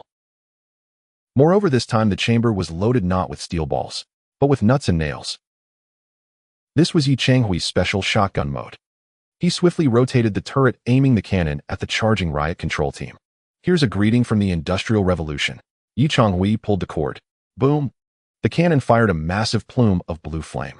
Dozens of rusty nuts and nails exploded outward in a fan-shaped spray propelled by the shockwave. This was a super shotgun. Though its range was not far, its coverage was immense at 100 meters. The 2 front-running riot control team members, despite holding shields, could only hear the clattering of the flying nails against their shields, some even embedding into their thighs and arms.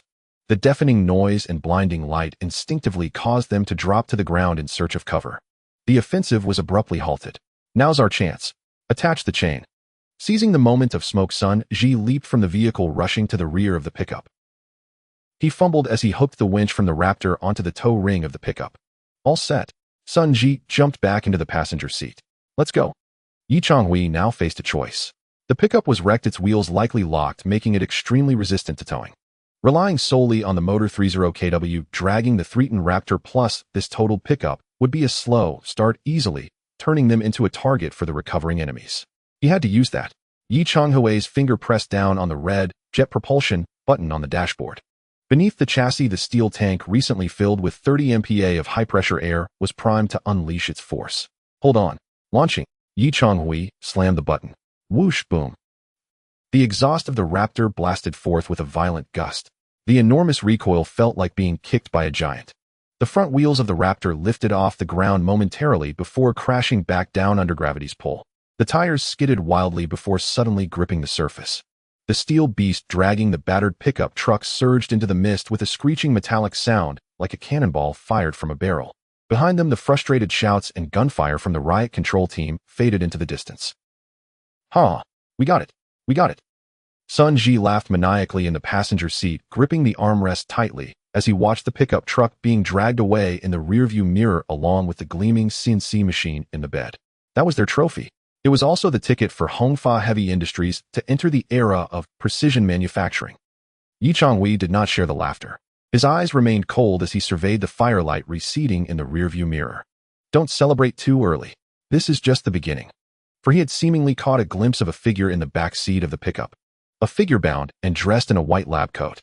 Gee puff. Beneath the chassis of the Raptor battle vehicle, the violent jet propulsion faded away like a deflated balloon disappearing with a feeble sigh. The high-pressure gas tank was empty. Deprived of this formidable thrust, the harsh reality of physical laws came crashing down. The Raptor itself weighed 3 tons while the scrapped pickup truck it towed along with the machine tools aboard added at least another 2 tons. 5 tons in total relied solely on the 30 kilowatts motor of the Raptor for propulsion. Virum. The motor emitted a strained electrical hum. The speed, which had once catapulted to 60 km/h, plummeted to 30 km/h and continued to decline. It was akin to a sprinter suddenly burdened by a massive millstone. Brother Hui, slow down. We can't run anymore. Sun Ji glanced at the dashboard, beads of sweat streaming down his forehead. Of course, we're hauling 2 tons of iron back here. Yi Changhui pressed the accelerator to the floor, yet the vehicle crawled like a snail. At that moment, they had just burst out of the small square of the training center and onto the main avenue of the campus. In the thick fog, the roar of an engine echoed behind them. It was not the raucous noise of a dilapidated pickup, but the deep growl characteristic of a high-displacement off-road vehicle. Tat-a-tat. Several bullets struck the armored back of the Raptor, igniting a shower of sparks. They're catching up. Sun Ji saw in the rearview mirror a modified black SUV tearing through the fog like an enraged rhinoceros, closing in within 50 meters. The sunroof of the vehicle opened, and a fully armed team member aimed a Type 97 riot gun, firing in bursts. Though a shotgun's effectiveness diminished at 50 meters, the sound rattled the Raptor, unnerving its occupants. Are these people crazy? They dare to race in this thick fog? Sun Ji exclaimed, shrinking his neck. That's a machine tool. Yi Changhui snorted. In this industrial wasteland, a CNC machine is worth more than 10 women. They have every reason to risk it. What should we do? At this speed, we'll be caught and have our tires shot out. Then let's give them some trouble. Yi Changhui yanked the steering wheel. The Raptor dragging the pickup truck abruptly veered into a narrow side street that should have been straightforward. The roadside sign read Student Dormitory Area. Brother Hui, that's the dorms. It's crawling with zombies. Sun Ji gasped. Exactly what we need, lots of zombies. Yi Changhui's gaze turned icy. These riot squad members are well-equipped and highly skilled. We'd surely be at a disadvantage in an unknown confrontation. But they have a fatal weakness. What is it?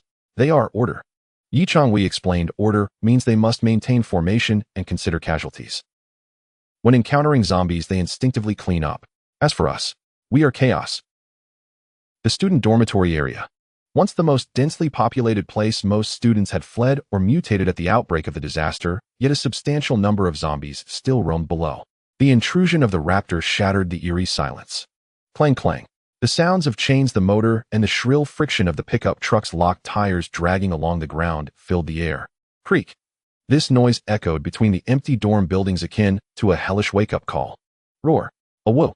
The zombies, previously dazed in flower beds, hallways, and shadows, suddenly sprang to life. A dense mass of dark figures surged from all directions, rushing toward the source of the noise. They're coming. All of them. Sun Ji watched the rotting faces outside the window, feeling a chill run down his spine. Don't mind the sides, keep an eye on the rear. Yi Changhui maneuvered the Raptor like a battering ram, forcing a path through the horde. The vehicle's ironclad front and armored shell proved immensely effective. Shoving aside a few ordinary zombies hardly affected their speed. However, the pursuers behind were not as fortunate. The black SUV barreled into the dormitory area right after them. Yet the zombies did not all pursue the fully armed raptor. They found an easier target. That target was the scrapped pickup truck being towed behind. The pickup's door had just been smashed, revealing machine tools in the bed and even a living person in the back seat. Roar! Dozens of zombies lunged at the pickup. They clung to the sides, climbed onto the door, and some even attempted to crawl into the back seat. The weight of the pickup surged instantly.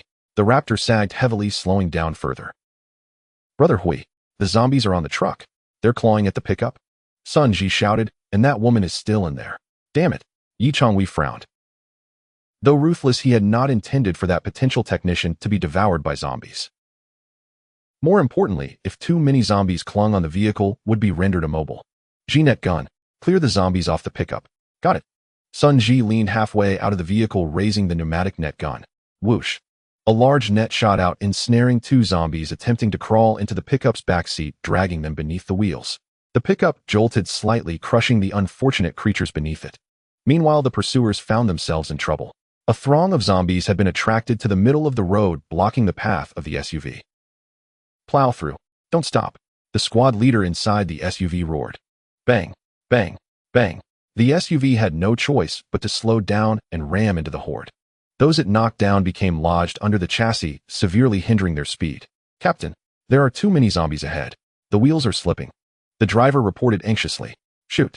Clear a path for us. The gunner in the SUV shifted focus, no longer targeting the raptor, but unleashing a hail of bullets at the zombies ahead.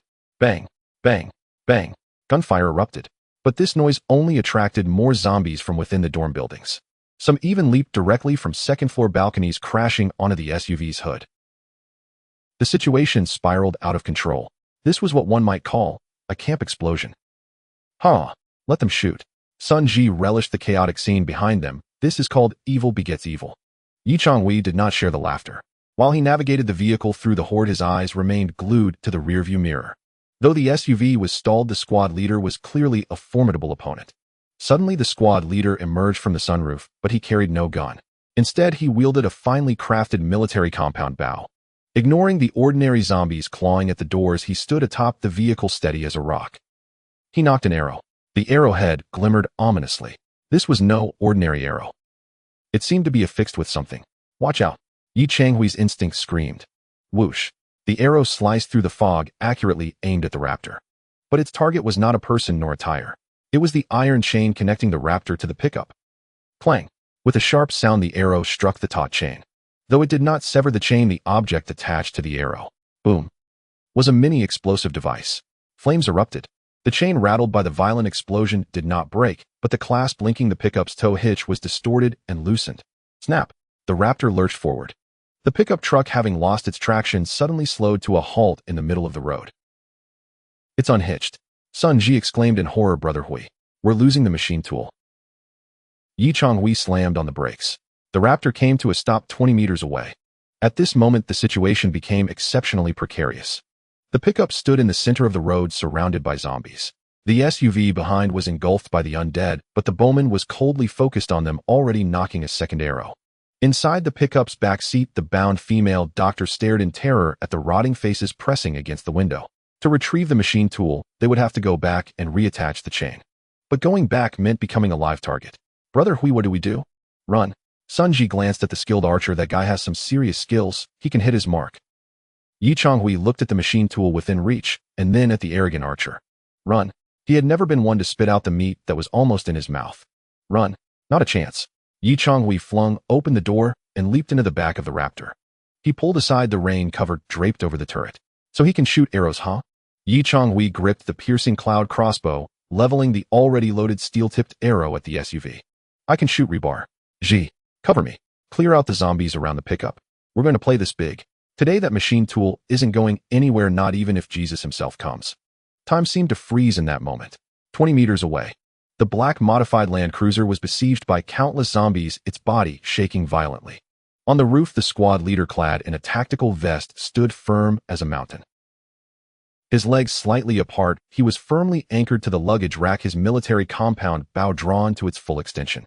This time his arrow was not aimed at the iron chain, but directly at the cockpit of the Predator vehicle, or more precisely at Yi Changhui, who had just leaped into the rear compartment, trying to operate the crossbow. The red, tubular object tied to the arrowhead gleamed ominously through the mist. Dierat. A cruel smile curled at the corners of the squad leader's mouth. He was confident that this arrow would shatter the oblivious survivor into pieces. Opposite him, Changhui knelt in the rear of the Predator, gripping the handle of the Chuan Yun crossbow, his eyes fixed on the cheap 4x scope. His heart raced, but his hands were as steady as granite. This was not a shooting game. It was a contest between two hunters. The opponent had explosive arrows, but he possessed something even more terrifying. Don't move, grandson. Whatever you do, don't move. Changhui growled, halting Sun Ji, who was about to reverse or evade. Because once the vehicle moved, his aim would be thrown off. In these critical moments of life and death, he had to gamble. He had to bet that his crossbow was faster, fiercer, and more powerful than the opponent's bow. The squad leader's finger released the bowstring. Whoosh! The distinctive sound of the compound bow slicing through the air resonated. The death-laden explosive arrow was released. Almost simultaneously, Changhui pulled the trigger on the modified brake handle. Bang! The sound of the string snapped was as heavy as a hammer striking the chest. The two steel plate springs from the dump truck unleashed their long-stored, terrifying potential energy in an instant. The bowstring made from mutated tendons drew a phantom in the air. There were no flames, no smoke. Only pure, violent, unreasonable kinetic energy. The heavy arrow weighing a pound with a tip sharpened from a hard-skinned zombie's bone, and a shaft made of solid rebar shot forth in a nearly straight trajectory. The two arrows passed each other in midair. The squad leader's arrow was quick, but its weight aimed for explosive power caused it to drop slightly. As for Changhui's arrow, it was too heavy yet also too fast. It pierced through the air like an armor-piercing round, disregarding air resistance and distance. What? The squad leader's pupils constricted sharply. He saw the gray-white afterimage. But he had no time to react. It was not aimed at a person. Changhui's target had never been that agile figure. Because a person could dodge, but a vehicle could not. Clang! A deafening metallic crash drowned out all the screams on the battlefield. The terrifying rebar arrow struck the Land Cruiser's hood with precision. If it were an ordinary arrow, it would have ricocheted off the steel plate. But this arrow's tip was harder than steel, its shaft was constructed from rebar, its propulsion came from 2-ton truck springs. It tore through the hood's steel as if it were paper. Then with residual force, it plunged violently into the engine compartment. Crack! A crisp sound echoed. The high-speed rotating V8 engine block was brutally pierced by the steel spear. The pistons shattered upon colliding with the spear. The connecting rods broke and the crankshaft jammed. Boom, puff. A rush of white steam mixed with black engine oil exploded from the gaping hole in the hood. The off-road vehicle let out a painful wail as the engine abruptly died. Meanwhile, on the roof, though the squad leader was not hit, the tremendous impact jolted the vehicle violently. He slipped, and the explosive arrow he had fired lost its trajectory. Boom! The explosive arrow grazed the roof of the Predator, detonating against a nearby sycamore tree. The trunk was blown apart, burning branches falling directly onto several zombies' heads. My car! The squad leader stared at the billowing smoke rising from the off-road vehicle, his face turning pale. He understood better than anyone what it meant for a vehicle to stall amidst a horde of the undead. Roar! The surrounding zombies, seeing the iron shell become motionless, surged forward like ants. They grabbed the car doors, climbed onto the hood, and some even clutched the squad leader's ankles. Get off! Get off! The squad leader drew his pistol and fired frantically, but against the tide of zombies, it was merely a struggle in vain. Now's the time. Changhui did not take a moment to relish the enemy's plight. He dropped the crossbow and jumped back into the driver's cabin. Sun Ji. Switch places. He'll drive. You hook up. Me again. Sun Ji complained, but his movements were swift, and the two quickly swapped positions in the cramped cabin. Changhui engaged reverse. Virum. The Predator roared back to life. At that moment, the pickup truck loaded with machine tools was just 10 meters ahead. Though there were zombies around, most had been drawn towards the smoking off-road vehicle. This was Changhui's tactic, using the enemy as bait. Reverse. Reverse. Watch out! Changhui shouted as he pressed down the accelerator. The Predator bulldozed through several zombies, blocking the way the rear, crashing forcefully into the front of the pickup. Sun Ji, get out! Sun Ji flung the door open wildly, swinging a large pipe wrench to ward off the approaching zombies. He dashed between the two vehicles. Although the towing chain had been blown off, the chain itself was still hanging from the Predator's rear bumper. He just needed to reattach the other end to the pickup's hitch. Hurry up! That squad leader can't hold out much longer. Changhui glanced in the rearview mirror. Over there, the Land Cruiser was completely engulfed by zombies. Though the squad leader was still firing, he had retreated inside the vehicle. It was only a matter of time. Once the zombies finished with them, they would turn to this side. Stuck. The hitch is deformed. Sun Ji was sweating profusely, struggling to fit the iron chain into the pickup's mangled hitch. Use the wrench to hammer it in. Yi Changhui shouted. Clang. Clang. Sun Ji gritted his teeth, swinging the wrench down hard on the chain's lock. Get in, damn it. Meanwhile, in the pickup's rear seat, the female Dr. Lin Xiao, with her hands bound, stared wide-eyed at the chaotic scene outside. She saw Sun Ji covered in grease, his expression fierce, desperately trying to drive the vehicle away. She didn't know if this was a rescue or if she had just escaped from one wolf's den into another's. Click. A crisp locking sound. Got it. Sun Ji shouted, rolling back into the passenger seat of the Predator. Brother Hui. Go. Let's go. Hold on tight. Yi Changhui hesitated not at all. He didn't rely on the exhausted jet propulsion or the underpowered electric motor. He switched directly to hybrid mode. 001. 002. Get moving. The bait ball shot out. The two zombies in the rear compartment, previously restless, sprang into action. At the same time, the motor delivered full power. Screech. The Predator's four tires gripped the ground simultaneously, unleashing a powerful pulling force. The chain behind them snapped taut. Clang. The pickup, loaded with machine tools, was violently yanked, and even though one wheel was locked, it had no choice but to slide along under the overwhelming force. The convoy surged forward like a steel-hungry serpent, breaking through the mist and escaping the campus. Behind them, in the training center square, despairing screams erupted from the smoking Land Cruiser. Glass shattered. Countless skeletal hands reached inside. The once mighty squad leader, the archer wielding the compound bow, ultimately became breakfast for the horde. His gun, his bow, his vehicle, all reduced to scrap metal. Meanwhile, Yi Changhui had taken away the most valuable asset. 10 minutes later, the Predator, dragging its spoils, cruised along the return highway. Because it was hauling a dead vehicle, the speed remained slow at only 20 km/h. But there were no pursuers around. Yi Changhui removed his gas mask and inhaled the rusty air deeply. Refreshing. He glanced at the rearview mirror, at the dilapidated pickup and the intact CNC machine in the truck bed. This was more than just a machine. It was a barrel, ammunition, precision, valves, the future of everything. Brother Hui, what about that person? Sun Ji pointed to the pickup's rear seat. The female doctor, how do we handle her? First, we take her back. Yi Changhui's expression was cold. If she is a genuine doctor, we keep her. If she's a spy, he touched the screwdriver at his waist. Then we send her to feed No. 005. At that moment, in the pickup's rear seat, Lin Xiao, peering through the shattered window, observed the bizarrely shaped black pickup with two zombies running on treadmills in the bed. Her mind was blank. She had witnessed humanity's cruelty, seen the brutality of the undead. But this, using zombies as batteries, treating enemies as bait, shooting with rebar arrows, was a madness she had never encountered before. What kind of people are these? Lin Xiao murmured, her body trembling with the vehicle's jolts. What she did not realize was that her fate at this moment was already intertwined with that of this crazy Hongfa Heavy Industries. As for Yi Changhui, though this purchase was perilous, the gains not only met expectations but exceeded them, because that arrow had made him aware of a crucial issue. Sun Ji. What is it, Brother Hui? That arrow just now, although it pierced the engine, what if there had been a deviation? Yi Changhui recalled the trajectory from earlier. What if it were hundreds of meters away? The accuracy of the crossbow wouldn't suffice. We need guns.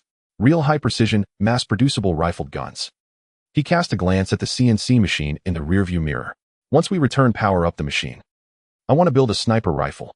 The sky began to drizzle, the fine rain pattering against the hot engine hood, producing a sizzling sound. Beneath an abandoned overpass, the peculiar trailer convoy finally came to a halt. They were 3 kilometers away from Jiang City Vocational College, having successfully shaken off any potential pursuers. Stop, check the goods. Yi Changhui jumped down from the Raptor armored vehicle, donning his gas mask again.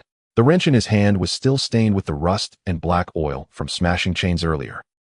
At this moment, the pickup truck looked utterly wrecked. The right door was crumpled like a wrinkled piece of tin foil from the impact, the rear bumper twisted from the chain's pull, and the left rear, while dragged along, had long lost its tire, leaving just a bare rim that sparked against the ground. But Yi Changhui didn't care about the vehicle.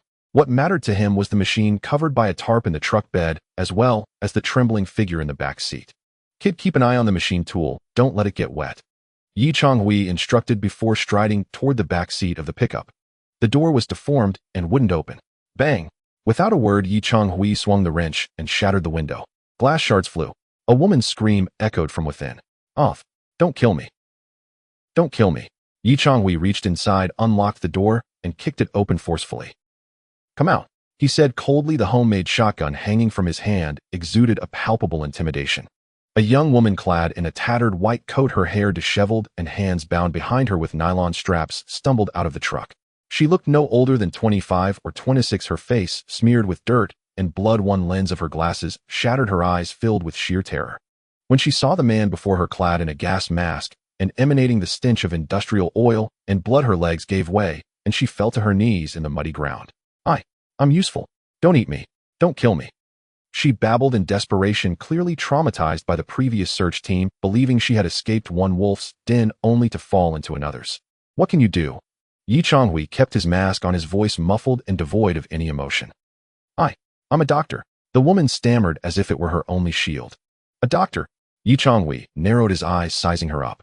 The coat, though soiled, was evidently a standard hospital uniform, with Jiang City First People's Hospital embroidered on the pocket. "What department?" General surgery. "I'm a resident, but I've been in the operating room. I can suture clean wounds and..." "Hands," Yi Changhui interrupted her. The woman froze for a moment, then awkwardly turned her back to him, displaying her bound hands. Yi Changhui squatted down and grasped her hands. Her fingers were slender, nails clipped short, almost bare. At her age, one would expect nail polish or long nails. More importantly, the pads of her index and middle fingers bore a thin layer of callous evidence of long hours wielding scalpels and needle holders, while there were no calluses on her palms, indicative of gripping weapons or manual labor. "Looks like you're not lying." Yi Changhui released her hand and took out a pair of scissors, cutting the straps binding her wrists. "What's your name?" Lin Xiao." The woman rubbed her reddened wrists, still hesitant to look up. "Why did those people want to capture you?" Yi Changhui pointed at the shield gear emblem stuck on the pickup truck. They broke into the hospital and took every living doctor and nurse." Lin Xiao recalled, her voice choked with emotion. "They said they wanted to establish some new order and needed medical resources. Anyone who resisted was killed.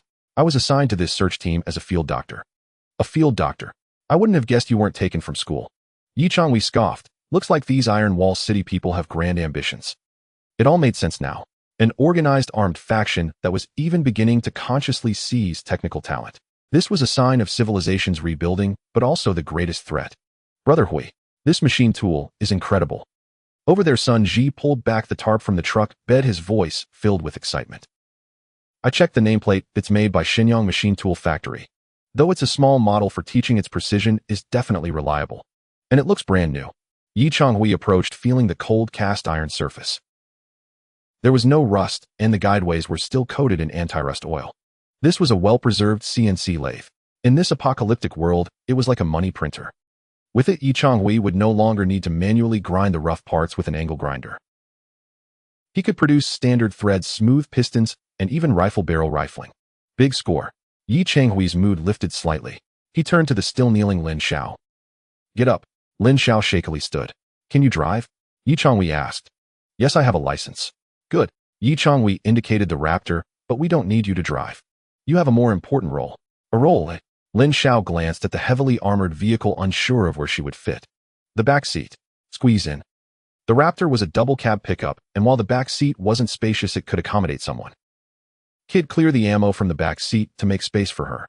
"Got it." Sun Ji replied, tidying up while curiously eyeing Lin Xiao. "Brother Hui, is she really a doctor? Does that mean we won't have to worry about getting sick anymore?" "Don't get too excited." Yi Changhui coldly doused the optimism. "A doctor can save lives, but can also take them. A scalpel can slice a throat faster than killing a chicken." He stepped in front of Lin Xiao, pulling out a new industrial tie. "Extend your hands." No, I'm already untied." Lin Xiao retreated a step in fear. "That was for verification. This is for transport."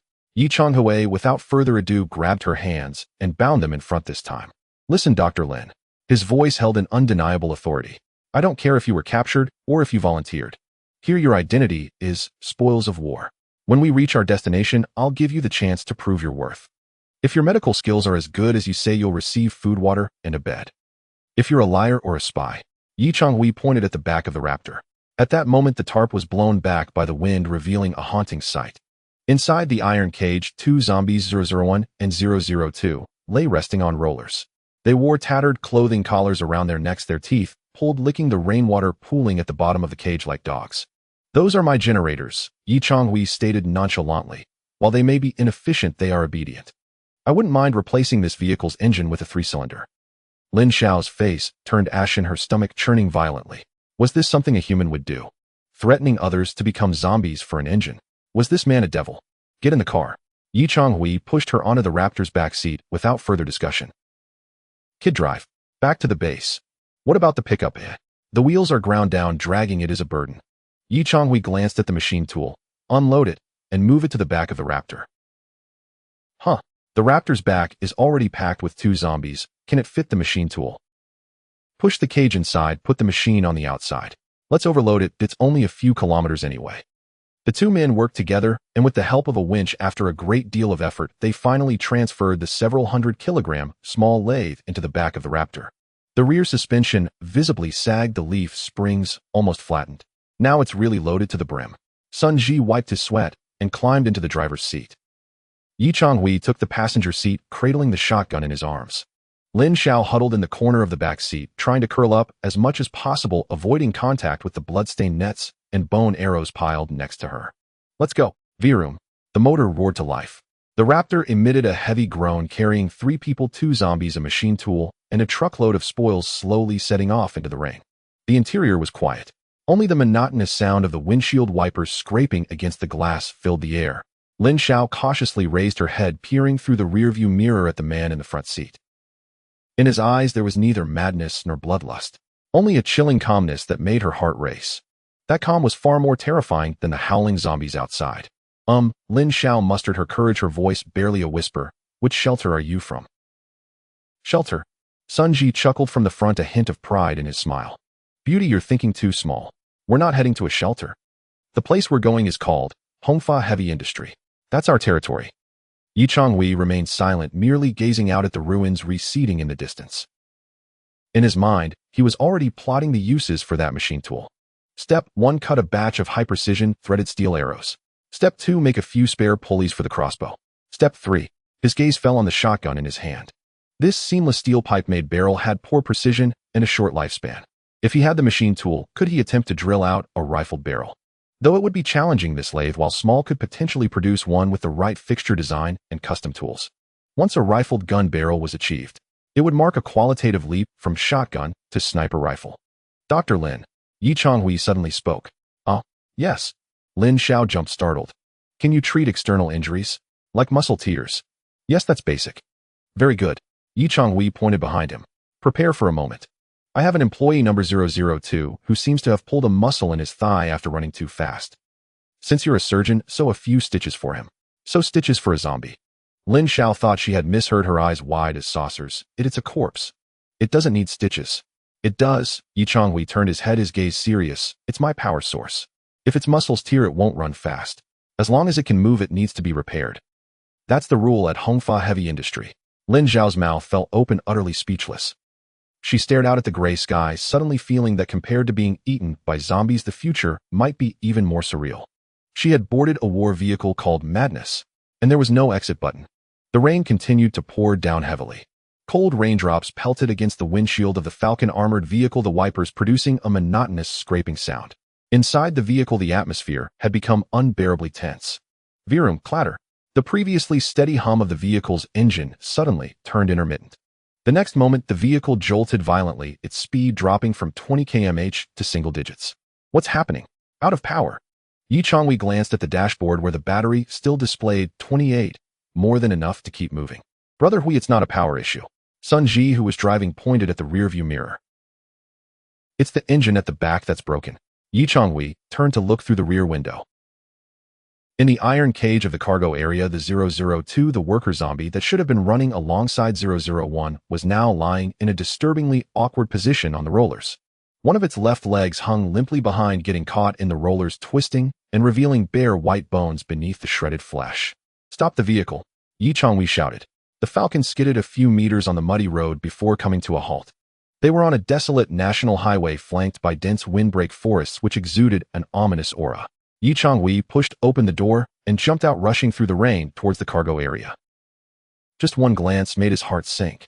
The left quadriceps of 002 had completely ruptured. The torn muscle resembled a snapped rubber band crumpled into a ball of flesh. Black congealed blood sprayed everywhere, even splattering onto the face of 001, the other zombie. It's finished. Yi Changhui reached out to inspect the wound. The previous overloading combined with that abrupt start when we were towing the pickup toward its tendon.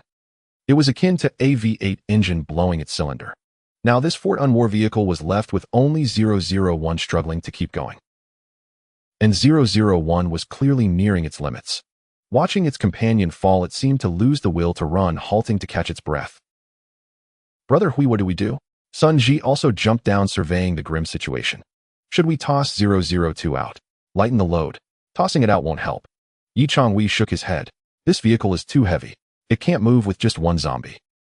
Relying solely on the motor, we won't make it home with this little charge. Then what about getting rid of the machine?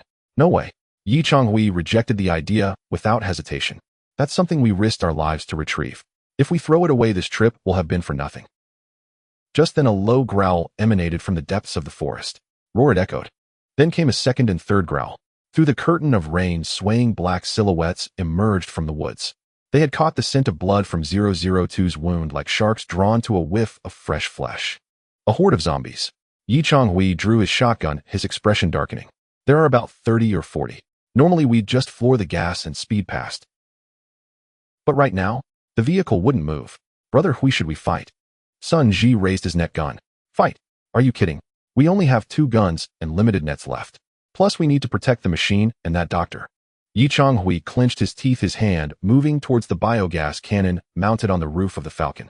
If push came to shove, they would have to use their last resort, clear a path with the cannon and abandon the vehicle to save themselves.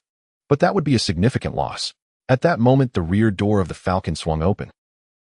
Lin Xiao, who had been huddled inside the vehicle trembling, had somehow stepped out.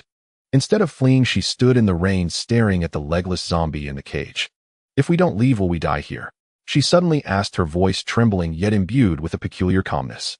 Yes, Yi Changhui replied without turning back. And it will be a gruesome death. We'll be torn apart. Then if it could move, we could escape. Lin Xiao pointed at 002. Of course. But its muscles are torn. It's a corpse, but won't heal itself, Sun Ji snapped. I can stitch it up. Lin Xiao's voice was soft, yet amidst the rain it pierced through to Yi Changhui clearly. Yi Changhui turned abruptly, staring intently at the seemingly fragile doctor. What did you say? I said I can stitch it. Lin Xiao adjusted her broken glasses, taking a deep breath, as if making a decision that went against her very principles. The bone isn't broken, it's just the quadriceps tendon that's torn. Such injuries are common in surgical procedures. As long as I reattach the tendon and stitch it up, its leg can move. Are you joking? Sun Ji's eyes widened. It's a zombie. It won't cooperate, it will bite you. And it has no sense of pain. How do you know it won't move around after you stitch it? Precisely because it has no sense of pain, it doesn't need anesthesia. Lin Xiao's gaze grew increasingly professional, embodying the aura she honed in the operating room. Moreover, I can perform a high-level nerve block. While it's a zombie, its muscle movements still rely on neural signals. While I stitch it, I can sever its pain reflex arc or physically stabilize its joints. Give me 10 minutes. Lin Xiao looked into Yi Changhui's eyes. This is the only thing I can do. If you don't want to abandon this cargo, let me try. Yi Changhui fell silent for 2 seconds. He glanced at the approaching horde, and then at Lin Xiao's hands, steady despite her fear. She grabbed the first aid kit. Yi Changhui flung open the iron cage door. You have 5 minutes. I'll hold off the zombies outside. If you don't stitch it well, I'll toss you out to feed them. The downpour intensified. The back of the Falcon became a makeshift bloody operating table. Lin Xiao crawled into the cage, kneeling on the iron plate, smeared with mud and blood. Although 002's leg was severed, its upper body remained fierce. Seeing someone enter, it opened its toothless mouth, trying to bite at Lin Xiao's neck. Hold it down, Lin Xiao shouted. Yi Changhui rushed in, using an anti-explosion fork to forcefully pin 002's neck down onto the roller frame. Hurry up, I need to go outside and shoot. Lin Xiao opened the first aid kit. Inside were only basic hemostatic clamps, a needle holder, and a few packs of surgical threads. No shadowless lamp, only Sun Ji outside, holding a flashlight, casting a beam inside. No sterile environment surrounded by muck and rainwater. But none of that mattered anymore. After all, the patient was a zombie. Infection was the least of worries. Snip! Lin Xiao used scissors to cut open 002's tattered pant leg, revealing a gruesome wound. Black congealed blood continued to seep out. The torn muscle fibers were a tangled mess. Lin Xiao took a deep breath, her needle holder steadily grasping a thick, non-absorbable suture. Let's begin stitching, she murmured to herself, entering a focused state. The first stitch. The needle pierced through the hard, cold, unyielding flesh of the corpse. 002 twitched violently, letting out a roar. Don't move. Changhui pressed down harder, even using his knee to pin it against its chest. Lin Xiao worked swiftly. She accurately located the two ends of the torn tendon amidst the blood and muck. Kessler stitch. No, that won't hold enough strength. I need to use Benel stitch. She rapidly devised her plan. The needle and thread wove through the putrid flesh. 1 stitch, 2 stitches, 3 stitches. She forcefully pulled the severed tendon together, tying it off tightly with the thickest thread. Roar 002 seemed to feel the tension in its legs struggling even more fiercely. Outside the vehicle. Bang! Sun Ji fired his weapon. The first zombie lunged at the front of the vehicle. He used the penetrating cloud crossbow to pin it to the ground with a single shot. Brother Hui, they're coming. Hold on a bit longer. Changhui watched Lin Xiao's movements. Quick, really quick. This woman's hands moved with the precision of a machine. Even with her hands drenched in black blood, facing a monster that could bite her at any moment, her hands remained steady. This was professionalism. Last 2 stitches. Lin Xiao shouted. She quickly stitched the superficial muscle fascia. Scissors. Changhui handed her the scissors. Snip.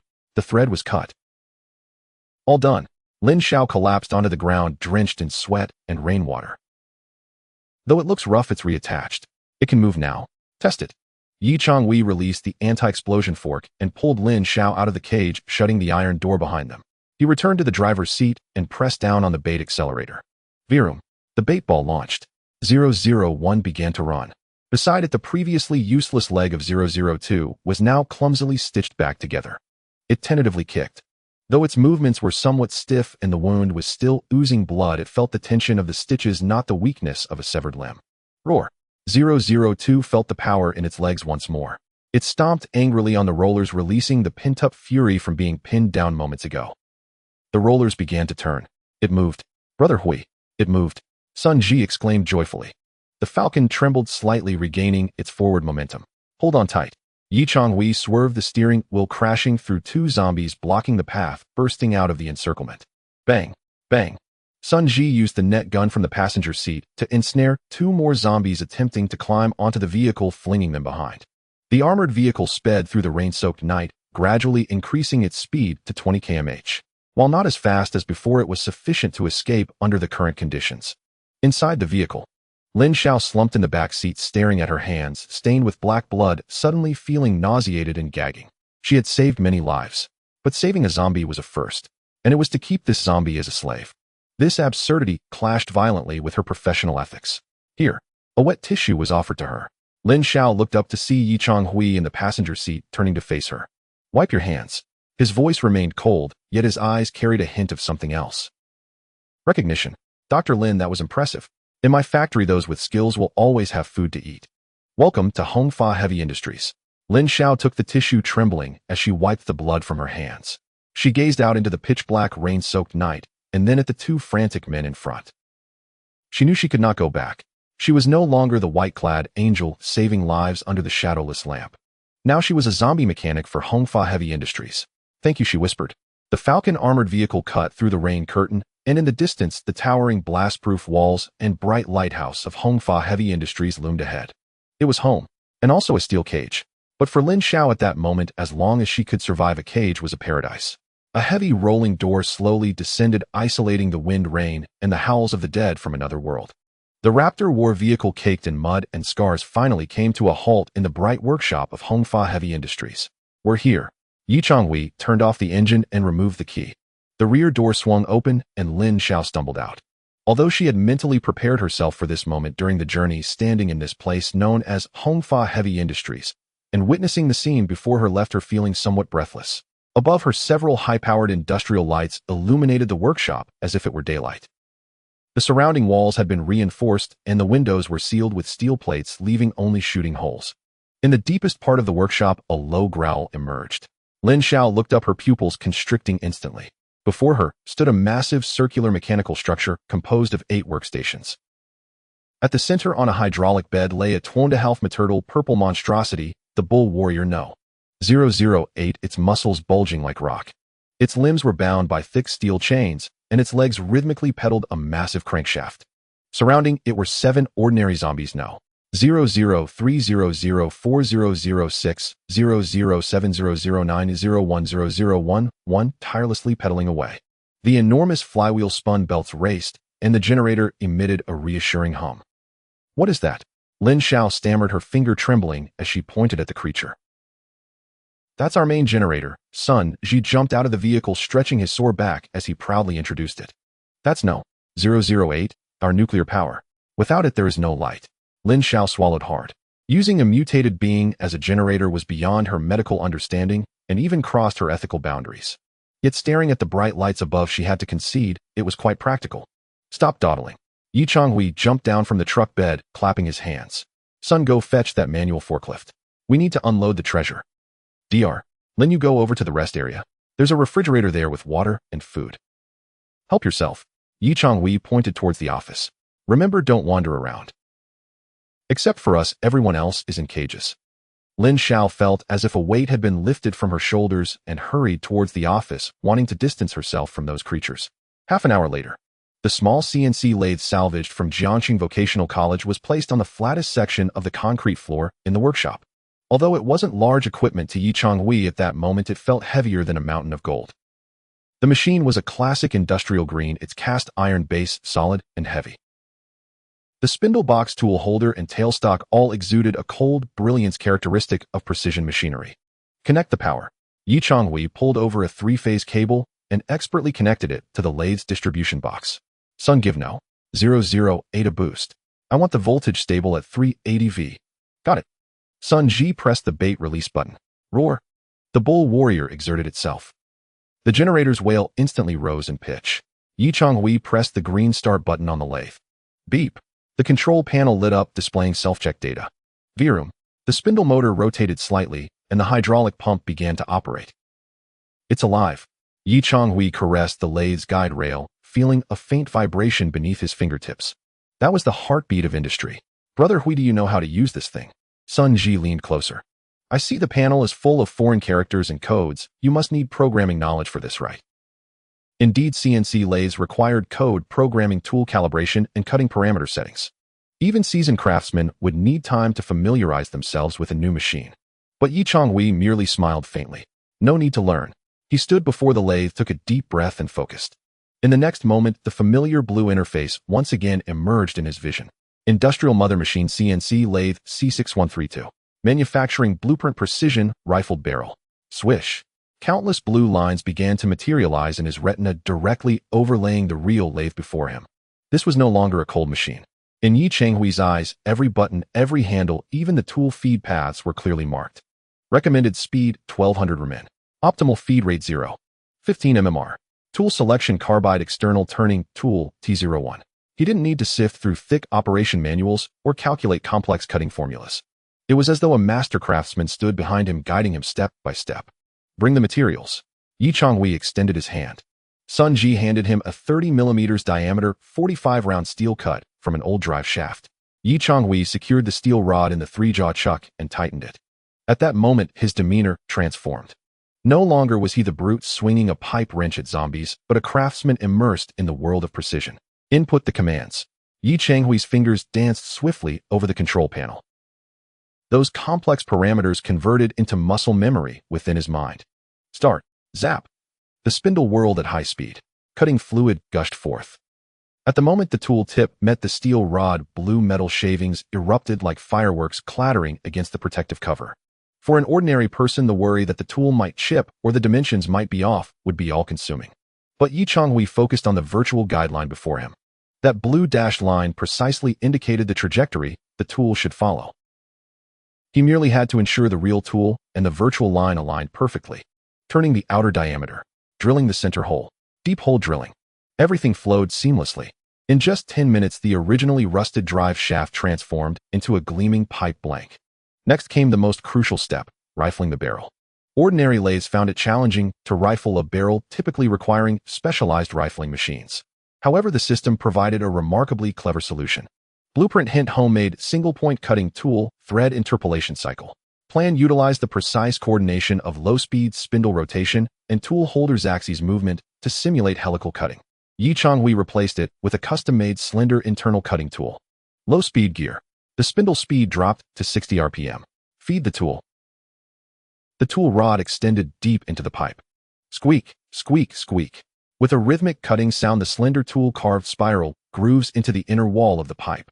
This was rifling, the very essence that grants bullets spin stability and long-range accuracy. Sun Ji watched in awe. Though he didn't understand the technicalities, he knew how difficult this task was. Brother Hui, you must have worked in a weapons factory before, right? Yi Changhui did not answer, his focus fixed on the progress bar on the screen. Processing progress 98, 99, 100. Withdraw the tool. The tool retracted. The spindle stopped. Yi Changhui opened the safety door, a puff of white steam escaping as the cutting fluid evaporated, and he removed the scorching hot barrel. He picked up a caliper to measure the outer diameter. Standard value 28. 0 millimeters. Measured value 28. 0 millimeters. Not a bit off. He then took a flashlight, shining it into one end of the barrel, squinting to observe from the other side. There the inner walls displayed 6 grooves, smooth as a mirror, forming a perfect helical structure extending to the end of his vision. Perfect, Yi Changhui whistled. This was the power of the golden finger. It transformed a craft that typically required years of experience into a data-driven process that could be mass-produced with just electricity and materials. This is the first one. Yi Changhui tossed the barrel to Sun Ji. Here. Although we haven't made the gun receiver yet, just this barrel can increase the range of our shotgun 5-fold. Sun Ji cradled the heavy barrel like a sacred object. Brother Hui, does this mean we can create a sniper rifle? The blueprint in Yi Changhui's eyes shifted once more. This time it was a more complex structure. He was about to utilize this barrel to manufacture a long-range rifle. Now that we have the lathe, we can't be satisfied with just this barrel. Yi Changhui gazed at the roaring machine and then glanced at Lin Xiao, who was resting in the distance. Dr. Lin will handle logistics and zombie maintenance. You will assist. We're pulling an all-nighter. I intend to finish this gun. When those Iron Wall City folks come back, Yi Changhui picked up a pointed copper bullet he had just machined. Though it was not yet loaded with gunpowder, it exuded a dangerous aura under the light. I want to teach them a lesson from 800 meters away. Just then the office door swung open. Lin Xiao stood at the entrance, her expression complex as she took in the scene. She observed the man focused at the lathe, the ground littered with glinting blue metal shavings, and Sun Ji holding the finely crafted barrel. In this world filled with decay and death, this representation of humanity's highest intellectual achievement in precision manufacturing struck her as even more shocking than the zombies. They can truly make guns. The last flicker of her desire to escape extinguished within her. In this madman's territory, perhaps they could really survive until the end. Yi Changhui turned to look at her. Dr. Lin, have you eaten enough? Yes. Then come over and work. Yi Changhui pointed at the metal shavings on the ground. Clean this place up. There shouldn't be any clutter around the lathe. Oh, okay. Lin Xiao obediently picked up a broom. Outside, the rain continued to fall. But within the workshop of Hongfa Heavy Industries, the roar of the lathe drowned out everything else. This was the sound of industrial revival, and it was Yi Changhui's most resolute declaration to this apocalyptic world.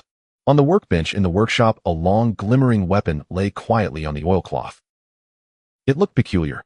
The stock was crafted from a piece of reclaimed solid wood, polished and coated with varnish, yet it retained a rough, handmade quality.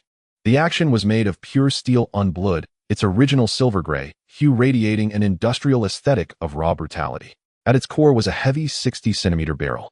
This was the result of Yi Changhui's all-nighter from the previous evening. Using a CNC machine, he had successfully rifled 6 perfect right-hand grooves inside a No. 45 steel pipe.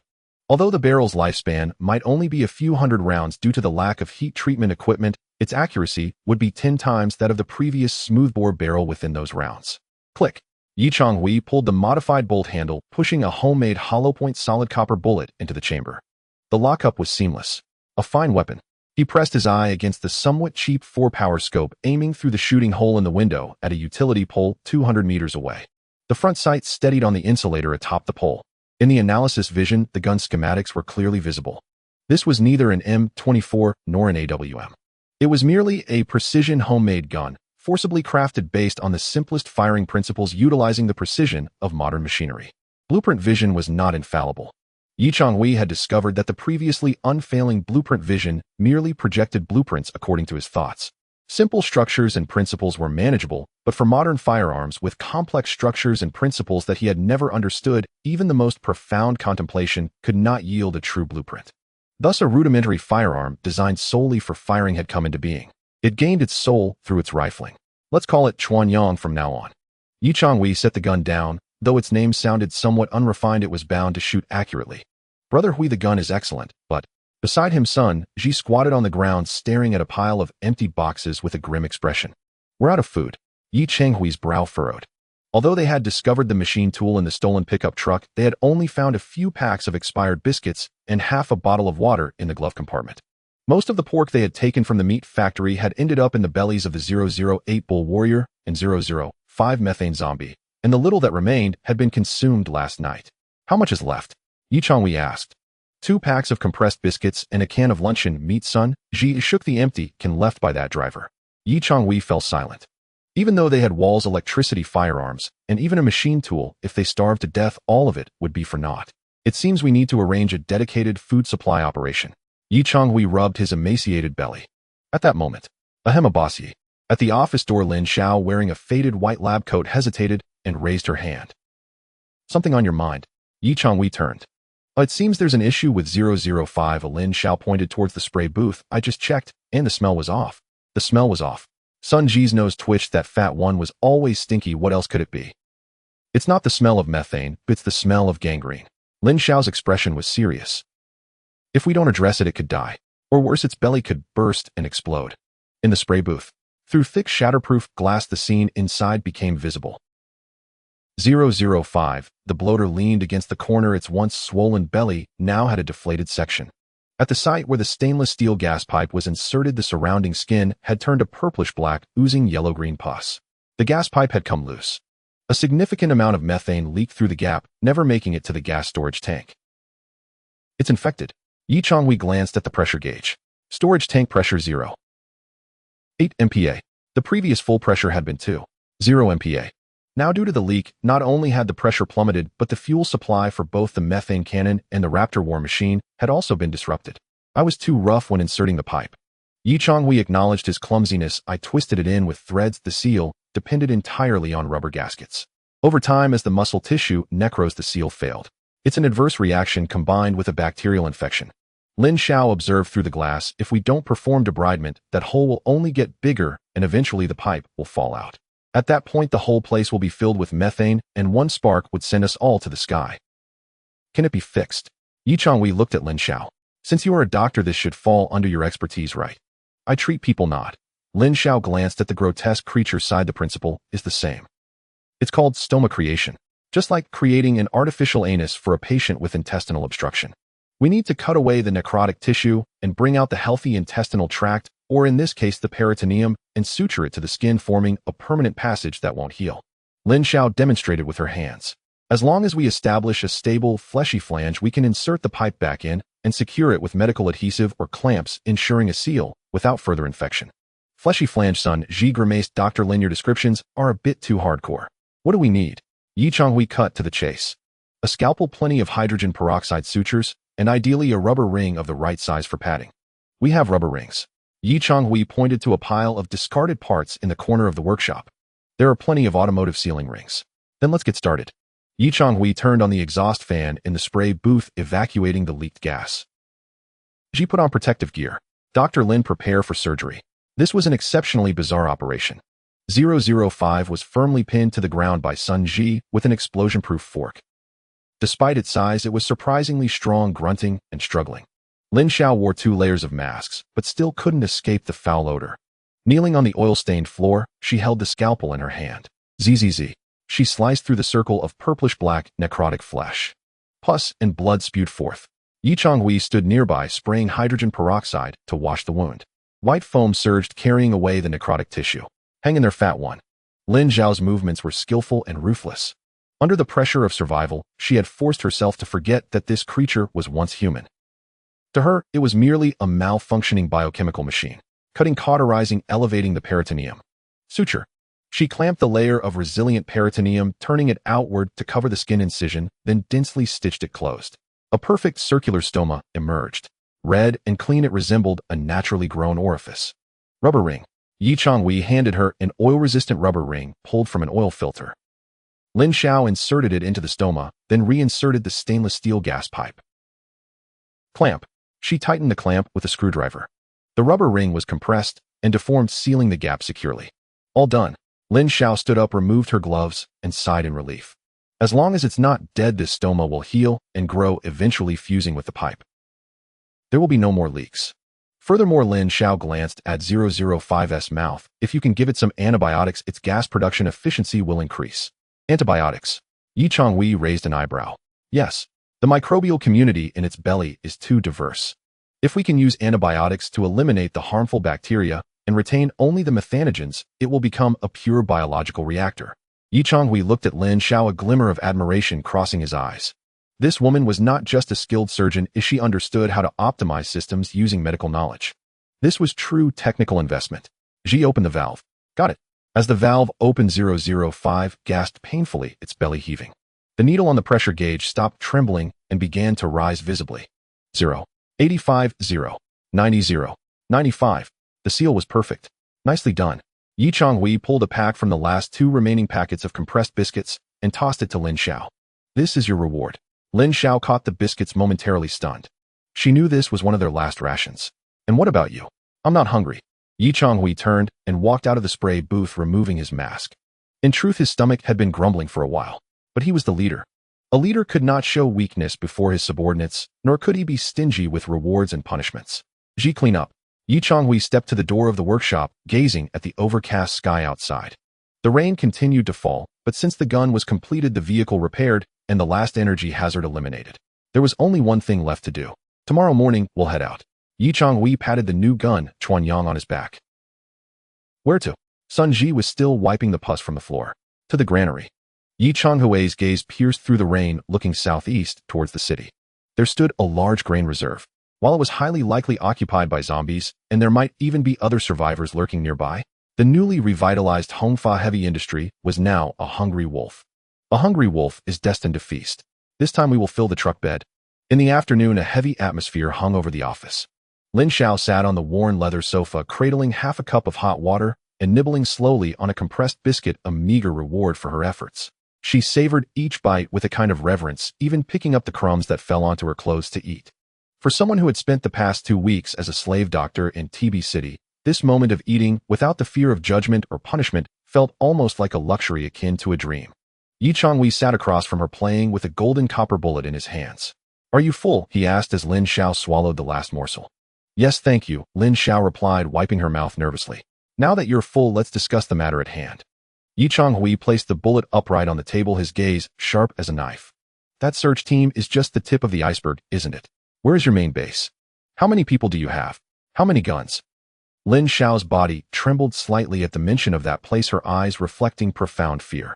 That is hell. Taking a deep breath, she began to recount her experiences. It's called TB City. It's located in the Wetland Park Villa area to the northwest. Before the disaster struck, it was an affluent neighborhood surrounded by high walls with strict security.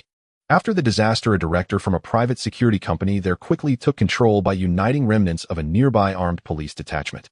Armed police detachment. Sun Ji, who was listening from the side, paled. You mean they have real weapons? Rifles? Machine guns? They do, Lin Xiao nodded.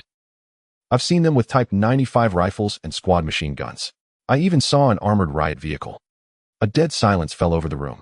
If the earlier riot teams were merely ragtag forces wielding shotguns and compound bows, then this, TB City, equipped with standard military weaponry, was a true regular army. In this early apocalypse, where even a kitchen knife could dominate a street, possessing automatic firepower and armored vehicles meant absolute dominance. How many people do they have? Yi Changhui remained calm, his fingers lightly tapping on the table. There are about 100 core combat personnel, but they've captured many survivors, turning them into slaves. Lin Xiao bit her lip. Men are sent to repair walls, transport supplies, and act as bait to clear out zombies. Women, the pretty ones, are given to the higher-ups, while those with skills like me are assigned to logistics. The rest. She didn't need to finish, her meaning was clear. A strictly hierarchical slave city-state, Yi Changhui summarized. This aligns with the sociological evolution of the apocalypse. Violence monopolizes resources and resources by loyalty. Then why do they need to come out? Yi Changhui hit the key point. If they've taken over the affluent area, they should have ample supplies. They don't. Lin Xiao shook her head. The villa area only has scenery, no industry. Their guns are broken and cannot be repaired, and every bullet counts. With more people, food consumption is immense. So they've sent out many search teams to scavenge everything of value. Lin Xiao looked up at Yi Changhui. That drone is their eye. It scanned this place. I was right next to the command vehicle when I heard the operator say. What did they say? That this place was marked as a level high-value industrial site. Lin Zhao's voice trembled. They saw the blast walls, they saw the electric fences. Though they don't know how you did it, they believe there's ample energy and equipment here. Typically after reconnaissance, the main forces will arrive within a week. This time it won't be the riot team. It could be the main combat force equipped with heavy weaponry. You mean Sun Ji swallowed hard. They're coming to assault the city. Not just to assault, Lin Zhao looked desperately at the two of them. It's to obliterate. For those who refuse to submit, TB City's strategy has always been exterminate all resistors, seize all resources, and take the rest back as slaves. Brother Hui, Sun Ji turned to Changhui, a hint of panic in his voice. Let's run. We can't fight them. There are just the three of us, Lin Zhao, you and me. They have over 100 people plus machine guns and armored vehicles. Even if the Raptors are fierce, they can't withstand machine gun fire. Should we just take the machines and 005 and find somewhere to hide? Run. Yi Changhui stood up and walked to the window. Outside, the wind had stilled. Through the shooting holes in the blast walls, he could see the towering walls of Hongfa Heavy Industries. On the wall, high-voltage electric fences emitted a ghostly blue glow. In the yard, the Raptor armored vehicle stood quietly, its gas cannon pointing skyward. Inside the workshop, the 8-cylinder zombie engine roared, and the CNC lathe was in operation. This was the foundation he had built from nothing over the past 2 weeks. Where would we run to? Yi Changhui turned his back to them, his voice calm. Once we leave this wall, we become strays in the wilderness. Without the generator, the machines become scrap metal. Without 005, we have no methane. With these things, we can't run far. Without them, we won't survive long. Moreover, Yi Changhui turned around, his eyes ablaze with a madness that was hard to face. Who says we will definitely lose? He walked to the workbench and picked up the newly crafted Chuanyang sniper rifle. They have men, they have guns, they have armored vehicles. But they lack industry. Yi Changhui pointed at the CNC lathe. This is our nuclear weapon. They fire 1 bullet less each time. What about us? As long as the lathe is turning, as long as 005 is producing gas, our bullets and shells are limitless. They have riot vehicles. Fine, I'll make armor-piercing rounds. They employ human wave tactics. Fine, I'll create broad-blade landmines and flamethrowers. Lin Doctor, Yi Changhui suddenly called out. Yes, she replied. You said they need medical resources and weapons repair skills. That means they are not a monolith. They fear death and depletion too. Yi Changhui picked up a pen and heavily marked a cross on the map over the circle representing TB City. Warfare is fought on logistics, on costs. If they find out that to consume this fat piece of meat, they need to lose all their teeth, even paying 10 times the cost compared to the gains, they will sit down and negotiate with us. Negotiate? Sun Ji was taken aback. We still have business to discuss with them. Of course. Yi Changhui toyed with the sniper rifle. We need to become a thorn in their side, causing them unbearable pain, and then tell them that we can actually sell them the antidote. Perhaps we could sell them some finely processed gun barrels or repaired generators. But this premise is, Yi Changhui's gaze turned chillingly severe. We must first win the initial battle. We must chop off their hands before they learn how to knock on the door. Sun Zi, here. From today on, all personnel enter wartime production status. All scrap steel must be repurposed. All methane must be stored. I want to turn the 1 kilometer beyond these walls into a death zone. Yi Changhui looked at Lin Zhao. Dr. Lin, your task is not just to heal. I need you to use your chemical knowledge to help me concoct some substances. Concoct what? Lin Zhao felt an ominous premonition. Potassium nitrate sulfur charcoal. Yi Changhui grinned, revealing a set of white teeth. While we lack military explosives, we can make black powder. And the methane produced by 005. That is a mass-produced explosive gas. Since they wish to play hardball, we will play along. Tomorrow, let's gather food and supplies. We must prepare to play this game to the end. As the sun set, the dying light bled across the horizon, casting a long shadow of Hongfa Heavy Industries. Yi Changhui ascended the tallest lookout tower alone. The wind tousled his hair, yet he stood motionless like a statue. He gazed toward the northwest. There, the outlines of the city were faintly visible. Deep in that forest of steel and concrete, a colossal force was stirring.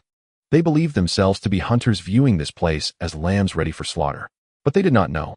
Within this seemingly dilapidated auto repair shop, a spark of industrial civilization had been ignited. It would forge a true iron wall from steel, gunpowder, and biochemical monsters. Come on, Yi Changhui whispered to himself. His hand brushed against the cold concrete wall. I am a mechanic. I am a contractor. I am a raider. Now his gaze turned profound and wild. I will become an arms dealer. I will make sure everyone in this wasteland knows. Want guns. Want cannons. Want to survive. Then pay with your lives. Post-apocalyptic days record day, 15 morning. Weather overcast, temperature drops suddenly. A loud growl echoed through the silent office, piercing the stillness. Changhui awkwardly clutched his stomach, his eyes fixed on the empty can of luncheon meat on the table, his throat swallowing nervously. Brother Hui, is that it? It's all gone. All gone. Changhui sat across from him, squeezing the last piece of compressed biscuit packaging, pouring the crumbs into his mouth without wasting a single speck. This was their last food supply. Since the chaotic machine tool heist 3 days ago, although they had returned with an industrial mother machine and a doctor, they had scarcely brought back any food. The 008 Bull Warrior and 005 Biogas Corps were the meat consumers, feeding on spoiled or zombie flesh, but someone had to catch them. Meanwhile, the 3 living individuals, Changhui, Changhui, and Lin Xiao, needed actual food. Is there any water left? Lin Xiao, sitting in the corner, looked pale, clearly showing signs of low blood sugar. The water's sufficient. Changhui gestured to the water dispenser nearby, drawing from a deep well pump that would provide water as long as there was electricity. But drinking water won't stave off hunger. In another 24 hours, if we don't eat, we'll have no strength left. Changhui stood up and walked over to the workbench.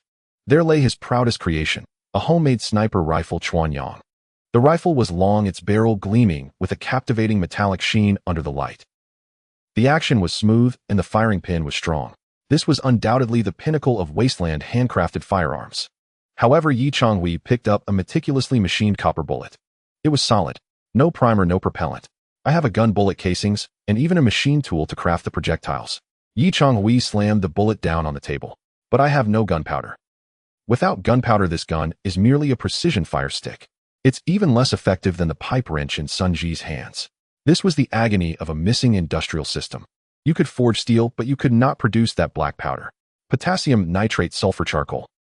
Lin Xiao adjusted her glasses, speaking weakly. What? Changhui blinked in surprise. The formula for black powder. Lin Xiao pointed to a map of Jiangxing. We have charcoal, we just need to burn wood.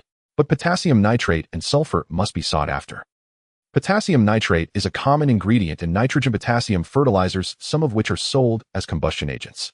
Sulfur, used as a fungicide, can be found in agricultural stores or chemical shops. Lin Xiao traced a circle on the map's southeastern area. The grain reserve we need to go to usually has associated agricultural service stations nearby, and there might even be seed stations and fertilizer warehouses. They must have what we need. As long as we find the raw materials, I can help you purify and mix them. Lin Xiao looked at Changhui. Though not as powerful as modern smokeless powder, it will be sufficient to propel the bullets. Changhui's gaze sharpened as he looked at the circle. Food, gunpowder. It seems fate is forcing us in that direction.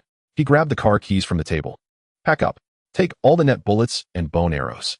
This time out we will fill that 5-ton truck bed and come back. In the workshop. Roar. The 008 Bull Warrior let out an angry roar. It had just been fed a piece of previously saved hard-skinned zombie flesh, and now it was energetically thrashing about on the pedal.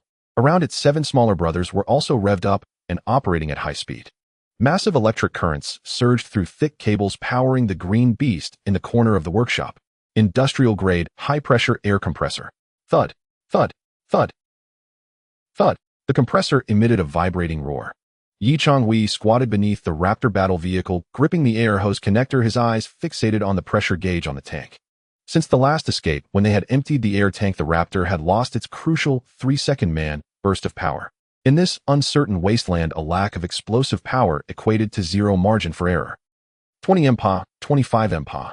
The needle climbed slowly yet steadily. Changhui, watch the exhaust valve. Don't let any steam in. Changhui shouted. I'm watching. Changhui, sweating profusely, stood beside the compressor. Brother Hui, this Bull Warrior is too fierce. The compressor can barely keep up. Then let it exert itself more. It'll save us from it tearing the place apart out of excess energy. 30 MPa. The pressure relief valve emitted a sharp hiss. Full. Changhui quickly unplugged the air hose and tightened the valve. Under the Raptor, the heavy steel tank was charged with energy once more. This was their backbone for breaking through the horde of corpses. Full vehicle inspection. Changhui stood up, brushing off the dust from his clothes. He approached the Raptor as if inspecting soldiers ready for battle. Weapon system. Main turret, biogas explosive cannon. Filled with mixed gas. Ammunition set to shotgun mode. A pack of steel nails and nuts. Co-driver's turret, Chuan Yun, winch crossbow. Fixed to the right side of the vehicle. The winch is oiled and the tendon bow is in good condition. 8 rounds available. Individual weapons pneumatic net gun X3, Enet bullets X15. Homemade single-barrel shotgun, only 3 rounds left. Power system. Zombie 001 and 002 are already positioned in the rolling rack. Zombie 002 still had thick bandages wrapped around its thigh, though although it limped it should be fine when running. Battery pack, charge 95. High-pressure tank 100. Dr. Lin take the back seat. Bring the first aid kit. Yi Changhui indicated the rear of the Raptor. This time might involve tough battles. If Sun Ji and I get hurt, you'll need to stitch us up in the vehicle. I understand. Lin Xiao, carrying a Red Cross box, climbed into the vehicle. After 2 days of interaction, she had gradually adapted to the frantic rhythm of this team. Rather than waiting to die at home, she preferred to join these madmen in a gamble. Sun Ji, co-driver, responsible for operating the crossbow and net guns. Understood. Sun Ji jumped into the vehicle donning a blast helmet. Yi Changhui settled into the driver's seat and fastened his seatbelt. He glanced at the Chuan Yang sniper rifle resting at the co-driver's feet. Although it was currently without bullets, he still brought it along. What if they found gunpowder on the road? What if they discovered usable bullets in the grain storage? It was always good to hold on to hope. Let's go. Yi Changhui pressed the remote control. Rumble. The heavy rolling door of Hongfa Heavy Industries slowly rose. The outside world remained shrouded in gloom. No sunlight, the air thick with dampness and the stench of decay. Target southeast, Jiangxing National Grain Reserve. Distance 12 kilometers. Yi Changhui pressed the accelerator. Click, click. The Raptor slowly rolled out of the door akin to a steel beast plunging into the fog. Behind them, the door closed once more. The fortress entered defense mode, activating the electric fence. Brother Hui, have you been to that grain storage before? Sun Ji, nervously watching the desolate streets outside, asked. Never been. Yi Changhui gripped the steering wheel, his eyes scanning the surroundings with caution. But it's a national strategic reserve. High walls, iron gates, and armed security. When the disaster broke out, it was definitely a focal point for survivors. We may be facing not just zombies, but also those who perished there, the predecessors. The wheels crushed a broken soda can producing a crisp sound. Yi Changhui touched his withered stomach. That burning hunger made the green light in his eyes fiercer than any zombie. No matter what awaits there. Today, anyone who stands in the way of my meal, I will take down. Accelerate. The Raptor let out a low growl, increasing speed to 5 km/h, racing toward the unknown grain depot. In the southeastern suburbs, 12 kilometers away from Hongfa Heavy Industry, the area once served as Jiangxing's logistics hub, now a desolate edge of the city. Towering skyscrapers were absent. Instead, endless warehouses, container yards, and rampant weeds stretched across the landscape. We've arrived. Yi Changhui pressed the brake, and the armored vehicle came to a halt behind a dirt slope. Peering through the camouflage netting of the car windows, the three held their breath, gazing at the massive complex before them. It was a national grain reserve. Even through the grim veil of the apocalypse, it stood tall and magnificent. A formidable grayish-blue brick wall snaked around the premises like the Great Wall, sealing it off completely. Barbed wire, once electrified, crowned the top, and every 100 meters stood a watchtower. Inside the perimeter, dozens of enormous white cylindrical silos rose up, each towering at 7 or 8 stories high. Goodness, Sun Ji exclaimed, raising his binoculars, his mouth agape, as if an egg could fit inside. How much grain does this hold? If we take this place, we'd never run out of food for generations. National strategic reserves, at least in the tens of thousands of tons, Yi Changhui replied, swallowing hard. Though reason warned him of the danger, the gnawing sensation in his empty stomach made him view those white silos as giant steamed buns. Don't just focus on the grain, Lin Xiao reminded from the back seat, nervously gripping the handle of the first aid kit. Look at the entrance. Yi Changhui adjusted the focus of the binoculars towards the main gate. What lay beyond was hell. The main entrance was a 20-meter-wide electric sliding door, now severely deformed as if struck by a heavy object. Inside, 2 black anti-riot armored vehicles were parked, but they had been reduced to charred shells. Sandbags and barricades surrounded them, and the ground was littered with yellowing shell casings alongside several human skeletons long since picked clean, hanging from barbed wire. A fierce battle occurred here. Yi Changhui scanned the evidence of conflict. In the early days of the disaster, there must have been armed police or security forces stationed here. They likely tried to hold their ground and even took in a group of survivors. But they failed. In the plaza outside the gate, hordes of zombies roamed. The sheer number was overwhelming, at least 1,000. They wore a variety of clothing, some even in pajamas, while others donned dark blue uniforms. Those are security personnel, Sun Ji clarified, recognizing the uniforms. Actually, they're special security, Yi Changhui corrected. Look at the helmets and vests they wear. That's riot gear. These zombies clad in dark blue combat attire wore black riot helmets. Though unarmed, their equipment provided them with a defensive edge over ordinary zombies. With so many security zombies, Yi Changhui's eyes brightened. It means the armory inside may still be intact. How do we get in, Brother Hui? Sun Ji stared at the dense mass of zombies. If we try to sneak in, we'll be trampled before we even reach the entrance. Sneak in? Yi Changhui scoffed. In the face of absolute power, stealth is unnecessary. He pointed to a side iron gate. It was an employee entrance or possibly a fire exit. Though locked, it was far more navigable than the pile of wrecked vehicles and corpses at the main gate. Do you see that side door? I see it. But there are still dozens of zombies there, and they're all wearing helmets. Charge through.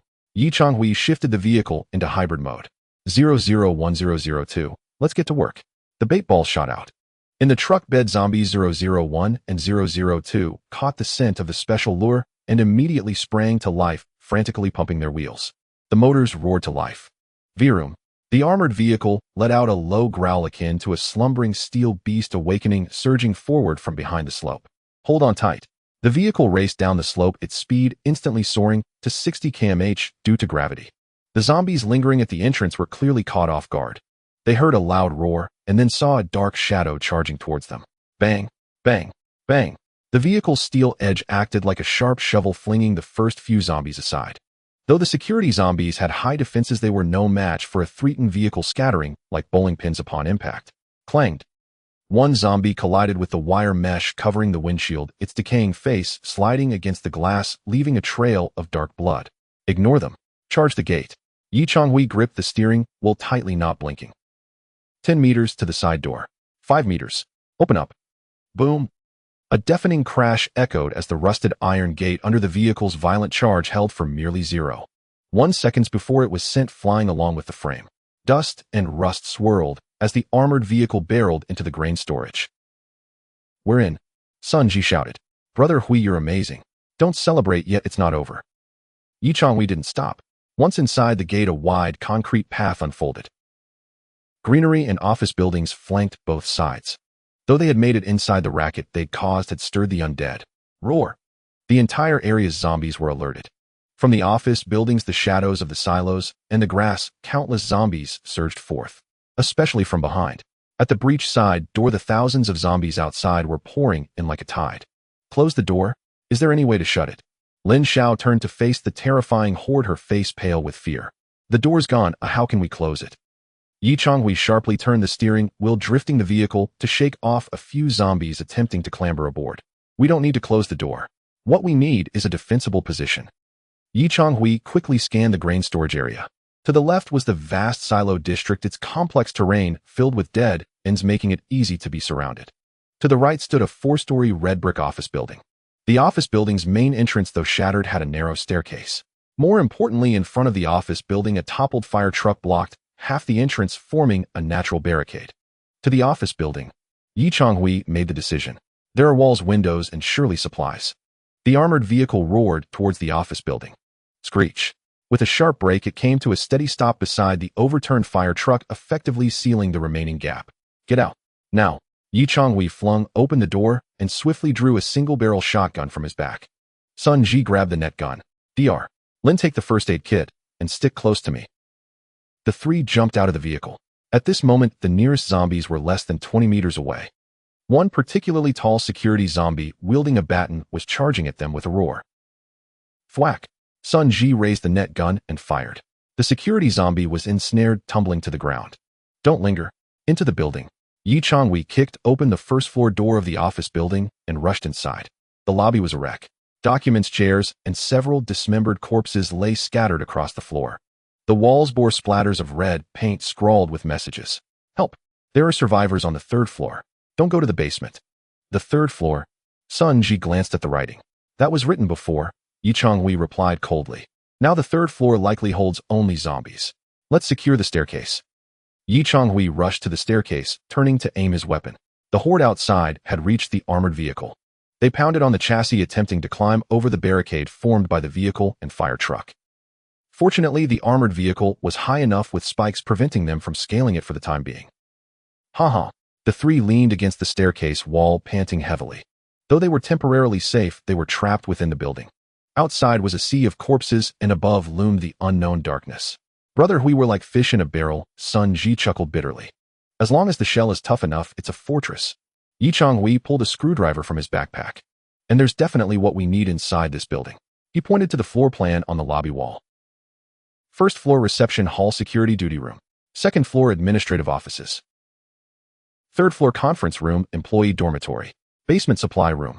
Yi Changhui's finger paused at the location of the security duty room. Sun Ji Dr. Lin, get ready. Our first meal and our first weapon should be right there. Just then, a heavy footfall echoed from behind the corridor door leading to the security duty room. The sound of polished shoes striking the terrazzo floor indicated more than one presence. Yi Changhui looked up towards the dim staircase above. It seems the owners of this place have come to greet us. He tightened his grip on the screwdriver, his only weapon capable of penetrating the riot helmets. Prepare for battle. The sound of footsteps paused. Yi Changhui leaned against the wall at the top of the stairs, tightly gripping a sharp screwdriver in his hand. His breathing was shallow, but his heart raced. Not out of fear, but from hunger. Severe hypoglycemia made him feel dizzy, his vision darkening. Yet he knew that now more than ever he must remain calm. Brother Hui, the duty room is on the first floor. Shouldn't we grab a gun first? Sun Ji whispered, pointing to a door on the opposite side of the hall marked with a sign that read Security Department. Let's clear the upper floors first. Yi Changhui shook his head, his gaze fixed on the dimly lit staircase above. The security room door is a reinforced entry. It won't budge easily. If we try to pry it open and something comes rushing down from upstairs, we would be sandwiched like a filling in a biscuit. And Yi Changhui gestured to the red-painted words on the wall. There are living people on the third floor. Supplies are in the conference room. If there were survivors here, they would surely have kept the best supplies close and hidden in the safest places. Food is more critical for us than guns right now, Yi Changhui signaled. Up, on the second floor, in the administrative office area. The gray carpet had turned a dark brown, soaked with dried blood. The air was thick with a musty odor and the stench of decay. Watch your step. Yi Changhui stepped over a body lying in the middle of the corridor. It was a corpse dressed in professional attire with a pair of scissors embedded in its chest. It was a murder, Lin Xiao remarked after a glance. Not from a zombie bite, but human-inflicted. Infighting, Yi Changhui assessed coldly. In this high-pressure, confined environment, humans are more terrifying than zombies. They continued upward, reaching the third floor. The scene here was starkly different. The hallway was blocked by a jumble of desks, chairs, and filing cabinets, forming a makeshift barricade. Only a narrow gap remained for a single person to pass through. Behind the barricade, various pieces of refuse lay scattered about. Canned goods, Sun Ji exclaimed, his eyes widening. He rushed over to pick up a tin can from the ground. Braised beef, he read from the label, trembling as he scraped the inside, finding only a layer of dried grease. Empty. Sun Ji tossed the can aside in disappointment, producing a crisp sound. Don't lose hope. Yi Changhui observed the multitude of empty cans on the floor, his gaze lighting up. The presence of so many empty cans indicates they once had a significant stockpile. This is the office building of a granary. We are close to the source. They certainly didn't finish everything. The three cautiously navigated the barricade. Most of the office doors along the corridor were ajar, revealing chaotic interiors. But at the end of the corridor stood a pair of double wooden doors. A sign was hung on them, Grand Conference Room. However, these doors were peculiar. A steel pipe was wedged into the doorknob, securely blocking entry from the outside. Additionally, the door seams were stuffed with cloth strips, seemingly to block odors or perhaps to suffocate whatever was trapped inside. There's something inside. Yi Changhui pressed his ear against the door to listen. SSSSSSSS. An exceedingly faint sound of friction. It was fabric rubbing against the carpet, accompanied by a breathy, wheezing reminiscent of air escaping from a bellows. Zombies, Yi Changhui concluded, and not just one. Brother Hui, that door is sealed from the outside. Sun Ji pointed at the steel pipe. It means someone intentionally locked them inside. Or perhaps the people inside mutated, and those outside blocked the door.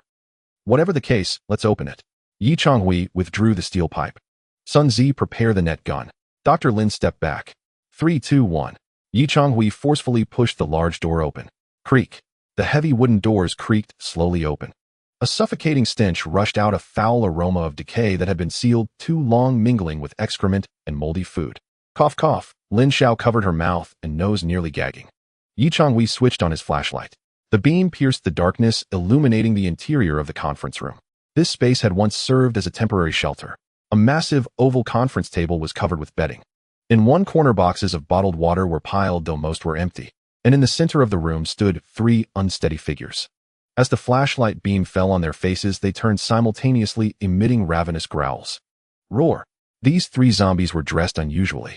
They wore professional outdoor jackets and sturdy hiking boots instead of security uniforms or business attire. Most remarkably, each was burdened with a bulging, oversized camouflage backpack. Stuffed to the brim, the packs even had a sleeping pad and water bottle dangling from them. This is Sun Ji's eyes suddenly glistened, akin to a starving wolf spotting its prey. These are survivors preparing to flee. Changhui instantly reconstructed the scene. These 3 individuals were likely core members of a survivor team. They had scavenged the best supplies, crammed their backpacks, and were ready to abandon others in their bid for escape. But perhaps due to unequal sharing of loot or someone hiding an injury, they ultimately mutated. Trapped by their companions or by other furious survivors, they had been locked in this room. Carrying their bulging packs of supplies, they had transformed into monstrous hoarders. Look at that backpack. Changhui's flashlight beam locked onto the side pocket of the central zombie's pack. A portion of a red cylindrical object peeked out. Can luncheon meat. Not just one can. That side pocket was bulging, stuffed with at least 3 or 4 cans. And that was just the side pocket. What might be stored in the massive main compartment? Compressed biscuits, chocolate, rice. Gulp. Changhui, Sun Ji, and even Lin Xiao swallowed in unison. At that moment, these 3 grotesque zombies appeared irresistibly appealing in their eyes.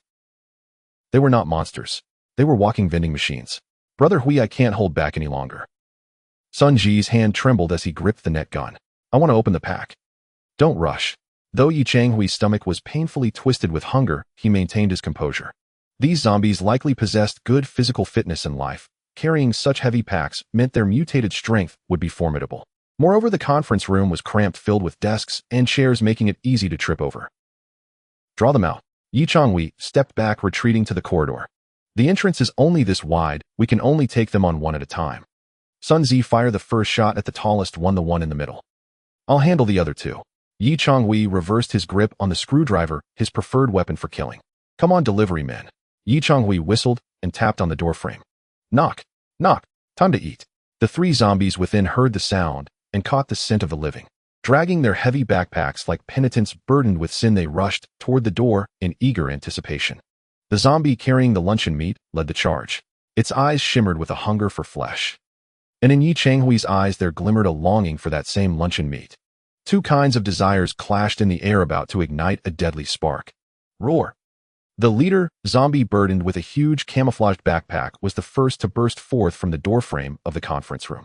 It craved flesh and blood fiercely. However, the door was too narrow and the 70L backpack on its back was too large, stuffed to the brim like an overinflated balloon. Bang! As half of its body emerged, the massive backpack got wedged in the doorframe. It stumbled forward, flailing its limbs like a turtle trapped in its shell. What an opportunity! Changhui's eyes sharpened. Get down, you fool. Shoot! On the other side of the corridor, Sun Ji was already poised to strike. Driven by hunger, his adrenaline surge doubled compared to normal. Get down. Thud. The pneumatic net gun emitted a muffled sound. 4 heavy weights propelled the resilient steel net, which instantly spread open within 2 meters and enveloped the leader, zombie, completely. Normally, this net would ensnare a zombie entirely. But this time, due to the enormous backpack, the net couldn't fully tighten, instead wrapping around its upper body and the pack like a blanket. But that was sufficient. The immense weight combined with the net's restraint caused the leader to lose balance entirely. Boom! It crashed face first onto the carpeted floor of the corridor. The heavy backpack pinned it down, rendering it as helpless as a flipped turtle struggling futilely to rise. Roar! The 2 zombies behind it pushed angrily, obstructed by their comrade. Clear the way. Changhui lunged forward. He ignored the struggling leader beneath him and stepped onto its backpack, leaping high. The large screwdriver in his hand glinted coldly in the dim light. The second zombie had just stepped over its fallen companion, still unprepared. Changhui's screwdriver struck with the swiftness of a striking snake. Thud! This strike was quick, precise, and brutal. The sharp steel pierced through the zombie's eye socket, plunging deep into its brain, even stirring it slightly. Black blood sprayed forth. The zombie collapsed instantly, not uttering a sound, crumpling like a marionette with its strings cut. Next came the third zombie. It was a female carrying a red outdoor pack. Upon witnessing her companion fall, she instinctively reached out for Yi Changhui's ankle. Get lost. Using the momentum from his descent, Yi Changhui delivered a powerful kick to her chest. Crack. The zombie staggered back, 2 steps crashing against the doorframe. Before it could regain its footing, Yi Changhui had already withdrawn the bloodied screwdriver and swung it backhanded. Clang. This time the screwdriver struck her temple. Though the skull was tough, Yi Changhui exerted all his might in that blow. The skull fractured. The third zombie slid down along the doorframe, convulsed twice, and then lay still. In a mere 5 seconds the battle concluded. The only sound remaining was the leader, zombie still trapped in the net, emitting strange growls as it attempted to rise and bite with the weight of its burdens. Enough noise. Sun Ji approached, wielding a fire extinguisher he had pulled from the emergency cabinet. Apologies, brother, for that can of luncheon meat. Bang! A dull thud echoed as the base of the fire extinguisher struck the trapped zombie's skull. Finally, the world fell silent. The corridor was thick with the stench of blood and decay. But for the 3 of them, this scent was insignificant. Their eyes were fixed solely on the 3 backpacks smeared with foul blood. Hurry, let's get it open, Lin Xiao's voice trembled. She had been cowering in the back, but now rushed forward first. Don't rush, let's move inside. Yi Changhui took a deep breath and lifted the heaviest camouflaged pack from the corpse. So damn heavy. Once he grasped it, a wave of elation surged within him. This weight was at least 30 kilograms. And not merely the lightweight fluff of clothes, but solid, genuine, dead weight. The 3 of them dragged the 3 backpacks into the conference room, hastily closing the door and bracing it with a chair. This place was relatively enclosed, free from the worry that the stench might attract larger creatures from below. Open it. Yi Changhui placed the camouflaged pack on the conference table. Zzz. The sound of the zipper being pulled open. In this dead silence of an apocalyptic afternoon, that sound was more delightful than Beethoven's symphonies. The first thing to emerge was the side pocket they had seen outside. Yi Changhui reached in and pulled out 3 round tin cans. Great Wall brand luncheon meat. Damn, Sun Ji exclaimed, nearly in tears. Great Wall brand. This is the highest meat content kind from hot pot restaurants. But that was just the beginning. Yi Changhui opened the main compartment. Inside, a neat row of supplies was stacked. Compressed biscuits, military type 900x10 packs. Self-heating rice, braised beef flavor sweet, and sour shredded pork flavor x5 boxes. Chocolate Dove large bars x5 pieces. 500 milliliters bottled water x4. There was even an unopened pack of soft Zhonghua cigarettes. We struck gold. Yi Changhui's hands trembled slightly. These were not just backpacks, they were mobile supermarkets. Hey, look at this. Lin Xiao exclaimed, rummaging through the red outdoor pack. Compared to the food supplies of the leader, this bag seemed more like a logistical medical kit. She pulled out a white plastic first aid box emblazoned with a red cross. Opening it revealed amoxicillin capsules, x5 boxes. Ibuprofen slow-release capsules, x3 boxes. Iodine gauze and bandages in abundance. Most precious of all, 2 boxes of cephrodine. Antibiotics. Lin Xiao's face flushed with excitement. With this, not only will we not fear illness, but I can also prepare disinfectant for Subject 005. Just by eliminating the bacteria, its gas production efficiency can at least double. And this bag? Sun Ji was now examining the 3rd pack. This one contained primarily survival tools. A survival knife. A multifunctional shovel. Lighters x10. Solid alcohol blocks x2 boxes. A powerful flashlight and batteries. The 3 of them stared in silence at the table, overflowing with supplies. This was immense wealth. But it was also a bitter irony. These 3 individuals, carrying enough provisions to sustain them for half a year, had become trapped in this room, ultimately turning into the dragons guarding their treasure. Why didn't they escape? Lin Xiao looked at the corpses on the ground, a chill creeping over her. Perhaps they were bitten and too afraid to speak, or maybe there were just too many zombies outside to get away. Yi Changhui picked up a can of luncheon meat. Regardless of the reason, these are now ours. This is the law of the wasteland. The dead have no claim to property. Pop. Yi Changhui pulled the tab on the can. The rich aroma of meat, tinged with a distinctive nitrite scent, erupted into the air. Gurgle. The stomachs of all 3 roared in unison. All notions of rationality, compassion, and sentimentality evaporated in that moment. Eat. Yi Changhui used the screwdriver to pry out a large chunk of meat and stuffed it into his mouth. My. Grease. Saltiness. The texture of starch mingled with meat. His taste buds ignited and dopamine surged through him. The sheer bliss was enough to send shivers down his spine. Leave me some. Sun Ji, forgetting about utensils, grabbed another can and ate with his hands. Lin Xiao, though a girl, now disregarded her image. She snatched up a piece of chocolate, nearly swallowing the wrapper whole. Water. Drink some water. Don't choke. Yi Changhui tossed a bottle over. The three of them, like starving ghosts reborn, surrounded the pile of food they had scavenged from the corpses, devouring it ravenously in the stench-filled conference room. 10 minutes later, only 3 empty cans and a heap of packaging remained on the table. The burning hunger finally subsided, replaced by a heavy sense of satisfaction and the inevitable post-meal fatigue. We survived. Sun Ji slumped in his chair, letting out a contented belch that carried the taste of meat. You think we might be a bit? He gestured towards the corpses on the ground. What do you mean? Yi Changhui lit a Zhonghua cigarette and took a deep drag. The long-lost tobacco flavor eased his tense nerves slightly. Eating human blood buns. Is that what this is called? Yi Changhui exhaled a smoke ring, looking at the corpse of the zombie with a shattered skull. If it were us lying on the ground today, they wouldn't hesitate to gut us and feast on our entrails. We merely reclaimed what belongs to the living. Yi Changhui stood up, reorganizing the remaining supplies for repacking. These provisions will last us for half a month. Coupled with Subject 005 at home, the energy supply should suffice. But that's still not enough. Yi Changhui's gaze drifted through the window, eyeing the courtyard below. There the security zombies clad in riot gear continued to wander. Now that our bellies are full, it's time to get down to business. Dr. Lin organized these medical supplies and take the first aid kit with us. You grab the net gun and screwdriver. We're heading to the first floor. Yi Changhui hefted the untested shotgun. In the security station, there are hard dishes tougher than luncheon meat. Our bulletproof vests and our guns are all worn by that pack of guards. With their gear ready, the three stepped out of the conference room once more. This time their steps were much lighter. No longer the weak, dragging pace, but filled with strength and confidence. Food equated to morale. Yi Changhui paused as he passed the 3 corpses. He bent down, closing the murky eyes of the leader, zombie that had been pierced by the screwdriver. Thanks, brother. We'll make use of your gear.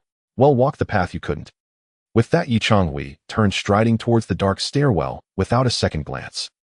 Below, a group of elite monsters clad in GA-1412 level bulletproof vests and riot helmets awaited them.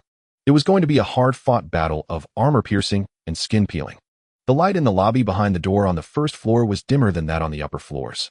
The originally illuminating floor-to-ceiling windows had long been sealed off by sandbags and wooden boards, a testament to the early security team's efforts during the onset of the disaster. Only a few rays of feeble light managed to filter in through the cracks and bullet holes, barely illuminating the dust motes suspended in the air. Ha! 3 figures pressed against the wall, holding their breaths. The recent meal had filled their stomachs and warmth was rapidly returning to their bodies. Yet instead of relaxing, they remained on high alert, their minds tinged with a slight exhilaration as blood flowed back towards their stomachs. It's just ahead.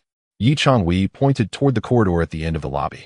At the corridor's end stood a heavy dark gray security door marked with a sign reading Security Department Firearm Management.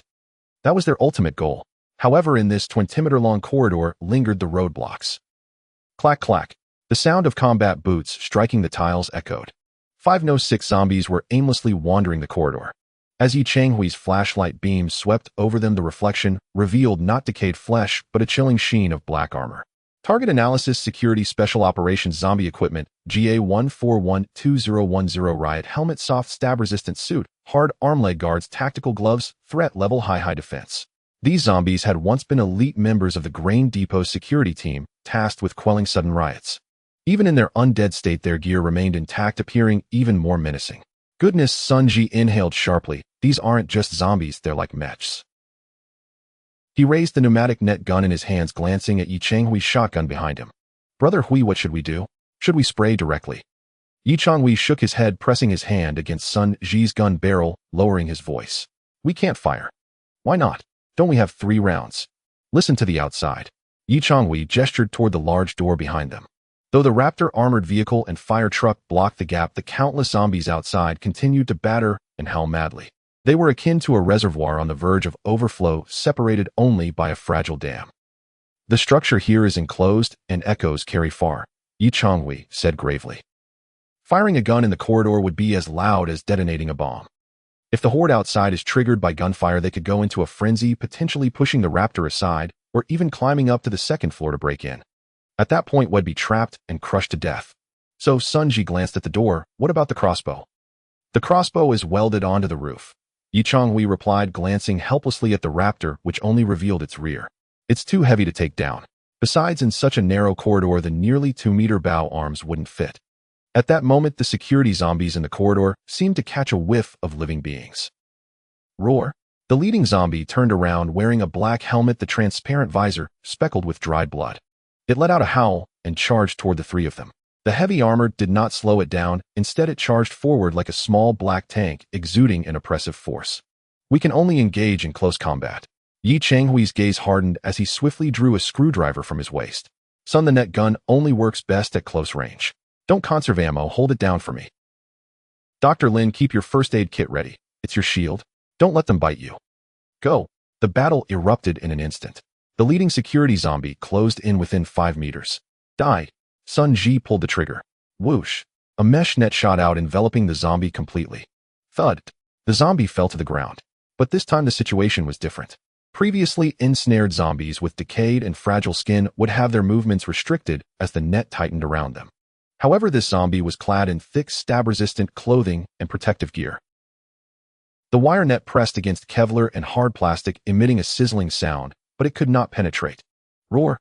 It thrashed violently, the elbow and knee guards scraping against the ground, attempting to stand despite being trapped in the net. This defense is outrageous. Sun Ji exclaimed. Let me handle it. Yi Changhui slid forward, stepping on the zombie's chest before it could regain its footing. Clang! The sound of tactical boots striking the stab-resistant plates was jarring. Yi Changhui lifted the large screwdriver and thrust it towards the zombie's heart. Ding! The tip penetrated the outer nylon layer but was halted by the inner ballistic layer. The powerful recoil jolted Yi Changhui's hand. I can't push it in.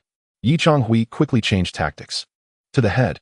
He redirected the screwdriver, aiming for the zombie's face. Smack! The screwdriver struck the polycarbonate visor of the riot helmet. This visor was designed to withstand bricks and Molotov cocktails, exhibiting exceptional resilience. The screwdriver merely left a white mark, failing to penetrate. Roar! Beneath the visor, the decaying face pressed against the transparent plastic, roaring at Yi Changhui, revealing its yellowed teeth, but unable to bite. It was like a turtle shell. At that moment, the other 5 security zombies surged forward. The narrow corridor became instantly congested. Brother Hui, more are coming from behind. Sun Ji frantically reloaded the net rounds. Stay calm. Yi Changhui held the pinned zombie down, his mind racing. There was no impenetrable armor. Since it was human-worn gear, there must be gaps. Joints. Connections. Yi Changhui's gaze locked onto the gap between the helmet and the stab-resistant suit, the neck. Though there was a layer of soft neck protection, it was certainly not as hard as the ballistic plates. Die? Yi Changhui grasped the screwdriver firmly, not stabbing straight, but using it as a pry bar, inserting the tip into the gap between the jaw and neck protection. Then he pried it back with force. Click. The helmet's clasp was forcibly pried open, revealing the gray-black skin of the neck beneath. Now, thud. The screwdriver plunged deeply inside. This time, there was no metallic resistance, only the smooth sensation of steel slicing through flesh. The sharp tool severed the cervical vertebrae, disrupting the central nervous system. The zombie beneath him convulsed violently before its previously frantically flailing limbs fell limp. The weak point is the neck. Yi Changhui withdrew the screwdriver, drawing out a stream of black blood. Son, don't hit the body. Once netted, stab the neck. Or pry off the helmet. Dr. Lin, use your scalpel.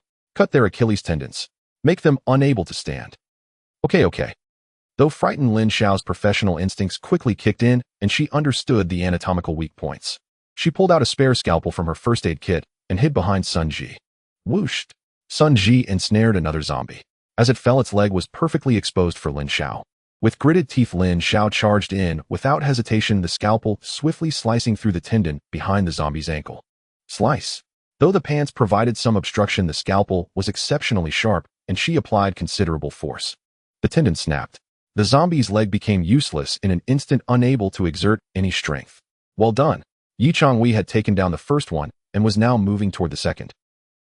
What ensued was a gruesomely bloody yet meticulously precise dissection operation. Unlike the previous indiscriminate assault, every strike here had to be exact. Net them. Pin them down. Pry off the helmet. Pierce the neck. Thud. The third zombie fell. Thud. The fourth. The corridor was filled with heavy breathing, the clash of metal, and the sound of blades piercing flesh. Yi Changhui was drenched in sweat, his vision slightly blurred. Yet the screwdriver in his hand became steadier, his movements quicker. He resembled a cold, efficient assembly line worker processing a batch of defective products.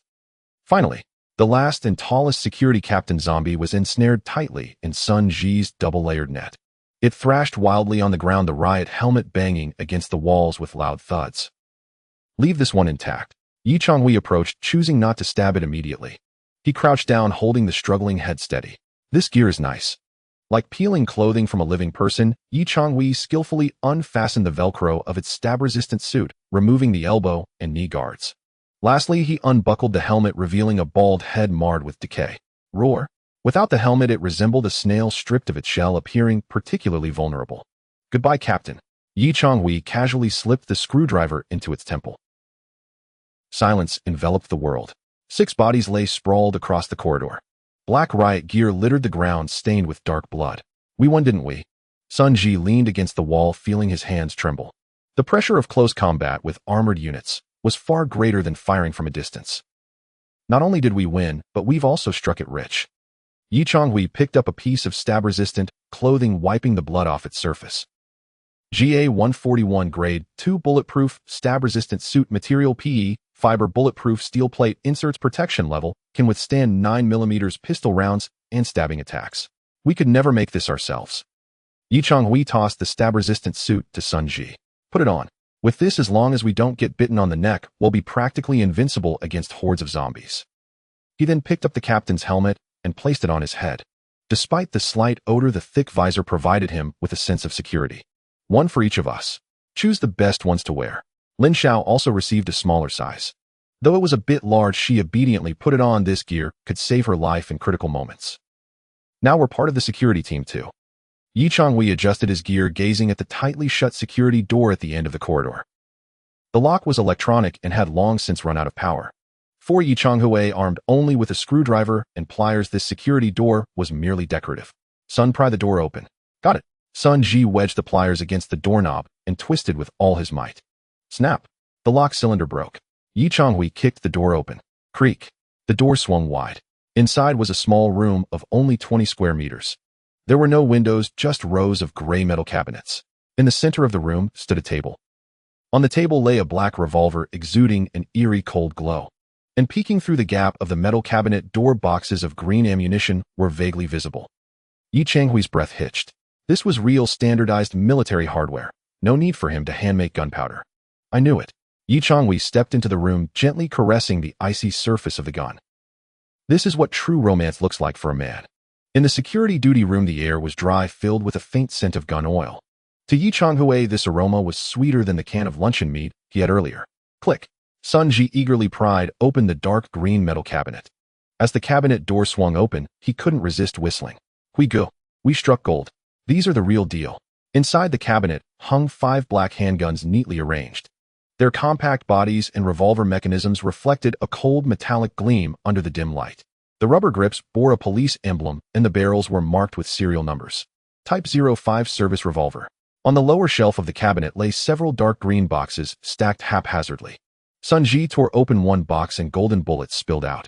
9mm revolver cartridges. There must be dozens of boxes here. That's several hundred rounds. Sun Ji grabbed a handful of bullets, the heavy weight causing his hands to tremble with excitement. With these, who do we have to fear? Anyone who dares to show their teeth will meet their end. Lin Xiao also leaned, and though she knew little about guns, she understood that these items represented a sense of security. Huiga, this gun looks way more refined than your old one. Of course. Yi Changhui stepped forward and picked up a Type 05 revolver. It was lightweight, weighing less than a kilogram. It felt excellent in hand, with a perfectly balanced weight distribution. This was a standard product from an industrial assembly line, having undergone countless tests and refinements. The heat treatment of the steel and the machining tolerances of the parts were far superior to what his novice lathe and a piece of pipe could achieve. This is a fine piece. Yi Changhui opened the revolver's cylinder for inspection. The 6 chambers gleamed like mirrors. While its power is inferior to military-grade handguns, it can easily blow a zombie's head off at 50 meters. Moreover, the revolver's simple mechanism ensures it won't jam. If it misfires, just pull the trigger again. It's perfect for an apocalyptic environment. Then what are we waiting for? Sun Ji grabbed a gun and confidently started loading bullets into the chambers. 2 guns, each dual-wielding. I'm going to wreak havoc out there among the zombie horde. Put that down. Yi Changhui suddenly spoke, his tone unsettlingly calm. Huh. Sun Ji paused, confused. We go, aren't we short on guns? Now we have them. I said put it down. Yi Changhui pulled over a chair and sat at the dusty desk. He placed the revolver on the table and retrieved a set of precision screwdrivers and a punch from his backpack. Quiga, what are you? Disassembling it. Yi Changhui switched on the tactical light on his helmet, focusing the beam on the handgun. Right now we're like beggars who've stumbled upon a few fish. A few hundred rounds sound like a lot. But if we encounter a zombie tide like last time, or an organized military force like Iron Wall City, we'll exhaust our ammunition in minutes. And then what? What if the gun breaks? What if the firing pin snaps? We can't just be users. Yi Changhui picked up a screwdriver and removed the screws from the grip. We must become creators. The disassembly began. In the past, although Yi Changhui understood machinery, his knowledge was limited to car repairs. He knew the principles of firearms, but would struggle to reassemble them down to the component level. But now things were different. As he stared intently at the gun, the analysis vision activated automatically. Even though this was the first unfamiliar device he had encountered, unable to generate blueprints directly with each screw he removed and each part he took off, a virtual progress bar surged ahead. Analyzing firing mechanism, analyzing cylinder locking pawl, analyzing trigger linkage. Click. The side plate was removed, revealing the intricate mechanical internals. Springs, linkages, sears, hammers. Every component was perfectly positioned, interlocking seamlessly. Look here. Yi Changhui used tweezers to pick up a small pawl. This is crucial for the cylinder's rotation and positioning. Its hardness must be high and the angle needs to be extremely precise. A deviation of 0.1 mm, and the bullet won't align with the barrel, leading to a catastrophic failure. Sun Ji and Lin Xiao leaned in, watching intently. Though they didn't comprehend fully, they sensed the gravity of the situation. And this trigger force. Yi Changhui pressed on the exposed trigger linkage. In double action mode, the force transfer curve is expertly designed. As he disassembled, he mentally compared the components with his lathe. This part I could machine. That spring I could fabricate from piano wire. This barrel's rifling twist rate, so that's how it is. With each part laid out on the desk, the blueprint grew clearer in Yi Changhui's mind. The previously vague concept of a standard service pistol transformed into detailed schematic blueprints. Analysis complete. Blueprint acquired, type 05 revolver. Key processes unlocked, double action, firing mechanism, cylinder, locking technology, short barrel rifling parameters. Phew. Yi Changhui exhaled deeply, rubbing his sore eyes. This was more exhausting than a battle. It was a mental strain to the absolute limit. But he had succeeded. From this moment on, this gun would no longer be a black box to him. As long as he had steel and a machine tool, he could replicate it, or even create something more powerful. For instance, converting 9mm to 357 Magnum. Or going straight to 44. Once he mastered the core structure, caliber was merely a number. Quiga, that look you had just now was like you wanted to devour that gun. Sun Ji whispered nearby. I've absorbed everything. Yi Changhui's fingers moved swiftly. Reassembly. The scattered parts he had just disassembled seemed to come alive in his hands, automatically finding their places. Click, click, click. In under a minute, a complete Type 05 revolver reappeared on the table. Load it. Yi Changhui grabbed a handful of bullets, inserting them one by one into the chambers. All 6 loaded. He flicked his wrist sharply. Click. The cylinder locked into place. Yi Changhui raised the gun, aiming at a duty roster pinned to the wall. Good gun. His eyes gleamed with ambition. We're taking these guns with us. But we need to ration these few hundred rounds. Why? Sun Ji asked, baffled. Don't we have the blueprint now? Blueprint gun, but no powder. Yi Changhui stood up, sliding the gun into the holster of his bulletproof vest. It's still the same old issue. We can salvage the shell casings, we can machine the bullets, and while the primers are a bit trickier, they can be substituted with match heads or firecracker powder. But the propellant? Without sufficient potassium nitrate and sulfur, even if I could create 1,000 guns, they would just be scrap metal. He turned to Lin Xiao. Dr. Lin, where's the agricultural supply store? Lin Xiao immediately pulled out a rough sketch she had drawn earlier on the road. It's at the northeast corner of the granary. There's a row of bungalows that used to be the agricultural service center. They should have fertilizers and pesticides. How far is it from here? About 500 meters. But those 500 meters, Lin Xiao pointed outside the window. Outside, although the previous battle had been indoors, it had still attracted nearby zombies. A swarm of dark figures was gathering around the office building. 500 meters normally, it would take 5 minutes to walk. Yi Changhui donned a riot helmet, gripping 2 freshly acquired revolvers. Now those 500 meters are a hellish road. But he glanced back at the 2 behind him. At that moment, they donned riot gear, helmets armed with standard weapons, and their backpacks were stuffed with luncheon meat. They were no longer the trembling refugees clutching a pipe wrench. We are the security team now. Since we are the security team, let's go restore some order. Sun Ji, grab all the bullets. Dr. Lin, stay close. Objective agricultural supply store. Anyone who stands in our way will be met with lethal force. Changhui kicked open the door of the security room and strode out confidently. In the corridor, the bodies stripped of equipment still lay on the ground, as if paving the way for a new ruler. A raid concerning gunpowder had officially commenced. Bang! Bang!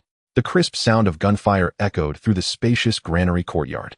Two zombies clad in blue overalls had their foreheads burst into a spray of blood, collapsing backward as if their very souls were ripped away.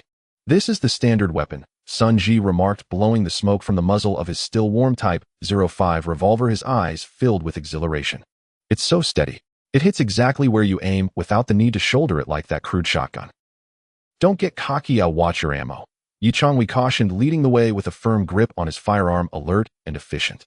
Unlike Sun Ji, he only fired when the zombies entered the 10-meter kill zone, pulling the trigger with precision. Even the security zombies in riot gear would succumb if hit at close range by a 9mm bullet aimed at the weak points of their visors. Dr. Lin, keep close, he added as Lin Xiao, carrying a Red Cross box filled with medical supplies and gripping her revolver tightly, nervously sandwiched herself between the two men.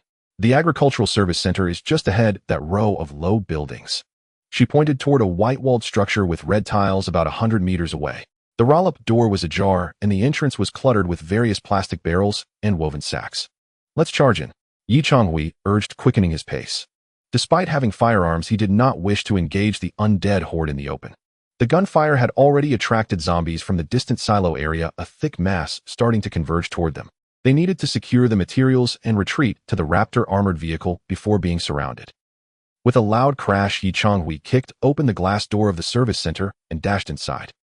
A pungent odor permeated the air, a noxious blend of pesticides, fertilizers, and moldy seeds. Shelves were toppled, and the floor was strewn with scattered seeds and shattered glass bottles. It seemed survivors had rifled through this place in the early days of the disaster, but they had likely only taken the easily portable seeds and tools, neglecting the heavier fertilizers. Find something, quickly, Changhui called out, guarding the entrance with his gun raised. I need potassium nitrate and sulfur. Lin Xiao dashed deeper into the warehouse, her domain. She shoved aside a pile of collapsed cardboard boxes, her gaze darting over the towering stacks of woven bags.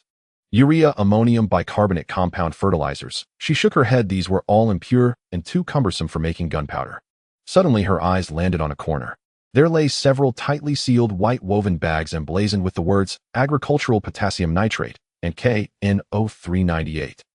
I found it, Lin Xiao exclaimed with delight.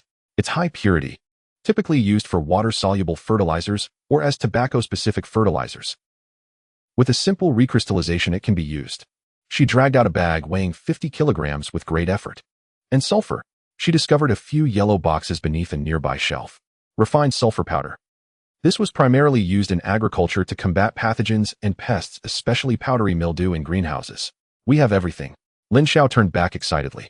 We can burn charcoal back home. With these two, I can make black powder. This is the classic 1 nitrate, 2 sulfur, 3 charcoal recipe. Changhui glanced back at the heavy fertilizers. 50 kilograms per bag. Sun Ji, stop fiddling with your gun and come help carry this. Me again. Sun Ji grumbled, putting away his gun and rushing over to hoist a bag of potassium nitrate. Brother Hui, how many bullets can we make from this bag? If used for primers and propellant, it's enough for a lifetime, Changhui smirked. If made into explosive charges, this bag could blow this building to smithereens. That's good stuff.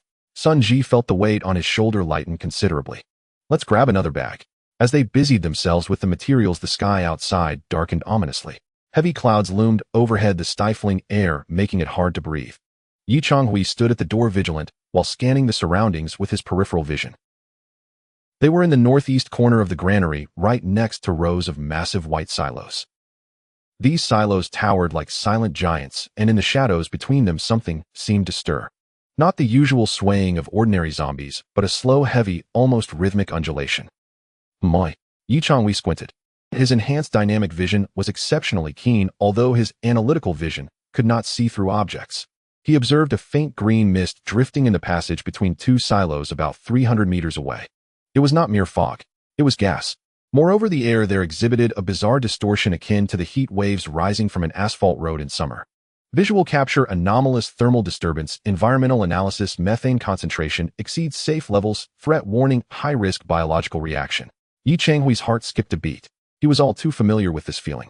It was the same sense he had during the capture of Subject 005 at the Hongfa Auto Repair Factory. However, the reaction before him was 10 times more intense than that of 005. Sun Ji, Dr. Lin. Yi Changhui's voice lowered ominously as if afraid to disturb something. Stop moving. What's wrong, Brother Hui? We still have plenty of sulfur to fetch, Sun Ji protested, carrying a box of sulfur powder. Put it down. As Yi Changhui lifted his binoculars, he focused intently on the depths of the green mist. Through the lens, he beheld a monstrous figure. It was a giant bloater. If Subject 005 at home was a 300-pound behemoth, then this one was a flesh and blood tank. Standing at least 3 meters tall, its belly was astonishingly large, its skin stretched to translucence, revealing the swirling green liquids and gases within. It wore no clothes, as no garment could contain such a size. Each step it took caused its flesh to quiver, the air around it vibrating with each breath. Nearby, ordinary zombies kept their distance, seemingly fearful of this volatile kin. Target confirmed. Special mutant entity type 005, fully developed, codename bloater, estimated gas capacity 500 cubic meters. My goodness, Sun Ji followed Yi Changhui's gaze, and though he lacked binoculars, the enormous figure was unmistakably prominent among the silos. Is that a super version of Subject 005? If that thing explodes, half the granary will be flattened, right? Yi Changhui lowered the binoculars, his expression complex. Rationality told him to grab the potassium nitrate and sulfur and flee immediately. This creature was too dangerous. One detonation or toxic gas emission could doom them all. Yet another thought frantically burgeoned in his mind. It belonged to the greed of the industrial overlord. Though Subject 005 at home had seen efficiency improvements through Lin Shao's surgery, it was still a defective product compared to this one. What lay before him was perfect. Its size promised a colossal gas output. If he could capture it and integrate it into the power grid, Hongfa Heavy Industries' energy crisis would be completely resolved. It could even support larger industrial equipment, such as electric arc furnaces. Brother Hui, your eyes look strange, Sun Ji noted, knowing Yi Changhui too well. You can't possibly be thinking, I want to capture it. Yi Changhui licked his cracked lips, his eyes glowing with a greed brighter than the toxic mist itself. It's the ultimate energy core. If I let this one slip, I might regret it for the rest of my life. But Brother Hui, we didn't bring a cage. Lin Shao interjected urgently. And the raptor can't fit such a massive creature. We can drag it if it won't fit. We can use nets and chains instead of cages. Yi Changhui's mind raced, formulating a capture plan. It hasn't noticed us yet. Its vision is poor and relies primarily on hearing and smell. We have nets, a vehicle, and just acquired riot gear. As long as we handle it properly. Just as Yi Changhui was devising that audacious plan, a loud crash interrupted his thoughts. Not from here. It was from a distance. Somewhere on the other side of the granary, it sounded as if something had collapsed. Then came a cacophony of hurried, chaotic footsteps. It was the horde. The previous gunfire had gradually attracted zombies within a several-kilometer radius. The earlier crash was the sound of the horde breaching an iron door. This is bad. Yi Changhui spun around sharply. In the direction they had come from, where the raptor was parked, a thick mass of zombies surged like an unstoppable tide. Thousands of them. They had cut off their escape route. And ahead loomed that terrifying giant methane zombie. Greed has led us astray. Yi Changhui gritted his teeth. We shouldn't have wasted those minutes disassembling the gun in the security room. Now we're stuck between a rock and a hard place. Brother Hui, what do we do? Shoot. Sun Ji raised both revolvers, his palms slick with sweat. Shoot what? These bullets aren't even enough to fill a tooth gap. Yi Changhui glanced at the heavy bags of potassium nitrate and then at the moving nuclear bomb in the distance. Get the materials onto the vehicle. Even if we die, we must bring the gunpowder back. Charge back to the vehicle. Now. The three of them hoisted the fertilizers and sulfur, launching a desperate charge toward the raptor at the edge of the horde. Behind them, the giant methane zombie seemed to have heard the commotion. It turned, its tiny eyes squeezed into slits by its bulging flesh, fixing its gaze on them. Its belly heaved violently. Burp. A thunderous belch echoed, unleashing a cloud of green toxic mist that slowly drifted in their direction. The difficulty of the game had instantly escalated from hard to hell. Quick, throw the stuff up. Yi Changhui shouted angrily, forcefully tossing the 50-kilogram bag of potassium nitrate into the back of the raptor armored vehicle. Bang! The woven bag hit the ground near the machine, splattering mud everywhere. Next came Sun Ji, who stumbled over, throwing in another bag of fertilizer, utterly exhausted and nearly collapsing to the ground. And sulfur. Dr. Lin. Lin Shao rushed over, holding a box filled with sublimated sulfur, panting heavily. Yi Changhui grabbed him and shoved both him and the box into the back seat. Get in. Everyone get in. The three of them hurriedly returned to their steel sanctuary. Only after shutting the heavy bulletproof door blocking out the suffocating smell of decaying corpses and the impending storm did they feel their hearts settle back into their chests. Ha. Sun Ji removed his fogged anti-riot helmet and wiped the sweat from his face. Brother Hui, we got the goods. 2 bags of potassium nitrate, 1 box of sulfur plus the charcoal we acquired earlier. How much explosive can we make with this? Enough to blow that security room flat 10 times over. Yi Changhui's hands gripped the steering wheel, but he didn't immediately shift gears to drive. His eyes were fixed through the windshield wipers onto the shadowed grain silo area to the right. There the peculiar green mist had not dissipated, instead it thickened with the decreasing air pressure resembling a living miasma. At its center, a 3-meter-tall, grotesque mutant creature with a belly as large as a balloon was slowly lumbering toward them. With each step, its massive foot created deep impressions in the muddy ground. Its semi-transparent belly swayed with its movements, the swirling green liquid inside, seemingly ready to burst forth at any moment. Brother Hui, are we moving? Sun Ji urged, seeing Yi Changhui's in action. The zombies are closing in. Through the rearview mirror, they could see the tide of corpses that had been trapped at the office building now surging like a black wave over the fire truck's barricade, advancing along the main road toward them. Distance 150 meters. Logically, the best option would be to hit the gas and use the Raptor's front to plow through a path directly to the exit. But Yi Changhui hesitated. No, more accurately, he was tempted. Visions of the roaring 8-cylinder generator at Hongfa Heavy Industries flooded his mind, along with the small biogas Zombie 005, which frequently malfunctioned due to malnutrition. Currently, 005 produced enough biogas for only 2 meals a day, how any excess would cause the generator to shut down. But this creature before him. Target valuation S-Class energy core gas production efficiency estimated to be over 20 times that of 005 strategic significance 24-hour power supply for the entire base, unlimited ammunition for biogas cannons, potential to drive gas turbines. This was not a zombie. This was a walking micronuclear power station. If they left now, they would have to face thousands of zombies again to capture it later. And if it wandered away or was destroyed by other survivors, it would be an immeasurable loss. I won't give up. Yi Changhui gritted his teeth, his knuckles turning white from gripping the steering wheel tightly. Sun Ji, Dr. Lin, we're going to make a big score. What? Sun Ji looked at the approaching giant monster. Brother Hui, are you crazy? That thing looks like a bomb. How are we supposed to capture it? Are we going to let it sit in the passenger seat? No need for it to ride. Yi Changhui quickly shifted gears, the Raptor making a U-turn. We don't need to load it onto the vehicle. We just need to lure it into a confined space and trap it. Later we can come back with a truck and a cage to transport it.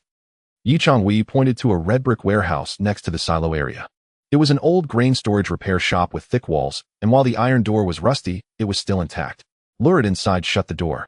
As long as it's inside, it will be our reserve energy. No one can take it. But Lin Xiao looked at the horde of zombies behind them. The road is blocked. Then we charge in. A glint of madness flashed in Yi Changhui's eyes. Use the terrain of the silo area to kite. Let that big guy inside shut the door, and then we'll find a chance to break out. This is a gamble, Brother Hui. Fortune favors the bold. Hold on tight. Boom. The Raptor roared. It did not head toward the exit. Instead, it accelerated towards the terrifying giant biogas zombie. The distance closed rapidly. 100 meters, 50 meters. With each passing moment, the sense of oppression became suffocating. This biogas zombie was enormous. Its skin bore a sickly gray-green hue, with veins bulging like earthworms. Its mouth had degenerated into a circular nozzle, constantly expelling green mist. Ugh! Even with the air filtered, the vehicle's interior reeked of a nauseating rotten egg odor. It sees us! Lin Xiao screamed. The bloated creature halted, seemingly intrigued by the approaching steel box. Its belly suddenly contracted. Watch out! It's going to spray. Yi Changhui swerved the steering wheel violently. Zzz. A high-pressure stream of green liquid shot out from its mouth, like a pressurized water gun. This liquid with potent corrosiveness and toxicity arched through the air. Zzz. The liquid grazed the right side of the Raptor, landing in the grass below. The once lush weeds instantly withered and blackened, emitting white smoke. Shit. This is a biochemical weapon. Sun Ji shrank back in fear. This is a mixture of methane, bacteria, and gastric acid, Lin Xiao said, pale-faced. Don't let it touch you. It will burn through your skin. Successfully lured it. Yi Changhui was not afraid. Instead, he felt exhilarated. Since it would attack, it indicated a level of aggression. Sun Ji rolled down the window. Give it a burst. Don't hit the belly. Aim for the legs or the sides. Huh, what if it explodes? Use the revolver. Don't use buckshot. Just miss a bit, make some noise. Sun Ji gritted his teeth, rolled down the window, and aimed the 005 revolver at the ground beneath the bloated creature, firing 3 shots in quick succession. Bang, bang, bang. The bullets struck the concrete, creating sparks. The bloated creature was enraged. Roar. It let out a guttural roar and began to run. Though massive, its strides were long, shaking the ground as it charged forward. It took the bait. Into the warehouse. Changhui drove the raptor like an agile bulldog, leading the furious beast toward the repair shop. Just as the armored vehicle raced through the narrow passage between 2 silos. Creak. The road ahead vanished. It wasn't that the road was blocked. It was completely filled. Somehow another wave of zombies had surged from deep within the grain storage, filling the open space ahead. There were at least hundreds of zombies tightly packed together. And in the rearview mirror, the enormous bloated creature was now blocking the entrance of the passage, looming like a wall. Behind it were the initial thousands of zombies. It's over. Sun Ji nearly dropped his gun. Brother Hui were wrapped like dumplings. Trapped in front with a blockade, pursued from behind and sandwiched between an exploding bioweapon. The raptor came to a halt in the middle of the passage. To the left was the towering white silo wall, smooth enough that even flies would slip off. To the right was another silo wall. It was a dead end. I knew it. Lin Xiao closed her eyes in despair. Greed will kill you. Changhui looked at the deadlock ahead, cold sweat trickling down his forehead beneath the anti-riot helmet. He admitted he had underestimated the density of zombies here. He had also underestimated the speed of the bloated creature. Now it was less than 30 meters from the back of the vehicle. Its massive body blocked the only escape route. The biogas in its belly was enough to obliterate the raptor along with the 3 of them inside. Stay calm. Changhui forced himself to remain composed. His hand reached toward the red button beneath the dashboard. High-pressure air propulsion. That was their last trump card, but it couldn't be used now. The front was filled with zombies. While it could push through, it would reduce speed, and if the bloated creature sprayed its venom or self-destructed, the shockwave would still impact the vehicle. They needed to deal with this greatest threat first. Since we can't capture it. Changhui's expression shifted from greed to determination. Some things, if unattainable, must be destroyed, and it needed to be done in a valuable way. Sun Ji, roll up the windows. Dr. Lin, put on your gas masks. Changhui donned his mask, as well as voice muffled. We're going to set off a big firework. Brother Hui, you can't be thinking. Sun Ji looked at the increasingly close green belly in the rearview mirror. We have no other choice. Changhui pulled the unused 005 revolver from the holster in the passenger seat. He opened the sunroof and leaned halfway out. The wind and rain lashed against his helmet visor. The enormous bloated creature was now only 20 meters away. It seemed to sense its prey had nowhere to escape and had stopped, its belly swelling violently, preparing for another spray. That semi-transparent belly filled with high-pressure methane appeared to Changhui as a massive green target. Goodbye, my energy core. Changhui's heart ached. This was equivalent to 20,005s. But life was singular. Reluctantly part with it.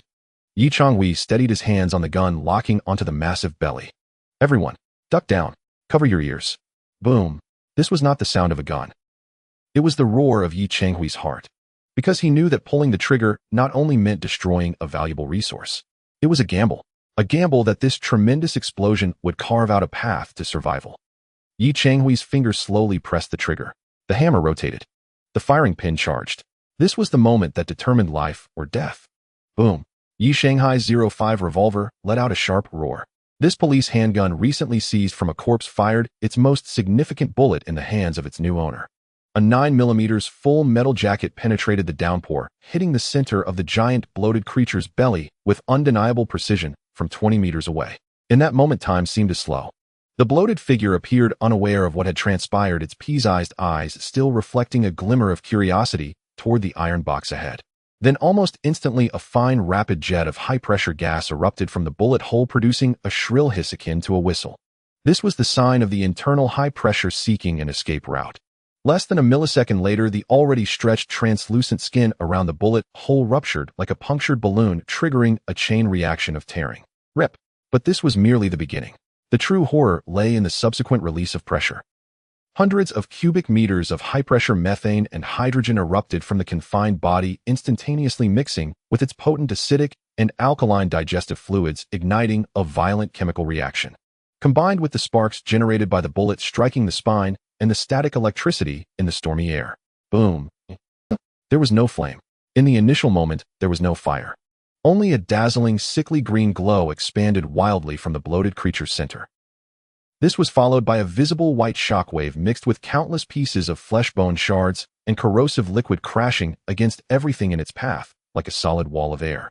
From a high vantage point, one would witness a spectacular scene unfolding in the grain storage facility's silo area.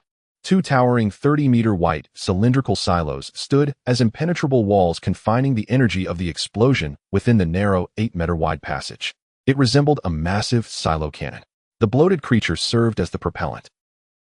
The thousands of security zombies behind acted as the cannon's breech, and the armored vehicle in front represented the projectile. Inside the vehicle, "Get down." The moment Yi Changhai pulled the trigger, he had already recoiled and swiftly closed the sunshade of the sunroof. Boom! A dull thud resounded, causing one's heart to stop. The threatened armored vehicle was thrust forward violently, as if pushed by an invisible hand. With the silo walls constraining the airflow on either side, the vehicle did not flip, but rather slid intensely forward. Crash! Although the rear windshield was reinforced with wire mesh, it shattered into countless fragments upon the shockwave's impact, raining down like hail onto Lin Xiao and the supply box in the back seat. "Oh!" Lin Xiao screamed, clutching her head, huddling behind the sulfur box. Screech! The vehicle's tires screeched against the ground, producing a deafening wail. The rear impact beam was dented by the shockwave, and the spare tire hanging there was blasted away, its fate unknown. But the worst was reserved for the pursuing horde behind. The thousands of once menacing security zombies poised to tear the armored vehicle to shreds now found themselves in the explosive wind's path. The first few hundred were obliterated by the green fireball.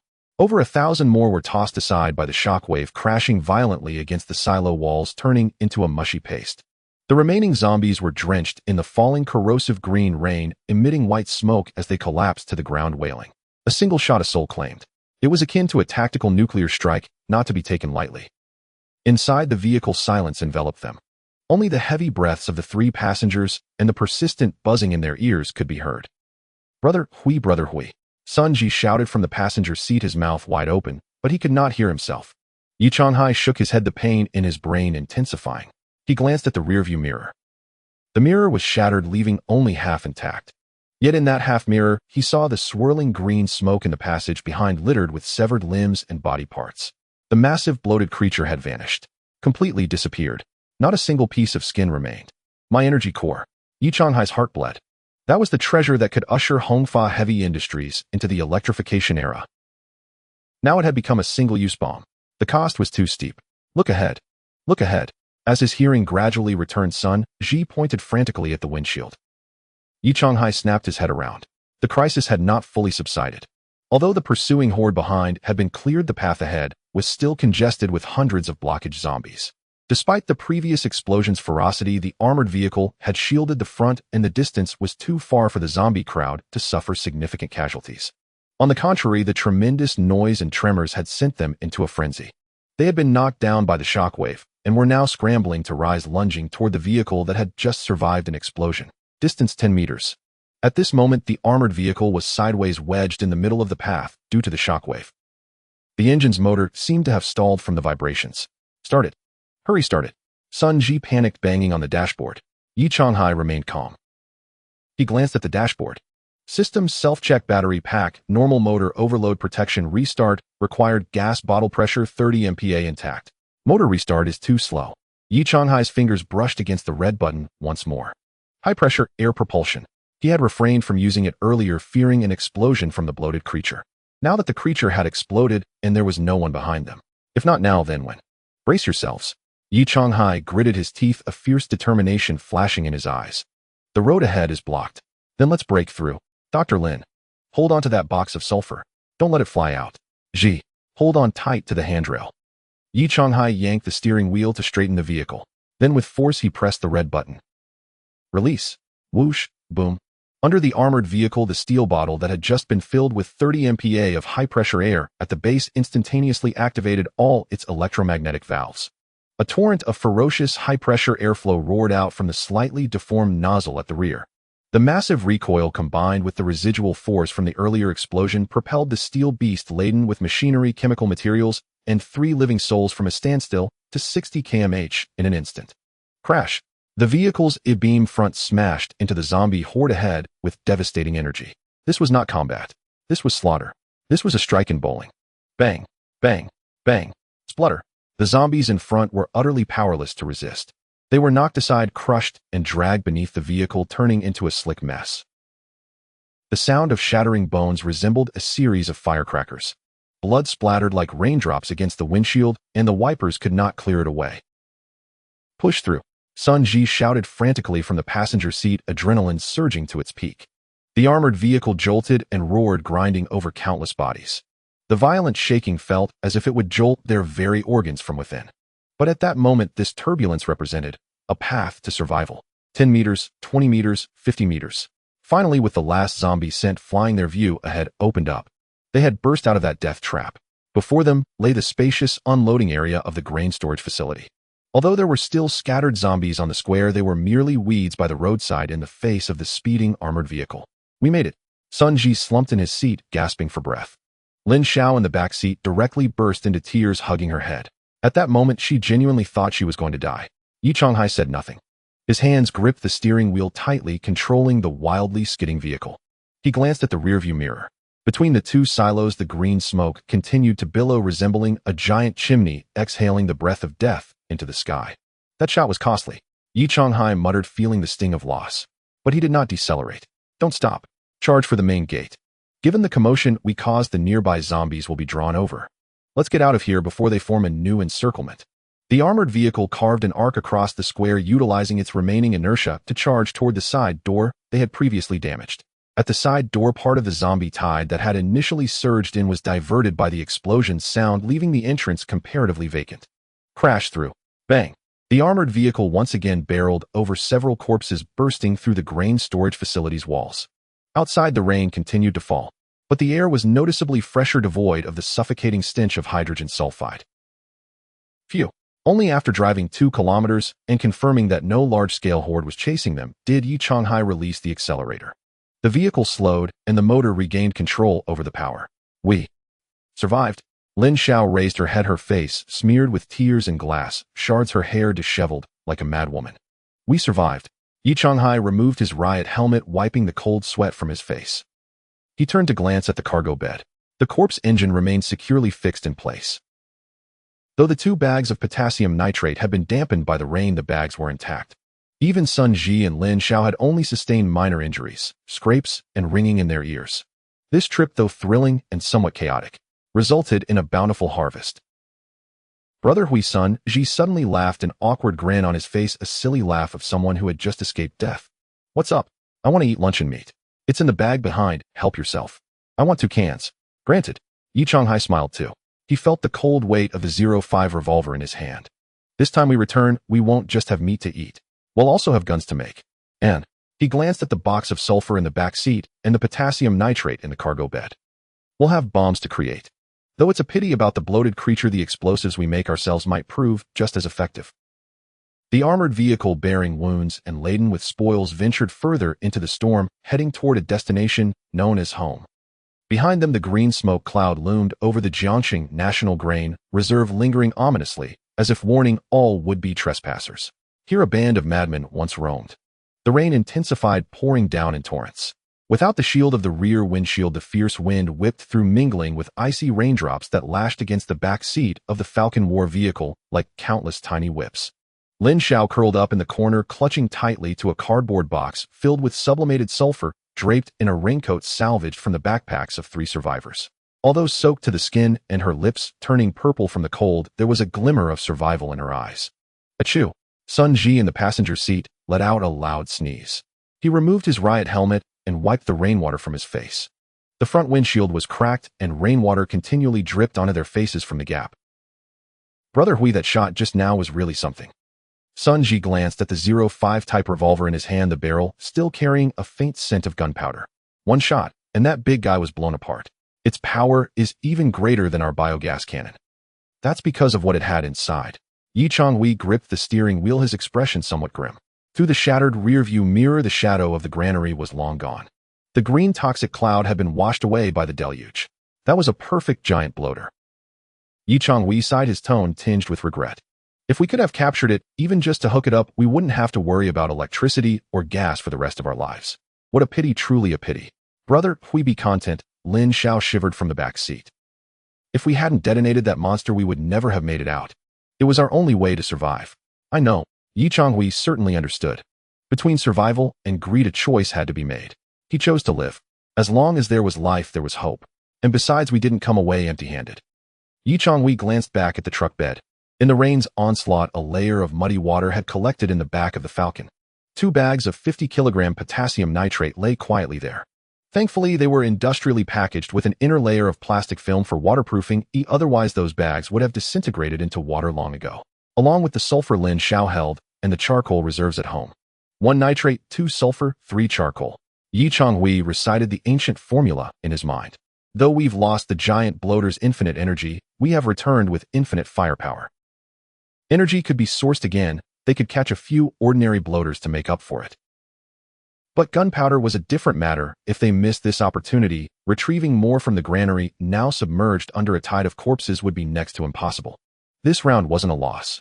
Changhui reassured himself. The vehicle slowed down. Ahead, familiar scenery emerged through the curtain of rain. Abandoned streets, collapsed billboards, and in the distance that towering wall with its electrified fence. Hongfa Heavy Industries. Upon seeing the large red characters, the trio inside the vehicle exhaled in relief. The taut nerves could finally relax. We're home. Changhui pressed the remote for the gate. Vroom, clack, clack, clack. The heavy rolling shutter slowly lifted with the motor's assistance, revealing the warm yellow lights within. The Falcon war vehicle, like a wounded beast dragging mud and scars, slowly rolled into the workshop. Clang. The gate closed, shutting out the wind and rain, the zombies, and the cold. The workshop was warm because the 8-cylinder zombie generator was running. The 008 Bull Warrior was tirelessly pedaling away. Its purple muscles were slick with sweat, and its massive body rose and fell with the crankshaft's rotation. Upon seeing Changhui return, it let out a low growl, as if greeting him or protesting the length of today's shift. Beside it, the repaired 005 bloater had a rhythmical rise and fall of its belly, continuously producing biogas to fuel the generator. Watching this scene, Changhui finally felt at ease. This was the beauty of industry. No matter how chaotic the outside world was, as long as the flywheel kept turning and the lights remained on, this place was the last bastion of civilization. Get out and unload the cargo. Changhui jumped from the vehicle, his body aching, but his spirit exhilarated. Suanzi, move those 2 bags of potassium nitrate to a dry place. Don't let them get damp. Dr. Lin, take the medicines and sulfur to the office. That's your laboratory. Sure thing. The 3 began to bustle about. The 2 heavy bags of fertilizer were moved beside the generator, utilizing its waste heat to dry the air. The box of sulfur was carefully placed on a shelf in the office. Of course, the most crucial items were the 3 climbing backpacks stripped from the bodies of survivors. Changhui placed them on the workbench and unzipped them once more. Although they had already consumed a meal, counting the contents again still brought joy. In addition to the previously eaten luncheon meat and compressed biscuits, the packs contained 8 packs of compressed biscuits, 5 boxes of self-heating rice, 4 bars of chocolate, 10 bags of dehydrated vegetables, 2 pounds of beef jerky, 1 can of glucose powder. Although it's not as much as we had hoped, Sun Ji swallowed hard while eyeing the items. If we ration it, it should last the 3 of us for half a month. If we go into extreme survival mode, it could last a month. Changhui nodded. Back at the granary, due to the urgent situation and the siege of corpses, they hadn't had the chance to scour more warehouses. These 3 backpacks were already the maximum they could carry out. Be content. Changhui picked up a bag of beef jerky, tore it open, and shared a piece with each of them. We have meat to eat, guns to wield, and electricity to use. Compared to those survivors outside who can only get drenched in the rain and are at risk of being eaten at any moment, we are already in paradise. He approached the workbench and lined up the 505 type revolvers in a row. He then piled several hundred rounds of bright yellow ammunition into a small mound. Under the light, the gleam of these arms was more alluring than gold. Suanzi. Yes. Starting tomorrow, our mission changes. Changhui picked up a bullet, his eyes sharp. We're not going out to scavenge anymore. We're going into seclusion.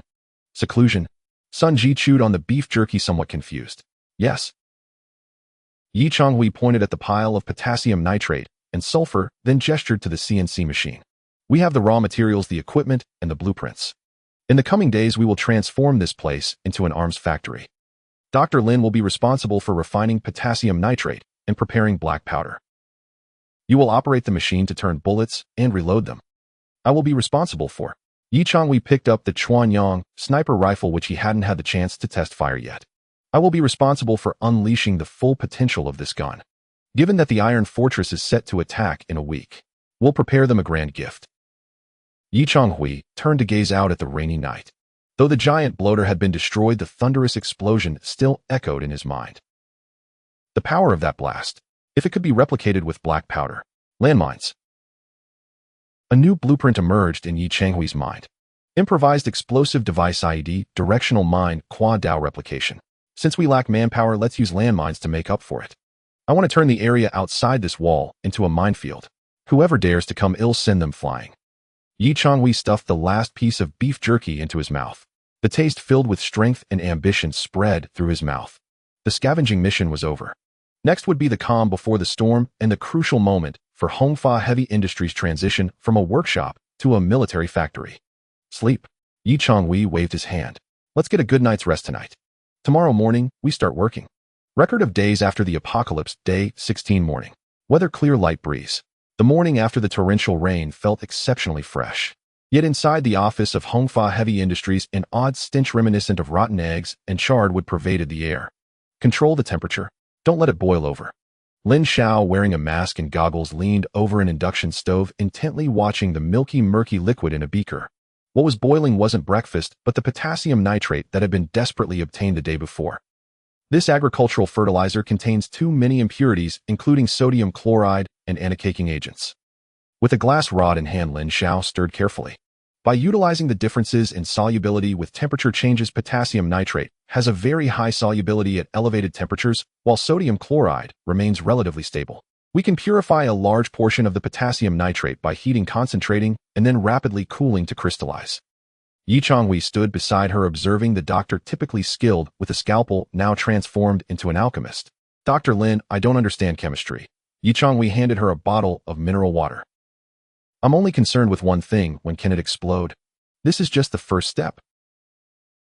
Lin Xiao pointed to a dish beside her where a layer of white crystals resembling snow had already formed. That's the primary purified substance. It still needs to be ground and sifted. Then we mix it with sulfur powder and charcoal powder in a ratio of 7:5:1015. Remember, this is the most dangerous step, Lin Xiao said solemnly, looking at Changhui. Black powder is extremely sensitive. Static electricity, sparks, or even violent impacts can trigger an explosion. When mixing, use wooden spoons instead of metal containers and keep it moist. Finally, granulate and dry it. Rest assured, safety first. Changhui nodded. You handle the formulation and I'll take care of the containers. In the workshop, the spindle of the CNC lathe was spinning at high speed. Changhui stood in front of the machine, a layer of curled iron shavings already accumulating at his feet. In his hand, he held a hexagonal steel rod with a diameter of 12 mm, engaged in the turning process. He was crafting bullet casings. Modern bullets typically use brass because of its excellent ductility, allowing it to expand and fit snugly in the chamber when fired and contract upon ejection. However, Changhui had no brass, he only had steel. Then I'll make steel casings. Changhui examined the blueprint before him. Homemade high-precision sniper bullets. Shell material 45 steel turned. Design features thick-walled reusable bottom reserved for primer hole. The drawback of steel shells is that they are hard, prone to jamming, and cause considerable wear on the chamber. But Changhui didn't care. He had also turned his own barrel. If it wore out, he could just craft another. What mattered was mass production. Zing. The cutting tool carved a perfect bottleneck shape into the steel rod. Drilling, boring, cutting. In less than 3 minutes, a shiny silver-gray steel casing fell into the collection tray. Changhui picked it up and measured it with calipers. The tolerance was controlled within 0.02 mm, a perfect fit for the Chuanyang sniper rifle. Sunzi, come here. Changhui beckoned. What's up, brother Hui? Sunji, clad in gloves, was busy crushing the charred wood into powder, his face covered in soot. Stop grinding the charcoal. I'll let Dr. Lin handle that. Changhui handed him the steel casing. Your task now is to make the bullet heads. Changhui pointed to a pile of thick copper wires stripped from discarded cables nearby. Cut these wires and shape them using that simple mold, then smooth them with sandpaper. This is a meticulous job. It determines whether we can shoot accurately. Understood. Sun Ji took the copper wire. As long as I don't have to go toe-to-toe with that big-bellied bloater, I'm willing to grind down the bullets. At 3 in the afternoon, the first batch of black powder was finally ready. After wet mixing, granulating, and low-temperature drying, they transformed into granules of black-gray matter. Although they seemed unimpressive, Changhui took a small handful and placed it on the ground, igniting it with a lighter. Crack, boom. A burst of orange flames shot up, accompanied by a thick cloud of white smoke. The burning speed was extremely rapid, leaving minimal residue. Success. Lin Xiao wiped the sweat from her brow, her face breaking into a proud smile. This is standard black powder. Although it can't match the explosive speed of modern smokeless powder, it's powerful enough for ammunition or explosives. Then let's test its quality. Yi Changhui returned to the workbench. He picked up a freshly turned steel casing. First step, the primer. This was the most challenging step. No mercury fulminate, no lead azide. But Yi Changhui had a plan. He found a few boxes of matches in the survivors' backpacks and some phosphorus compounds in the red medical kit. Carefully, he mixed red phosphorus with potassium chlorate to create a sensitive agent, filling the homemade primer cup and pressing it into the base of the casing. Though this homemade primer was extremely unstable and corrosive, it would suffice if it could ignite. Second step, loading the powder. Using a small scoop, Yi Changhui filled the casing with black powder. Due to the low energy density of black powder, he deliberately increased the amount, filling the long casing to the brim, leaving only room for the bullet head. Third step, compressing the bullet. He inserted the sharpened copper bullet head that Sun Ji had prepared into the casing. Using a makeshift manual bullet press modified from a vise, he applied force. Click. The bullet head was tightly pressed into the casing with the edges sealed. A heavy 8-centimeter-long homemade sniper bullet was born.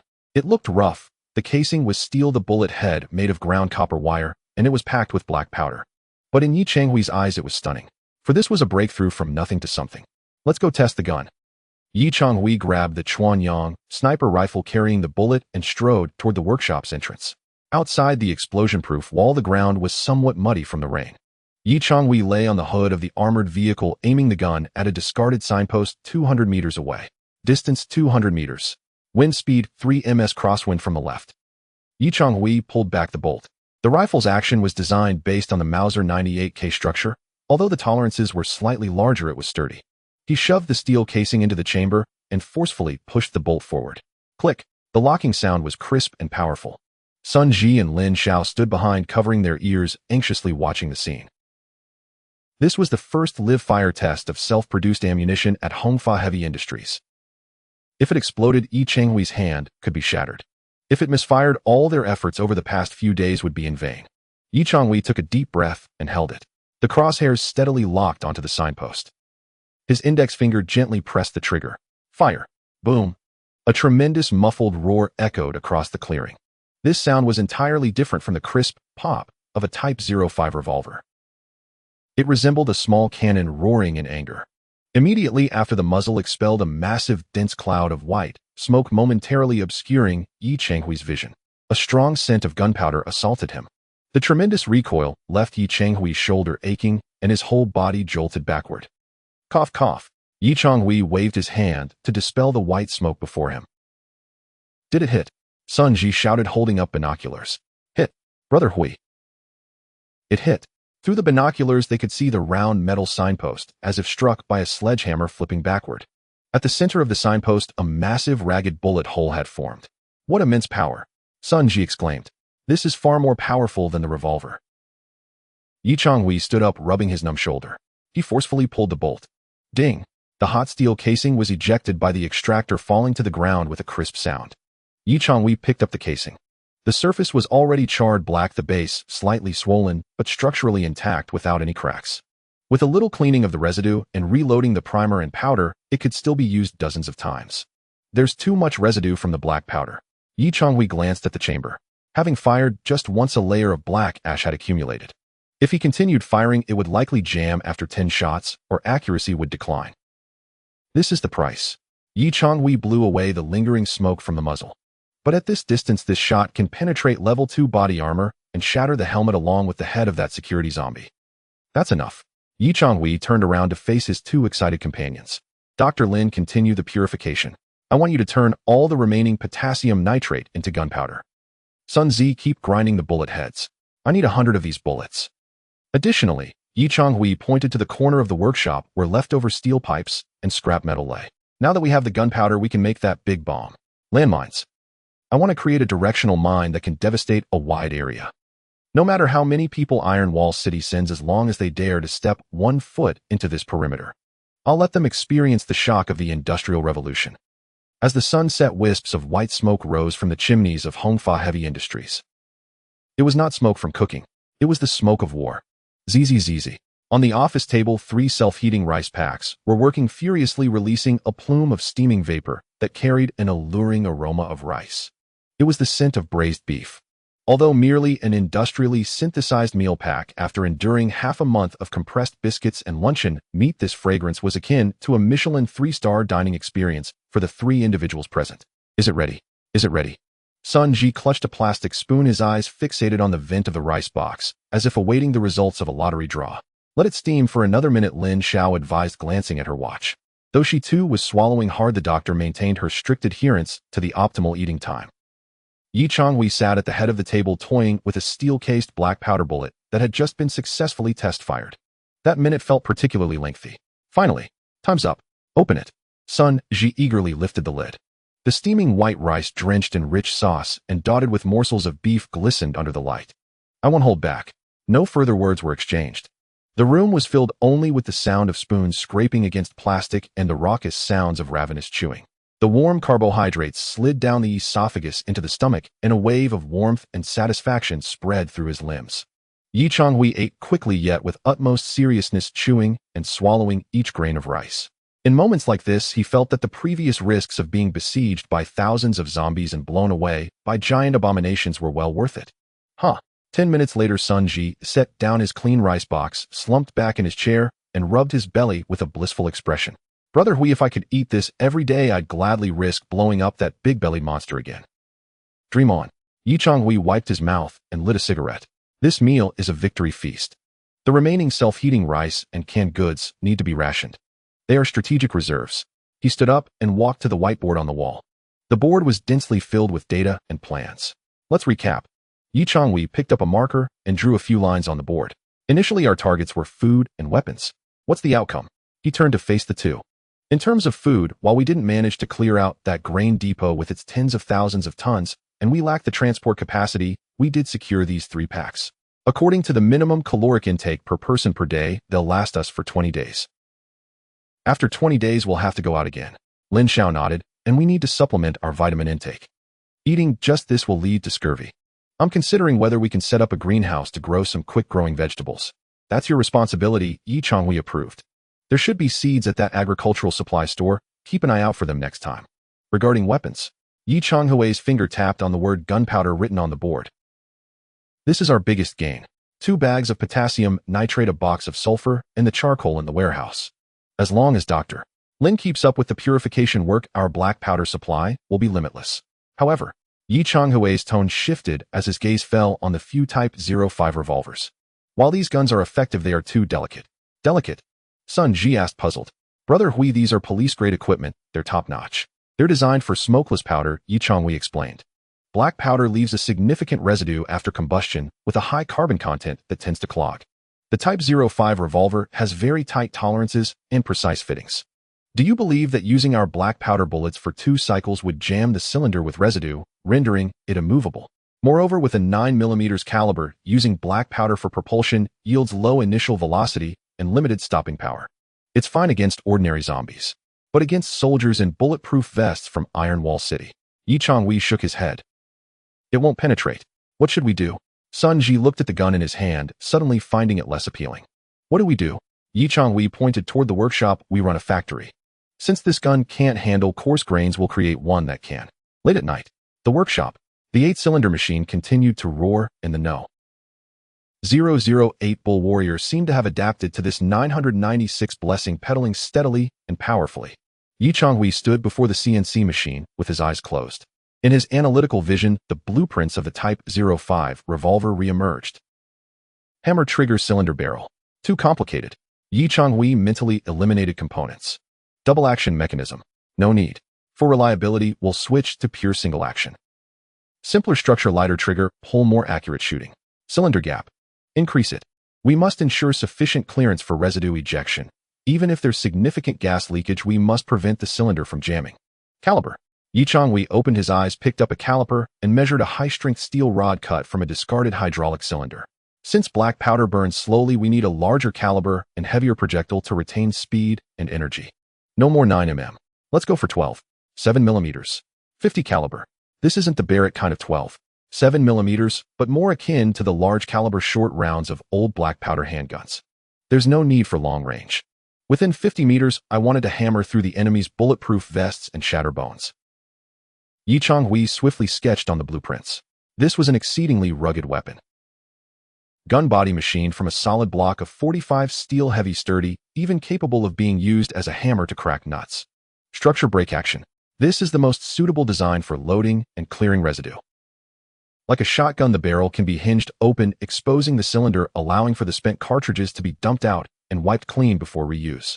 Capacity 5 rounds. To ensure the thickness of the cylinder walls, 1 round of capacity has been sacrificed. Ammunition self-made. 50 steel-cased black powder rounds. Projectiles made from cast copper wire or directly turned out of steel core lead. I'll name it. Changhui wrote several bold characters in the title bar of the blueprint. HF-01 Heavy Hammer Revolver, Hongfa Heavy Hammer. Suanzi. Coming. Sun Ji, who was crouched on the floor polishing his 50th copper projectile, immediately ran over upon hearing the call. Bring those hydraulic rods over. And cut some better spring steel. Brother Hui, are we making another new toy? Indeed. Changhui glanced at the CNC machine screen and inputted the new code. This gun will be the pride of Hongfa Heavy Industries. That kind of police pistol can be left for Dr. Lin's self-defense. We men need to use this. ZZ. The machine roared to life. The sound of the cutting tools slicing through steel reverberated in the night workshop. This sound was no longer jarring, rather it resonated with a fresh sense of hope. Changhui gazed at the flying metal shavings, his heart brimming with ambition. The scavenging was over. They had survived. Not only had they survived, but they had also brought back the spark of fire. The next 7 days would be the final sprint. The army of Iron Wall City was gathering. And here a wasteland munitions factory was operating at full speed. Landmines, heavy hammer pistols, sniper rounds, even biogas flamethrowers. The indicators of the CNC machine reflected in Changhui's eyes as the production of heavy firepower alleviated some of his internal pressure. No matter who you are, no matter how many of you there are, within my range, truth only belongs to those with a larger caliber. Post-apocalyptic days, record day, 17 morning. Weather clear, cloudless sky. The morning sun poured into the yard of Hongfa Heavy Industries, but this warm light did little to alleviate the urgency weighing on Changhui's heart. Second floor office. Changhui spread a hand-drawn blueprint of the base across the table, securing its corners with a few bullets. Gather around. He called to Sun Ji, who was cleaning his gun, and Lin Xiao, who was organizing medical supplies. According to Dr. Lin's intel, scouts from Iron Wall City are expected to arrive in about a week. The main force, a regular army equipped with armored vehicles and machine guns, may arrive in 10 days. 10 days. Sun Ji swallowed hard. Brother Hui, what can we do in this little time? Build a nuclear bomb. We want to have time to build a nuclear bomb, but this 10 days is enough for us to turn this place into a tough nut they can't crack. Changhui picked up a pen and emphatically circled the core area on the blueprint. Let's reevaluate our territory. His pen tip rested on a rectangular building at the center of the map. This is our core, the auto repair shop. It measures 20 meters by 50 meters and stands 10 meters high. It is a typical frame structure supported by sturdy reinforced concrete columns and a steel truss roof with red brick walls filling the gaps. Inside we have our machine tools, generators, and our sleeping quarters. It is our heart. Then he drew a large circle around it. This is the outer wall. It is over 20 meters from the shop and consists of a 3-meter-high red brick wall. This wall can fend off zombies, but won't stop an army armed with rifles and rocket launchers. Changhui's finger moved to the position of the main entrance along the national highway. Especially here, our main gate's outer wall is not made of red bricks, but steel bars. That's both a good and bad thing, Sun Ji interjected. The bad part is that they can see right in from outside. The good part is that they can't hide behind the wall as cover. The steel bars are transparent. As long as they dare to come close, we can pick them off from the shooting corridor on the second floor, like shooting at a target. And also, Changhui pointed to the wide open door in the middle of the steel fence. That door, which should have been another steel barrier, had been pushed aside and rusted in its tracks since the day the disaster struck, and it had not been closed since. The only obstruction now was the reinforced rolling door of the factory inside. I had considered repairing that outer door, but now I don't plan to. Why not? Lin Xiao asked, puzzled. Isn't an extra door safer? If we repair it, they'll blow it up or scale the wall, or even breach the red brick wall from the side. That would extend the front line. Changhui's pen drew a red arrow pointing at the open door, directing attention to the interior of the factory. Keeping this gap tells them want to come in. Use the front door? This is the reverse thinking of surround 3 and leave 1 out. I want to funnel their attack route to the front where my firepower is the strongest and traps are the most numerous. But Changhui's tone shifted as he firmly tapped the blueprint of the core factory. If we let the enemy into the yard, the red brick walls of this factory become our greatest weakness.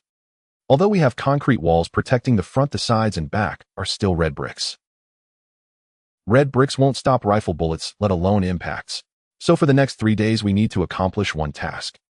Changhui wrote 4 large characters on the blueprint. Tortoise-shell plan. We need to completely encase this 20-meter by 50-meter factory with concrete. 9 a.m. Hongfa Heavy Industries transformed into a construction site in an instant. Virum. The long idle concrete mixer roared to life once more. The power source was still the tireless No. 008 Bull Warrior.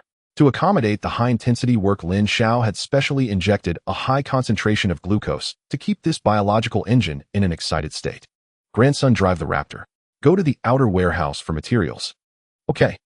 Though the windows of the Raptor were shattered and the body was caked in mud, it was the best dumper truck in times like these. The outer warehouse was located in the corner of the wall where tons of cement, sand, and gravel had been piled up, prepared by the boss for repairs before the disaster struck.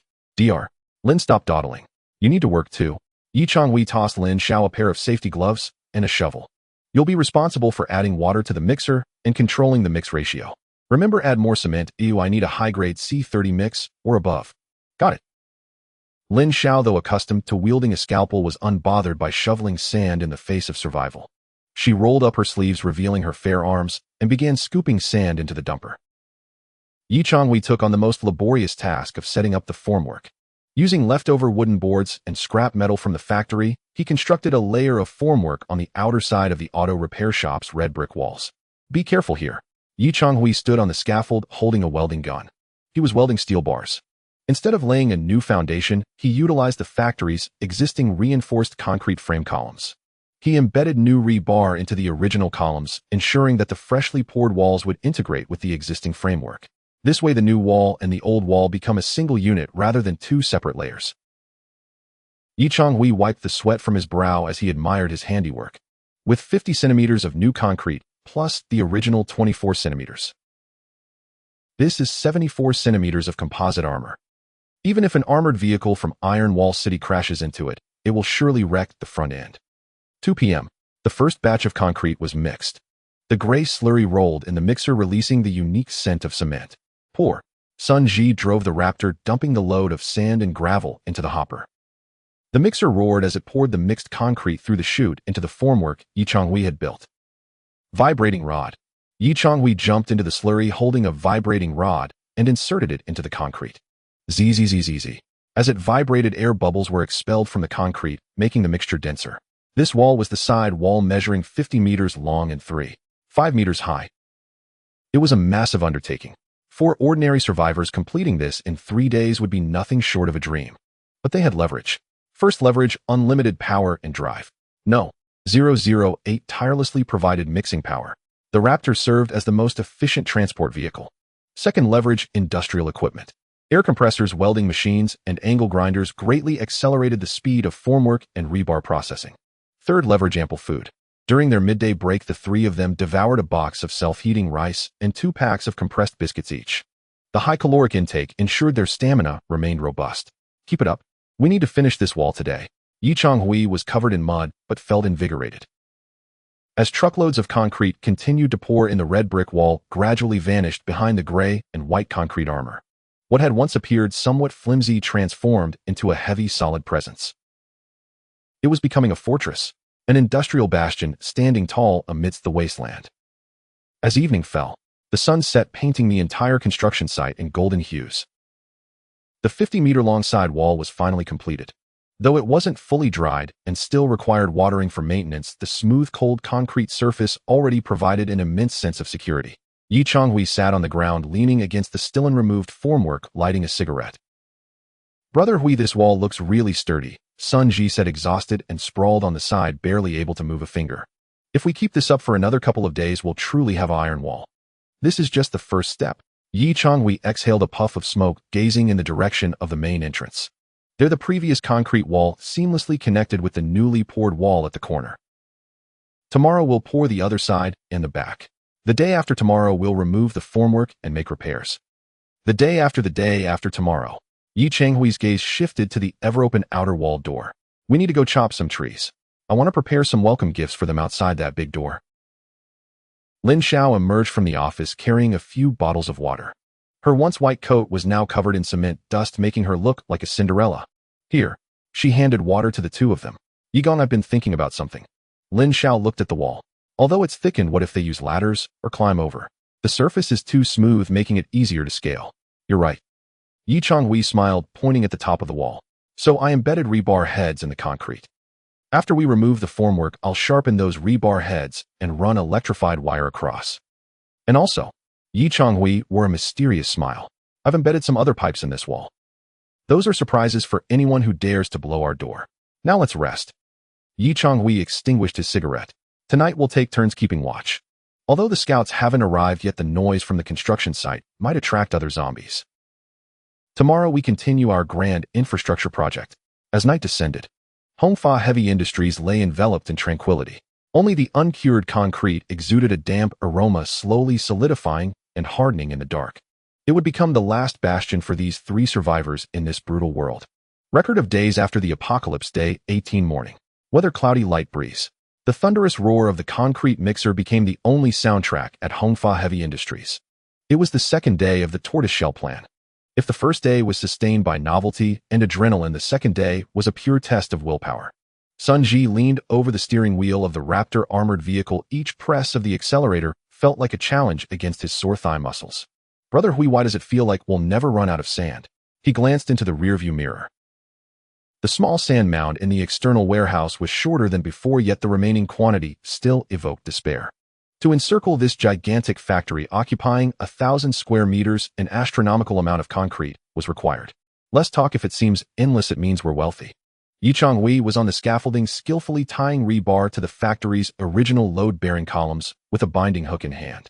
His movements were mechanical, yet precise. The wire passed through, twisted, tightened, and was then cut. With each knot secured, the skeleton of the building grew sturdier.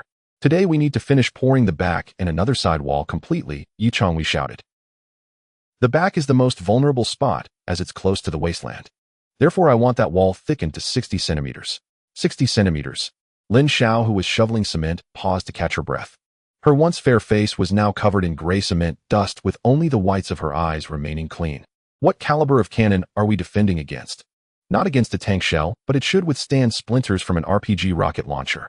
Changhui twisted the cap off a bottle of water and poured it over his head to cool down. In the apocalypse, thickness is truth. In fact, the original structure of this auto repair shop was quite good. 20 meters wide and 50 meters long, it was a standard industrial frame.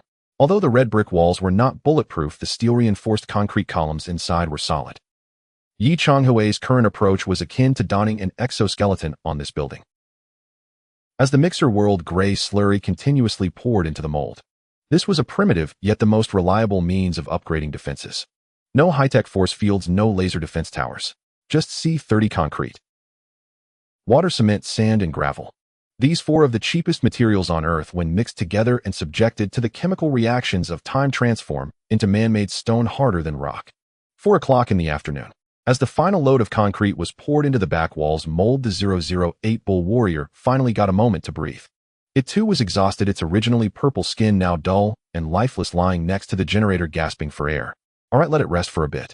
Changhui jumped down from the scaffolding, gazing at the circle of damp walls wrapped in wooden boards. Main structure completed. Next comes the fine work. Record of days after the apocalypse. Day 19 morning. Weather overcast. On the third day, the concrete began to set, gradually gaining hardness. But Changhui was not idle. He held a powerful electric drill standing on the steel corridor of the second floor. This corridor was originally built for the convenience of observing the entire workshop and repairing the overhead cranes wrapping around the inner wall of the factory and standing about 4 meters above the ground. Now this corridor had taken on a new tactical significance, a shooting platform. The drill bit struck fiercely at the window position on the original red brick wall. The original windows were large old steel frames that let in ample light but offered zero defense. Changhui didn't completely seal the windows, as that would make the interior too dark and hinder external observation, yet he didn't leave them as they were. Using bricks and cement, he bricked up the once wide windows, leaving trapezoidal openings in the middle. These were shooting ports. Narrow outside, wide inside. This design allows those inside to have a broad field of fire, while anyone outside trying to shoot in must accurately place their bullets through an opening only as wide as a palm, Changhui explained to Sun Ji behind him. Give it a try. Sun Ji, holding the Type 05 revolver, stood on the corridor and aimed through the newly constructed shooting port. From here the view was excellent. The front gate, the side walls, and even the distant national road were all within the range of fire. Moreover, due to the 4-meter height advantage, they could strike down on the enemy's cover from above. This is fantastic, brother Hui-sun, Ji exclaimed excitedly, gesturing wildly. From here, if I fire a black gun, no one will know where I am. Not just that. Yi Changhui pointed to the wall beneath the shooting port. The outer concrete wall is 50 centimeters thick, plus the internal red brick wall. If you lie here, even if they spray bullets with a machine gun, as long as they don't hit the port, you're absolutely safe. This is the meaning of a bunker. It turns war into an asymmetric game. I can hit you, but you can't hit me. As evening fell, the afterglow of the sunset bathed the earth once more. Remove the mold. With the concrete reaching the required strength, Yi Changhui issued the final command. Sun Ji took a pry bar and forcefully pried open the wooden formwork on the outer wall. Creak, bang. The heavy wooden board fell to the ground, raising a cloud of dust, revealing the gray-white concrete wall with wood grain patterns inside. 1 piece, 2 pieces, 3 pieces. As the boards peeled away, the true visage of this base finally emerged. The once redandant white ordinary auto repair shop was gone. In its place stood a massive gray, unadorned square box. It was ugly, rough, with a surface marred by bubbles and honeycomb textures.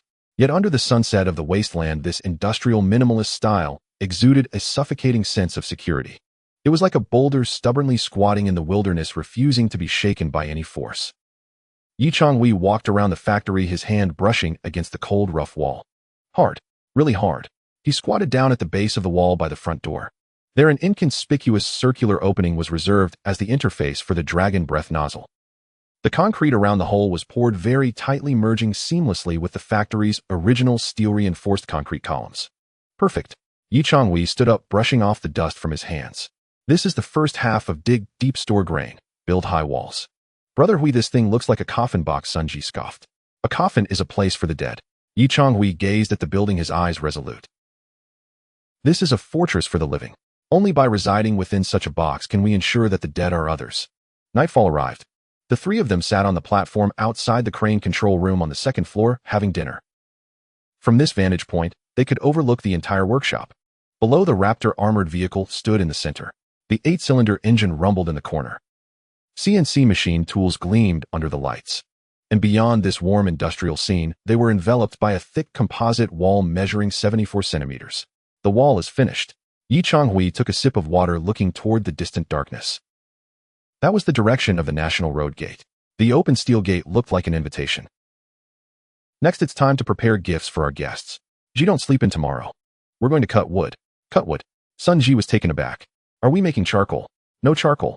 Yi Changhui pointed to the concrete road outside the gate. I want to make chevaux de frise. Those things that make wheels tremble at the sight.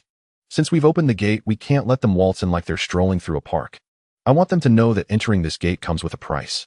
Yi Changhui turned his gaze to the HF-01 heavy hammer, handgun resting on the table. The rugged steel frame and massive .50 caliber matched the recently completed concrete fortress. Not seeking elegance, but lethality. Come on. My great blade, no, my concrete, is already thirsting for action. Doomsday Diary, Day 20 morning. Weather clear, dry. In the workshop of Hongfa Heavy Industries, the moisture from the concrete had dissipated, replaced by a pungent scent of machine oil and the acrid aroma of metal shavings. Clink. Yi Changhui held a small hammer, gently tapping a high-strength pin that had undergone quenching into the hinge hole of the gun body. Click. It fit perfectly. He picked up the heavy iron contraption from the table and flicked his wrist. The originally folded gun barrel swung upward with a snap, and with a sharp click, the locking block at the bottom engaged firmly, transforming the entire weapon into a solid entity. It's done. Yi Changhui sighed in relief, his eyes scanning the finished product with a keen, analytical gaze. Item name: HF-01 Hammer, Revolver Prototype. Manufacturer: Yi Changhui. Caliber 12. 7 mm. 50, homemade black powder short cartridge. Structure: break action, single action revolver. Materials: 45 steel gun body revolver, hydraulic rod steel barrel spring steel hammer. Evaluation: a crude yet deadly handheld cannon. Recommended for two-handed use. This gun was entirely different from the finely crafted Model 05 police revolvers. It bore no blued finish, showcasing the raw silver-gray hue of the metal. The grip was not made of rubber, but was crafted from walnut wood reclaimed from the legs of discarded furniture, retaining hand-carved anti-slip patterns. It was large, measuring over 30 centimeters in length and weighing nearly 2 kilograms. Rather than a pistol, it resembled a short-barreled grenade launcher. We got this. Sun Ji leaned in, eyes wide, as he gazed at the weapon resembling a hunk of iron. Can this thing even fire? It looks like a hammer. That's exactly the effect we want. Changhui pressed the release lever on the side of the gun, folding the barrel downward. The massive revolver revealed itself. There were only 5 chambers. To ensure the cylinder wouldn't explode during the black powder ignition, Changhui had intentionally thickened the cylinder walls, sacrificing 1 round of capacity for safety. Load the ammunition. Changhui pulled 5 steel-cased black powder cartridges freshly made yesterday from his pocket. These bullets were equally crude. Lacking the luster of brass, they were only coated in a dull gray steel featuring blunt rounded 12.7mm projectiles polished with copper wire. 1, 2, 3. The sound of the bullets sliding into the chambers was dull and heavy. Let's go test its quality. Changhui hefted the hand cannon and strode toward the back of the workshop. In the backyard, Changhui found a discarded 4-cylinder engine cylinder head and set it on a brick 10 meters away. The cast iron cylinder head was incredibly hard, much tougher than an average human skull, even harder than some inferior bulletproof plates. Distance 10 meters. Target cast iron cylinder head. Changhui steadied the gun with both hands. This gun was heavy, holding it up with one hand was somewhat strenuous. Yet his reinforced arm muscles kept the gun steady. This gun has no safety. The only safety is to keep your fingers off the trigger. Changhui pressed down the massive hammer with his thumb. Click. The hammer was cocked. The cylinder rotated into position. At that moment, the thick barrel resembled a black hole, locking onto the target ahead with unwavering focus. Sun Ji and Lin Xiao ducked behind a wall 5 meters away, covering their ears. Fire! Changhui squeezed the trigger. Boom! The sound was nothing like a gunshot. It was as if someone had detonated a firecracker right beside his ear. The muzzle expelled not only flames, but also a thick cloud of black smoke as dense as ink, enveloping Changhui's upper body in an instant. The tremendous recoil sent Changhui's arm soaring nearly 90 degrees, and he staggered back a step. Cough, cough, cough. As the smoke cleared, a potent sulfur smell filled the air. How was it? How was it? Sun Ji rushed to the engine cylinder head, disregarding the acrid scent. The once intact cast iron cylinder head was now shattered. In the center, there was a fist-sized explosion crater. The thick cast iron had crumbled like a cookie, revealing the valve structure inside. Though the copper projectile was deformed and flattened, it was embedded deeply into the rear brick wall, reducing the bricks to dust. What the hell? Sun Ji touched the horrifying bullet hole, feeling a twinge of pain in his teeth. If it hit a person, there would be no need for rescue, Lin Xiao coldly interjected. Even wearing a level 2 bulletproof vest, ribs would shatter and internal organs would be crushed. That's blunt force trauma. This is the effect I wanted. Changhui blew away the lingering smoke from the muzzle. He pressed the release lever, folding the barrel downward. With a clatter, the 5 expanded steel shells were ejected, albeit with some resistance, assisted by the simple ejector rod. The chamber was filled with black soot, but he paid it no mind. This break-action structure has the greatest advantage of being easy to clean. Changhui casually wiped the chamber and the end of the cylinder with a cloth. As long as it's not completely blocked, it's ready to fire again, no matter how dirty it gets. This is the gun suited for black powder. Changhui handed the gun to Sun Ji. Take it. It's yours now. Huh. Huiga, you're not keeping it. Sun Ji cradled the heavy weapon, feeling somewhat flattered. I still need to make another one. Changhui smiled. This is just the prototype HF-01. I plan to make a double-barrel version or a carbine version with an extended barrel based on this. But that's a story for another day. Changhui pointed at the spent cartridges on the ground. Pick up the shells. Dr. Lin, continue reloading the cartridges. We need to stock at least 100 rounds of this hand cannon ammunition in our arsenal. 100 rounds. Sun Ji looked at the black soot covering the ground. How much powder does that take? Plenty. Changhui gazed toward the smoking chemistry lab. As long as we have those 2 bags of fertilizer, we'll be bomb makers. At noon, after finishing lunch, Changhui did not rest. Sun Ji grabbed the axe. Dr. Lin, stay here and keep an eye on the front door. If anything happens, use that intercom you brought back from the security room to call us. Changhui donned an outfit suitable for movement, gripping a sharp fire axe. We go. Where are we going? To the front gate. Changhui pointed to the tall poplar trees lining both sides of the national road. These trees obstruct our view, and leaving them only provides cover for others. We're going to chop them down. Create a barricade. Yi Changhui's gaze turned steely. That open gate is too inviting. I don't like it. I want to set a speed bump for those who might try to drive in. A spiked speed bump made of sharpened wooden stakes and steel bars. Let's go. Timber. Yi Changhui hoisted the axe like a farmer ready to plow, striding toward the steel gate leading to the outside world. In the sunlight, the HF-01 hammer, strapped to his waist, reflected a cold gleam. The birth of this gun marked a significant shift in the military capability of Hongfa Heavy Industries, transitioning from light weapon harassment to heavy firepower annihilation. Though still primitive, it was sufficiently brutal, and in the wasteland brutality often equated to survival. Post-apocalypse day, record day, 21 morning. Weather cloudy, light breeze. Outside the rusted steel gate of Hongfa Heavy Industries lies an old two-lane highway. On either side of the road, 2 rows of stout white poplar trees stand. Once planted as landscape trees to combat wind and sand before the apocalypse, they have now become what Yi Changhui considers strategic resources. Virum. The Raptor battle vehicle halted by the roadside, its winch cable already drawn out and tightly coiled around the trunk of a large tree. Take care, you fool. Don't hit the vehicle. Yi Changhui brandished a red fire axe, his bare torso glistening with sweat that traced the contours of his muscles. Don't worry, Brother Hui. I've got this. Sun Ji stood on the opposite side of the tree, equally wielding an axe. Chop, chop, chop. The dull thud of woodcutting reverberated along the desolate highway. Though there was a risk of wandering zombies, recent cleanup efforts and the heavy rains had left only a few scattered undead in the vicinity. Moreover, both men carried fully loaded Type 05 revolvers at their waist, with Sun Ji even bearing the HF-01 heavy hammer, which offered them a sense of security. Crack. With the last swing of the axe, the tree trunk emitted a painful snap. Pull. Yi Changhui pressed the button on the winch remote. The motor of the Raptor roared to life, and the steel cable instantly tightened. Boom. The towering tree laden with dry leaves crashed down in the middle of the road, sending dust swirling into the air. Got one. Sun Ji wiped his sweat. Brother Hui, this is exhausting. How many more do we need to chop? At least 10. Yi Changhui approached and kicked the sturdy trunk. These logs are dense and heavy. Perfect for making barricades. Let's get to work. Remove the branches. The 2 men became the most industrious lumberjacks, swinging their axes to sever all the branches, leaving only the main trunk. Then they dragged the logs back to the open area inside the gate with the Raptor. By noon, the square inside the gate had transformed into a temporary woodworking shop.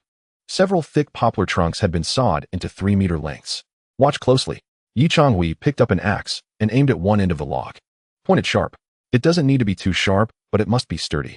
With practiced ease, he shaped both ends of the log into conical points akin to pencil tips. Such blunt points would create a hole in a person, and if they struck a vehicle's radiator or tire, the damage would be catastrophic. Next is assembly. Yi Changhui directed Sun Ji to stack 3 logs in a crisscross pattern, forming a massive 3-dimensional X structure. Drill holes. Insert rebar. Holding an electric drill, Yi Changhui bored holes at the intersections of the logs and inserted a steel rebar the thickness of his thumb. Dr. Lin. Welding. Lin Xiao, who had been assisting, donned a welding mask and rushed over with a welding gun. Ziz. She heated the ends of the rebar that penetrated the wood until they glowed red, bent, and fused them securely. Thus, a structurally simple, yet extremely sturdy heavy barricade was completed. Standing over a meter tall, no matter how it was pushed or struck, a pointed spike always faced the intruder. Furthermore, due to its weight, ordinary individuals could not move it, nor could vehicles break through. This thing is so primitive, Sun Ji remarked, patting the fearsome wooden frame. Isn't this just for ancient battles? Primitive, but effective. Yi Changhui wrapped several coils of barbed wire around some of the spikes.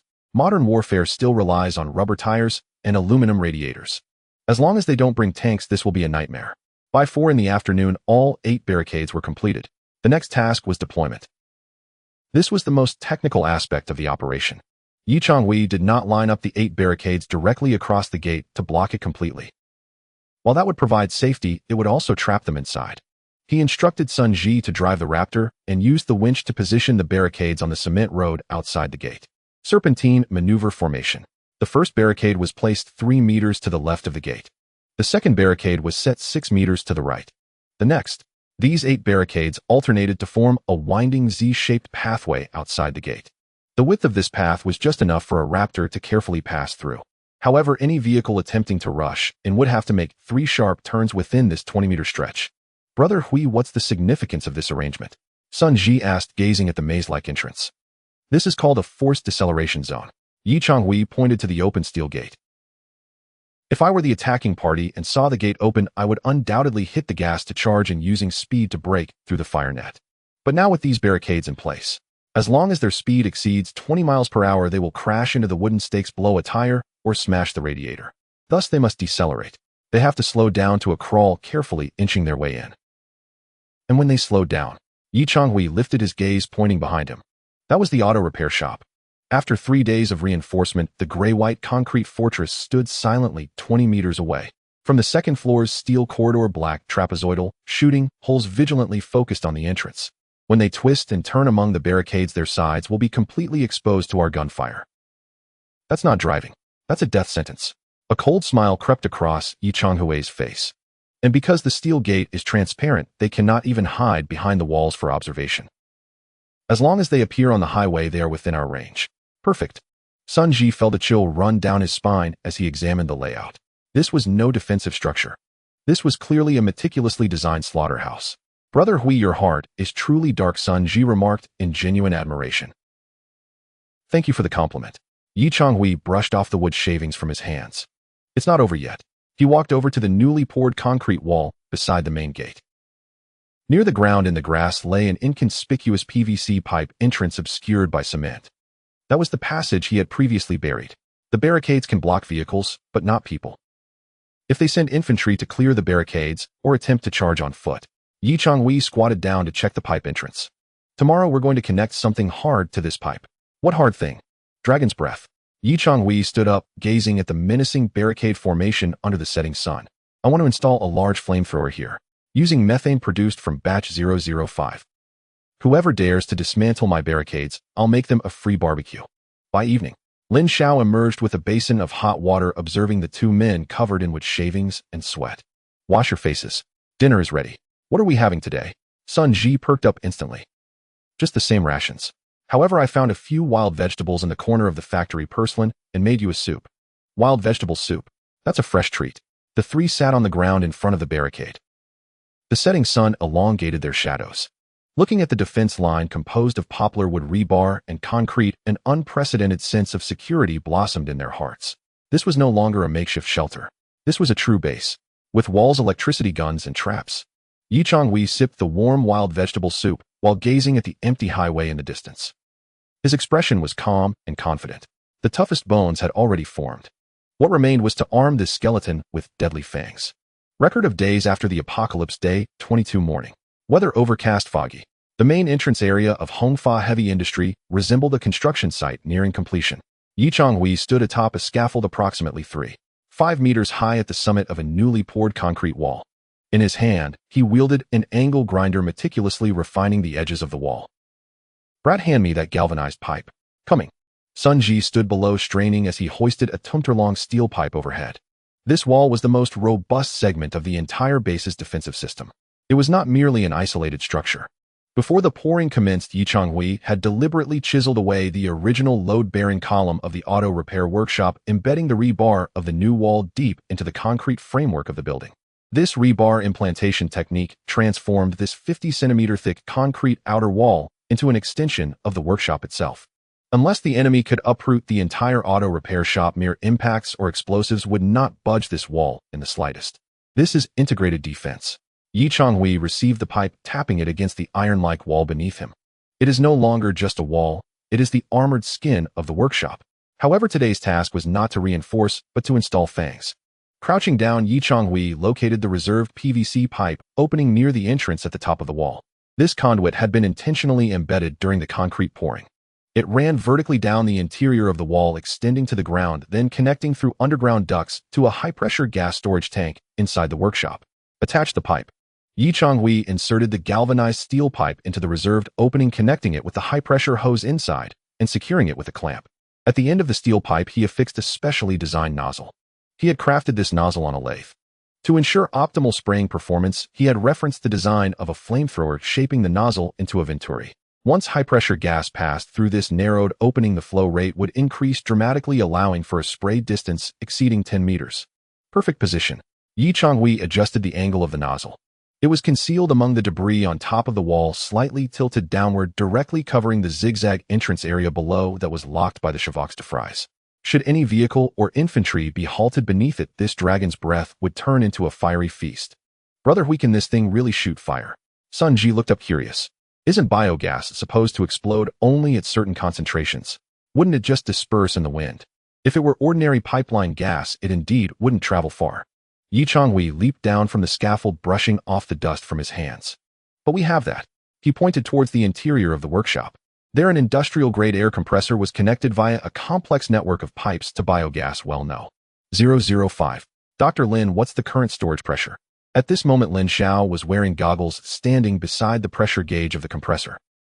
Storage tank pressure 3. 1 MPa. Lin Xiao's voice was somewhat tense.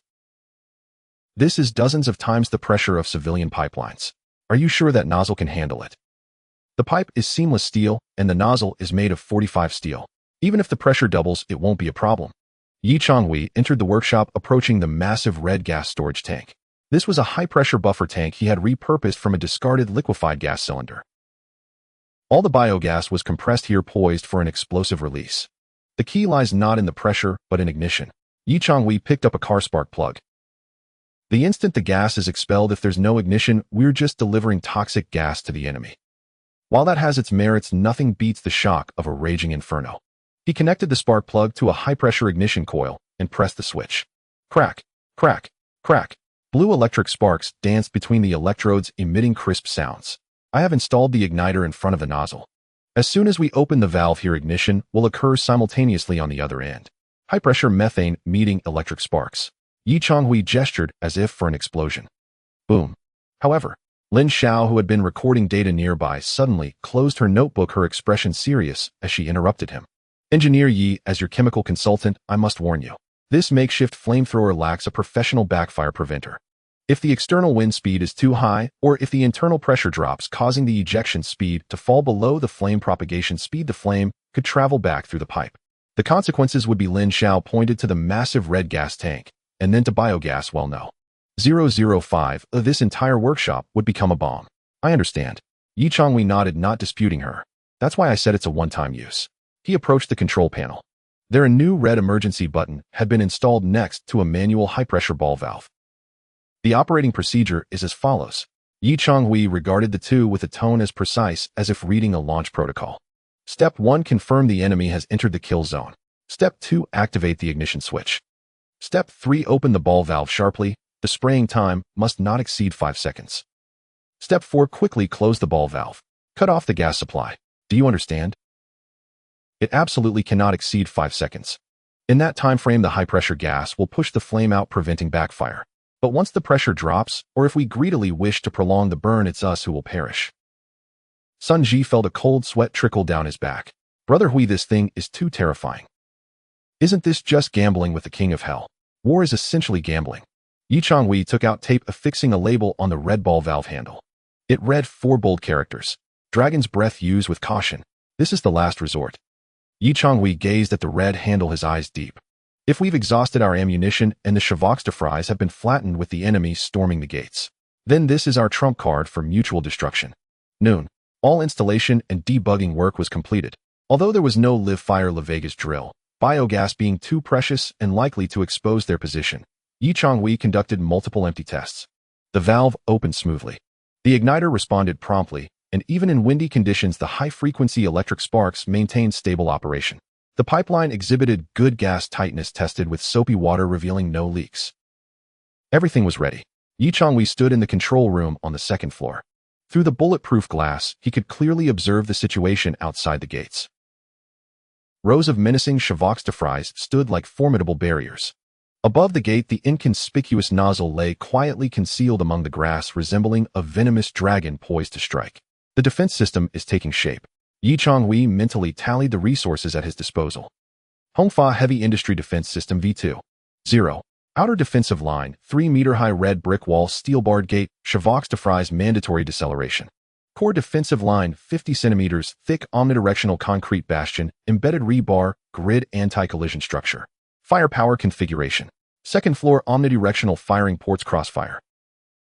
Raptor battle vehicle turret, mobile firepower. Type 05 revolver HF01 heavy hammer individual firepower. Trap system. Dragon's breath nozzle kill zone at the gate. Now we just need one more thing.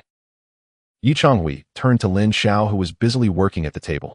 She was carefully packing black powder into several metal boxes. Landmines. Merely having a passive turtle shell isn't sufficient. We need to extend our reach.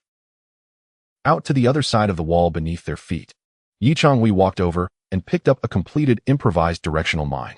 This device was straightforward, a curved metal shell with a layer of black powder on the back and a dense arrangement of steel ball bearings on the front sealed with wax.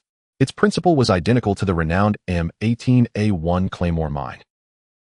Once detonated, hundreds of steel balls would sweep forward in a fan shape like buckshot. Dr. Lin, how many have you made? With limited powder and steel balls, I only managed to make 4. Lin Xiao wiped the black grime from her hands. 4 is enough. Changhui surveyed the 4 unassuming metal boxes. 2 for each side. Tonight we will bury them. I intend to turn the 30 meters outside this wall into a no-go zone known only to us. Outside the window, the sky remained gloomy. In the distance, a few wandering zombies could occasionally be seen on the road. Yet Changhui understood that the real threat was drawing near. The scouts of Iron Wall City should already be on their way. Post-apocalypse day, record day, 22 evening. Weather overcast, windless. The office lights were dimmed to a low glow. On the workbench lay a sheet of oil paper. Changhui, wearing anti-static gloves, held a small brush as he applied a layer of melted wax to the inner walls of a curved tin box. The principle behind this device is quite simple, Changhui explained to Sun Ji, who stood nearby. Ordinary pressure-triggered landmines are designed to incapacitate by blowing off a leg. However, our directed mines are intended to kill. He gestured towards the crescent-shaped metal shell. This curvature is set at 60 degrees, allowing the explosive energy to focus on this sector. The layer behind it contains black powder. With care, Changhui filled the rear part of the box with the black granules prepared by Lin Xiao, packing it tightly. The weight was substantial, about 1 kilogram. The front layer consists of lethal shrapnel. He picked up a handful of shiny steel balls which had been salvaged from discarded bearings, each measuring 5 millimeters in diameter and possessing exceptional hardness. Mix the steel balls with the wax and attach them in front of the powder. Upon detonation, the gas from the black powder expands instantly. With a thick steel plate behind it, the energy can only be released forward. These hundreds of steel balls will sweep across the front like a shotgun blast, traveling at several hundred meters per second. Within a range of 30 meters, whether it's zombies or humans, anyone standing still will be turned into a sieve. This was the homemade version of the infamous M18A1 Claymore mine. Although it lacked the terrifying explosive speed of C4, the ample quantity of black powder compensated for its insufficient power. Changhui increased the charge to enhance its lethality. With a click, he closed the cover and sealed it with a rivet gun. Finally, he inserted 2 self-made electric detonators into the top of the mine, leaving 2 terminals exposed. A heavy gray iron box was now complete. Changhui used a paint marker to draw a large arrow on the front, inscribing the words, "Front toward enemy." There are a total of 4. Changhui surveyed the 4 ugly yet lethal iron lumps on the table. We don't need one at the front. There are already barricades and flamethrowers there. These 4 will be used to defend against flank attacks. Although the concrete wall is thick, if engineers manage to plant explosives at the base or breach it with drills, that would become our blind spot. Tonight we will plant them. The night fell like ink. The doors of Hongfa Heavy Industry creaked open slightly. 2 shadows crept out. Changhui and Sun Ji were clad in dark blue security riot gear, their heads covered with helmets, navigating by the faint starlight, and their eyes adapted to the dark. Be careful and keep quiet, Changhui whispered, carrying 2 landmines and a roll of wire. Sun, you go left. He'll take the right.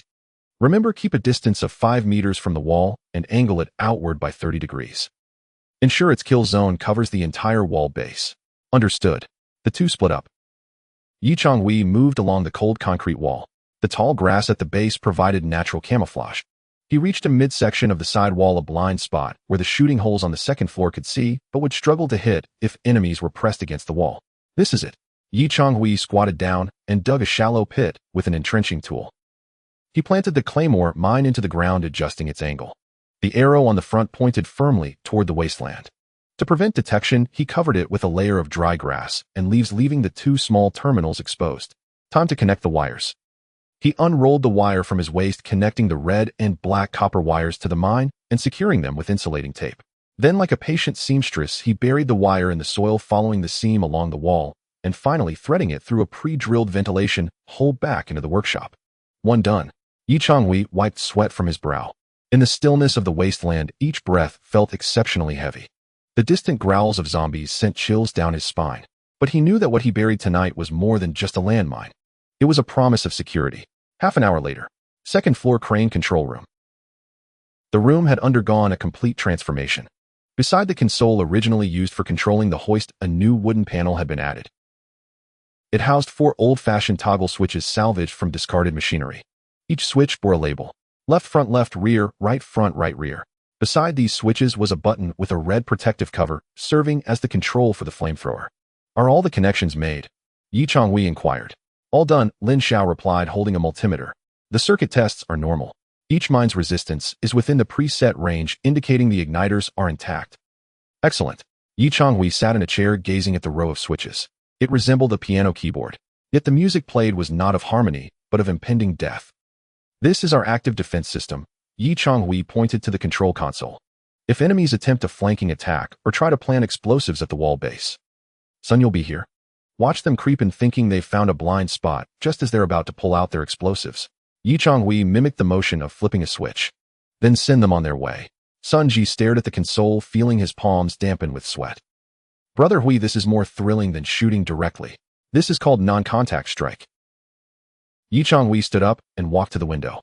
Through the bulletproof glass, the outside world was engulfed in darkness. But in Yi Changhui's mind, this darkness was already woven with an invisible web. The barricades sealed the front entrance. The concrete walls imprisoned the perimeter. The shooting holes controlled the long range. The claymore mines guarded the close quarters. The flamethrowers were the final trump card. Now we are truly fortified. Yi Changhui touched the HF-01 heavy hammer pistol at his waist. All defensive measures are complete. Next we await our guests. He glanced at the calendar on the wall. Day 22. Only one day remained until Lin Xiao's predicted scout arrival day. Starting tomorrow, everyone will be on shifts. The second floor must be manned 24 hours. Once we detect any convoy or motorcycle approaching, Yi Changhui's gaze sharpened like a knife. Do not warn them, do not fire. Observe first. I want to see just how formidable these lords from the affluent district truly are. As the night deepened, the lights of Hongfa heavy industry extinguished, leaving only a faint emergency light glowing. The 4 claymore mines buried at the base of the wall lay still like 4 lurking scorpions, quietly awaiting the warmth of their prey in the chill of the wind. The entire base resembled a curled-up hedgehog, its quills protruding in the darkness, poised to strike at the first beast daring enough to extend its claws. Day 23 noon. Weather clear, scorching, visibility exceptional. This damned weather. How can it be so hot right after rain? Sun Ji sat in the crane's control cabin on the second floor, shrugging off his riot helmet and setting it on the table. He fanned himself furiously with a palm leaf fan. Although a standing fan hummed in the room, the noon sun blazed against the concrete roof, turning the entire second floor into a steam box. Enough complaining, Yi Changhui said from the adjacent chair as he cleaned the Chuanyang sniper rifle. He rubbed the bore carefully with an oil-stained rag, erasing smears of black powder residue. For a precision weapon still fed by black powder, meticulous maintenance was a matter of life and death. Brother Hui, do you reckon Dr. Lin's timing was right? Sun Ji lifted a pair of binoculars and through the bulletproof glass scanned the empty highway beyond with bored, distracted eyes. She said scouts would arrive in about a week. It's the 7th day today, and there's not even a shadow. Maybe they got lost or eaten by the undead. Sun Ji tried to sound flippant. Don't indulge in wishful thinking. Yi Changhui did not look up as he reassembled the bolt and gave it a practiced pull. The metallic click was crisp, precise. If TB Chung has built a survivor base of that scale in the affluent district, their commander isn't an idiot. They have drones, maps, perhaps even old municipal plans. Hongfa Chonggong is a target the size of a pimple on a bald head. It's impossible not to see. They will come. It's only a matter of time. Brother Hui. Sun Ji's voice snapped taut. Something's moving. Where? Yi Changhui set the rifle aside and grabbed the high-power binoculars on the table, lunging to the window. 2 o'clock direction, end of the highway. At that big bend. Sun Ji pointed. At roughly 2 kilometers from the compound on the pale, deserted horizon where the highway terminated, a distinct plume of dust rose. It wasn't windswept sand, those scatter and blur. This column was linear and advancing. Its vehicles. Yi Changhui's pupils narrowed. With the aid of the Jieshi Shriya analytic overlay, even that distant dark speck was rapidly defined. A low, sharp whine accompanied the heat shimmer. Motorbike engines at high revs, not the rumble of tractors or trucks. They're here. Yi Changhui's voice was measured. All hands stand by. Dr. Lin, put out any open fires. Stop cooking. No smoking chimneys. Sun Ji, helmet on. Don't lean out of the windows. 5 minutes later, the dust line closed to about 800 meters from the base. Even without binoculars, they could now make out a small mechanized convoy, 2 desert-camouflaged off-road motorcycles in the lead, muffled exhaust riders in dark tactical gear with full-face helmets, their weapons short and compact like shotguns or short assault rifles. 50 meters behind rode a black pickup, an F-150 Raptor, modified for patrol. The bed was shrouded by camouflage netting over something bulky. 5 in total, Yi Changhui reported calmly, lifting the glass. 2 riders. 3 in the pickup. Are they going to charge the gate? Sun Ji clenched his HF-01 heavy hammer pistol. Sweat prickled his palm. No. Yi Changhui shook his head. They're slowing. Instead of charging, the convoy eased to a stop at a crossroads roughly 800 meters out, where an abandoned fuel station, Lao Lu Jiazen, stood. The low 2-story structure and its wide canopy, perched slightly higher with open sightlines, afforded a clear view of Hongfa Chonggong's main gate. Good pick, Yi Changhui admitted. 800 meters puts them on the fringe of ordinary rifle effective range, close enough to observe, far enough to complicate our return fire. The station has walls, it's defensible. Over the next 10 minutes, the visitors demonstrated professional restraint. The motorcycles circled and idled, muffled pops, subdued small arms fire, snapped at the perimeter. Stray zombies collapsed where the round struck. The pickup rolled under the canopy and used the pillars for cover. 3 figures disembarked with efficient choreography. 1 climbed onto the roof and set up a spotting telescope. Another began laying rudimentary perimeter alarms with an entrenching tool. The third, evidently the leader, stood by the road, consulting a radio and gesturing toward Hongfa Chonggong. Scouts from TB Chung, Yi Changhui said, lowering the binoculars. Not raiders. They operate like a military detachment. They're not moving. Sun Ji watched them stare back. Just sitting there. That's scouting. Establish a forward position, gather intelligence. Yi Changhui's lip curled with a hard, rueful sound. They're assessing our walls, our numbers, our fields of fire. He trained the glass on the rooftop observer. The man had a notebook. He lifted his eyes to the compound and made rapid, precise entries. He must have seen the freshly poured 50-centimeter-thick concrete wall, the jagged chevaux-de-frise outside the gate, the dark gun ports pockmarking the second-floor walkway. He'll conclude this isn't a fat target, Yi Changhui said. He'll see it's a jagged rock. On the fuel station roof, the leader frowned. His tactical vest bore an emblem, a gear and shield, the mark of TB Chung. Something's off, one of his men murmured. Intelligence said a simple auto repair shop. Drone overflight showed red brick walls a few days ago. How did it turn into a fortress so fast? The concrete looks new. And that gate, the anti-vehicle barriers, the zigzag approach. This is fieldcraft. Those trapezoidal apertures on the second floor are standard machine gun ports. He cursed the drone operator under his breath. Kill the drone pilot, he spat. Do we pull back? Another asked. No. The main force arrives in 4 days. We need to map this place from here. The leader ordered his team to make camp and raise their flag. Put our pennant up. If they want to play, well, let them know we're watching. Back at Hongfa Chonggong's second floor, Sun Ji pointed. A black flag bearing TB Chang's white Giran shield fluttered on one of the station pillars. It was a declaration, a provocation. Their land had been marked. This is interesting, Yi Changhui said. They're not impatient for an assault. They want pressure. They want us to simmer in fear or capitulate. He checked the 4 mine switches at the console and let his hand hover over the red dragon breath button. Everything was normal. Son, he said, we're committed now. They watch us, so we watch them. So long as they don't cross the 300-meter death line, we hold fire. But if they set a toe past that, his eyes glittered coldly, they'll sever it. Hongfa Chonggong lay like a silent iron beast in the waste, dormant but alert.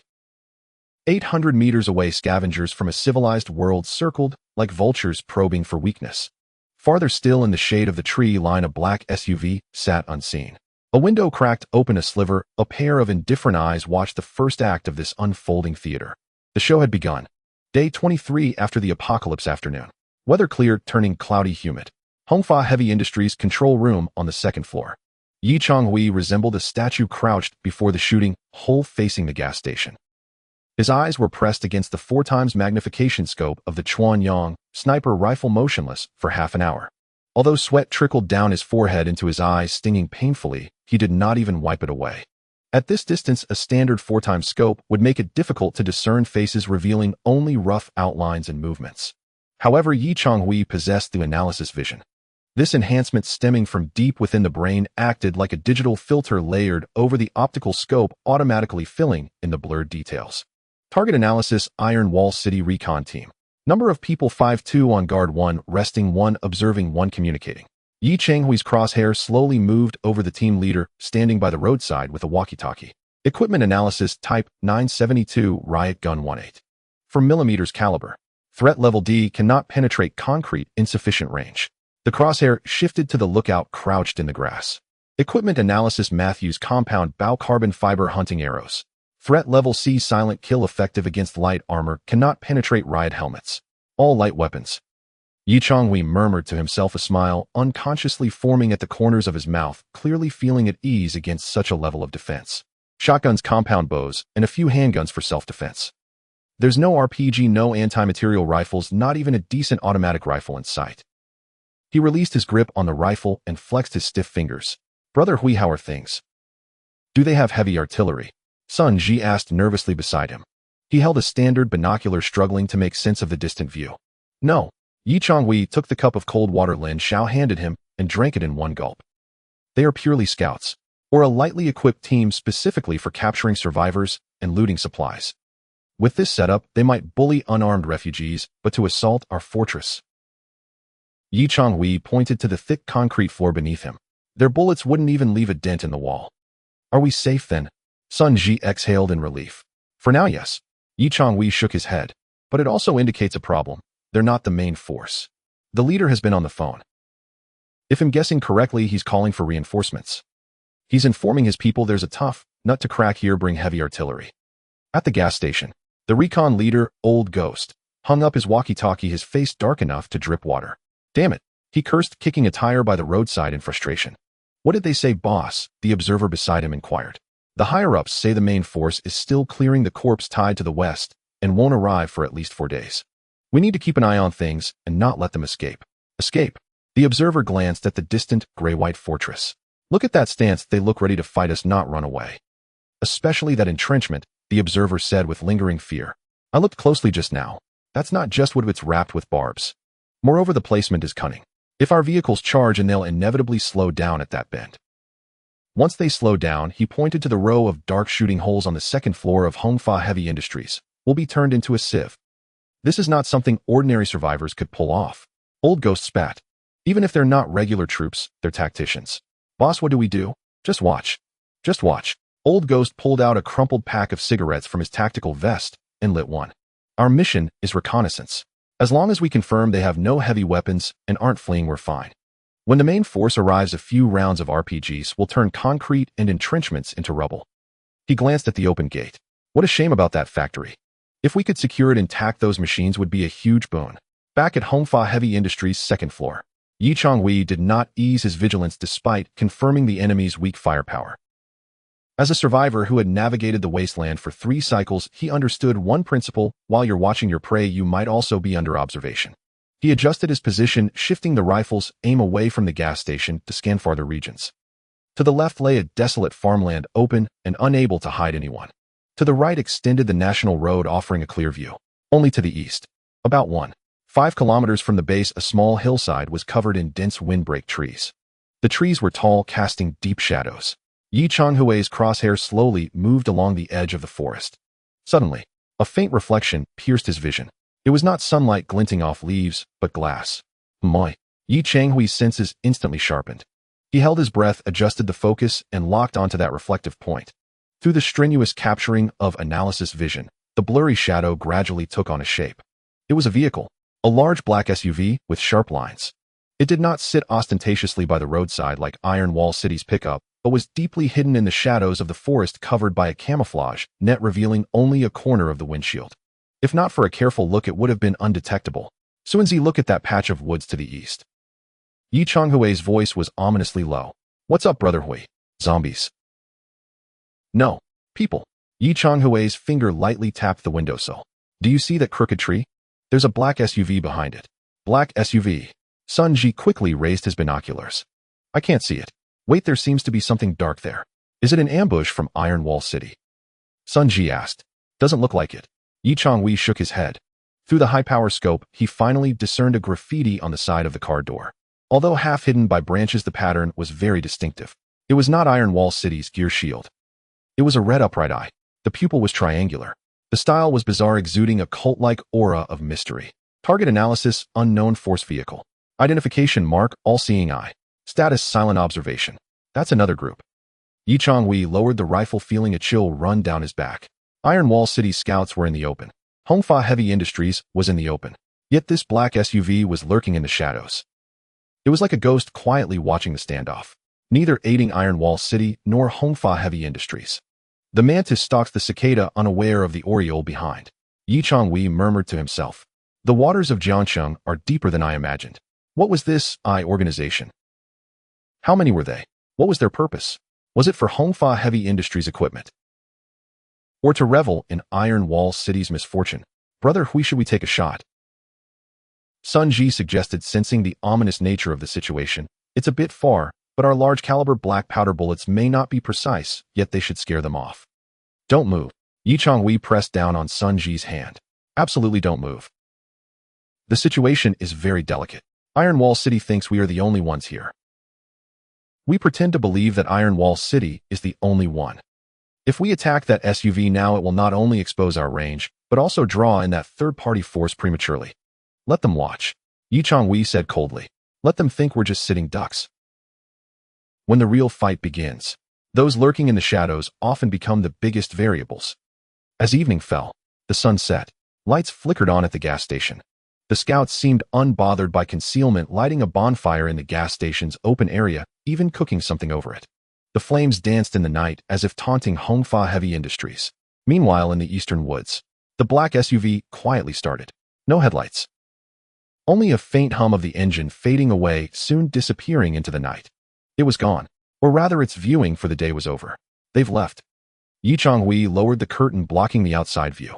The control room was left with only the faint green glow of the dashboard. Brother Hui, this situation is a bit chaotic. Sun Ji scratched his head. On one side we have Iron Wall City trying to rob us, and on the other that voyeur. Are we surrounded? As long as the walls stand, no one can surround us. Yi Changhui stood up and walked to the control panel, checking the connections of the landmines. 4 green indicator lights were on, indicating normal circuits. Chaotic is good. Yi Changhui's face showed no fear, but rather a hint of amusement. The muddier the waters, the easier it is to fish. If Iron Wall City were the only power, we would be in trouble. But if there are other forces, perhaps we can use that to our advantage. Yi Changhui patted Sun Ji's shoulder. Tonight we'll take turns. Change shifts every 4 hours. Keep an eye on the gas station. If they dare to creep over under the cover of night. Yi Changhui's fingers lightly brushed the red button marked Dragon's Breath. Then they can't blame me for being ruthless. Later that night, Hongfa Heavy Industries resembled a massive magnet, drawing the greedy gazes of the wasteland. Within those thick concrete walls, Yi Changhui lay on the floor of the control room, using his sniper rifle as a pillow, drifting into a light sleep amidst the smell of oil and gunpowder. In his dreams, he saw a sky filled with artillery fire and that eerie red eye. The second half was destined to be anything but peaceful. Post-apocalypse day, record day, 24 morning. Weather sunny, gentle breeze. A piercing whirring of high-speed engines shattered the tranquility of Hongfa Heavy Industries on that clear morning. In the control room on the second floor, Sun Ji jolted awake from his military cot, nearly colliding with the overhead beam. Damn it! How long is this going to last? He seized the HF-01 hammer handgun from beside his pillow, dashed to the window, and yanked the curtains aside. We go. Those bastards are back. Yi Changhui was already awake, sitting calmly in a chair next to the shooting hole, holding a cup of freshly brewed strong tea while gazing out the window. Outside, about 400 meters from the base's perimeter wall, 2 desert-camouflaged off-road motorcycles were wildly tracing the shape of an 8 on the barren land. The 2 scout riders carried no heavy weaponry, just shotguns on their backs. As they leaned and swerved, they occasionally fired shots into the sky. Bang! Bang! The gunfire rang crisp in the air. Then the scout in the back seat lifted a handheld megaphone and shouted toward Hongfa Heavy Industries. Hey, you turtles hiding inside. Come out and get some fresh air. We've got something good to show you. The amplified voice echoed across the desolate wasteland. Damn it, how arrogant, Sun Ji gritted his teeth. We go, it's a bit too far for my handgun. But with that sniper rifle, I could definitely blow that megaphone-wielding fool's head off. Put it down. Yi Changhui took a sip of tea, his tone indifferent. Let's see what they're up to. What do you think? Just barking at us. No, Yi Changhui pointed behind the motorcycles. Look there. Sun Ji followed his gaze. Drawn by the motorcycle's roar and the shouting from the megaphone, zombies that had been aimlessly wandering the surrounding wilderness began converging from all directions like iron filings attracted to a magnet. The zombies couldn't keep up with the motorcycles, but the riders deliberately controlled their speed, herding the undead like sheepdogs. And the endpoint of this circular chase was none other than the entrance of Hongfa Heavy Industries. They're luring the zombies. Yi Changhui set his teacup down. This is the most cost-effective and disgusting tactic on the wasteland. They don't have to waste a single bullet. All they need to do is create noise to draw the zombies within a few kilometers to our doorstep. If we shoot to clear them out, we'll deplete our ammunition. If we don't shoot, the zombies will just keep piling up, eventually blocking our entrance. They might even stack high enough to climb over the wall. As he spoke, the first wave of dozens of zombies had already been drawn to the highway. The motorcycle accelerated and spun out, leaving behind a horde of zombies that had lost their target and could only surge toward the entrance of Hongfa Heavy Industries, drawn by the scent of living flesh. Roar! The zombies spotted the open steel gate, and sensing the presence of the living within, charged forward with excited howls. We're in the caltrip formation. Sun Ji shouted. Yi Changhui remained still. Just watch. Outside the gate, the first few zombies collided headlong into the zigzagging caltrip formation. Thud! The sharp poplar stakes and the barbed wire instantly turned them into corpses. One zombie was pierced through the chest by a stake hanging there. The ones behind shoved forward, but were stopped by the intricate cross structure, some caught by the barbed wire, others tripped and fell. What had started as a fierce charge quickly devolved into a congested market scene in this forced slowdown zone. Did you see that? Yi Changhui pointed below. Caltrips aren't just for stopping vehicles. This three-dimensional cross structure is equally effective against mindless charging hordes. As long as they can't get through, don't fire. Bullets are expensive.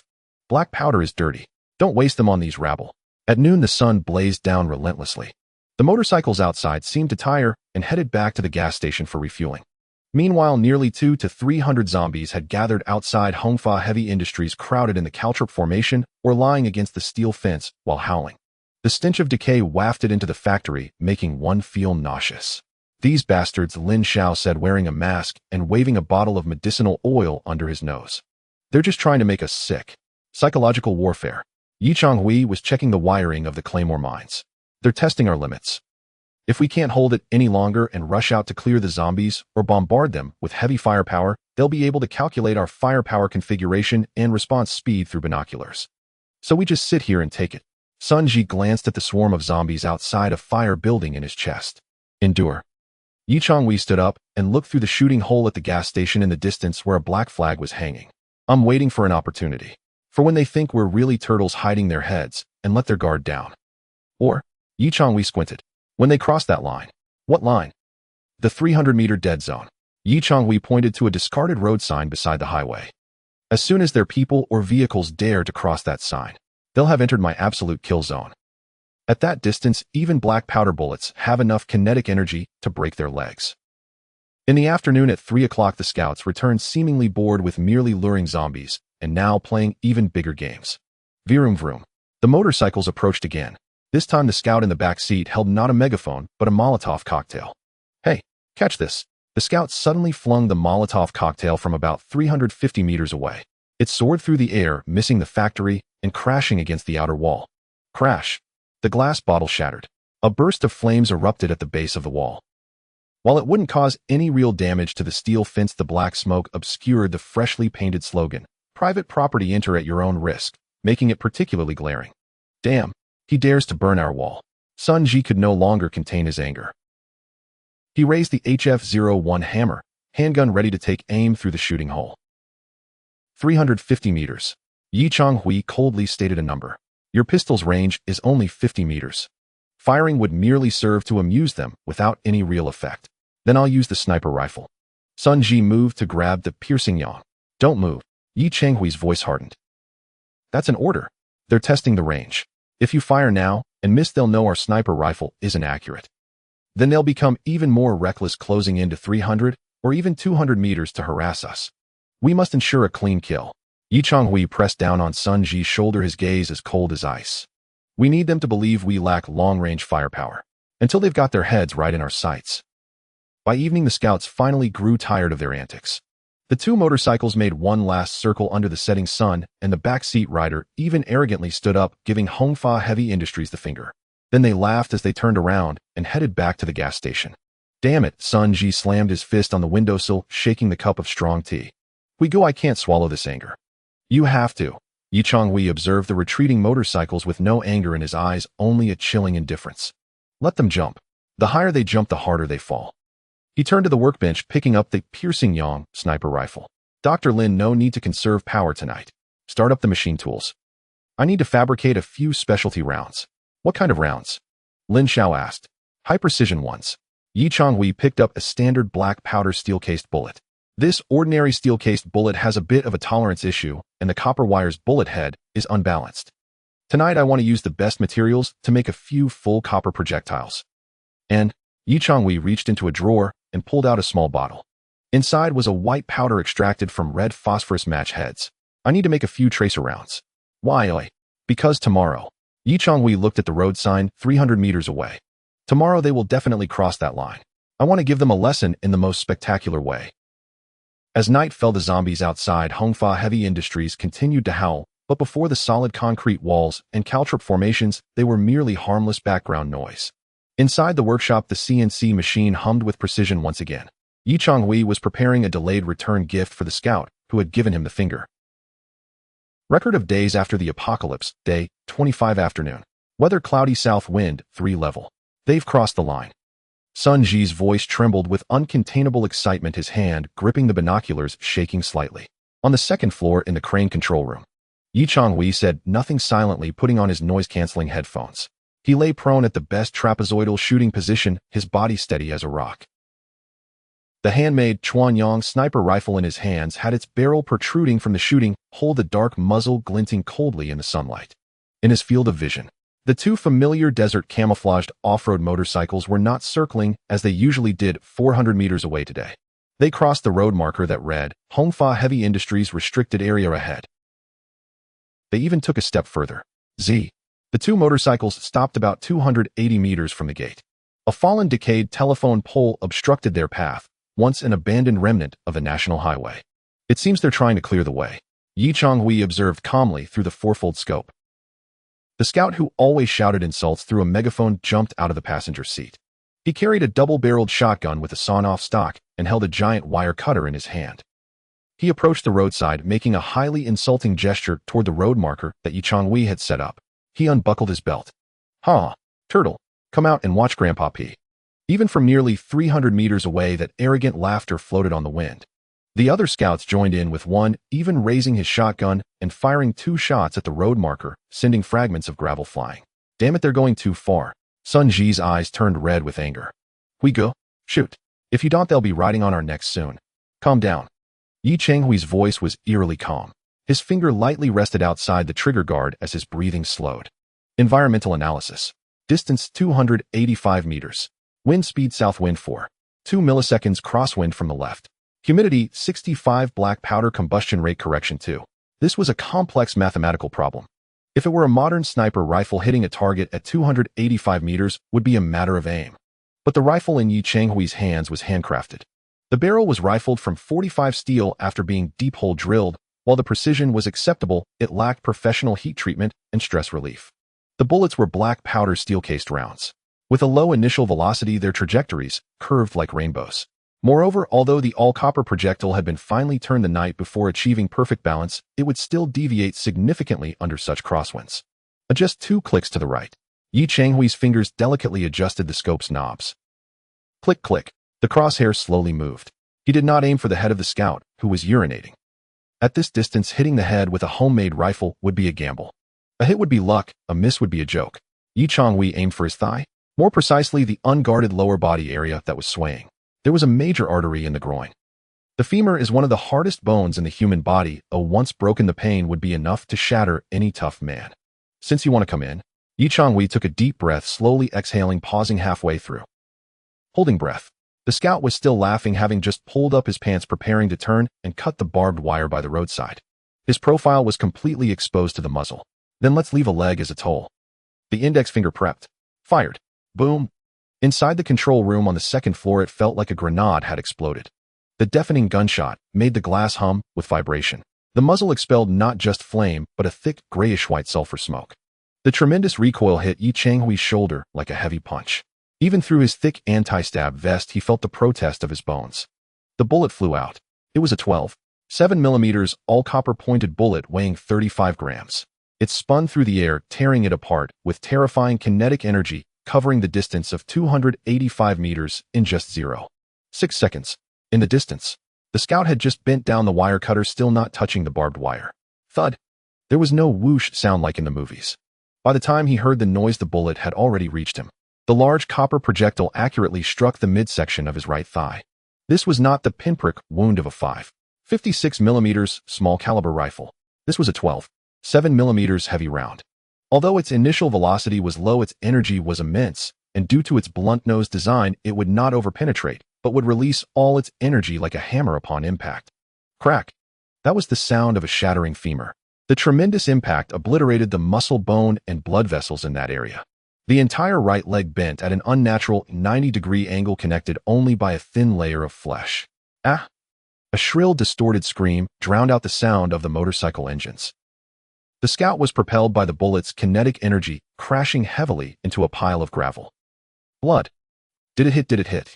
Sun Ji raised the binoculars, his mouth agape. What the hell? We good? Did you break his leg? Should be shattered. Yi Changhui did not look at the unfortunate soul, but quickly racked the bolt. Click. A hot steel shell ejected, clattering onto the floor. He chambered another round and relocked onto the target ahead. Stopped looking to watch their reaction. By the roadside. Enemy attack. I've been hit. The remaining 4 scouts erupted into chaos. They were trained at the sound of gunfire. Everyone instinctively dove behind the motorcycles or rolled into the roadside drainage ditch. Over there. 2 o'clock. That concrete building. Damn it. It's a sniper. That sound is from a large caliber. The scout leader crouched behind the tire of a pickup truck, his face pale. He watched his injured subordinate roll on the ground in agony. That leg was done for. If they did not stop the bleeding immediately, he would be dead from shock in 2 minutes. Smoke grenades. Quickly tossed the smoke grenades. 2 scouts pulled smoke canisters from their tactical vests and hurled them onto the road. SSS. Red smoke billowed, obscuring their vision. Drag him back. Hurry. 2 comrades dashed into the smoke, one grabbing the injured man's arm and dragging him back like a dead dog. Ah, my leg. My leg is broken. The injured man cried, tears and snot streaming down his face, leaving a long trail of blood on the ground. Bang. Bang. The gunner behind the pickup fired blindly towards Hongfa Heavy Industries to suppress the area. Retreat. Quick retreat. The leader shouted. This wasn't reconnaissance at all. They had a heavy sniper. And highly accurate. At 280 meters, a bullet had shattered a leg. This meant that if they dared to show their faces, it would be death. Vroom. The motorcycles and pickup trucks spun around frantically. The tires kicked up clouds of dust as they fled towards the gas station, leaving the wire cutter behind along with the still screaming injured man. Hongfa Heavy Industries, 2nd floor. They're running. We go. They're running. Sun Ji waved his fists in excitement. That felt great. Let's see if they dare to come and urinate again. That shot just now was so damn cool. Yi Changhui set down his rifle, rubbing his aching shoulder. He watched the dissipating red smoke in the distance, his face devoid of much joy. This is just the beginning. Yi Changhui said calmly. Today we broke a leg. It's a complete rupture of the facade. When they return, they will tell everyone there are heavy weapons here and a sharpshooter. So next time they come. Yi Changhui shifted his gaze to the calendar on the wall. Day 25. There were still 2 days until the expected arrival of regular troops. Next time it won't be motorcycle thugs. It will be armored vehicles. Perhaps even mortars. Yi Changhui picked up the still warm shell from the ground, brushing off the dust. Son. Yes. Notify Dr. Lin to prepare the first aid kit. From now on we must sleep with one eye open. The real war has only just begun. Yi Changhui placed the shell on the windowsill. The evening sun's afterglow illuminated the shell, reflecting a golden light. Beyond that light lay endless wasteland and brewing thunderstorms. That shot shattered the scout's leg. It also shattered the last remnants of peace at Hongfa Heavy Industries. From now on, this would no longer be a sanctuary. This was a battlefield. Record of days after the apocalypse. Day 26 midnight.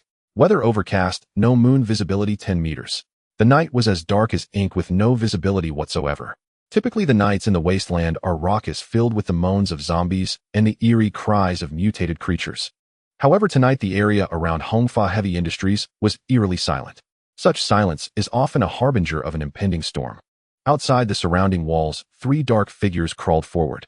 Dressed in black tactical gear and camouflaged with face paint, their movements were exceptionally light. Each motion was carefully calculated to part the dry grass without a whisper. Leading the trio was the scout captain known as Old Ghost. At this moment his eyes were bloodshot, filled with rage. Just yesterday his deputy had been shot in the leg right before his eyes. The gruesome image of that severed leg spraying blood had become a nightmare for the entire team. "Boss, are we really going to do this?" The demolitions expert behind him lowered his voice, fear creeping into his tone. "That sniper is too formidable. What if he has night vision?" "Shut up." Old Ghost shot him a glare over his shoulder. "They're just survivors, not a special forces unit. Night vision gear is a luxury even our elite in Iron Wall City possess only a few of. How could they have it?" And Old Ghost gritted his teeth. "If we don't avenge this, how do we explain it back to our leader? Tell him we were scared out of our wits by a few people. We just need to reach the wall and stick this homemade ammonium nitrate C4 explosive to it." Old Ghost patted the heavy package at his waist. "Even if we can't blow the wall down, it will certainly shake them up. I want them to know that if they provoke Iron Wall City, they'll never sleep at night." The 3 continued their advance. Distance to the wall, 50 meters. This was the blind spot of the side wall. No Chavox to fries, no direct firing holes. Although the second floor had a view, the angle was quite oblique. Old Ghost confidently chose this route. He had studied the terrain, and the tall weeds here were perfect for infiltration. What he did not know was that beneath the seemingly ordinary stones at the dark base of the wall, several were quietly lurking, marked with white arrows pointing in their direction. Hongfa Heavy Industries, second floor control room. The lights were off save for a few red indicator lights on the control panel casting a faint glow. Sunji sat in a chair wearing headphones connected to an improvised microphone outside the wall, his palms clammy with sweat. "Brother Hui, there's movement." Sunji pointed to the left monitoring area. "I can hear the sound of grass being crushed. Also breathing." Location midsection of the side wall. Distance 30 meters. Changhui stood at the window holding not a gun, but a remote for a powerful spotlight. He did not possess night vision. However, his analytical vision was still effective in the dark. Though not as clear as during the day, the movements of those 3 appeared as conspicuous as fireflies in the murky night. Warning: hostile targets detected X3. Distance 28 meters. Carrying items: high-energy explosives, suspected ammonium nitrate. Threat level: if not stopped, the wall surface will be damaged. How they actually came. Changhui chuckled softly. "This bunch never learns. Brother Hui, should we blow it up?" Sunji's finger hovered over the switch labeled left front. With a mere flick, the 2 buried claymore mines would be activated by electricity. Hundreds of steel balls would rain down on that area. Those 3 scouts would be turned into Swiss cheese. "Not yet." Changhui restrained Sunji's hand. "The mines are expensive. We only have 4. If we use them tonight, tomorrow when the main force arrives, the flank will be left unguarded." "But they have explosives," Sunji exclaimed in urgency. "What if they stick it to the wall?" "They won't get the chance." Changhui fixed his gaze on the encroaching red warning mark. "Killing these few is easy. But what I want isn't just to kill. I want to instill fear. I want them to believe we possess a pair of omniscient eyes in this darkness. That kind of unknown terror is more frightening to them than the death of a few." Outside the wall. Distance 10 meters. Old Ghost's heart raced in his throat. The closer he got to the gray-white giant wall, the more oppressive the feeling became. "We're almost there." He unfastened the explosive package from his waist and set the timer. "Get ready to sprint." 3, 2, 1. Just as Old Ghost was about to leap toward the wall's base, a crisp click echoed in the silent night. In an instant, a blinding white beam, as if the light of divine judgment, shot out from a concealed position on the second floor. Z. It was a high-powered halogen lamp removed from a truck modified by Changhui for intense focus. The beam struck precisely, illuminating the 3 figures crouching in the grass. The sudden glare robbed them of their sight, leaving them in a blinding void of white. "Oh, my eyes!" The demolitions expert in the back cried out, covering his face. Before they could react, a cold and metallic voice amplified by an industrial loudspeaker boomed from above. "Get lost." Just a single word, yet it echoed in the desolate wilderness, dripping with disdain. Followed by a second sentence. "One more step and you die." Simultaneously. Click. Sunji expertly pulled the trigger of the HF-01 heavy hammer pistol. The sound of metal striking metal was amplified tenfold by the loudspeaker. To Old Ghost's ears it felt as if the Grim Reaper's scythe had been placed at his throat. We've been discovered. Old Ghost's mental defenses crumbled instantly. How could this be? On such a dark night in such deep grass they hadn't even made a sound. How had they pinpointed their location with such accuracy? Even the light was directly shining on their faces without a hint of deviation. Night vision. They must have advanced thermal imaging. Only this thought remained in Old Ghost's mind. Not only did they have a long-range sniper, but they also possessed thermal imaging. Their every action was laid bare before the enemy like a clown performing on stage. Run, run fast. Old Ghost abandoned the explosive package, even too frightened to utter a threat. The three scurried away, scrambling like cockroaches caught in bright light, retreating clumsily into the darkness. In their panic, one of them tripped face-planting onto the ground, but quickly got back up to continue fleeing. They ran several hundred meters, disappearing beyond the reach of the light before the terrifying beam finally extinguished. Second floor. Ha ha ha. Sun Ji laughed so hard, he nearly cried, slapping his thigh. Brother Hui, did you see that leader just now? He was running so fast his pants nearly fell off. That was incredibly satisfying. It felt better than killing them. Yi Changhui turned off the loudspeaker, a smirk appearing on his lips. But he didn't allow himself to smile for long. Now they're completely terrified. They will report back that Hongfa Heavy Industries has all-weather surveillance capabilities along with heavy firepower and night vision equipment. This will force their main force to exercise more caution, possibly delaying their attack. But it also means, Yi Changhui glanced out at the deepening night. When they come again, they will be fully prepared. They'll likely initiate with artillery or push through with armored vehicles. At that point, it won't be as simple as turning on a light and shouting. Yi Changhui turned to check the mine switch he had not yet pulled. The mines are safe. These four are reserved for the real daredevils arriving tomorrow. Son, keep your watch. I have a feeling. Tomorrow at dawn this wasteland will become lively. Record of days after the apocalypse, day 27 before dawn. At the gas station, Old Ghost returned with two disheveled subordinates. He slammed the unused explosives package down onto the ground. What happened, boss? Didn't it blow? The remaining personnel inquired. Blow my ass. Old Ghost panted heavily, his eyes filled with terror. Those were monsters. They could see everything. The moment we got near, the light was shining right on us. That was a trap. They were waiting for us to walk right in. If that beam had been a machine gun instead. Old Ghost shuddered. Tell the brothers to retreat. Fall back a kilometer. Wait for the main force. Such a hard nut to crack requires Captain Hammer and his tank to break through. In the east, a hint of dawn slowly emerged. Day 27. The main force of Iron Wall City is expected to arrive today. The wind had died down, but the oppressive atmosphere over Hongfa Heavy Industries felt heavier than ever. A great battle was on the verge of breaking out. Day 27 after the apocalypse morning. Weather sultry, windless, low pressure. On this day, Hongfa Heavy Industries was eerily silent. Gone were the roaring motorcycles of previous days, the shouts from loudspeakers, and even the distant growls of the surrounding zombies.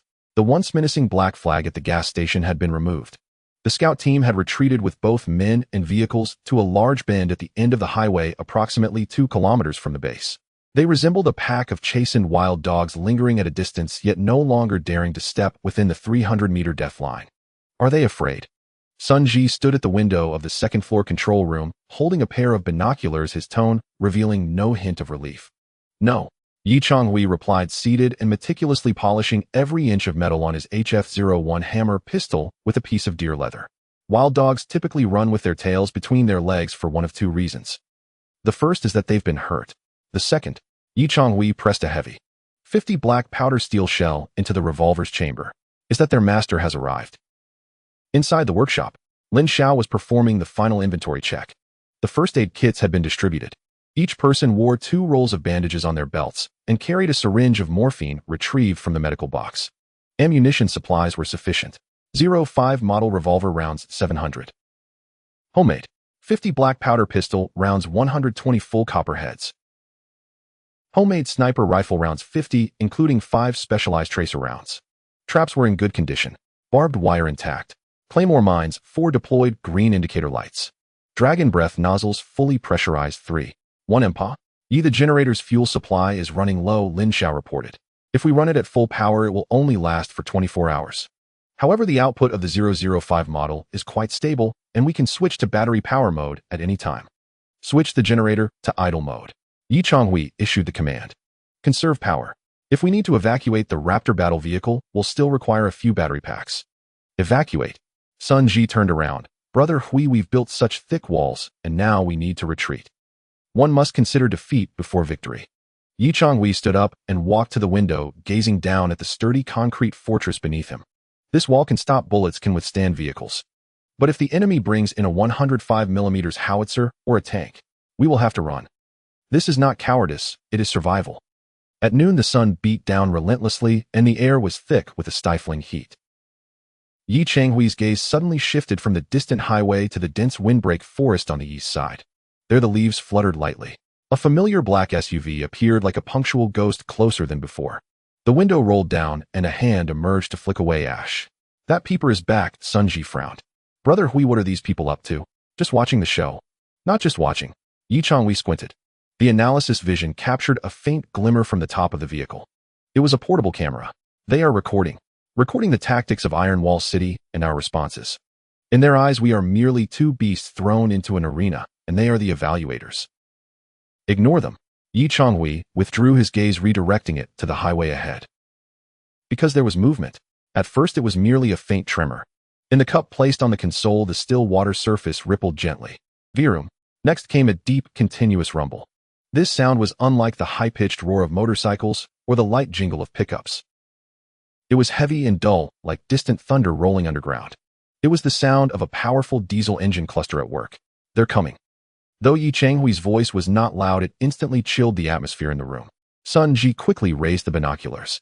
At the edge of his vision, at the junction where the old highway stretched to the horizon, no specific vehicles appeared.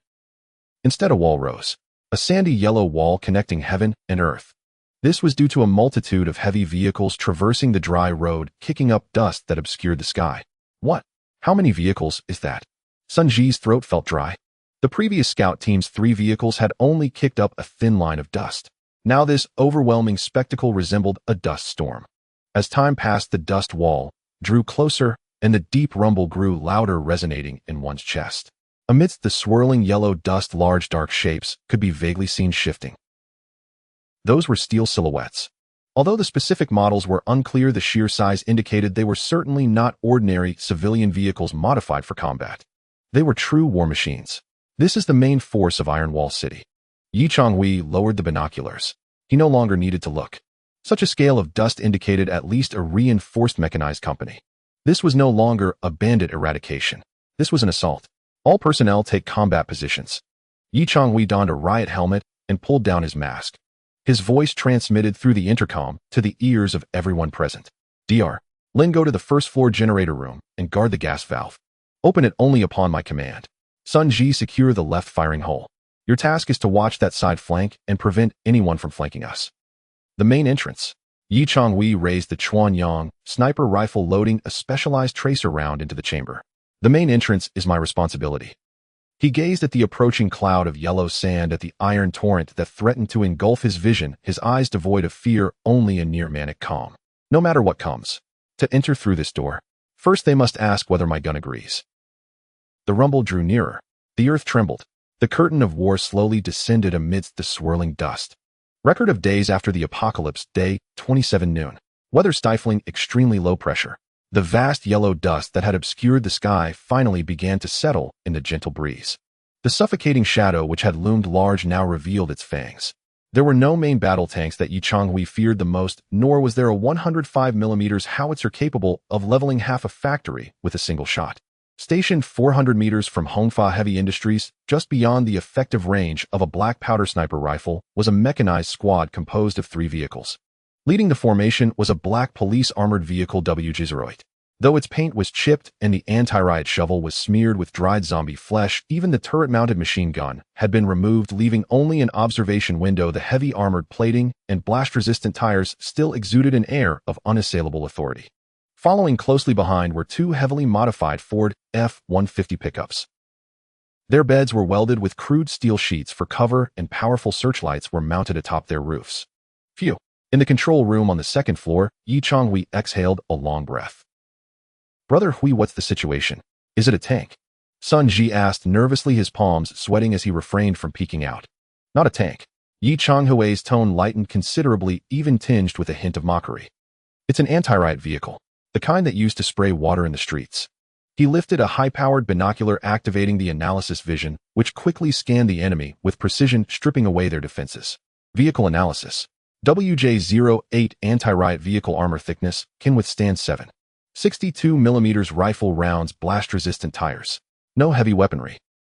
Modified pickup X2, civilian vehicles light armor can withstand handgun shotguns, high mobility. Personnel analysis. As the vehicles came to a stop, the doors opened, and about 30 individuals jumped out. A clear class distinction emerged. The first group, about 9 individuals, wore matching black tactical vests and Kevlar helmets, some even sporting goggles. They moved efficiently, swiftly establishing a perimeter around the vehicles with their weapons held horizontally. The gear they wielded was formidable. 3 Type 95 automatic rifles, 5 Type 79 submachine guns, 1 PF-89 individual rocket launcher carried by a burly man. This is their core, Changhui whispered. They were likely elite members of the armed police or private security companies. The second group, roughly 20 individuals, appeared much more ragtag, clad in a colorful array of casual, where some even wore oil-stained work clothes. Their weapons were bizarrely assorted sawed-off double-barrel shotguns, homemade pipe guns, and even a few wielding fire axes and machetes. They disembarked in disarray. Some were smoking while others cowered as they glanced nervously towards the distant concrete fortress. The rest are cannon fodder, Changhui assessed. The so-called main force is merely a squad of elites accompanied by 2 squads of militia. Kid, don't be afraid. Changhui set down the binoculars and patted Sun Ji's stiff shoulder. If it were 30 regular troops armed with rifles, we might truly face an end today. But this bunch, they're just cats in tiger skins. They look fierce, but they're quite hollow. 400 meters away, the side door of the anti-riot vehicle was not fully opened, merely revealing a narrow gap. A middle-aged man in a beret sat in the shadow of the vehicle, observing Hongfa Heavy Industries through the bulletproof glass. He was known as Captain Lei, the second-in-command of the Iron Wall City Armed Forces, a former special police squad leader. Old Gui was right. Captain Lei's voice was cold, carrying a metallic quality. That horse fence is quite skillfully arranged. The serpentine path forces a slowdown.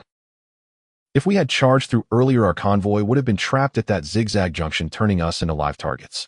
And that wall. Captain Lei gazed at the grayish-white concrete exterior, his brow slightly furrowed.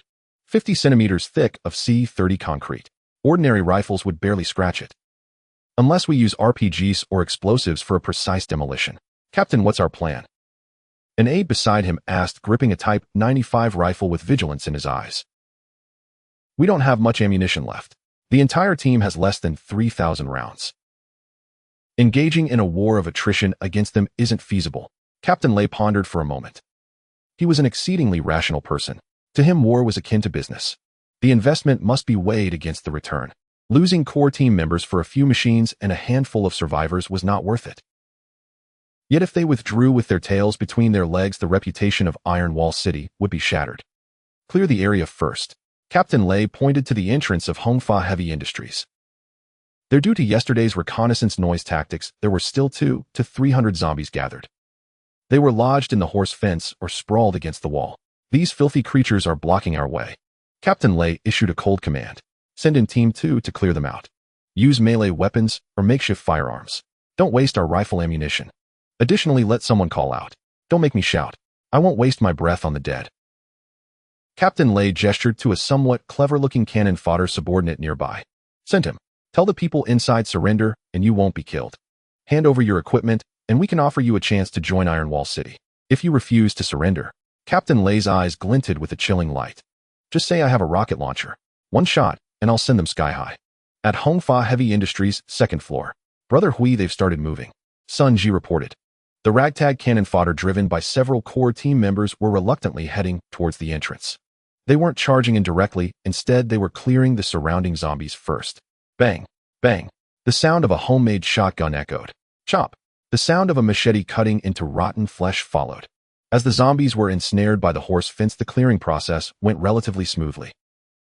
Though the cannon fodder were poorly equipped, their methods for dispatching zombies were quite skilled, clearly honed through experiences in the wasteland. They're clearing the way. Changhui raised his HF-01 heavy-duty pistol, checking the cylinder. They planned to remove the obstacles at the entrance before attempting to breach the door. At that moment, a cannon fodder armed with a loudspeaker hid behind a wrecked vehicle, peering out and shouting towards them. Hey, you inside. Listen, I'm the messenger of Captain Lei from Iron Wall City. Captain Lei says, since you're first-time offenders and don't understand the rules, Just open the big door, now kneel down and surrender. Hand over the machines and resources. Captain Lei is merciful. He can spare your lives. You might even be welcomed into the inner city to enjoy the good life. If you don't get it, the messenger pointed at the anti-riot vehicle behind him. See that? That's an armored vehicle. And there's a rocket launcher.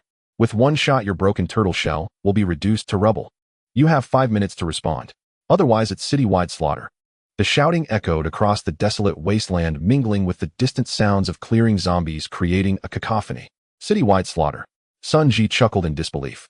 Brother, we do these people think they're still dreaming. A few homemade firearms, and they expect to slaughter a city. The person in that anti-riot vehicle is much smarter than this clown of a messenger. Yi Changhui ignored the messenger's antics. His focus remained locked on the still-running anti-riot vehicle. The commander was cautious. He had stayed 400 meters away using cannon fodder to clear the area and applying pressure with a loudspeaker. He was waiting for Hongfa Heavy Industries to show a weakness or reveal its firepower. Since they want to play psychological warfare, Yi Changhui approached the control panel and switched on the external loudspeaker. He didn't play any words of persuasion or insults at that moment. Instead, he pulled out a recording made the previous night. It was the terrified scream of the reconnaissance captain Old Gui when he was startled by the searchlight, followed by his frantic, "Please don't kill me. Run." Yi Changhui pressed play and turned up the volume to the maximum. "Oh, my eyes. Don't kill me. Run." The piercing screams drowned out the messenger's voice exploding across the battlefield.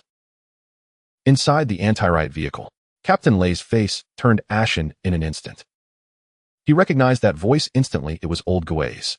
That was his most capable scout, now howling like a dog with a broken spine on the broadcast. It was a blatant slap in the face. Before all his subordinates, especially those cannon fodders, it was a direct affront to Iron Wall City. "Captain, this." The aide looked at Captain Lei, hesitant to speak. The cannon fodder outside also halted their actions, exchanging fearful glances.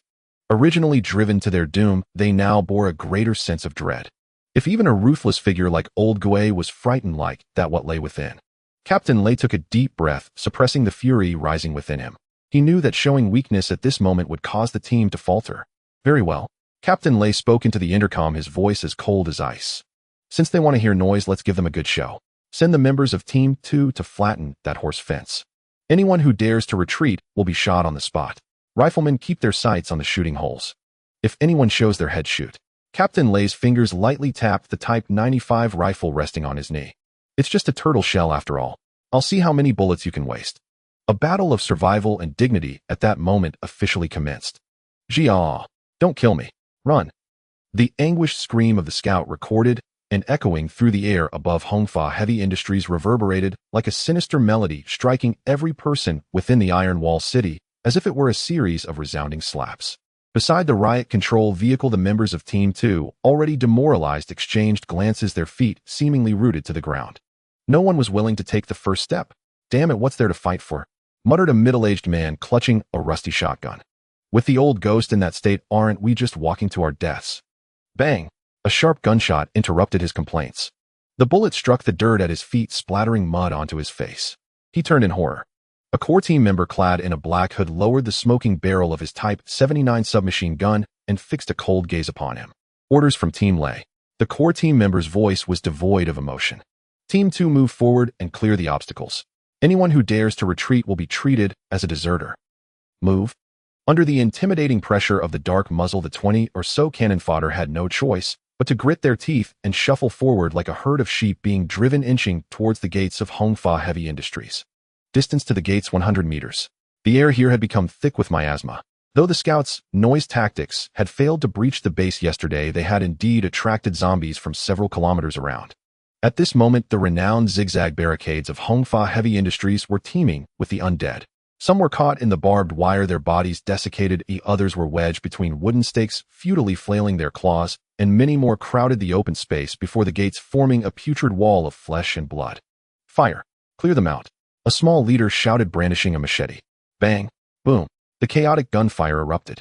Double-barreled shotguns, improvised black powder guns, and even homemade crossbows unleashed a barrage of projectiles upon the zombies, bursting forth with dark ichor. Though poorly equipped, these cannon fodder had survived in the wasteland long enough to handle ordinary zombies.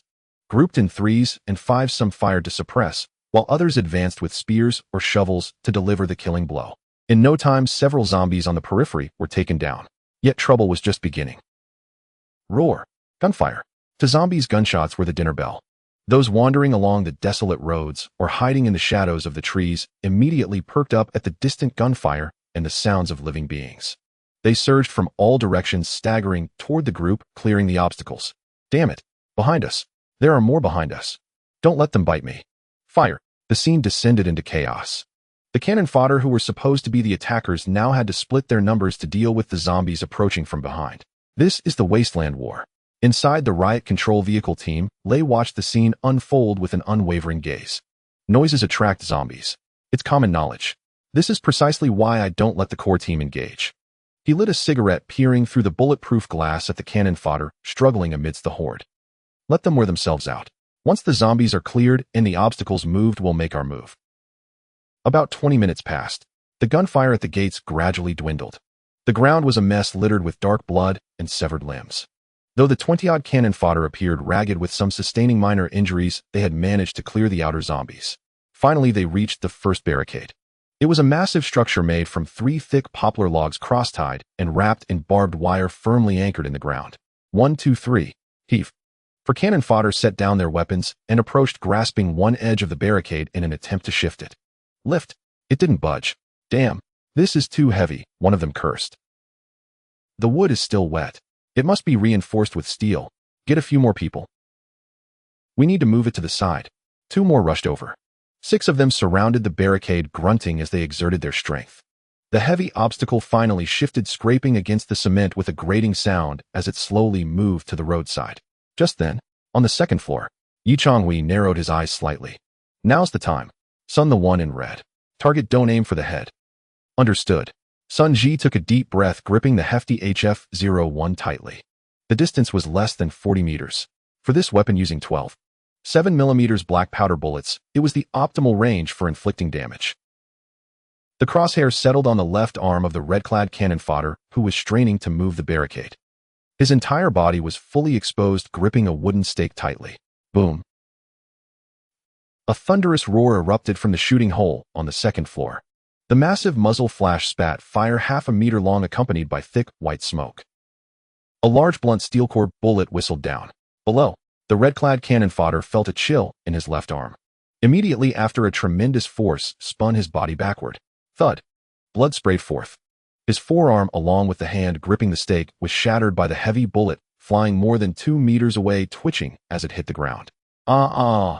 It took 2 seconds for the excruciating pain to reach his brain. Clutching his bleeding stump, he collapsed to the ground, rolling in agony, his shrieks drowning out all other sounds. Ambush. Sniper. The remaining 5 who had been moving the barricade were paralyzed with fear, their grip slipping. Clang.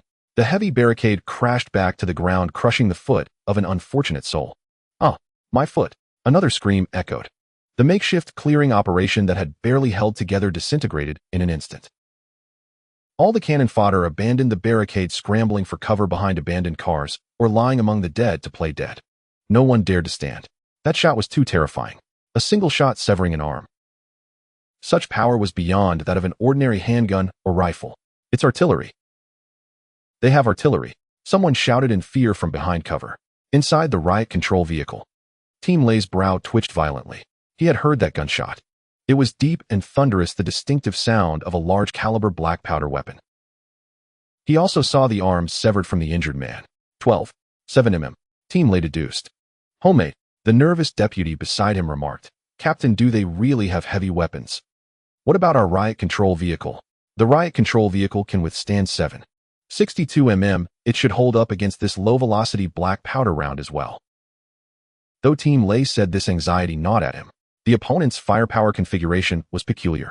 There was precise sniping yesterday's shot that broke a leg, coupled with the firepower of a handheld cannon today's shot that severed an arm. And they held absolute advantage on their terrain. That zigzag corridor was like a death trap. To pass through, one had to clear obstacles. To clear obstacles, one had to expose themselves to gunfire. It was a vicious cycle.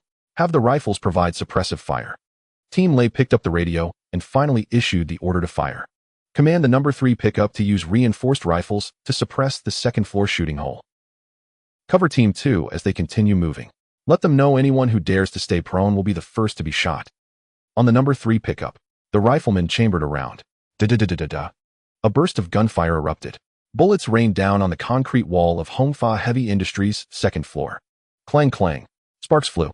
Concrete debris scattered. However, those bullets striking the 50-centimeter thick concrete left only shallow dents. For Yi Changhui and Sun Ji hiding behind the shooting hole, the noise was merely a mild disturbance. C-30 concrete, it does not deceive me. Yi Changhui, sheltered behind the wall, brushed off the dust from his helmet, revealing a mocking smile. Since they want to exchange fire, let's play with them. Sun changed position. Move to the side. He'll show them what asymmetric warfare looks like. Yi Changhui removed the Chuanyang sniper rifle from his back. Amidst the chaotic gunfire, he resembled a calm hunter peering through the shooting hole, searching for the rifleman who was vigorously firing. The next shot should silence that noisy rifle. The crisp, rhythmic gunfire echoed, drowning out the screams of the cannon fodder at the entrance. About 300 meters from the gate of Hongfa Heavy Industries, a modified pickup truck number 3 unleashed its fury. The truck's bed was reinforced with a tall steel plate, resembling a mobile iron fortress. In the center of the steel plate, instead of an intimidating heavy machine gun, there was a simple rotating gun mount. Fixed to this mount was a Type 95 automatic rifle. Although it was a rifle, being secured to the heavy mount eliminated the recoil-induced jump of the muzzle. Coupled with the shooter being an experienced veteran, he didn't hold the trigger down, but instead fired a remarkably precise 3-round burst. Ping, ping, ping. The bullets, as if they had their own eyes, accurately struck the edges of the shooting hole on the second floor of Hongfa Heavy Industries. Concrete debris flew everywhere. Sun Ji, who had just prepared to take a shot, instinctively shrank his neck as several fragments clattered against his riot helmet. Damn it, this guy shoots really well. Sun Ji cursed, attempting to peek from another angle. Rat-a-tat. Another burst followed. This time the bullets penetrated directly into the trapezoidal shooting hole, hitting the ceiling inside. The ricochets flew wildly in the control room, causing Sun Ji to quickly drop to the floor. Don't expose yourself. Yi Changhui crouched in the corner, calmly listening to the gunfire outside. 5.8 millimeters caliber. High penetration, but low energy. He glanced at the edge of the shooting hole that had just been hit. There were only a few shallow bullet pits, and not even the red brick layer inside was exposed. The C-30 concrete wall remains intact. Their bullets can't breach our shell, but they can keep us from raising our heads. This was the strategy of Team Lei. He knew full well that the Type 95 rifle couldn't chew through this tough nut, but he didn't need it to. He just needed to silence the few firing points on the second floor, buying time for the cannon fodder below. Outside the gate. What are you all standing around for? Can't you see the cover has already started? The core team member supervising the operation shouted, waving his Type 79 submachine gun at the crouching cannon fodder. Get up. Keep moving. Whoever pretends to be dead will be fed to the zombies. Under the threat of death and the encouragement of precise firepower from behind, the 20-odd cannon fodder could only tremble as they crawled out from behind their cover. The unfortunate soul with a severed arm had already been dragged aside, leaving only a pool of blood. Quick, now's the time. A few boulder cannon fodder rushed toward the first wooden barricade. 1, 2, 3. Lift. The heavy poplar wood barricade was raised again. Although no terrifying flashes of light emerged from the shooting hole, everyone felt a chill run down their spines, fearing they would end up like the man in red. Move to the side. Hurry. To the rhythm of the pickups, rat-a-tat, the first barricade was finally awkwardly maneuvered into the roadside drainage ditch. The first checkpoint of the zigzag passage was cleared. Good. Next one. The supervising team member was thrilled. As long as they cleared all 8 barricades, the armored vehicle could drive straight in and crash through the weak rolling shutter door. On the second floor, Sun Ji, hearing the heavy sound of wood scraping against the ground outside, was sweating nervously. Brother Hui, they're moving. The first one is clear. If this keeps up, the gate will be empty in less than 10 minutes. Don't rush.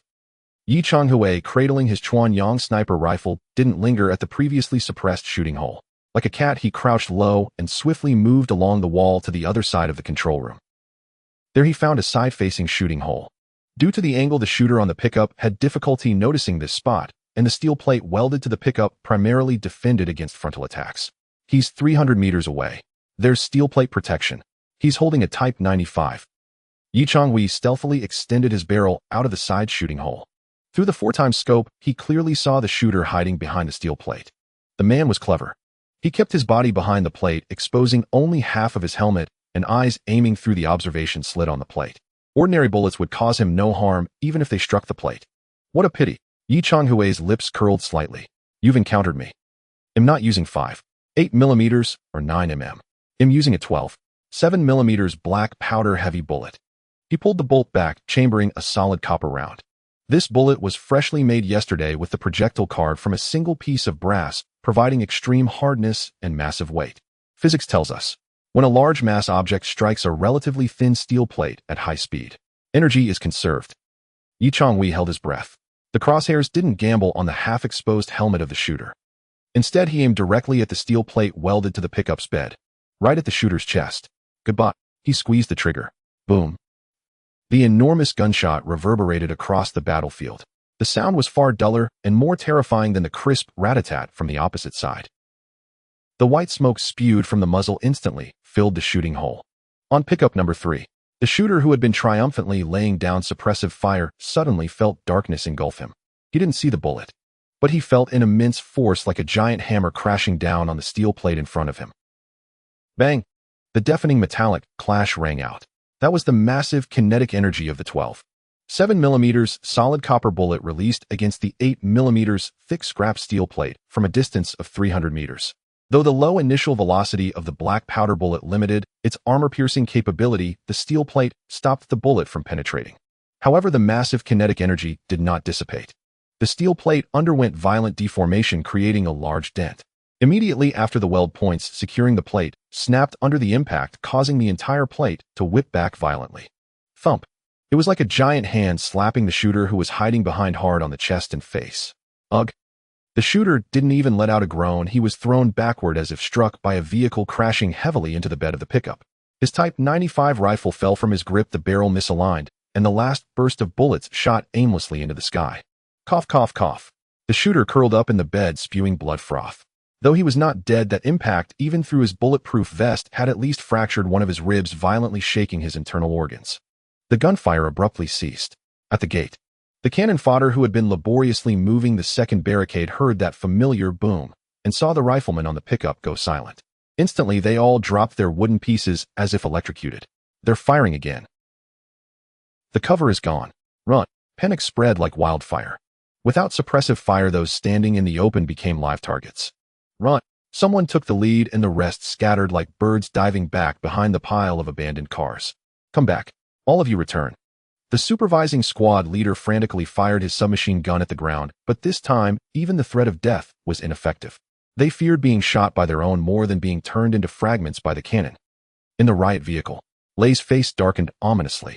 He witnessed the chaos on pickup number 3 firsthand. Report the shooter is severely injured. Ribs fractured, unable to continue firing. His subordinate's voice crackled through the radio. That shot deformed the steel plate. Lay's fingers gripped the armrest tightly. 12.7mm, and it was a solid round. These lunatics. Lay realized that simple fire suppression was no longer effective. The enemy sniper was too cunning and too ruthless. When he fired, one of their core combatants would inevitably be rendered ineffective. First, it was the old ghost's underling with a broken leg. Now it was the rifleman with shattered ribs. He had only 9 core team members left, and now one was out of commission. If they exhausted their elite forces in this low-intensity testing, even if they managed to take the enemy down, it would be a losing trade. Captain, should we send in the second team? His deputy asked. Send them in. That would be suicide without cover. Lay glanced at the barricade, which had just been moved, slightly a glint of ruthlessness flashing in his eyes. Conventional measures wouldn't work. Then it was time to play their trump card. Since they rely on the wall's thickness, let's loosen the soil around this wall. Turning his head, Lay looked at the burly man in the back seat who had been shouldering a PF-89 single-person rocket launcher. Dailu, here. We only have 7 rounds left. Use one for me. Target the concrete shooting hole on the side of the main entrance. Blow it open. There was a resolute desperation in Lay's tone. Since bullets can't knock down the door, then we'll use explosives to blast the frame apart. On the second floor of Hongfa Heavy Industries, Changhui had just reloaded his weapon when he suddenly felt an intense sense of danger. That feeling was 10 times stronger than when he was under rifle suppression earlier. In his analysis vision, he saw the side door of the riot vehicle swing open. A muscular man jumped down, shouldering a dark green cylindrical tube. A rocket launcher. Changhui's pupils constricted sharply. Get down, you fool. Get away from the window. Now. Changhui shouted, barely caring to grab his gun as he dove towards Sun Ji, pinning him to the hard concrete floor of the second story. At this moment, the enemy would unleash their most formidable firepower. 400 meters away, beside the riot control vehicle, a burly man known as Dailu was kneeling on one knee, his shoulder burdened by the dark green PF-89 anti-tank rocket launcher, firmly locking onto the main firing aperture on the second floor of Hongfa Heavy Industries. As soon as the 80mm high-explosive anti-tank shell penetrated the window, the explosion would generate a metal jet and overpressure, instantly turning the not-so-spacious control room into a pressure cooker. The people inside would either be steamed to death or have their internal organs shattered. "Grandson, stay low and don't move." Yi Changhui pressed Sun Ji into the corner where a heavy crane counterweight provided cover. Yet Yi Changhui himself did not crouch down. His mind raced as the red warning box in his analytical vision flashed erratically and the countdown timer ticked away like a death knell. High-risk alert anti-tank weapon locked, estimated launch time 1.5 seconds, hit probability 85, direct shot into firing aperture. Height. If he hid, the rocket could either miss and hit the wall or accurately penetrate the firing aperture. Once inside, all the equipment here, the control console, the mine detonators, and even the floor, would be obliterated. He couldn't take that chance. "Want to tear down my home?" Yi Changhui's pupils constricted sharply, turning into pinpricks. He sprang up from the ground, making an extremely reckless decision in this life-or-death moment. Instead of retreating, he lunged forward, hurling himself toward the trapezoidal firing aperture. Let's see whose hand is steadier. At that moment outside, several Type 79 submachine guns opened fire to suppress and provide aiming time for the rocket launcher. Clang, clang. Bullets ricocheted around the firing aperture, sending shards of stone flying. One ricochet even grazed Yi Changhui's helmet, leaving a sharp whistling sound by his ear. Yi Changhui seemed not to hear. He suppressed the instinctive fear of death, resting his Chuanyang sniper rifle on the rubble-strewn windowsill. This was not fine-tuned aiming. This was instinctive shooting. In that instant, the only thing in his world was the burly man carrying the rocket launcher. The man's finger was tightening on the trigger. "Move aside." Yi Changhui roared, almost simultaneously pulling the trigger. Boom. The black powder sniper rifle erupted again, spewing a thick cloud of white smoke. Beside the riot control vehicle, Dalu took a deep breath, his sights already locked onto the dark window. Die, just as his finger was about to press the firing lever. Clang. A crisp sound exploded in his ear. Yi Changhui's shot did not hit Dalu, but that heavy 12.7mm copper bullet slammed into the riot control vehicle door in front of Dalu. Sparks flew. The enormous impact and the scattering metal fragments instinctively made Dalu flinch, causing his shoulder bearing the rocket launcher to tremble. At that moment of tremor, whoosh, boom, the PF-89 rocket launcher fired. The rocket, armed with an 80mm shaped charge warhead, soared out, trailing a long tail of flame. However, due to that slight tremor at the moment of launch, its trajectory deviated minutely. It did not penetrate the deadly firing aperture. It veered off by about a meter. Boom! A thunderous explosion erupted against the outer wall of Hongfa Heavy Industries. The entire auto repair plant trembled violently. In the second-floor control room, dust fell from the ceiling like snowflakes. The enormous shockwave, even through the wall, caused a tightness in the chest. "Brother Hui." Sun Ji scrambled up from the dust, his face covered in grime. "Don't shout. I'm not dead." Yi Changhui rose from the ground, shaking off the dust from his head. At the moment of the explosion, he had already ducked back behind the wall. He rushed to the firing aperture, pulling out a small iron rod with a mirror welded to it, checking for damage with its reflection. He saw that a meter below the firing aperture, a basketball-sized blackened crater had appeared on the C-30 concrete wall that had been poured less than a week ago. At the center of the crater, the concrete was scorched to a crystalline state by the high-temperature metal jet, surrounded by radial cracks. In the deepest part, several thumb-thick rebar pieces were exposed, already snapped or twisted red from the heat. Yet, it had not penetrated. That newly poured concrete, 50 centimeters thick, combined with the original 24-centimeter red brick wall and the steel mesh embedded within, had withstood a shell designed to penetrate tanks.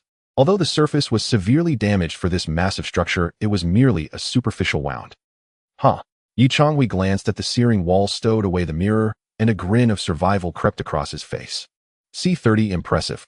74 centimeters of composite armor impressive. He turned to give a thumbs up to the still-dazed Sun Ji. "Did you see? This is why we went to such lengths to pour this turtle shell. If it weren't for this layer, we would have become wall art after that hit." Beside the riot control vehicle, as the smoke cleared, Lei Dui lowered the binoculars in his hand, his expression grimmer than Dalu's, who had just missed the shot. Didn't penetrate. Dalu tossed aside the now empty disposable launch tube, staring dumbfounded at the distant dark crater. "But that's an armor-piercing shell. It can penetrate 600 millimeters of homogeneous steel plate." "That's for steel plates," Lei Dui said coldly. That's concrete. Thickness unknown, structure unknown. And you missed. Lei Dui glanced at the new bullet mark on the vehicle door left by Yi Changhui's recent shot. The enemy's sniper is a madman. Under that kind of fire suppression, he actually dared to confront you face to face. And he succeeded. Lei Dui took a deep breath, feeling a tightness in his chest. This battle was too suffocating. Rifle suppression. The enemy had a heavy sniper targeting them. Charging forward. The enemy had barbed wire and corpses. RPG assault. The enemy had reinforced concrete bunkers. This was not just an auto repair shop. It was a hedgehog ball impossible to breach, leaving them bloodied. Captain, do we keep fighting? The assistant asked cautiously. We only brought that one rocket launcher. There were other homemade explosives, but those required someone to carry them to the base of the wall and stick them on. Looking at the bare expanse of several hundred meters, and then at the still intact firing aperture on the second floor. Who would dare go? Whoever did would die. Fire. Lei Dui gritted his teeth. We've come this far, we lost a brother and injured a core member. If we just go back now, I might as well not stay in Iron Wall City. If we can't breach from the front, then we'll go around the side.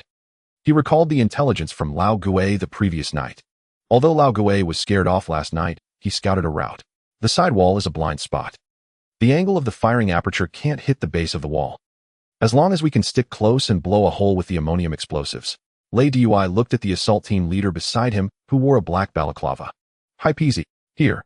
Take your core team and all the explosives. The riot control vehicle will feign an attack from the front to draw fire. You'll sneak through the side drainage ditch. Remember, don't walk in a straight line. Stick close to the wall. As long as we blow a hole, we win. Understood. On the second floor of Hongfa Heavy Industries, Yi Changhui watched as the riot control vehicle began to move slowly, even turning on its searchlight in broad daylight in an attempt to dazzle and distract, shining it toward the front firing aperture. At the same time, several pickup trucks began honking wildly, creating a cacophony. They're anxious.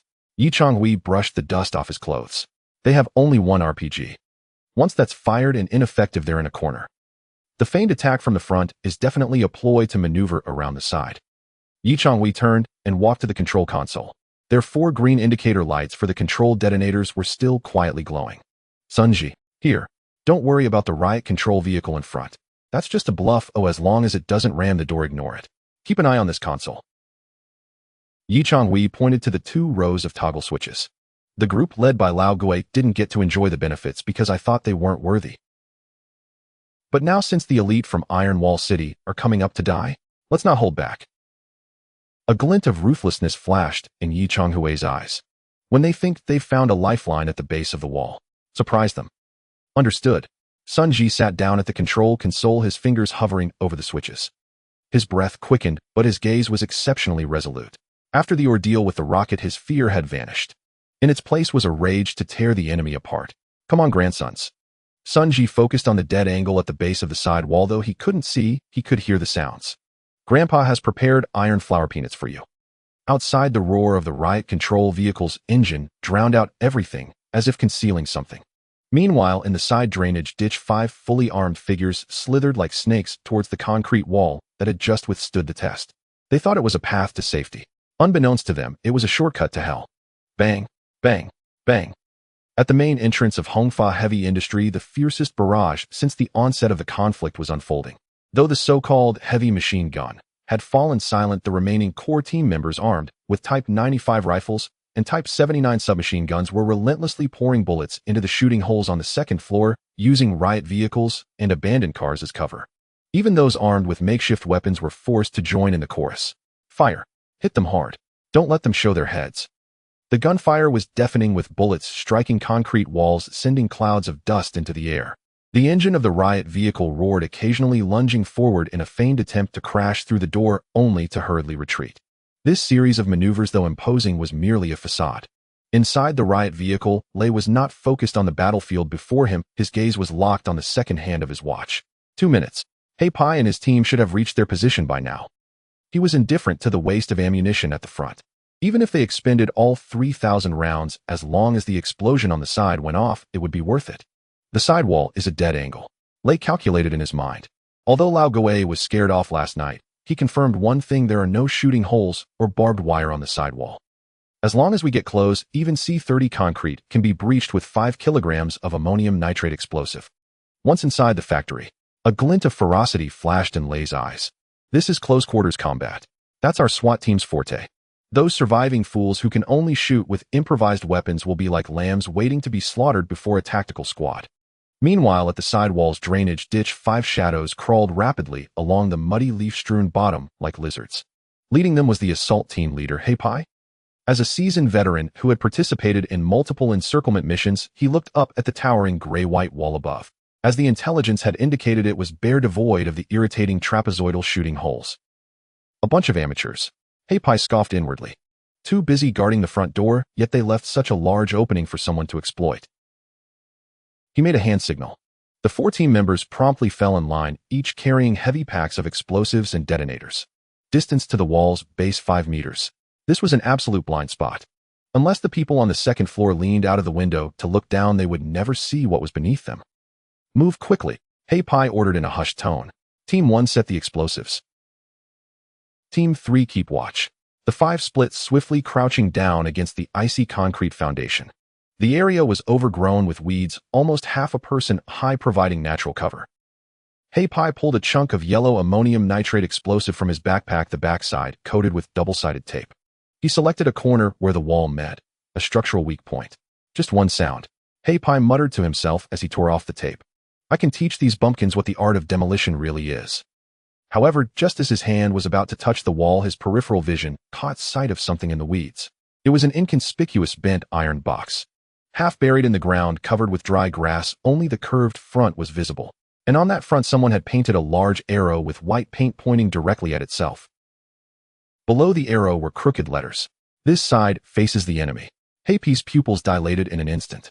As an experienced SWAT officer, he recognized this device all too well.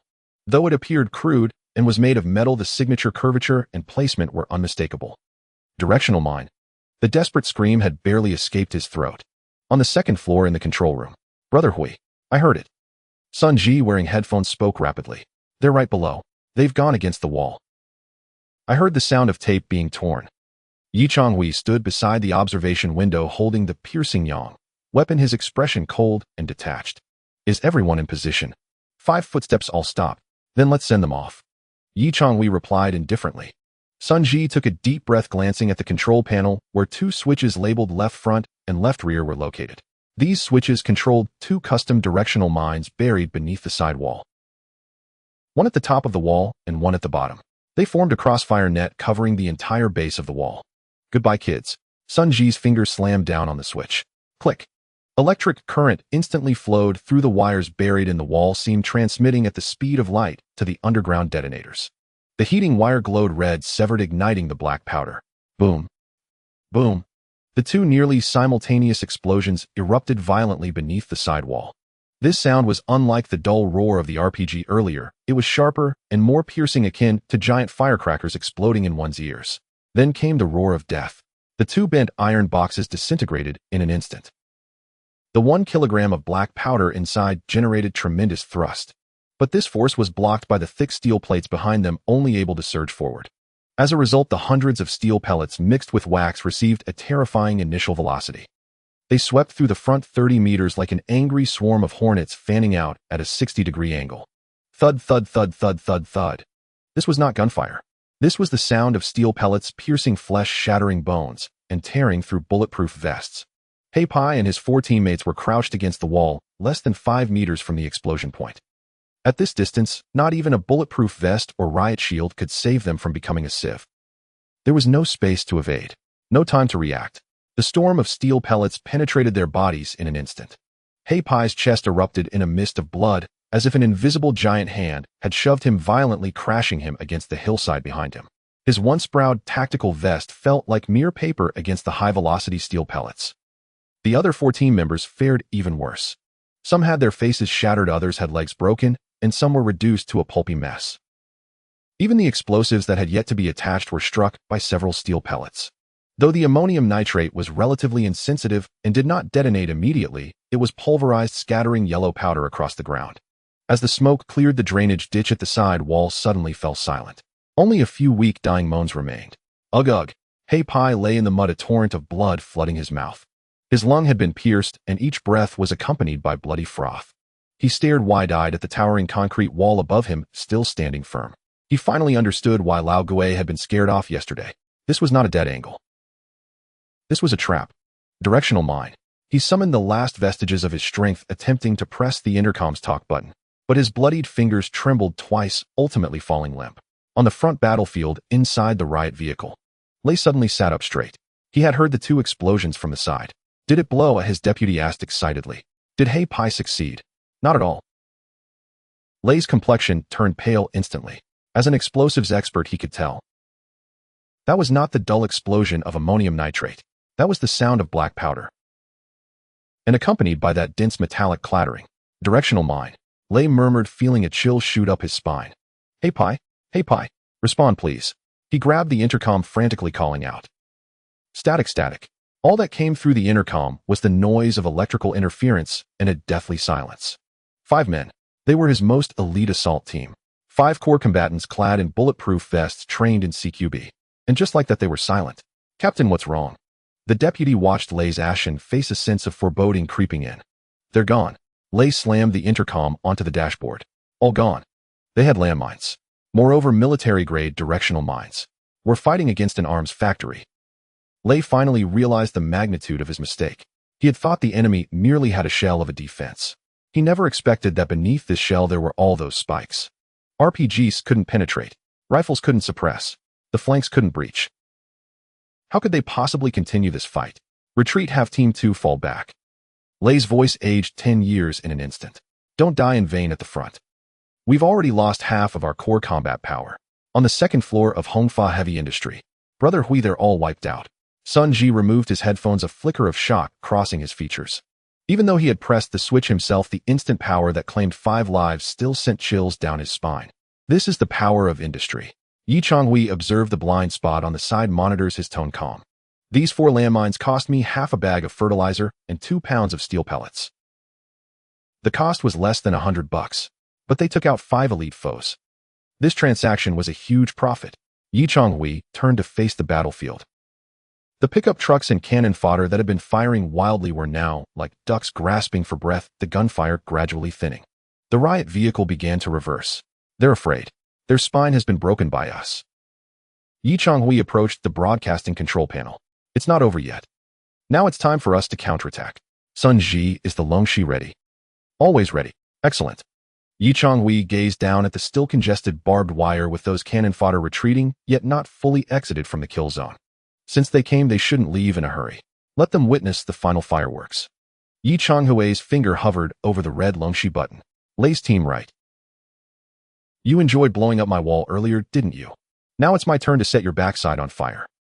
The 2 deafening explosions from the flank struck like heavy hammers, shattering the spine of the Iron Wall City's attacking forces. On the front line, the pickup trucks that had been pouring firepower madly fell silent in an instant. Those with makeshift weapons, the expendables, were like startled birds. Upon hearing the horrific cries from the side, none dared to advance another step. Retreat. Quickly retreat. There are landmines. It's all landmines. Fear spread like a plague. Without any orders from the commander, the expendables began to scramble back in a frantic panic. Inside the riot control vehicle, Lei Dui's face was ashen. He had called out black skin on the radio dozens of times, but all he received in response was the crackling sound of static. Everything's gone. Lei Dui's hands trembled. Out of the 9 core team members, only 3 remained in the vehicle, along with 1 on the pickup. What was supposed to be a harvest turned into a funeral procession. Captain, the second team is running away. What should we do? His deputy asked anxiously. Watching the fleeing figures, a wave of indescribable frustration and anger surged within Lei Dui. He was the second in command of Iron Wall City. He had come with armored vehicles and rocket launchers. Yet, without even touching their doorstep, he was driven back like a dog. If he left in such disgrace, how would he survive in Jiang City in the future? We can't just leave. Gritting his teeth, a glint of madness flashed in Lei Dui's eyes. Cover the retreat. Smash that damned gate open for me. Even if we can't push in, we must tear their facade apart. Armored vehicle. Forward. Lei Dui shouted. Break open that steel barrier. Clear a path for the second team. Then reverse to retreat. The WJ-08 riot control vehicle, which had been stationed at the back, suddenly roared to life. This steel behemoth, weighing several tons, accelerated violently, its black body like an enraged rhinoceros kicking up clouds of dust as it charged toward the open steel gate of Hongfa Heavy Industries. Before it was a group of expendables retreating in panic. Get out of the way. If you don't want to die, get out of the way. The riot control vehicle's loudspeaker blared angrily.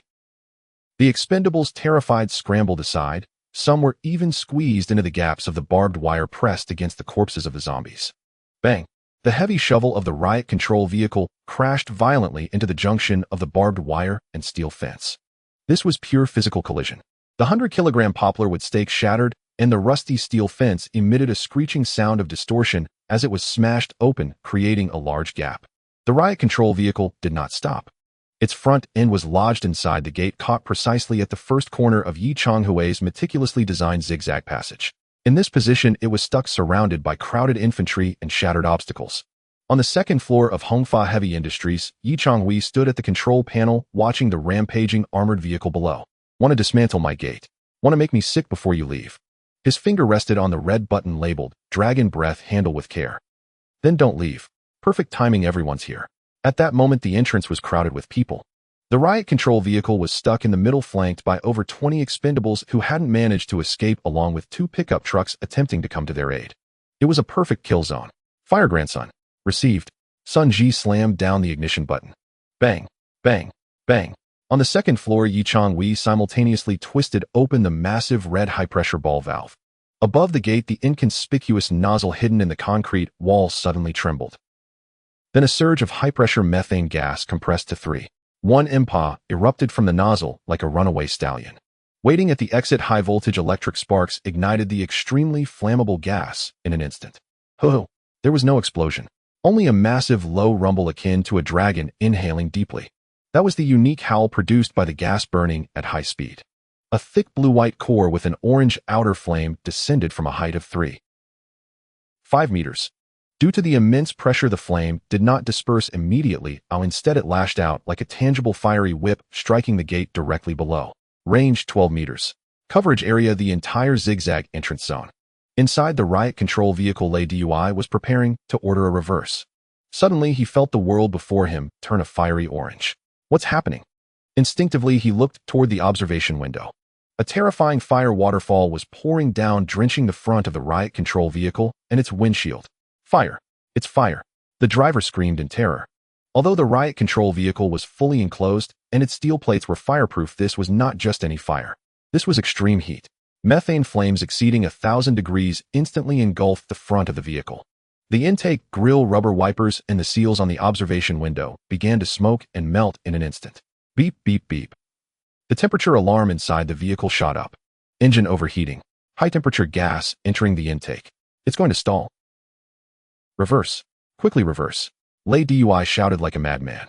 Being roasted in this steel can was akin to living through a hellish barbecue. Outside, true hell awaited. Those expendables who hadn't fled far were now at the edge of the dragon breath. Though the flames were primarily concentrated on the vehicle, the terrifying heat, radiation, and flying sparks ignited everything around them. The shattered wooden stakes of the barbed wire caught fire, turning into a roaring bonfire. The corpses of zombies on the ground ignited, releasing a nauseating stench. More horrifyingly, several expendables nearby found their synthetic clothing catching fire in an instant. Oh, fire! Help me! 2 fire people rolled frantically on the ground, their shrieks far more harrowing than the earlier loss of limbs. The entrance erupted into a sea of flames. The visual impact was akin to a dragon's breath from a fantasy film. On the second floor, Yi Changhui remained unperturbed by the spectacular scene before him. 5, 4, 3. He calmly counted down in his mind. Lin Xiao had warned that this makeshift flamethrower lacked a backfire preventer. If the pressure in the tank dropped, the flame would reverse through the pipe, blowing the entire base to smithereens. 2. Watching the riot control vehicle reverse like a panicked wild boar, toppling the pickup behind it. 1. Seeing the expendables scrambling to escape the inferno. Close. Yi Changhui abruptly turned the valve handle back to the closed position. Click. The gas was cut off. Whoosh. The horrifying fire dragon flickered in the air and instantly vanished. Only the residual embers continued to burn on the wooden ground, crackling softly. The entire process lasted merely 5 seconds. Yet for those below, those 5 seconds felt like the longest nightmare of their lives. Outside the gate, the riot control vehicle finally emerged from that deadly intersection. Its front had been charred black, and smoke still wafted from the defensive shovel. The driver's hands trembled, the engine had nearly stalled. If it had stalled amidst that blaze, they would have truly become roasted pigs. What kind of weapon is this? The deputy, peering through the observation window at the still smoking gate, was shaking with fear. A flamethrower. Lay DUI slumped in his seat, drenched in sweat. It's not the kind you carry on your back. That's an industrial-grade flamethrower embedded in the wall. They've turned the entire base into a massive trap. Lay DUI looked at the expendables outside, now terrified, and even tossing their weapons aside. They had lost. Absolutely lost. This was no longer a matter of heavy weaponry. It was a complete and utter crush. The enemy had designated snipers. There were landmines to impede them. There was a fire dragon guarding the entrance, and a concrete turtle shell that was impervious to their attacks. How could they fight this? With their heads. Withdraw. Lay DUI's voice was hoarse, carrying a deep sense of helplessness. All vehicles retreat immediately. Fall back 2 kilometers. Don't let them spray again. On the second floor of Hongfa Heavy Industries, Changhui watched the riot control vehicle appearing like it had just been singed, retreating in disgrace, with its remaining soldiers finally releasing his grip on the valve. His palms were sweaty. The previous 5 seconds had been a gamble for life. What if there was a backfire? Thankfully we won. Changhui picked up the microphone at the control panel and turned on the external loudspeaker. His voice cut through the smoke and flames, resonating across the desolate wasteland. There was no ecstasy of a victor, only a chilling calmness. Do you want to keep fighting? My bullets are self-manufactured. Ooh, I can make as many as I desire. My fire is also self-made. Are your lives self-created? This question became the last straw that broke the camel's back. The convoy in the distance did not stop. Instead it accelerated away as if pursued by malevolent spirits. Sun Ji stood by the window, trembling with excitement at the scene. Brother Hui, did we win? Did we really drive away the regular army? We won. Changhui turned off the microphone, pulled out a cigarette from his pocket, and lit it. He took a deep breath, calming his racing heart. However, this is just the first half. Driving them away isn't an accomplishment. The next half is when true skill will be tested. What skill? Sun Ji asked in confusion. Changhui exhaled a puff of smoke, watching the retreating riot control vehicle. How to make them willingly pay for this defeat.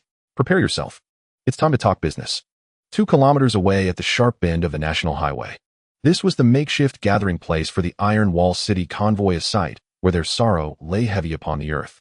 The air was thick with a bleak atmosphere. The front of the WJ-08 riot vehicle had been charred black, the anti-riot blade at the front severely deformed from an impact with a barricade resembling a crooked mouth. The engine hood still bore blisters from scorching heat, emitting a foul, burnt odor. Beside the vehicle, over 20 surviving cannon fodder sat slumped on the ground, some tending to their wounds, others lost in thought. The unfortunate soul burned by dragon fire continued to wail softly, but those around him had grown numb, offering no comfort. Lay team, take an accurate count. The deputy rasped, clutching a bloodstained list. Assault team, Hype and his crew all wiped out. Confirmed dead. Machine gunner severely injured, 3 broken ribs, possible internal bleeding. Second team, 4 dead, 2 burned, 3 fled. The deputy's hands trembled. We brought 3,000 rounds of ammunition, and we've already used almost half. RPG is also gone. Lu Team leaned against the wheel, a cigarette burnt down to the filter hanging from his fingers. He remained silent, but he knew in his heart that this team was finished. Core combat strength had suffered over 60 casualties. Such losses in any regular army would reach the threshold of loss of combat capability. Let's go back, Captain, the deputy urged softly. This bone is too tough for us to chew. Back. Lay team ground the cigarette, but into the dirt. Go back with a truck full of wounded and corpses.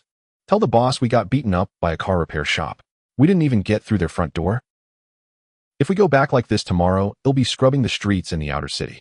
Lay team lifted his head, gazing at the silent concrete fortress standing in the distance. He was unwilling, but he felt utterly helpless. Fight. They couldn't break in. Withdraw. There was no way to justify it. This was the classic dilemma of riding a tiger. Just then, from the distant gray-white bunker, that annoying yet unavoidable voice from a loudspeaker echoed once more. Hey, whoever's driving the riot vehicle. Not gone yet. Feeling a bit aggrieved. Want to find something to take back for an explanation. In the control room on the second floor of Hongfa Heavy Industries, Changhui held a microphone, his gaze coldly fixed on the shadow of the convoy 2 kilometers away. Brother Hui, are you still going to waste words with them? Sun Ji was reloading the HF-01 heavy hammer, still riding high from the excitement of the recent battle. Let them get lost, I say. Driving a dog into a corner invites retaliation. Changhui shook his head. They still have armored vehicles and dozens of men. Although morale has collapsed, it's due to our ambush tactics. If we push them too hard, they might fight back recklessly or start sending snipers to shadow us daily, and we can't withstand that. Our goal isn't to wipe them out, we can't wipe them all out, but to transform this hostile relationship into a beneficial relationship. Changhui pressed the talk button again. I know what you lack. You lack ammunition. From the sound of your gunfire earlier, the latter half was all controlled bursts, which means your ammo box is running low, right? But we don't lack that here. We run an armaments factory. The words armaments factory drifted on the wind into Lei Team's ears. His eyes narrowed sharply. If this were before the battle, he would have thought it mere bravado from survivors. But now, looking at the deformed steel plates and hearing the resonant sound of heavy rounds along with specialized directional mines, he believed it. Captain, he claims to be from an armaments factory. The deputy swallowed hard. Could they really produce ammunition? Lei Team stood up, brushing the dirt off his pants. Raise the white flag. Huh. I said raise the white flag. Lei Team straightened his clothes, regaining the demeanor of a commander. I'll go meet him. But Captain, what if it's a trap? If he wanted to kill me, he wouldn't have held back with that large flamethrower earlier. Lei Team saw through it all. He wants to talk. Perfectly, I want to talk too. 10 minutes later, the WJ-08 riot vehicle moved again, but this time it moved slowly. A white cloth strip was tied to the machine gun turret atop the vehicle. Only this vehicle advanced. The other pickups and cannon fodder remained behind. The vehicle stopped 300 meters from the gate, right at the sign that read restricted area ahead. The vehicle came to a halt. Lei Team got out alone. He carried no weapon, hands raised high to signal he meant no harm. I am Lei Team. Lei Team shouted towards the empty gate. Brothers inside, impressive tactics. What should I call you? In this battle, we need substance while you need face. Both sides have been given what they want. Shall we chat? On the second floor, Changhui watched the lone commander. Quite bold, Changhui did not descend. He understood that maintaining an aura of mystery and distance was the greatest bargaining chip in negotiations. Once they saw that only 3 people were in the factory, the established deterrence would diminish significantly. Moreover, they must not be allowed to approach and catch a whiff of the stench of the undead. Hongfa Heavy Industries, Changhui. No need to come out. Changhui's voice echoed through the loudspeaker, carrying an air of superiority. Just stand there and speak. I can hear you. Lei Team frowned. This feeling of talking to the air while looking up was unpleasant, akin to a subordinate reporting to a superior. But he endured it. Fine. Let's speak frankly then. Lei Team shouted. We've come for supplies and equipment. Right now it seems this bone is too tough for us to chew. We acknowledge defeat. Yet I cannot return empty-handed. With so many brothers lost, if I can't provide an explanation, a grudge will be formed. What kind of explanation do you want? We need reloaded ammunition. Lei Team laid his cards on the table. The kind of bullets that injured my brothers and the heavy rounds that can break bones. I know you can produce them. Iron Wall City may have many people, but our ammunition supply line has been severed. We have guns, but no bullets. If you can provide us with a stable supply of ammunition. Lei Team paused, his tone becoming enticing. Then we can transform from enemies into clients. In the second floor control room, Changhui's lips curled into a smile. The bait had been taken. In the wasteland, there are no eternal enemies, only everlasting interests. Though Iron Wall City was powerful, they were a consumption-based force living off their resources. Whereas Hongfa Heavy Industries was a production-based force. This was the core competitive advantage. Agreed. Changhui replied affirmatively. But we need to trade. I don't want your worthless paper money or gold. I want raw materials. Scrap copper quality steel and chemical materials, especially potassium nitrate and sulfur. 1 kilogram of reloaded ammunition for 10 kilograms of raw materials. Deal. Lei Team agreed without hesitation. In this apocalypse, scrap metal was everywhere and chemical materials could be found in some abandoned factories. But the technology to turn this junk into lethal weapons was only found here. This was a lucrative exchange rate. But for Iron Wall City, which urgently needed ammunition for survival, no price was too high. However, Lei Team shifted his tone. I need to inspect the goods. For the heavy rounds you mentioned, I need a sample. I want to bring it back to show the boss, to prove I didn't return empty-handed, but instead discovered an important strategic partner. In the second floor control room, Changhui pulled a .50 caliber black powder, full copper solid bullet from his pocket. This was the same type that had shattered the arm of that red-clad cannon fodder. Suanzi, shoot it to him with the crossbow. Huh. Shoot him. Aim for the ground beside him. Don't hit him. All right. Sun Ji took the piercing cloud crossbow dismantled from the turret of the raptor and attached the bullet to the arrow. Whoosh. The arrow arced through the air, landing precisely in the dirt 5 meters in front of Lei Team. Lei Team approached, pulling the arrow from the ground, detaching the heavy bullet. The rough steel shell, the distinctly lathed copper tip, and the unique handmade primer at the bottom.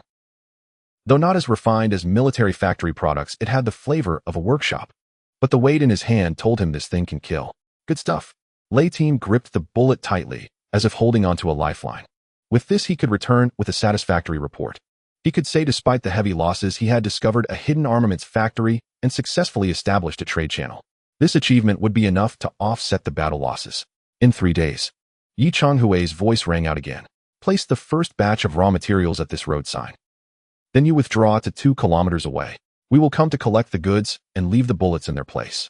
No contact throughout.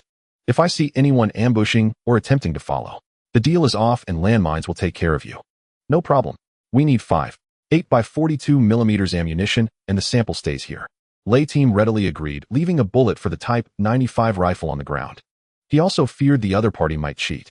This no-contact delivery method was safe for both sides. By the way, that flamethrower Lei Team couldn't resist asking, is it for sale too? Not for sale. Yi Changhui coldly rejected. That's for unruly guests. Safe travels, no need to see you off. Lei Team cast a deep glance at the second-floor window. Though he hadn't seen the speaker's face throughout, he knew that the balance among survivor factions in Jiang City had gradually begun to tip. From this point on, there was one more entity, Hongfa Heavy Industries, that could not be provoked and could only be appeased. He turned and got back into the vehicle. Withdraw. The riot vehicle turned around, carrying the remnants of its forces as they departed this sorrowful ground beneath the encroaching twilight. On the second floor, Yi Changhui watched the convoy disappear, finally collapsing into his chair. Phew. The shirt on his back was already soaked through. Brother Hui, we really did seal the deal. Sun Ji still found it hard to believe. Are we really going to produce ammunition for them? Indeed. Yi Changhui lit a cigarette, his hand still trembling slightly. We'll produce the worst kind of ammunition, using the lowest quality gunpowder and the hardest steel casing.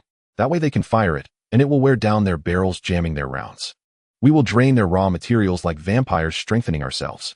Until one day, Yi Changhui exhaled a puff of smoke, his eyes deep. Our tanks roll to their gates. At that time, it won't be about business anymore. As the smoke cleared, Hongfa Heavy Industries had survived. Days after the end, day 27 late night. As the taillights of the TB Chung convoy vanished into the night, Hongfa Chonggong returned to a deathly stillness. Only the charred posts at the gates, still emitting faint smoke, testified to the violence that had just been unleashed. Clear. Yi Changhui lowered his binoculars. After confirming no heat signatures within 2 kilometers, he opened the iron door from the second floor to the ground. Take rifles and gloves. We're going to collect the harvest. At the gate, the sight was grisly.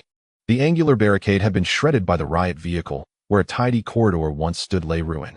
Scattered among the wreckage were bodies, faces burned beyond recognition, the cannon fodder who had not managed to flee.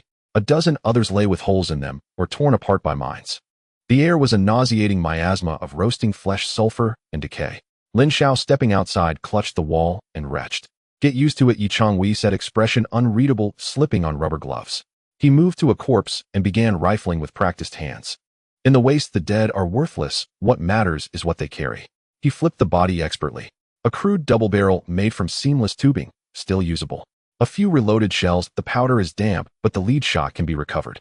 Decent boots, mountaineering type, washable and wearable. Sun Ji swallowed his disgust and followed, helping to scavenge. These remnants, though destitute, were the legacy of more than 30 men. When the circle of foragers finished, the spoils formed a modest heap. 12 crude firearms, 8 machetes and axes, 50 rounds of unspent bullets and shot, various garments, hats, and shoes.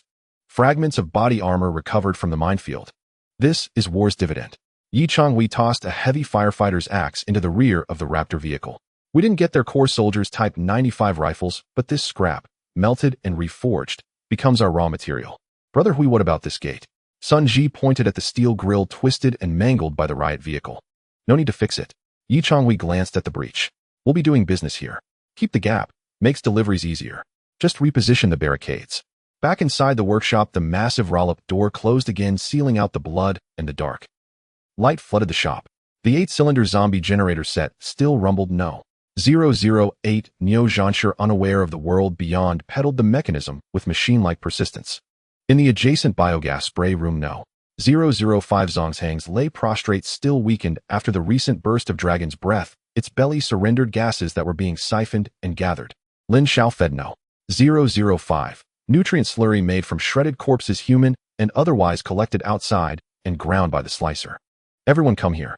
Yi Changhui washed the blood from his hands, and sat at the workbench lighting a cigarette. His face was solemn, more severe than during the fight. We won this skirmish, and we won it cleanly. But there is one rule I must lay down. His gaze swept Sun Ji and Lin Xiao. He gestured toward No. 008 and No. 005. About zombie tech. From now on, no matter the buyer, no matter the price, even if they put a blade to our throats, under no circumstances shall any outsider enter this workshop. Nor must we ever reveal the source of our power or fuel. Why? Sun Ji asked. Brother Hui, isn't this a mighty advantage? If others know we power things with zombies, won't they fear us? Fear. Yi Changhui snorted short and bitter. They will not fear. They will call us madmen and human monsters.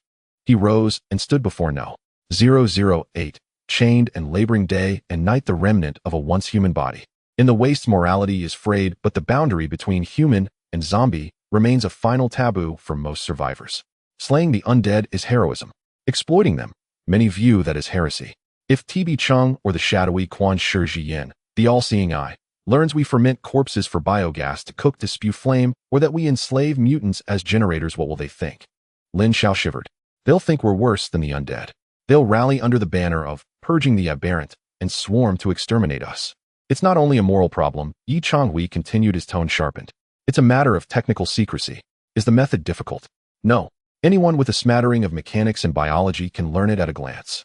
If TB Chung, or those hidden watchers, discover the process with their manpower and resources, they could capture hundreds, thousands of undead and erect power plants far larger than ours. Then our sole energy advantage disappears. His voice fell low. They will take us, force us to catch and maintain their stock. Possessing a prize invites peril. That is why I yelled at them from 300 meters away instead of letting them approach.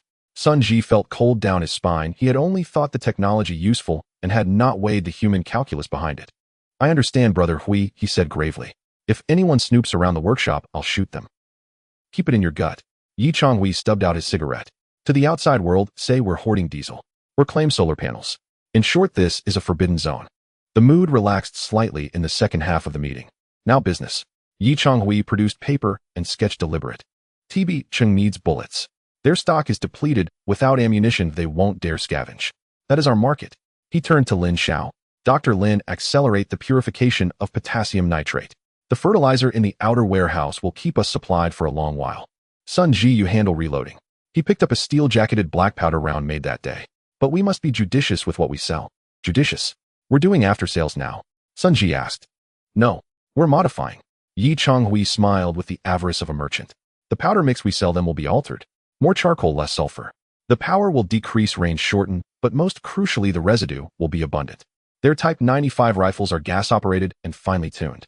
Black powder fouling will clog the gas ports after a few dozen rounds, causing jams, bursts, or reducing them to bolt action. We will sell them rounds that go off, but are not dependable. Shells should be hardened steel. That hardness accelerates wear on extractors and bores. When their rifles are ruined. He drew a circle on the paper. They'll have to come to us for repairs or pay top dollar for our crude, but reliable HF-01S, simple, durable firearms. This is a dimensional collapse of their advantage, he said. We will yank them from the automatic weapon era back into the black powder queen-execute era. In such times, those who possess lathes and chemical formulas are gods. Listening to Yi Changhui, Lin Xiao felt a chill.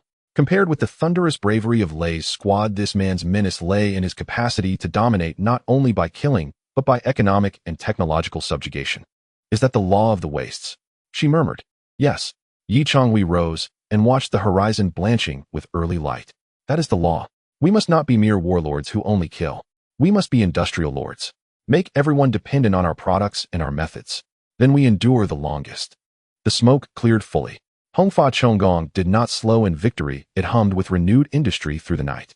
Lathes bit into steel casings, chemical flasks yielded crystalline powders. No. 008, Neo Zhanshi continued to pedal. Beyond the walls, currents of power stirred. Many still coveted the workshop's wealth, but soon they would discover they had already become cogs in this burgeoning industrial leviathan. Either they would be haulers of raw materials, or they would become consumers of its wares. There would be no third option. Record of days after the apocalypse, day 30 morning. Weather sunny, dry, cloudless. In the workshop of Hongfa Heavy Industries, a small makeshift stamping machine was rhythmically at work. Clang, clang. Pieces of scrap metal cut from old car panels were being stamped into rough cylindrical cups. This was the embryonic form of steel shells. Sun Ji, wearing goggles, sat in front of a workbench covered in black powder, cautiously loading gunpowder into the shells. Brother Hui, isn't this gunpowder a bit too black? Sun Ji pinched a bit of gunpowder and rubbed it between his fingers.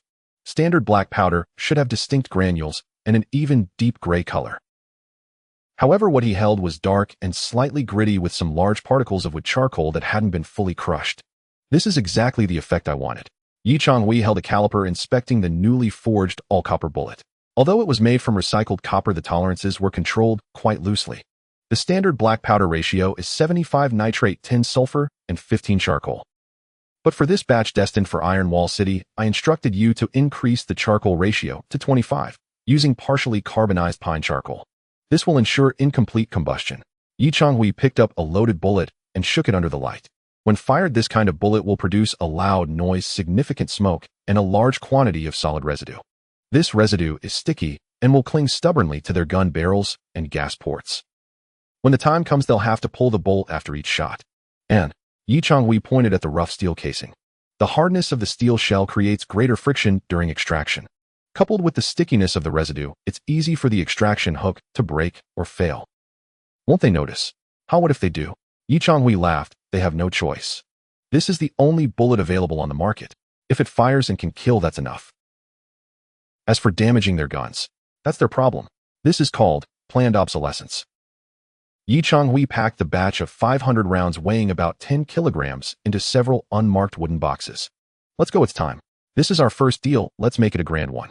At noon, the heat shimmered on the highway. Next to the restricted area ahead sign 300 meters from the gate of Hongfa Heavy Industries, the area appeared particularly desolate.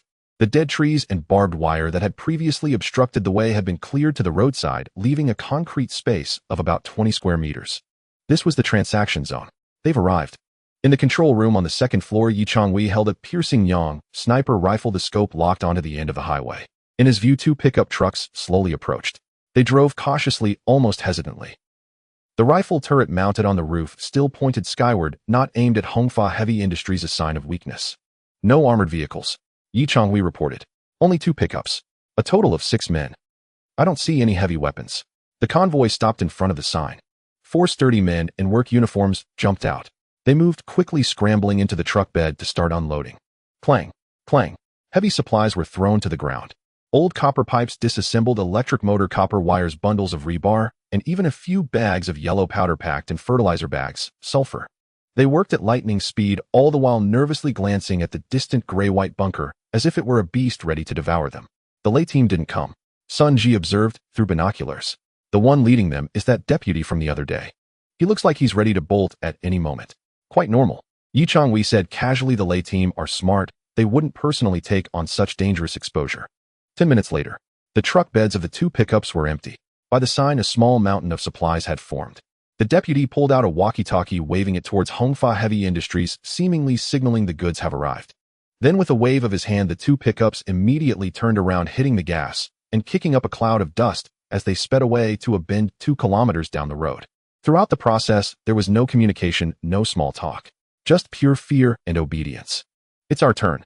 Yi Changhui lowered his rifle and ordered Sun Ji, who was waiting downstairs. Son, put on your mask and drive out. Bring our goodwill with you. Remember, don't get out of the vehicle. Use the winch and trailer of the Raptors to haul the stuff back. If you find any bombs or other tricks hidden in that pile, just abandon the cargo and reverse back. Understood. Downstairs, the electric engine of the Raptor roared to life. The zombie power cage on it had been temporarily removed to avoid detection. The heavy blast doors slowly opened a crack just wide enough for the Raptor to pass through. Sun Ji drove the heavily fortified Doomsday vehicle, resembling a beast released from its cage, rumbling towards the trading point 300 meters away. On the second floor, Yi Changhui was on high alert. His finger rested on the trigger with the analysis vision fully activated, meticulously scanning the pile of supplies and the distant convoy. Target scanning, supply pile. Component analysis, metal, copper, steel, inorganic compounds, sulfur nitrates. Airflow conditions, no abnormal heat sources causing airflow distortion. Safe. Yi Changhui breathed a sigh of relief. It seemed Iron Wall City genuinely wanted to do business and dared not act up during their first transaction. Next to the sign, Sun Ji parked the vehicle without turning off the engine. He jumped out wearing his mask. Although Yi Changhui had instructed him not to exit the vehicle, manpower was needed to move the items. He quickly placed several boxes of inferior bullets in the most conspicuous spot by the sign. Then he began tossing raw materials into the truck bed. While this copper is heavy, Sun Ji lifted a bundle of electric motor copper wire, his heart soaring with joy. What might have been scrap before the apocalypse was now hard currency for making bullets and wires. And those bags of sulfur. Judging by the quality, they must have been sourced from a chemical factory, industrial-grade sulfur, far purer than what they could produce themselves. These guys really spent a fortune for a few hundred rounds of ammunition. 5 minutes later, Sun Ji had filled the truck bed to the brim, even stuffing a few bags into the passenger seat. Brother Hui, all set. Sun Ji shouted into the walkie-talkie, jumped back into the truck, and hit the gas, speeding back to the gate. As the taillights of the Raptor disappeared behind the doors, the heavy steel gates slammed shut once more. 10 minutes later, the two pickups approached again from a distance. This time they were much quicker. The vehicle stopped and the deputy jumped out eagerly, opening the wooden boxes. "How is it?" one of the men in the truck asked. The deputy picked up a bullet, examining its rough craftsmanship, wrinkling his brow. But he weighed it in his hand and inhaled the familiar smell of gunpowder. "It's the real deal." Though the deputy was not well versed in ballistics, he knew this could fire. "Load the truck. Move." Having obtained the bullets felt like receiving a life-saving antidote. They dared not linger for a moment, disappearing into the distance of the highway with those 500 rounds of inferior ammunition. Back at Hongfa Heavy Industries in the workshop, Sun Ji was like a miser, counting the supplies they had just brought back. "Brother Hui, we've struck gold. Purple copper wire 50 kilograms.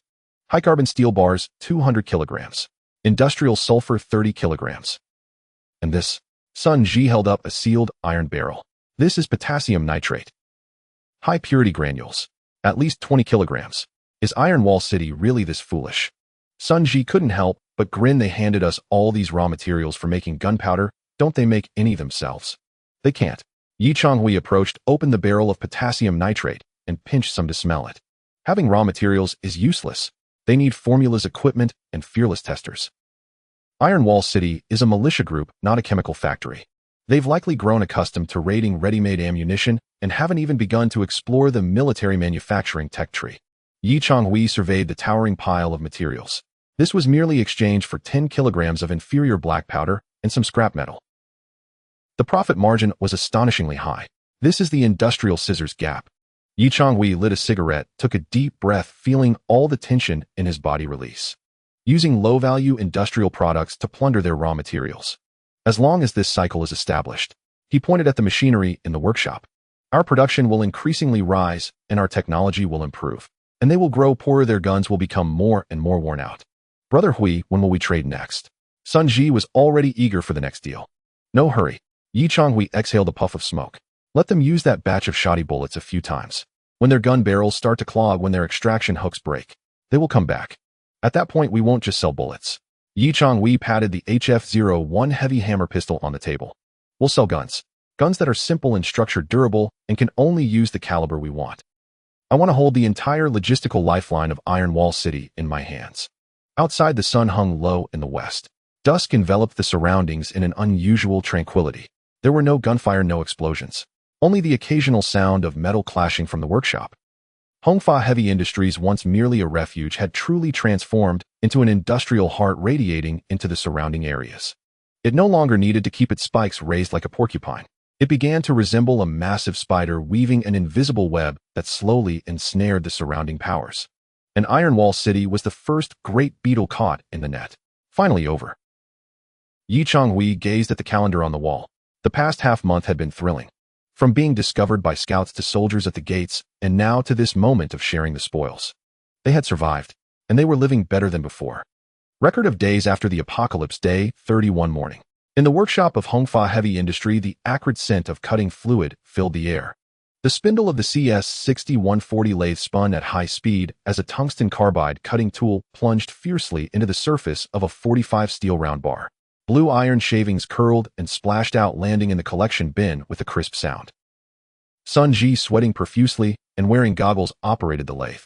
He was machining this high-quality steel bar obtained from Iron Wall City into a series of 12 7mm heavy projectiles.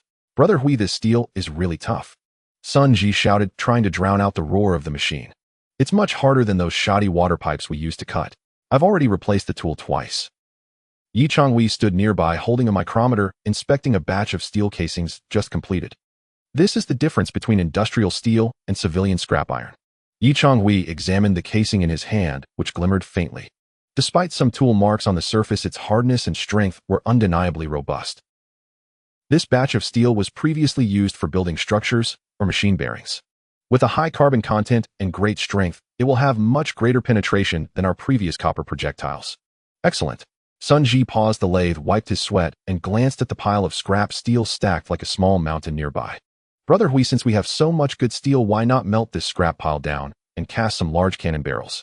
Or maybe forge a solid ramming horn for the Raptor combat vehicle. Sun Ji pointed at the heap of spiral iron shavings on the floor along with a collection of deformed gun barrels and scrap metal salvaged earlier. Melt it down. Changhui shook his head, a hint of helplessness flashing in his eyes. Kid, you're overestimating industrial processes. He walked over, picked up a handful of sharp iron shavings, letting them slip through his fingers. What we currently possess is a method called cold processing. That includes turning, milling, planing, grinding, and drilling. These processes occur at ambient temperatures using harder tools to cut away the excess, shaping the metal into our desired forms. This is known as subtraction. Changhui pointed to an old-fashioned punch press in the corner of the workshop that had yet to be repaired. However, to turn these shavings and scrap iron back into a solid steel ingot or into complex castings, that is called hot processing or smelting. What is needed for that? We would require an induction furnace or a cupola furnace. Equipment capable of generating temperatures above 1,600 degrees, crucibles made of refractory materials, and substantial power, or coke, to maintain those high temperatures. Changhui sighed. We don't have those. Even if we were to heat this pile of iron shavings to forge them, we lack large air hammers and heating furnaces. So for us, these cut-off iron shavings are truly waste. We can only watch them rust, unable to revert them back to steel. Sun Ji listened, somewhat bewildered but profoundly impacted. So does that mean we can only squander resources, but not manage them?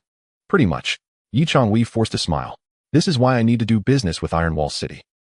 Because we don't have a metallurgical industry. We can only rely on raw materials from outside sources and then process them into finished products. If one day Iron Wall City stops delivering steel to us, our machines will come to a halt.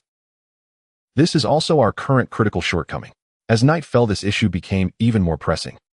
With the delivery of the first batch of foreign trade orders, 500 rounds of inferior ammunition, Hongfa Heavy Industry entered a rush production phase.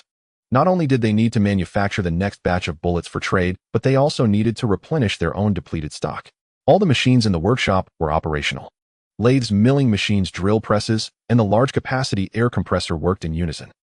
Suddenly, the incandescent lights overhead flickered. The previously bright lights dimmed, instantly turning a warm yellow. The lathe cutting the steel emitted a weak groan from its motor, visibly slowing down.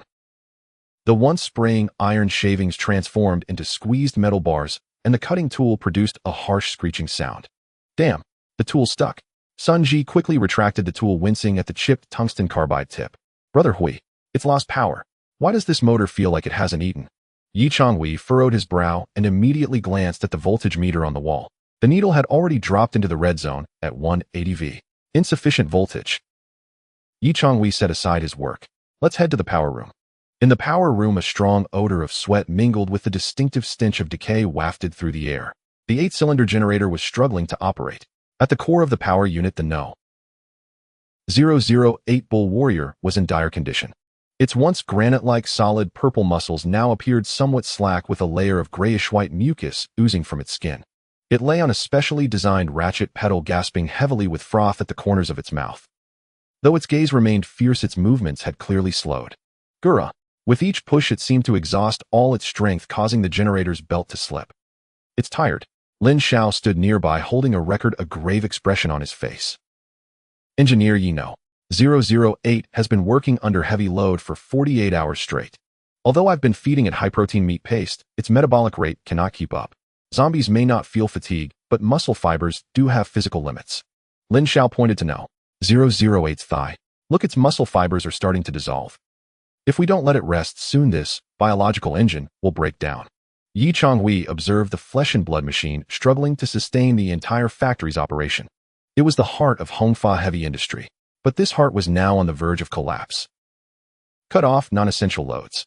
Changhui commanded decisively. Turn off all the lights in the living area. Stop the air compressor. Halt the milling machine. Only keep one lathe and essential lighting operational. As several switches were flipped, the voltage meter's needle finally trembled and rose to 200 V. No. 008's breathing seemed to ease slightly. That won't do. Yi Changhui stepped out of the power room, standing on the workshop's open floor, gazing into the dark corners. As our business with Iron Wall City grows along with potential other forces that may emerge, our orders will double. And if we aim to upgrade our defenses perhaps by manufacturing more automated turrets, or if we really manage to acquire a steel furnace in the future, relying solely on the No. 008 generator will not suffice. We have encountered an energy bottleneck. Yi Changhui took out a piece of chalk from his pocket and drew a large square on the ground near the power room. What's that? Sun Ji asked, leaning over. Unit No. 2. Yi Changhui wrote a few words inside the square. V8 generator No. 2. We need to expand capacity. At this location, we will set up another 8-cylinder generator connecting it in parallel with Unit No. 1. This way our power generation capacity will double, and we can alternate usage, ensuring 24-hour operation without downtime. Great idea. Sun Ji slapped his thigh. We have plenty of engines, we can just dismantle a few V8s from the scrapyard outside. I can weld the frame too. However, Sun Ji scratched his head, looking at Yi Changhui. We're missing the most crucial component. He pointed at No. 008, who was still laboriously pedaling. We lack zombies. Ordinary zombies don't have the strength to drive such a large generator. We need these mutated strong ones. But these elite monsters are few and far between. Yi Changhui nodded, tossing the chalk aside. Exactly. This will be our task for the next cycle. He lifted his gaze toward the sealed roll-up door. Outside lay the pitch-black night, filled with dangers. Yet within that danger also lurked opportunity. We must take the initiative. Our objective is not to scavenge for supplies or to engage in battle. It's hunting. We need to capture a new bull warrior or a stronger power-type mutant. Only by resolving the power issue can Hongfa Heavy Industry truly evolve from a small workshop into a factory. Yi Changhui's eyes shone with determination under the dim lights. Let's ask Iron Wall City for related intelligence during the next trading attempt, but be cautious not to reveal our intentions regarding the zombies. Look for rumors of where such big fellows might be lurking. Sun Ji, over the next few days, build the frame for Unit No. 2. When I find the prey, we must be ready to bring it back at any moment. Let's get to work. As the night deepened due to insufficient power, most machines in the workshop had come to a halt. Only No. 008 continued to turn the heavy flywheel, emitting a monotonous, dull sound. It was the cornerstone of this industrial miracle in the apocalypse. But with too few foundations, the edifice was on the verge of collapse. Yi Changhui stood in the darkness, listening to the irregular engine sounds, already beginning to plot the blueprint for the next adventure. This time it was not for survival. It was for development. To ensure this steel fortress possessed a more vigorous heartbeat. Post-apocalyptic day, log day 33. Weather clear, temperature dropping 15°C, autumn winds howling. 3 days after the fall of Iron Wall City. The repercussions of this battle are far more profound than Yi Changhui had anticipated. Hongfa Heavy Industry, once an obscure automotive repair shop, is now marked as a high-risk red zone on the power map surrounding Jiangxing. 5 kilometers away at an abandoned quarry, a group of tattooed thugs riding modified motorcycles is peering through binoculars at the gray-white fortress in the distance. Boss, should we raid that place? I heard Iron Wall City took a hit over there and must have left behind some good stuff. Raid? Are you out of your mind? The leader smacked one of his men on the forehead. Didn't you see that fire dragon the other day? You could see it from 2 kilometers away. Iron Wall City's armored vehicles are scorched black. We wouldn't stand a chance against those hardened nuts with our meager guns. Send the word down from now on, when the brothers go out, they should steer clear of that automotive shop. Better to rob zombies than to mess with that lunatic. Further away in a windbreak, a mysterious black SUV remains, having shifted to a more concealed observation point. Inside the vehicle, a person in a gray uniform is typing on a keyboard. The screen displays a 3D model of Hongfa Heavy Industry, with critical points highlighted above the gate's dragon breath nozzle and the sidewall's broad blade mines. Target codename Fortress. Technical rating B, possesses basic industrial manufacturing chemical synthesis capabilities. Threat level A, possesses area denial capabilities. Recommendation, continue observation. Do not engage. Await severe winter screening. At the main road outside Hongfa Heavy Industry, a third faction makes its entrance in a most rudimentary, even somewhat comical manner. Vroom vroom vroom. The rhythmic sound of a single-cylinder diesel engine shatters the morning tranquility. There are no armored vehicles or armed pickups. Instead, it is a hand-operated tractor. The cargo bed is filled with several burlap sacks, and a bamboo pole is stuck in the front, upon which hangs a somewhat yellowed white bedsheet. At the wheel is an elderly man wearing a straw hat and with sun-kissed skin, accompanied by a young man holding a double-barreled shotgun, though the gun is pointed downwards, betraying a lack of confidence. Brother Hui, this. In the control room on the second floor, Sun Ji gazes at the rustic war machine and can't help but chuckle. Is this a joke? No. Changhui lowered his binoculars, studying the deep wrinkles on the old man's face and the glimmer of hope in his eyes. They have come seeking a way to survive. Let them through. Allow them to reach the trading area sign. The old man parked the tractor beside the sign, nervously rubbing his hands. He gazed at the gate that had once belched fire, his legs trembling slightly. A big brother. The old man called out, his voice thick with a rural accent. We are from the Agricultural Cooperative. We are the Agricultural Cooperation Union, formed by several villages in the West. We saw the big trucks from Iron Wall City hauling away bullets, and we want to trade for something. The loudspeaker on the second floor crackled to life, its tone calm, yet authoritative. What do you wish to trade? And what do you have to offer? Hearing a chance, the old man quickly signaled for the young man to bring down the burlap sacks and untie them. Golden grains of wheat spilled forth along with some shriveled, but still edible sweet potatoes. We have food and seeds. The old man pointed at the sacks. These are the winter wheat seeds we snatched from the seed company warehouse, and drought-resistant sweet potatoes. We want to trade for some parts. My tractor's transmission shaft is about to break, and the gears on the harvester are also broken. If we could also get 2 guns for self-defense, that would be even better. The wild dogs and zombies are too many lately. On the second floor, Changhui turned to Lin Xiao. Dr. Lin, what do you think? Lin Xiao's eyes gleamed with excitement. Seeds. Those are high-quality wheat seeds cultivated for optimal yield. Yigong, today is October 11th. Although it's a bit late according to the solar terms, it's still not too late to plant winter wheat now. Moreover, sweet potatoes are high-yield crops. They can serve as food, and the leaves can even be used for a fodder. Let's make the trade. Changhui decided decisively.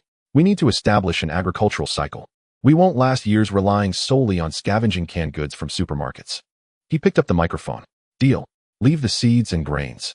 Leave behind any blueprints for your broken parts or samples of the damaged components. Come back in 3 days to collect the new parts. I will include a repaired homemade gun as well. Also, Changhui added, next time bring some plastic film or glass. A substantial amount. The old man was taken aback. What do you need that for? Winter is coming. If you want to farm, you'll need to build greenhouses. The transaction went smoothly. The members of the agricultural cooperative left with endless gratitude, and although they only exchanged a promise, finding a place that could repair farm machinery and manufacture guns was akin to discovering a sanctuary. Inside the workshop, Lin Xiao caressed the bag of wheat seeds as though it were a treasure. This is wonderful. With these and the fertilizers we collected earlier, we can cultivate a test plot in the vacant land behind the factory. However, Lin Xiao glanced at the thermometer on the wall. The outdoor temperature is only 15 degrees now. It will drop below 10 degrees at night. Winter is fast approaching. If we don't set up greenhouses, these seeds will freeze to death once planted. The greenhouse issue is easy to resolve. Changhui was sketching something on paper. The agricultural cooperative will bring the film next time. We can use steel bars to weld a frame and construct several sturdy greenhouses. The real problem is Changhui paused, lifting his gaze beyond Lin Xiao to the direction of the power room. There the No. 008 Bull Warrior was panting heavily. Humans can eat sweet potatoes, can eat buns. But it cannot. Changhui pointed at that tireless purple figure. It is a zombie. Its muscular engine requires high protein and a substantial amount of meat. Relying on the ordinary withered zombies we usually catch won't provide enough nutrition. Moreover, with the construction of the No. 2 unit, we need to feed 2 of these behemoths. If we only feed them plant-based food, Lin Xiao interjected, they will suffer from malnutrition, leading to muscle atrophy, and ultimately they will break down. Exactly. Changhui circled a red marker heavily on the map. That location, approximately 12 kilometers from Hongfa Heavy Industry, lies on the outskirts of the city. National Strategic Reserve Warehouse, Jiangqing Branch. This is the national granary we visited earlier. I checked the records. This branch does not only store grain, it has a massive frozen meat storage area. National Reserve Meat. Thousands of tons of frozen pork are stored there. That's prepared for wartime and famine. Sun Ji leaned in closer, looking at the map and swallowing hard. Brother Hui, that's meat we can eat. Of course humans can eat it. But more importantly, that meat is the fuel for our future industrial power. Changhui's gaze sharpened. That place is built to civil defense engineering standards and is located underground. If we're lucky, the backup generator there, usually a large diesel unit, might still be running automatically, or at least the low-temperature environment can delay the meat's decay. But time is of the essence. Today is October 11th. Although it hasn't been long since the power outage, with winter approaching, if we don't check once the power is cut, that meat will turn into a pile of rotten garbage. And Changhui glanced in the direction the agricultural cooperative had departed. As winter arrives, everyone will be short on food. Iron Wall City Agricultural Cooperative and all-seeing eye, many eyes will be watching that piece of meat. We must seize the opportunity before they do. Changhui folded the map away. We must secure our foundation. For energy and food, we are going on a long journey. Sun Ji, take good care of the raptors. This time we are going on a long-distance run. Dr. Lin, prepare the low-temperature storage box. If that reserve warehouse still holds frozen meat, it will be our greatest treasure in this apocalypse. Outside, autumn winds stirred up a few withered yellow leaves. The footsteps of winter are drawing near. And in that cold shadow, a battle for meat is quietly brewing. The setting sun elongated the shadow of Hongfa Heavy Industries. Outside the gate, the pile of supplies exchanged through transactions had been completely cleared away. The roadside marker resumed its usual tranquility. Yet inside the workshop, the atmosphere remained tense. Changhui circled the modified F-150 Raptor 3 times, his brows furrowed. Brother Hui, the vehicle is in perfect condition. Sun Ji patted the thick armor plating with pride. The oil has just been changed, the tire pressure is normal, and the winch has been lubricated. Especially the machine gun turret on the roof. Oh, I've rigged a mount for the HF-01 hand cannon. While it can't fire in rapid succession, it can serve as a small turret. Not enough. Changhui shook his head. What's not enough? Is it firepower? Sun Ji paused, confused. We're just raiding the granary, not storming a stronghold. I mean, the carrying capacity isn't sufficient. Changhui pointed to the back bed of the Raptor. The once spacious truck bed was now crammed with various supplies: spare tires, electric motors and battery packs, several boxes of ammunition, a toolbox, and the crucial zombie power cage. The remaining space could barely accommodate an additional 200 to 300 kilograms of cargo. Think about it, son.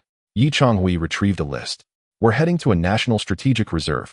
There, the starting point is thousands of tons of grain and hundreds of tons of frozen meat.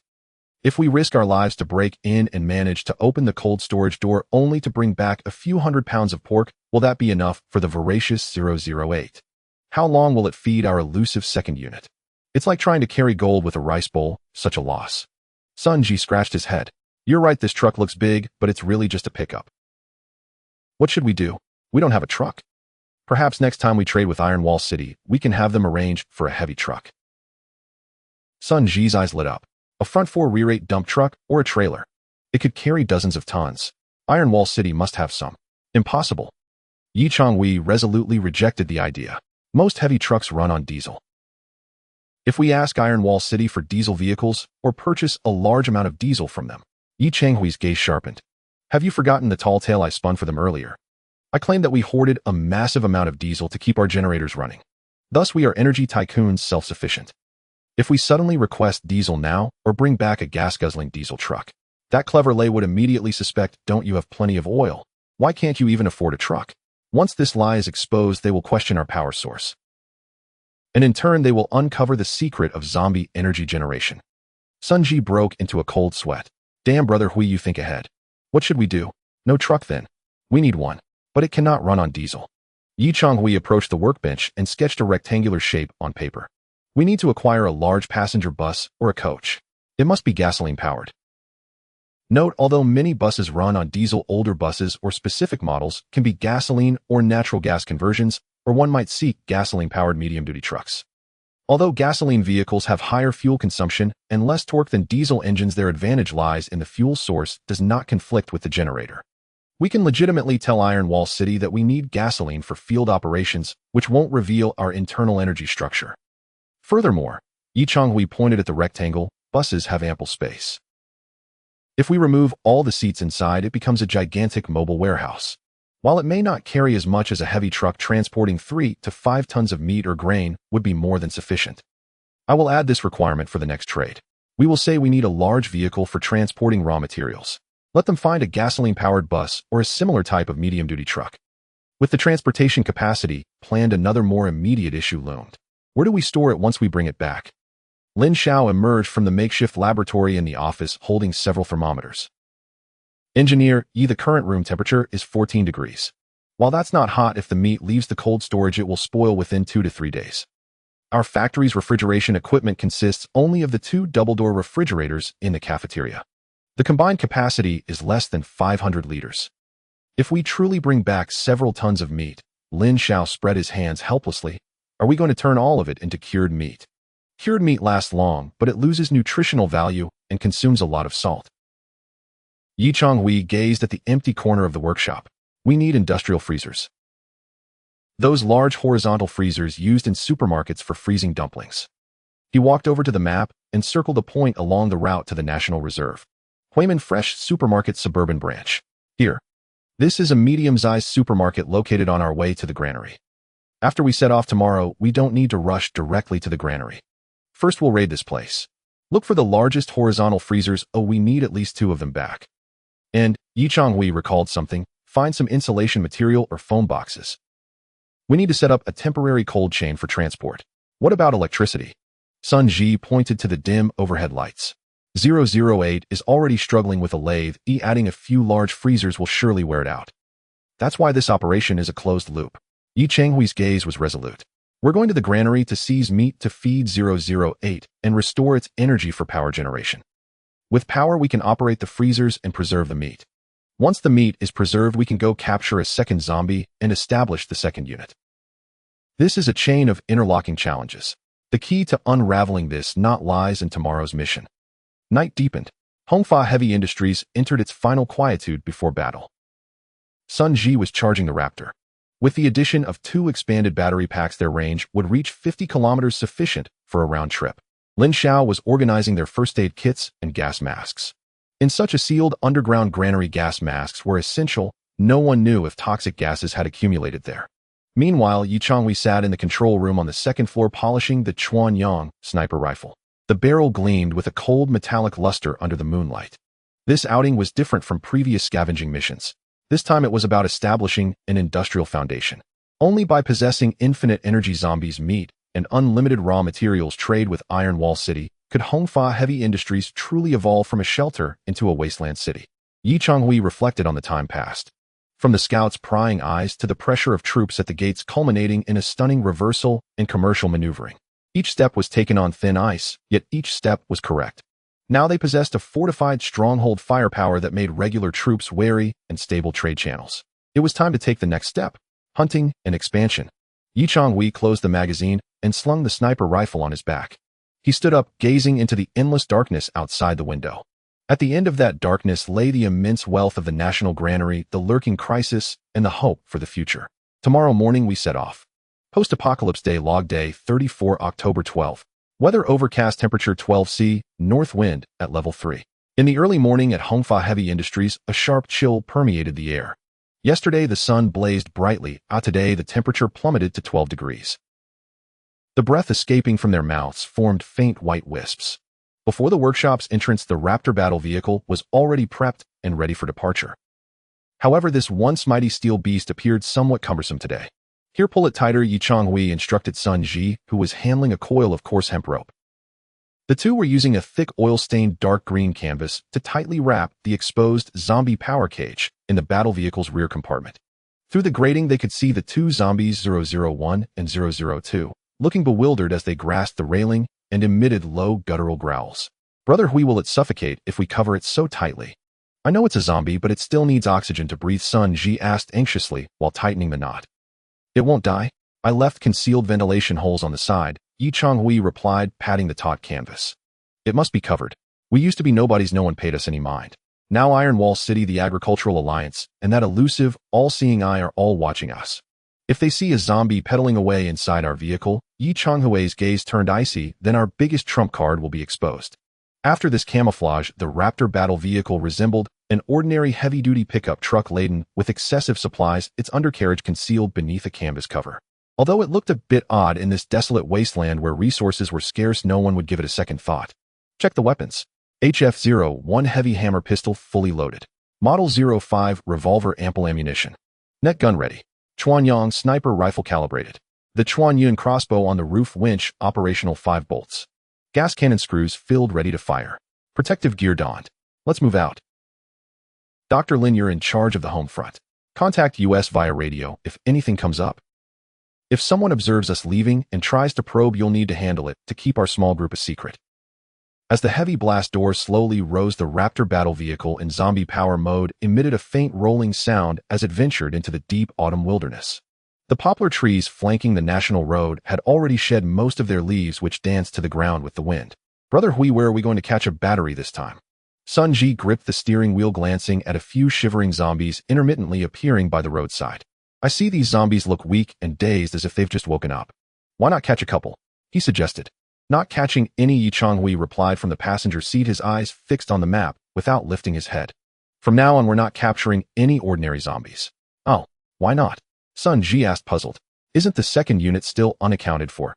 If we don't catch zombies, how do we get power?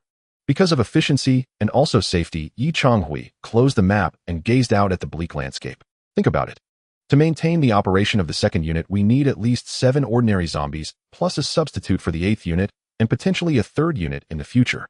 We need dozens of zombies. With such a commotion, how could we keep it a secret? More importantly, Yi Changhui pointed to a sluggish zombie by the roadside. These ordinary ones have too low a power output. It would take forever to charge the Raptor. Even a high-power machine tool would struggle with them.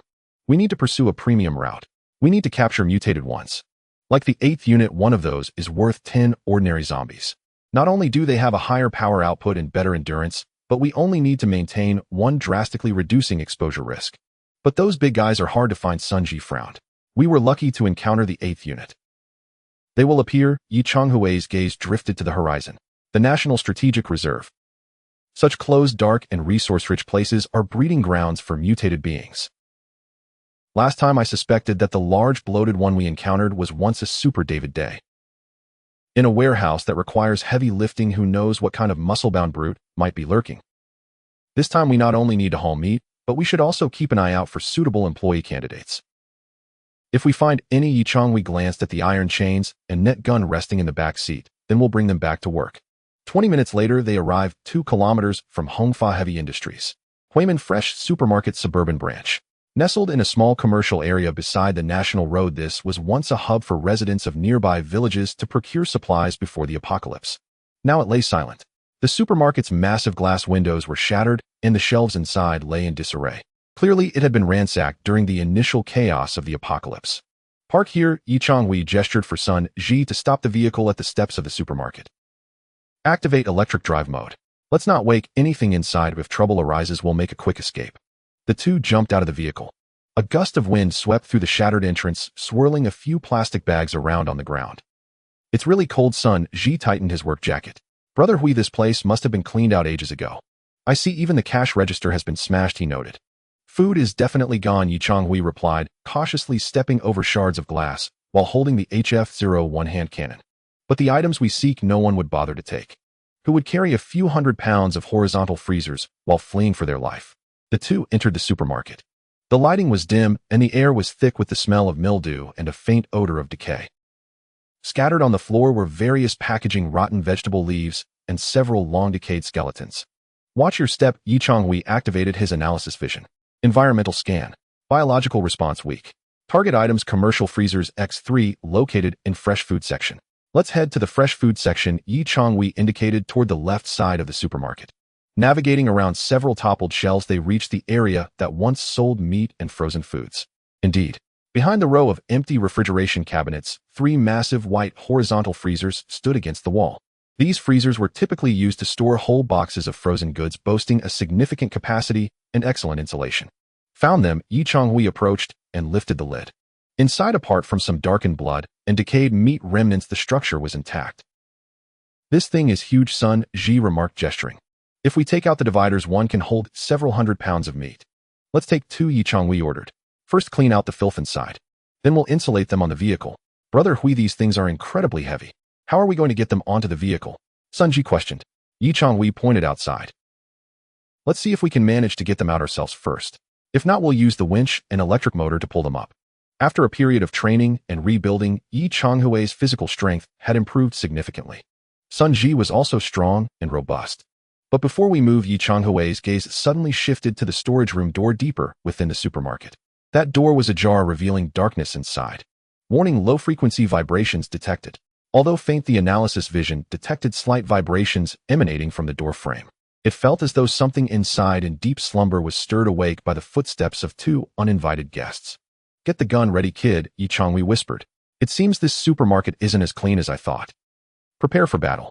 The door to the storage room deep within the supermarket stood ajar, resembling the gaping maw of a monstrous creature. A chill, fetid stench wafted through the crack. Click. Yi Changhui did not raise his heavy hammer pistol, instead retrieving a pneumatic net gun from his waist. In this enclosed space where attracting more trouble was undesirable, it was the optimal choice. "Son, if the net fails, use the spear," Yi Changhui instructed in a low voice. At that moment, Sun Ji, donned in a level 2 riot helmet and clad in a level 2 Kevlar vest, pilfered from the security room, gripped a long, threaded steel spear. He resembled a heavily armored infantryman, exuding a sense of security. "Don't worry, brother Hui, in this shell they won't be able to bite through." Yi Changhui kicked the storage room door open. Roar! In the darkness, a hoarse roar erupted instantly. The zombies, previously in a state of hibernation, were jolted into action by the door's forceful opening. Bathed in the doorway's light, 3 shadowy figures lunged forth from the depths of the shelves.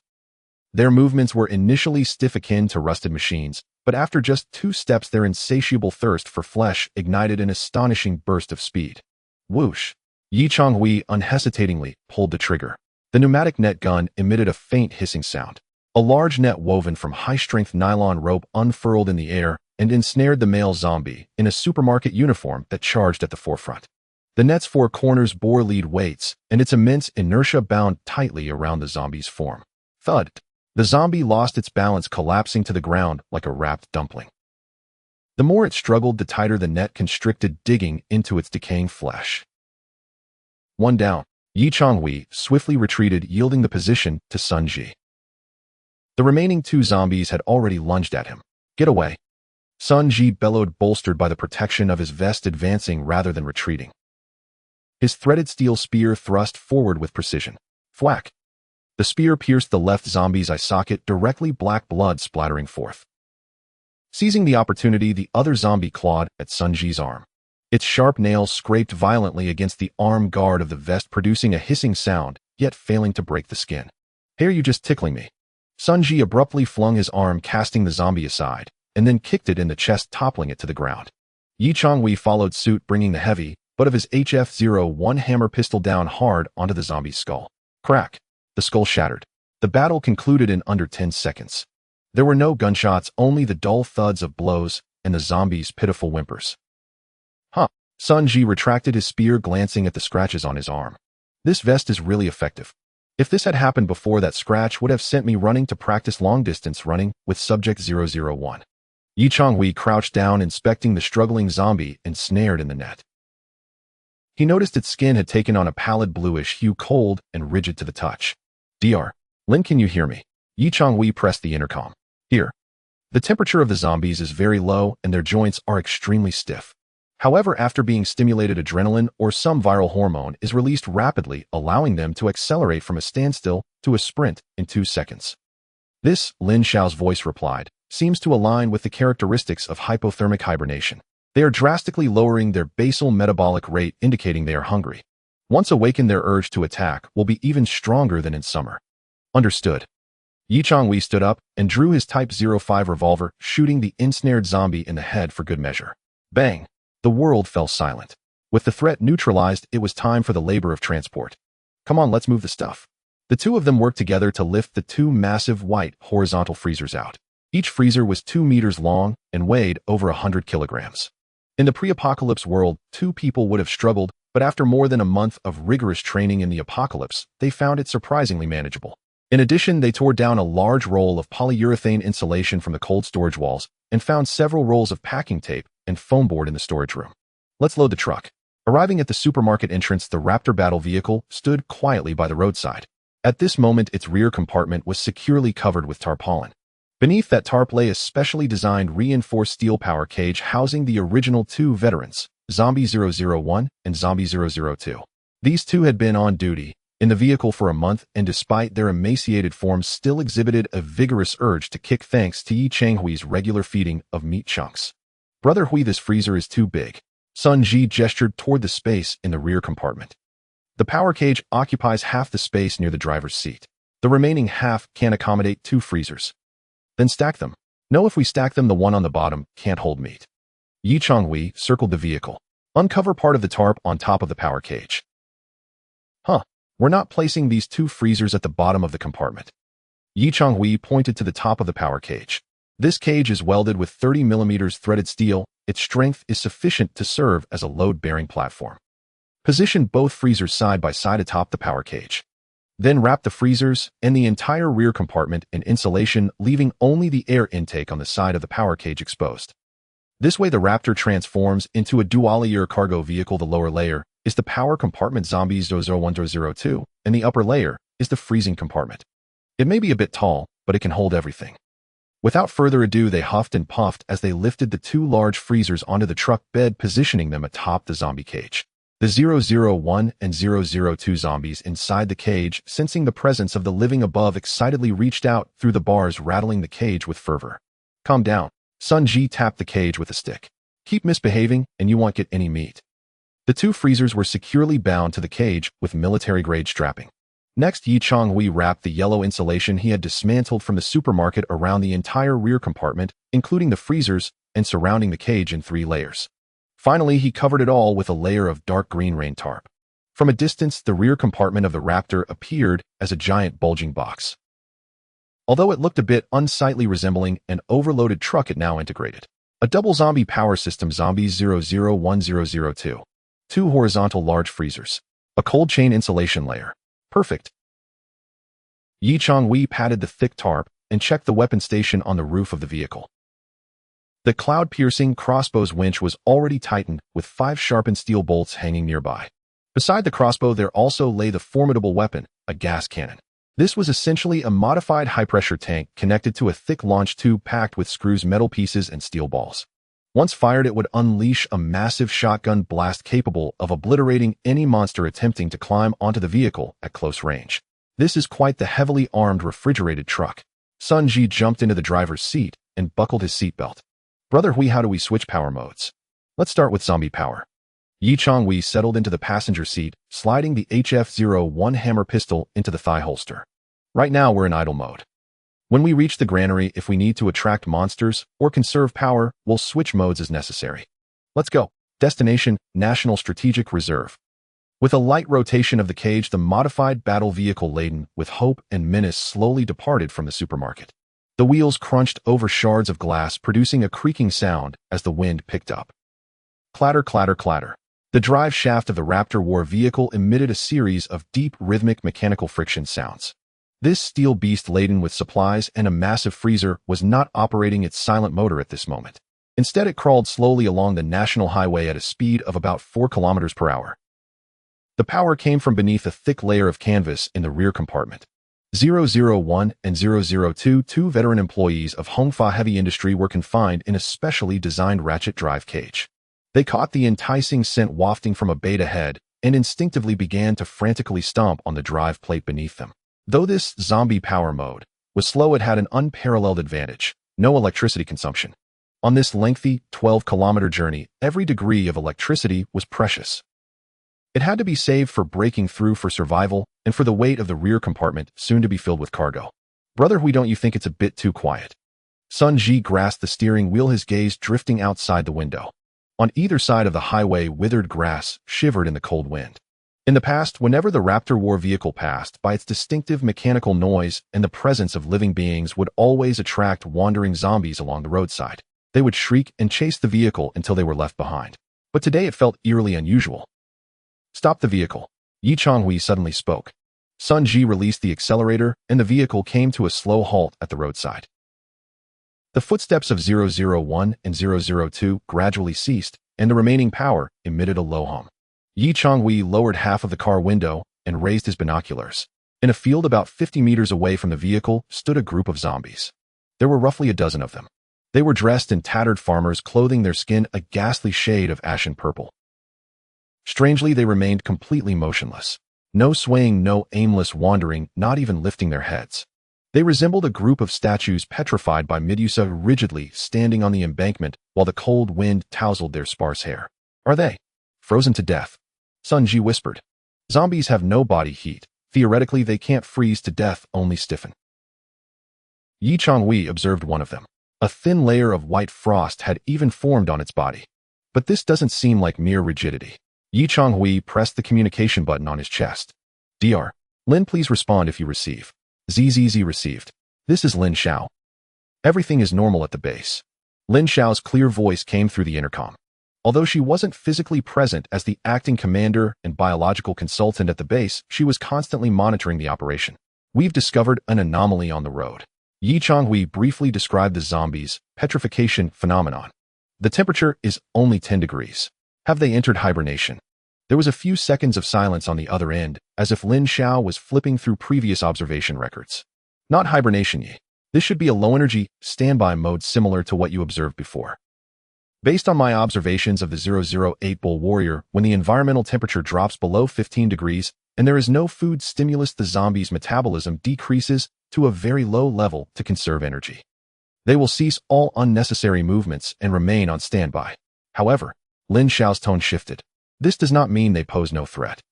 On the contrary, in this stationary state, the perception centers in their brains become extraordinarily sensitive. It's like a radar with the screen off, but the processor fully operational. They are listening. They are smelling. Once any prey enters their alert range, give it a try. Changhui ended the communication and pulled an empty shell casing from the vehicle. He didn't use the loud, heavy hammer pistol, but instead took the cloud piercer crossbow from the roof of the car. Suanzi, look at that one in the blue clothing. Changhui adjusted the angle of the crossbow and placed the empty shell casing in the bow slot as a projectile. Bang! The bowstring vibrated. The shell casing arched through the air, precisely striking a nearby metal road sign next to that statue zombie. Ding! A crisp metallic sound echoed far into the silent wilderness. In the next moment, a chilling scene unfolded. Roar! The blue-clad zombie, previously as rigid as stone, suddenly turned its head. Without any warm-up process, it sprang into action like a triggered landmine, instantly launching from its stationary state towards the source of the sound. Immediately, the other motionless zombies around it, like a chain reaction, all simultaneously activated, roaring as they rushed towards the road sign. Their speed was astonishing, completely contrasting their earlier rigidity. Shit! Sun Ji jumped in fright, nearly wrenching the steering wheel from his grasp. This is just plain dead. This is the sentinel mode. Changhui coldly observed the frenzy of zombies clawing at the road sign. Normally still, but once in motion, it's deadly. The low temperature has tensed their muscles like a spring compressed to its limit. Once released, their explosive power is even greater than in summer. Let's go. Changhui retracted his gaze and raised the car window. Don't provoke them. Drive slowly with zombie power and keep the noise down. This is just the roadside. What concerns me is the granary. If the granary has a similar minefield inside, Changhui's expression darkened. It would mean that even the slightest sound could trigger an avalanche of corpses. The convoy continued onward. The closer they got to the city's edge, the more statues appeared along the roadside. Some stood under streetlights, some crouched atop abandoned cars, and others hung from trees. All remained motionless, lifelessly staring at the ground. Guided by zombie power, the Raptor war vehicle emitted a low clatter, cautiously traversing this desolate minefield. Because the power cage was wrapped in thick canvas, the sound was not loud, and the mechanical friction blended with the low growls of the zombies, seemingly confusing these sentinels. As long as they refrained from honking the horn or performing sudden stops, those roadside statues merely shifted their eyes slightly, without launching an attack. It seems this trick works. Changhui sighed in relief. Zombies are not sensitive to the sounds of their kind. To them, the noise from this vehicle might sound like a massive, well-fed counterpart taking a stroll. An hour later, a giant road sign appeared ahead. National Strategic Reserve, Jiangxing Branch, 500 meters ahead. We've arrived. Sun Ji pressed the clutch, allowing the vehicle to coast with inertia. Turning the final corner, the massive complex that had once led to their retreat reappeared in their view. Towering concrete walls and heavy steel gates stood half open, with rows of massive cylindrical grain silos resembling mountains inside. After carefully observing with the binoculars, Changhui finally spotted a small concrete building resembling a bunker entrance in a remote area of the site. It was an entrance ramp leading to an underground cold storage facility. Brother Hui, look at the ground. Sun Ji pointed at the dusty cement surface. There were several clear tire tracks etched into it. The tread patterns were chaotic with varying widths, and based on the freshness of the marks, they seemed to have been left in the last 3 or 4 days. Someone has been here. Changhui's nerves instantly tightened. These are not the tracks of vehicles from Iron Wall City. I'm very familiar with their tire marks. These tracks are disordered, resembling civilian vehicles, vans, or small trucks. And Changhui raised his binoculars to gaze at the underground entrance. At the dark ramp's mouth, a dense throng of zombies had gathered. There were at least 50 or 60 of them. All maintained that eerie sentinel posture, huddled together like a silent wall of flesh blocking the entrance. This doesn't feel right. Changhui frowned deeply. Logically, if someone had entered, these zombies should have been drawn inside or cleared away. But now they are blocking the doorway as if they are lying in wait. Or perhaps the people inside went in but didn't come out. They are trapped inside. Regardless of which scenario it is, Changhui lowered his binoculars and pulled out the HF-01 heavy hammer pistol from his thigh holster, checking the magazine. This juicy target has already caught someone's attention. Sunji, prepare for action. How do we proceed? Charge straight in. Sunji looked at the wall of corpses, a bit apprehensive. If we rush in, we'll definitely be surrounded. What if there are survivors inside shooting at us? We can't charge in Hedon. Changhui glanced at the Raptor war vehicle's dashboard. The battery was fully charged. We'll use the old method. Draw them out. That underground entrance is too narrow. If we drive in and get blocked, we'll be sitting ducks. We need to first trigger this pile of mines at the entrance and lure them away. Changhui pointed to a nearby open area. Using zombie power, approach slowly and draw them out. Then switch to dual motor violent mode, shake them off, and come back to seize the entrance. Understood. Sunji licked his cracked lips and engaged the gear. It seemed that 001 and 002 in the rear compartment sensed the impending battle, kicking even more vigorously. Buzz. The Raptor war vehicle, like a wolf in sheep's clothing, slowly approached the dark and death-filled underground entrance. And in that profound underground darkness, who knows what kinds of eyes were watching all of this unfold. The Raptor battle vehicle chose to descend slowly from the high slope, avoiding early detection by the zombies. Unlike ordinary industrial parks, this area was dominated by dozens of massive cylindrical grain silos. They stood like a row of silent giants, each over 10 stories tall and exceeding 20 meters in diameter. Same as always, Changhui said, a hint of nostalgia flashing in his eyes. Brother Hui, where do you think the meat is? Sunji looked at the giant cylinders. These must be filled with wheat, right? The cylinders contain wheat. Changhui pointed towards a seemingly inconspicuous concrete, sloping entrance behind the silos. The meat is underground. That area is a cold storage facility for military supplies. Built 10 meters deep for insulation and air defense. At that moment, the sloped entrance was indeed blocked by a mass of densely packed zombies. Most of them wore blue work uniforms, their skin taking on a bluish hue from prolonged exposure to the cold. They huddled together tightly, as if seeking warmth or waiting for something. About 60 of them, Changhui calmly assessed. They're currently in a low-energy standby mode. But as soon as we get close, they'll activate. This vehicle is loaded with 2 large freezers plus the 2 Big Brothers units, 001 and 002. In the back, it's heavy. Sunji glanced at the dashboard. In zombie power mode with the excessive load, the maximum speed is estimated to be only 34 kilometers per hour, just a bit faster than walking. That's enough. Changhui put away his binoculars. We don't need to move too fast. If we go too quickly, they won't be able to catch up, and we can't lure them away. Let the operation commence. The Raptor battle vehicle roared back to life. This time it avoided the main road, and instead maneuvered slowly along the grassy perimeter, circling toward the zombie horde's flank. Units 001 and 002 were straining in their canvas cages. With the added hundreds of kilograms of weight, they were pedaling laboriously, the drive chain creaking under tension. Speed 3. 5 km/h. Slightly faster than a leisurely walk. Distance to the horde 100 meters. Those zombies, initially resembling statues, showed no reaction. Distance 50 meters. A few on the outer edge suddenly twitched their ears. Their murky eyes snapped toward the slow-moving vehicle, locking in on it. Distance 30 meters. This was already the absolute safety alert line. The Raptor battle vehicle intentionally rolled over a piece of metal, producing a loud clang. Roar. The sound was like throwing cold water into hot oil. The 60-plus zombies at the entrance instantly erupted. They sprang from their rigid stillness, launching into motion with almost no transitional phase. They're coming. Brother Hui. They're charging at us. Sunji exclaimed, glancing in the rearview mirror as his heart raced. These zombies in sentinel mode moved significantly faster than their usual sluggish pace. While they didn't sprint like in the movies, they were certainly at a light jog, reaching speeds of around 1,012 km/h, based on Changhui's estimation. Steady.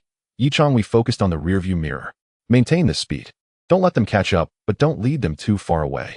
Brother Hui, they're faster than the vehicle. Sunji panicked. Look at that one in the security uniform. It's less than 10 meters from the rear. Then let's boost the output. Changhui's finger hovered over a red button on the central console. That was the switch for the high-pressure gas injection. However, this time we didn't need to be overly aggressive. Just give it a little power. Sunji quickly switched to electric mode, lightly pressing the throttle. The motor engaged. Vroom. The vehicle's speed surged to 15 km/h. The raptor shot forward, instantly widening the gap. Seeing their prey escape, the zombies howled louder, frantically clawing and running after the vehicle. Just like that, Changhui instructed. Lead them away like walking a dog. 5 minutes later, the raptor battle vehicle, with its long tail, had reached an open area 500 meters from the underground entrance. The terrain here was spacious, ideal for evasion. That should be enough, Changhui glanced back. Though the zombies had explosive speed, as Lin Xiao had mentioned, they had limited energy reserves in the cold. After this frenzied sprint, their pace had noticeably slowed, some even stumbling. Double the burst power, but half the endurance. These sentinels are out of juice. Changhui chuckled coldly. Switch to pure electric mode. Full speed charge. Got it. Sun Ji aggressively pushed the power lever down, completely severing the connection to the zombie power cages while cranking the motor to maximum. Zzz. A powerful current surged into the motor. Despite the hundreds of kilograms of cargo on board, the Raptor battle vehicle still exhibited its pride as a war machine, thanks to the several hundred Newton-meters of instantaneous torque. Smoke billowed from the tires as they screeched against the ground. Speed instantly skyrocketed from 15 to 30 km/h. Goodbye. Sun Ji spun the steering wheel. The Raptor traced a massive U-turn across the wilderness, leaving behind the zombies still foolishly pursuing. By the time the zombies realized their prey had bolted, the Raptor battle vehicle had shrunk to a mere black dot, racing back toward the grain storage entrance. With a screech, the vehicle came to a halt in front of the dark underground cold storage entrance. However, Changhui did not drive straight in. Reverse. Angle it. Under Changhui's command, Sun Ji skillfully maneuvered. The Raptor positioned itself at a 45-degree angle, its rear angled toward one side of the entrance, the front facing outward. This triangular parking method was crucial. The vehicle served as a shield, with its body blocking the entrance. It formed a natural steel barrier. Any zombies returning would have to navigate around the vehicle to attack those inside. Facilitated unloading, the rear bed faced the entrance, making it easy to transport supplies directly onto the vehicle. Ready for a quick exit, with the front facing outward, they could bolt without needing to turn around in case of an emergency. Kill the engine. Keep the power on standby. Changhui jumped out, his HF-01 heavy pistol already cocked. Move quickly. The zombies we led away might wander back. We need to hurry, clear the entrance, and establish a defense. The two swiftly approached the heavy blast door. The door was ajar, with signs of violent tampering evident. The lock had been smashed to pieces. Looks like someone went inside. Changhui observed the footprints on the ground. The tracks were chaotic, some even stained with dark blood. And it wasn't just one group that went in, or perhaps it was very frantic when they did. A chilling wind blew from the doorway, carrying a more potent stench of mildew and decay than the outside. Brother Hui, down there, Sun Ji shone his flashlight inside. The beam was swallowed by darkness, revealing a bottomless concrete ramp leading into the abyss. That's where the true battlefield lies. Changhui tightened his bulletproof vest. Sun Ji, you stay at the entrance. Watch the vehicle and keep an eye on those returning zombies. If they get within 50 meters, use the crossbow. Only use the gas cannon as a last resort. The blast will attract every zombie in the vicinity, and then we'll have to evacuate immediately. I'm going down to scout. Huh, you're going alone. Sun Ji expressed concern. Relax, Changhui pointed to his eyes. In that kind of darkness, I have the advantage. The enhanced vision would automatically enhance contour detection in the dark. For Changhui, darkness was not a hindrance, but a cover. Guard the rear. With that, Changhui hefted his heavy pistol, silently disappearing behind the half-open blast door like a stealthy leopard entering its lair. The world behind the blast-proof door was starkly different from the one outside. If the outside was a desolate autumn biting with cold winds, then this place was a damp, chilly underground tomb. Changhui treaded softly on the dusty cement floor, slowly descending the slope. His steps were light, the soft soles of his boots making almost no sound. In his left hand, he held a tactical flashlight in the off position, and in his right, he brandished an HF-01 heavy-duty pistol. In such circumstances, the sudden flash of the flashlight from the darkness could temporarily blind his enemies. Even without turning on the light, the contours of his surroundings appeared on his retina in dark, shadowy lines through the enhanced mode of the analysis vision. Dried black blood streaks stained the walls, and there were several horrifying claw marks. The debris on the ground had multiplied. No longer just years-old industrial waste, but item scan: target compressed biscuit wrapper, production date 2024, target half-full mineral water bottle, target bloody bandage, freshness 35 days. Indeed, someone is here. Changhui halted, crouched down, and picked up the mineral water bottle. The mouth of the bottle was still damp. This indicated that someone had been here not long ago. The air was thick with a complex odor. Besides the mustiness peculiar to underground spaces and the distant stench of decay, there was a strong, nauseating smell of urine and sweat. This was the scent of the living. Moreover, it belonged to a group of individuals who had long gone without a bath and were in a state of extreme panic and overcrowding. They're just ahead. Changhui stood up, his gaze locking onto the civil defense security door at the end of the slope. B1 level anteroom duty room area. A sign hung beside the civil defense door. That was the entrance to level B1. The door was slightly ajar, allowing a faint flicker of candlelight to escape. This was an open area of about 100 square meters connecting to a corridor leading to a cold storage deeper inside and the entrance slope he had just descended. Originally, this was a place for security personnel to change shifts and rest. But now it had transformed into a makeshift refugee camp. Several tattered sleeping bags and sofa cushions taken from the office were haphazardly strewn across the floor. In the center was a fire pit made from an iron barrel, the charcoal long extinguished, leaving only a trace of warmth. 5 survivors huddled in a corner. 4 men and 1 woman. Their clothes were so filthy that their original colors were unrecognizable, each one gaunt with deep-set eyes. It was a state of near death caused by long-term malnutrition combined with extreme mental strain. "Old Zhang, do you have any food left?" A younger man weakly asked, a piece of dark tattered cloth wrapped around his leg, faintly seeping blood. The man called Old Zhang was a middle-aged man clad in a tattered leather jacket with a stubbly face and murky, fierce eyes. He tightly gripped a sharpened fire axe. "Eat what?" Old Zhang cursed hoarsely. "The last biscuit was divided yesterday. Then should we just charge out?" Another man with glasses trembled. "Even if we have to fight those zombies at the entrance, it's better than starving to death here." "Fight? With what?" Old Zhang raised the fire axe in his hand and scoffed. "There are 50 or 60 of them at the entrance. We only have these few broken metal pipes. When we crashed in that day, it was just luck that they were scattered on both sides. Now they're all blocked at the slope. Oh, charging out would be delivering ourselves. What about going deeper?" The only woman hugging her knees looked despairingly at the iron door leading further into the cold storage. "You can't even think about that." A flicker of fear crossed Old Zhang's face. Last time Xiao Zhao tried to go in looking for food, but as soon as he pushed the door, he was dragged in by that creature that looked like a monkey. He didn't even scream. The atmosphere among the 5 dropped to freezing point. Going in was a den of tigers and dragons. Backing out was a sea of corpses and blood. Staying here meant starving to death. This was the deadlock. Just then, thud, a faint sound of footsteps came from the direction of the slope. Though it was very light, it was still clear in the dead silence of the underground space. "Shoot." Old Zhang jumped up like a startled cat, raising the fire axe high. "There's movement." The other 4 scrambled to their feet, grabbing whatever weapons they could find, rusty machetes, mop handles tied with fruit knives, and a solid rebar. They huddled back to back, staring intently at the slightly ajar civil defense door. "Is it a zombie?" the woman asked, her voice quivering. "Zombies don't just make one sound." Old Zhang gritted his teeth, fixated on the door. "Zombies shuffle when they walk." "Then is it a person?" "If it's a person, it's even worse."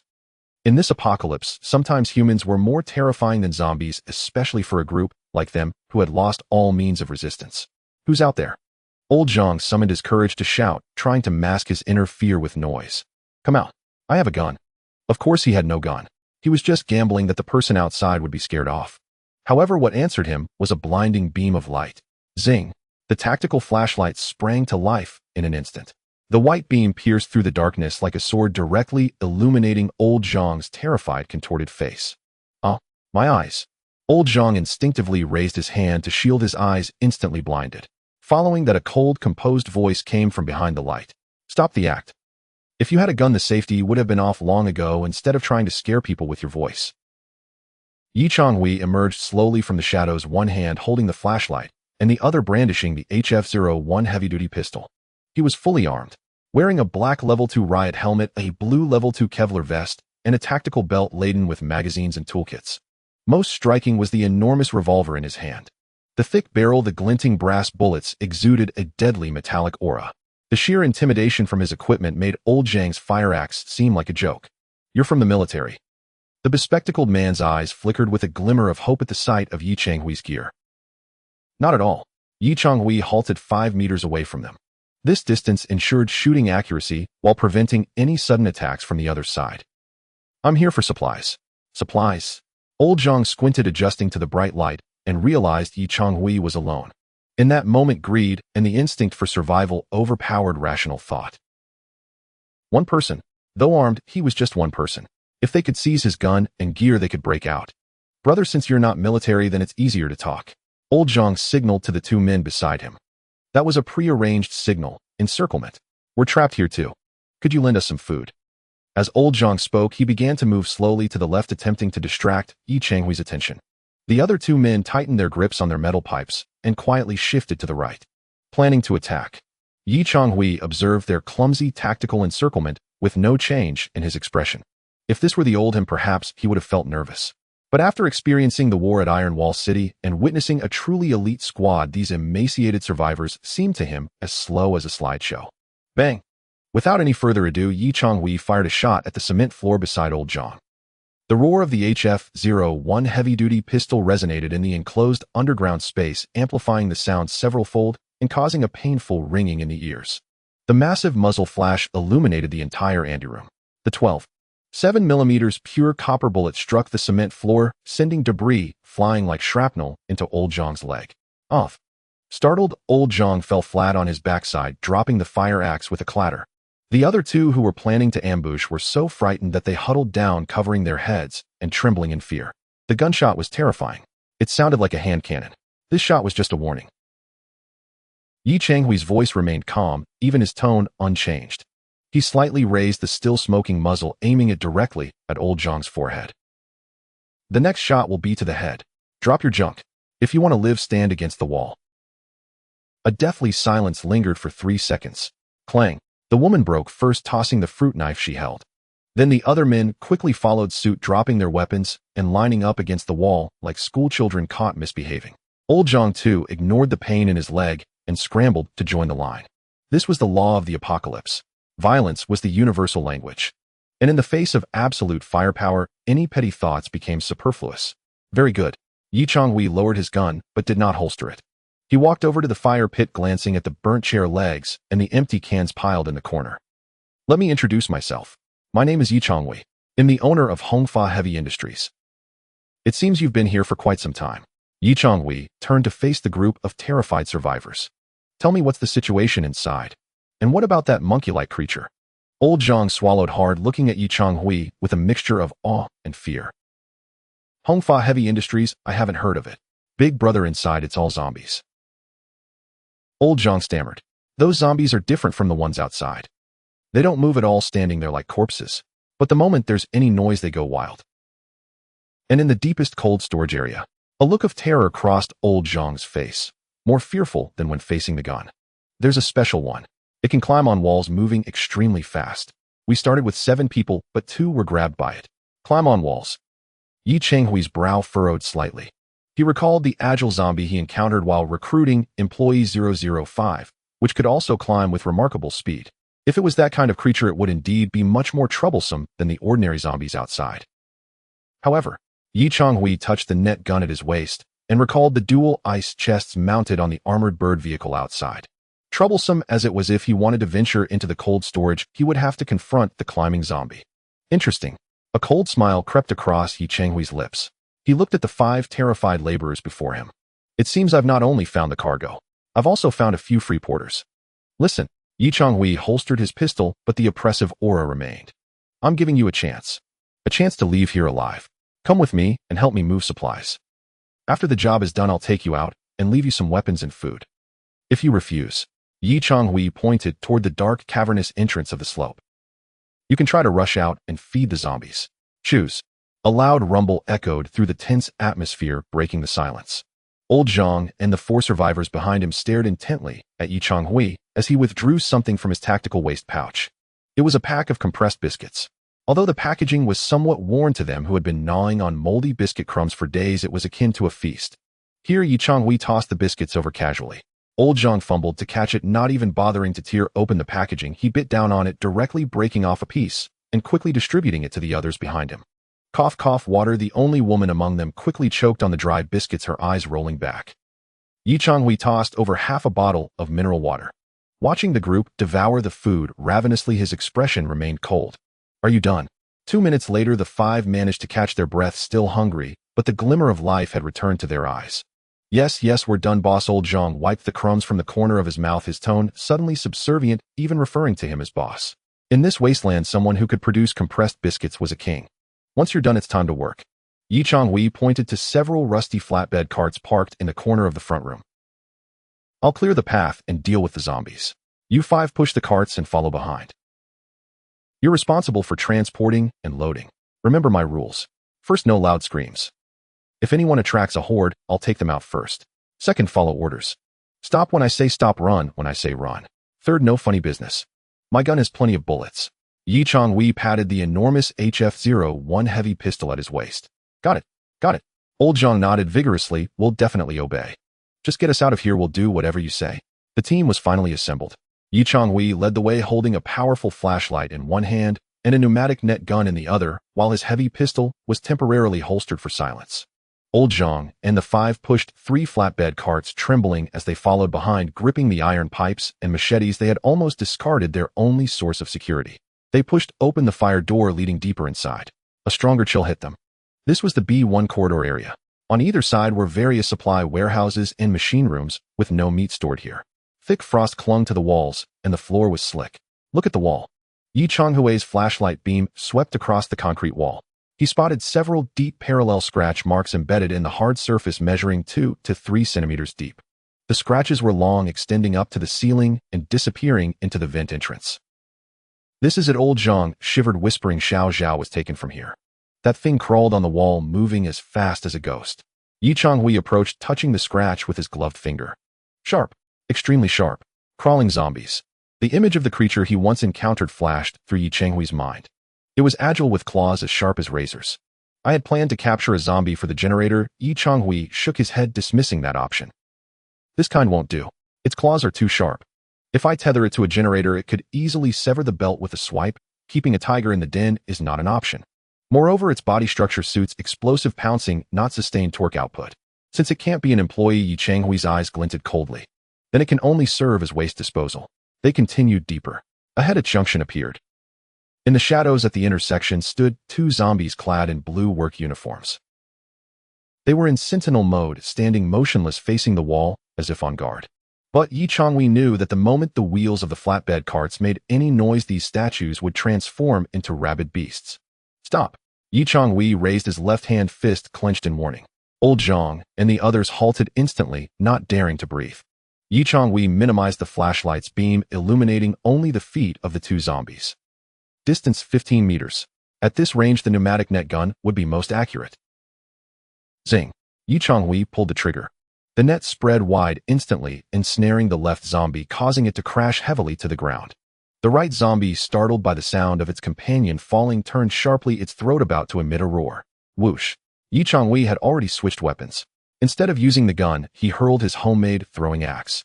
The axe spun twice in the air, precisely striking the zombie's forehead. Thud! The zombie's roar was stifled in its throat, its body swayed for a moment before slumping lifelessly. Meanwhile, the ensnared zombie writhed on the ground, its nails scraping against the surface with an ear-piercing sound. Old Zhang. Yi Changhui's voice was low. Take 2 people up. Finish it off. Old Zhang hesitated, looking at the thrashing zombie in the net, his legs trembling. Slightly, boss, you could just shoot it, right? My bullets are expensive. Yi Changhui's gaze was icy. And shooting will attract more of them. Especially that one crawling on the wall. Do you have firewood in your hands? Get in there. Under Yi Changhui's cold glare, Old Zhang gritted his teeth and called over the bespectacled man and another sturdy fellow. Damn it, let's do this. Old Zhang raised the threaded steel spear in his hand and trembling stepped forward. The zombie in the net opened its decayed mouth, attempting to bite him, the sound of teeth clashing sending chills down his spine. Die! Old Zhang shouted to bolster his courage, closed his eyes, and thrust the spear down with force. Thud! His first thrust missed, hitting the shoulder instead. The zombie thrashed even more violently. Don't shout. You'll attract other zombies. The eyes. Aim for the eyes. Yi Changhui directed from behind. Don't flail. The bespectacled man charged in, wielding a mop stick with a fruit knife tied to it, stabbing randomly at the zombie's eye socket. Finally, with the combined effort of the 3, the ensnared zombie fell still, black blood pooling around. Phew. Old Zhang collapsed to the ground, panting heavily.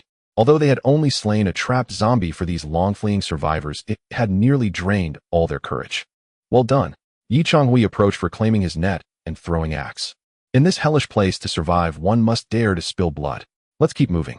After this combat training, the hastily assembled transport team gained a bit of combat strength. While they still felt fear, at least they now understood that as long as they followed this fully armed boss and listened to his commands, zombies could indeed be killed. The group passed through the B1 level, arriving at the massive hydraulic protective door leading to the B2 core cold storage. The door was shut tight. It bore red spray-painted signs reading "No Smoking" and "Biological Extreme Cold Zone." In the open area before the door lay several corpses haphazardly strewn about. Not zombies. Humans. These were the bodies of previous intruders. Some had been torn apart, while others were left as mere halves. The most striking was a body hanging from the ceiling. Its stomach had been ripped open, intestines dangling like ribbons. Above it was an open vent. It's Shaoli, the woman, covered her mouth, tears streaming down her face. It seems that big fellow is nearby. Changhui lifted his flashlight, sweeping the beam over the vent. It was dark, revealing nothing, but he could sense a pair of malevolent eyes lurking in the shadows, watching them. Stop crying. Changhui interrupted her sobs. If you want revenge, shut your mouth and open that door. He pointed to the manual winch beside the hydraulic door. This door has no power. The hydraulic lock is engaged. It needs to be manually cranked to release the hydraulic oil before we can open it. Old John, you five get to it. I'll keep an eye on above. Changhui raised his HF-01 heavy pistol, activating the strobe mode on his tactical flashlight, locking his aim on the vent. Should it dare to show its face, I'll blast it to pieces. That crawling zombie was the greatest threat on this level. But it was not Changhui's target this time. His target was the meat reserves behind the door. Yet before he could access the meat, he first had to eliminate this obstructive assassin. Get moving. Under Changhui's command, the 5 survivors, tears in their eyes and gritting their teeth, grasped the heavy winch handle. Creak, creak. With the sound of metal grinding, the door to the abyss of B2 began to slowly shift. And from the vent above, a faint teeth-grinding sound of claws scratching echoed ominously. It was coming. Creak, creak, creak. The heavy winch gears screamed a teeth-grinding metallic cry from lack of lubrication. Lao Zhang and 4 other survivors strained until their faces flushed red, wrenching the 2 enormous cast-iron handles with every scrap of strength they had. As the steel cable tightened, the half-meter-thick hydraulic security door finally released a dull sigh and began to slide sideways at a millimeter-by-millimeter pace. Come on. It's moving. It's moving. Lao Zhang ground his teeth and growled. Sweat ran down his filthy cheeks into his collar. 5 meters behind them, Changhui stood with both hands on his firearm, the hammer of the HF-01 heavy pistol already cocked. The beam from his tactical flashlight did not sweep toward the men struggling with the door. It was fixed immovable on the black mouth of the ventilation duct above their heads. It was unnervingly quiet. The faint, jagged sounds of claws scraping that had been there moments before had suddenly ceased. It's waiting, Changhui murmured. His pupils tightened. The dynamic tracking in his analytical overlay was running at full tilt. Predators are often at their quietest in the last instant before they strike. It is the time they seek a vulnerable angle, the undefended neck. Just as the hydraulic door opened a crack wide enough for one person, and everyone's attention was pulled toward the cold air seeping from the gap. Clang. The rusted louver of the ventilation grill overhead fell, without warning, and smashed to the floor. Immediately after, a dark red smear like a streak of lightning shot out of that black hole. It did not hit the ground. Its hooked razor limbs tore into the concrete wall 3 meters above the floor. Sizzling, 4 deep gouges scored the concrete, sparks spraying. Using that rebound, the creature completed an impossible wall bounce and lunged at the bespectacled man, turning the outermost winch crank. Its speed was nearly impossible to follow with the naked eye. A woman screamed. The bespectacled man felt a gust of stench breath and could not even release the crank. He watched helpless as the muscular, bare-armed thing opened a maw and snapped toward him. It was a crawling zombie, a creature evolved for killing stripped to violent purpose. Down, shouted Changhui.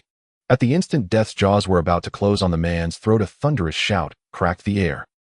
Changhui moved, but did not fire. Firing then would have risked hitting the man. The creature's trajectory and the bespectacled man were almost perfectly aligned, and the zombie's speed was blinding. As he bellowed down, Changhui flung a dark flash from his left hand, the tactical throwing axe he had just reclaimed. The axe could not strike such a lightning-fast target, but it could disrupt. The spinning blade skimmed past the zombie's skull and thunked into the winch. The crawling zombie instinctively recoiled its neck. Its attack stuttered for a heartbeat. That 1/10 of a second was all the bespectacled man needed. Terrified, his legs buckled, and he collapsed beneath the winch. The zombie lunged into empty air. Its claws raked the man's scalp, tearing a lock of hair and gouging deep scratches into the winch's upright post. A roar of fury erupted from the creature. Its whip-like tongue lashed out, aiming to ensnare the prone figure. Evidently, this specimen differed from those they had encountered before. Its tongue had begun to show evolutionary adaptation. Then, boom, a concussive blast made everyone's eardrums ring. Yi Changhui fired. He had been waiting for precisely this instant, the moment when the crawling zombie hit the wall, and its old momentum had dissipated while new force had yet to take hold. The HF-01 vomited a half-meter-long muzzle flash. The recoil lifted Yi Changhui's arm. A single 12.7mm full copper solid round from under 5 meters struck the creature's flank at an invisible velocity. PFT. There was no drama. The zombie's resilient muscle fibers collapsed like soft tofu before the heavy round. The projectile opened a fist-sized hole through its ribs. Through the aperture, one could even glimpse the wall beyond. A wail of agony rent the air as the creature's body was hurled by the impact, slamming into the side wall and slumping down like a sack of rotten pulp. Not dead. Yi Changhui frowned. He had aimed for the heart, but the thing twisted at the last instant. Though its side was ruptured and viscera pooled across the floor, the creature's tenacity was appalling. The wounded crawler writhed, and with one leg shattered by the bullet's force, its remaining 3 limbs kicked fiercely, and it tried to scramble back into the shadow of the corner. Trying to run, Yi Changhui strode forward with his gun leveled. This time he gave it no chance. Boom. The second shot was surgical, blasting the creature's skull. With a sickening splatter like a melon cracked by an iron hammer, crimson and bone sprayed. The headless body convulsed twice and lay still. Silence sank over the anteroom, a dead hush punctuated only by the smell of gunpowder and the ragged breathing of the man who had been paralyzed with fear. Good Lord, Lao Zhang breathed, staring at the headless corpse and then at the smoking gun in Yi Changhui's hand. The whole sequence had taken no more than 5 seconds, from the monster's emergence to its death by 2 shots. That was the difference power made. If it had been only their group, the bespectacled man would already have been dragged into the duct and eaten. What are you all standing there for? Yi Changhui flung the cylinder open, dumping 2 still-hot casings and loading 2 fresh rounds. Dead or alive? He kicked the man on the floor. Not dead, the bespectacled man stammered, fingers trembling as he touched his scalp. Thank you, boss, for saving me. Alive, then work. Yi Changhui stowed the pistol and pointed at the door that had opened only halfway. The door isn't fully open yet. Yes. Having witnessed what had just occurred, the survivors no longer hesitated. The awe they felt toward a competent protector translated instantly into obedient efficiency. 5 people dove back onto the winch. Even the woman put her entire body into it. Creak, rumble. With a final jolt, the hydraulic door to the B2 cold storage slid fully into the wall. When the doorway yawned open, a fierce gust of white-fogged cold poured out, an accumulation of frost and ice long stored. Though the power had been down for some time, the subterranean depth and thick insulation had kept the interior temperature around 0. Yi Changhui switched on his tactical flashlight. Its beam pierced the mist. The space beyond was vast, an expanse more than 6 meters tall, its far reaches lost in gloom. Rows of heavy shelving rose on either side, crammed with boxes. Red stamps marked the cartons. Guojia Zhongyue Chubei, frozen pork, 2-part batch 20231, 2 storage temp 18. Meat. Lao Zhang murmured, eyes nearly bulging from his head. His Adam's apple bobbed wildly, saliva ran at the corner of his mouth. All meat, he said. For people starved for months, willing to fight for a single biscuit, the sight was more akin to paradise than anything else. This was the last glow of human civilization, the hope that would keep them alive. Don't start drooling yet, Yi Changhui warned, unclouded by the windfall. He swept his light into the cold depths. The place was huge, a maze of shadows between the racks. It was impossible to guarantee there weren't more undead lurking in the gloom. Bring the carts, he ordered, stepping into the fog. No one opens a box to eat. Load the carts, I'll distribute rations when we're done. If anyone runs off, he let the thread hang. One of these frozen boxes might taste a little like human meat. The 5 of them nodded like woodblocks and pushed the flatbed carts close behind Yi Changhui into the cavernous ice cellar. The cold bit their faces like knives, but inside each heart burned hot. If they could empty this place and walk out alive, the winter would no longer hold them in its grip. For Yi Changhui, this storage was more than a food depot. It was the fuel supply for Hongfa Zhonggong or Heojizu. With enough meat here, the envisioned twin power scheme, the Ox Warrior plus new recruit corps, would cease to be a blueprint fantasy and become feasible. Don't go any further. Yi Changhui stood at the entrance of the fog-laden corridor, his tactical flashlight sweeping across the towering shelves on either side. In the depths of darkness, it felt as though there was still a vast space ahead, and faintly the sound of whistling air from the ventilation ducts could be heard akin to something breathing. Yet he had no intention of probing further at this moment. Greed is the greatest taboo for survival. The meat on the shelves at the entrance was already enough to fill the freezer of their Raptor war vehicle. It was far more prudent to take what was at hand before venturing for more. Just move these few rows. Changhui pointed to the boxes marked batch 202312 at the entrance. Each box weighs 25 kilograms. 10 boxes fit in a truck. Move quickly. The cold air is escaping, and we need to return before dark. Yes, boss. Old Zhang and the other 4 survivors were now filled with vigor. Though they were already weak from hunger in front of the boxes representing life, a surge of revitalizing strength seemed to flow through them. 1, 2, 3. Lift. The bespectacled man and a burly fellow joined forces to lift a heavy cardboard box and placed it onto the flatbed cart. The surface of the box was encrusted with thick frost, frozen solid as a rock. Through a tear in the cardboard, faintly red frozen pork chunks were visible inside. There's real meat here. Old Zhang swallowed hard as he carried. If we could cook a pot of this, it would be worth dying for. Stop talking and just load it up. Changhui stood vigilant nearby, his gun never lowered. At the ground level at the ramp's exit, Brother Hui, Sun Ji stationed beside the Raptor war vehicle nervously held onto the Type 05 revolver staring at the dark entrance. When he suddenly saw several figures pushing a cart gruntingly climbing up from below, he nearly pulled the trigger. Don't shoot, it's our own. Changhui's voice came from behind. Only then did Sun Ji recognize the lead figure was Old Zhang in a tattered leather jacket, followed by 4 ragged beggars pushing the laden flatbed cart, with Changhui following like a supervisor. Goodness. Sun Ji lowered his gun, looking at this makeshift transport team. Brother Hui, did you recruit a few strong men? Pick them up on the way.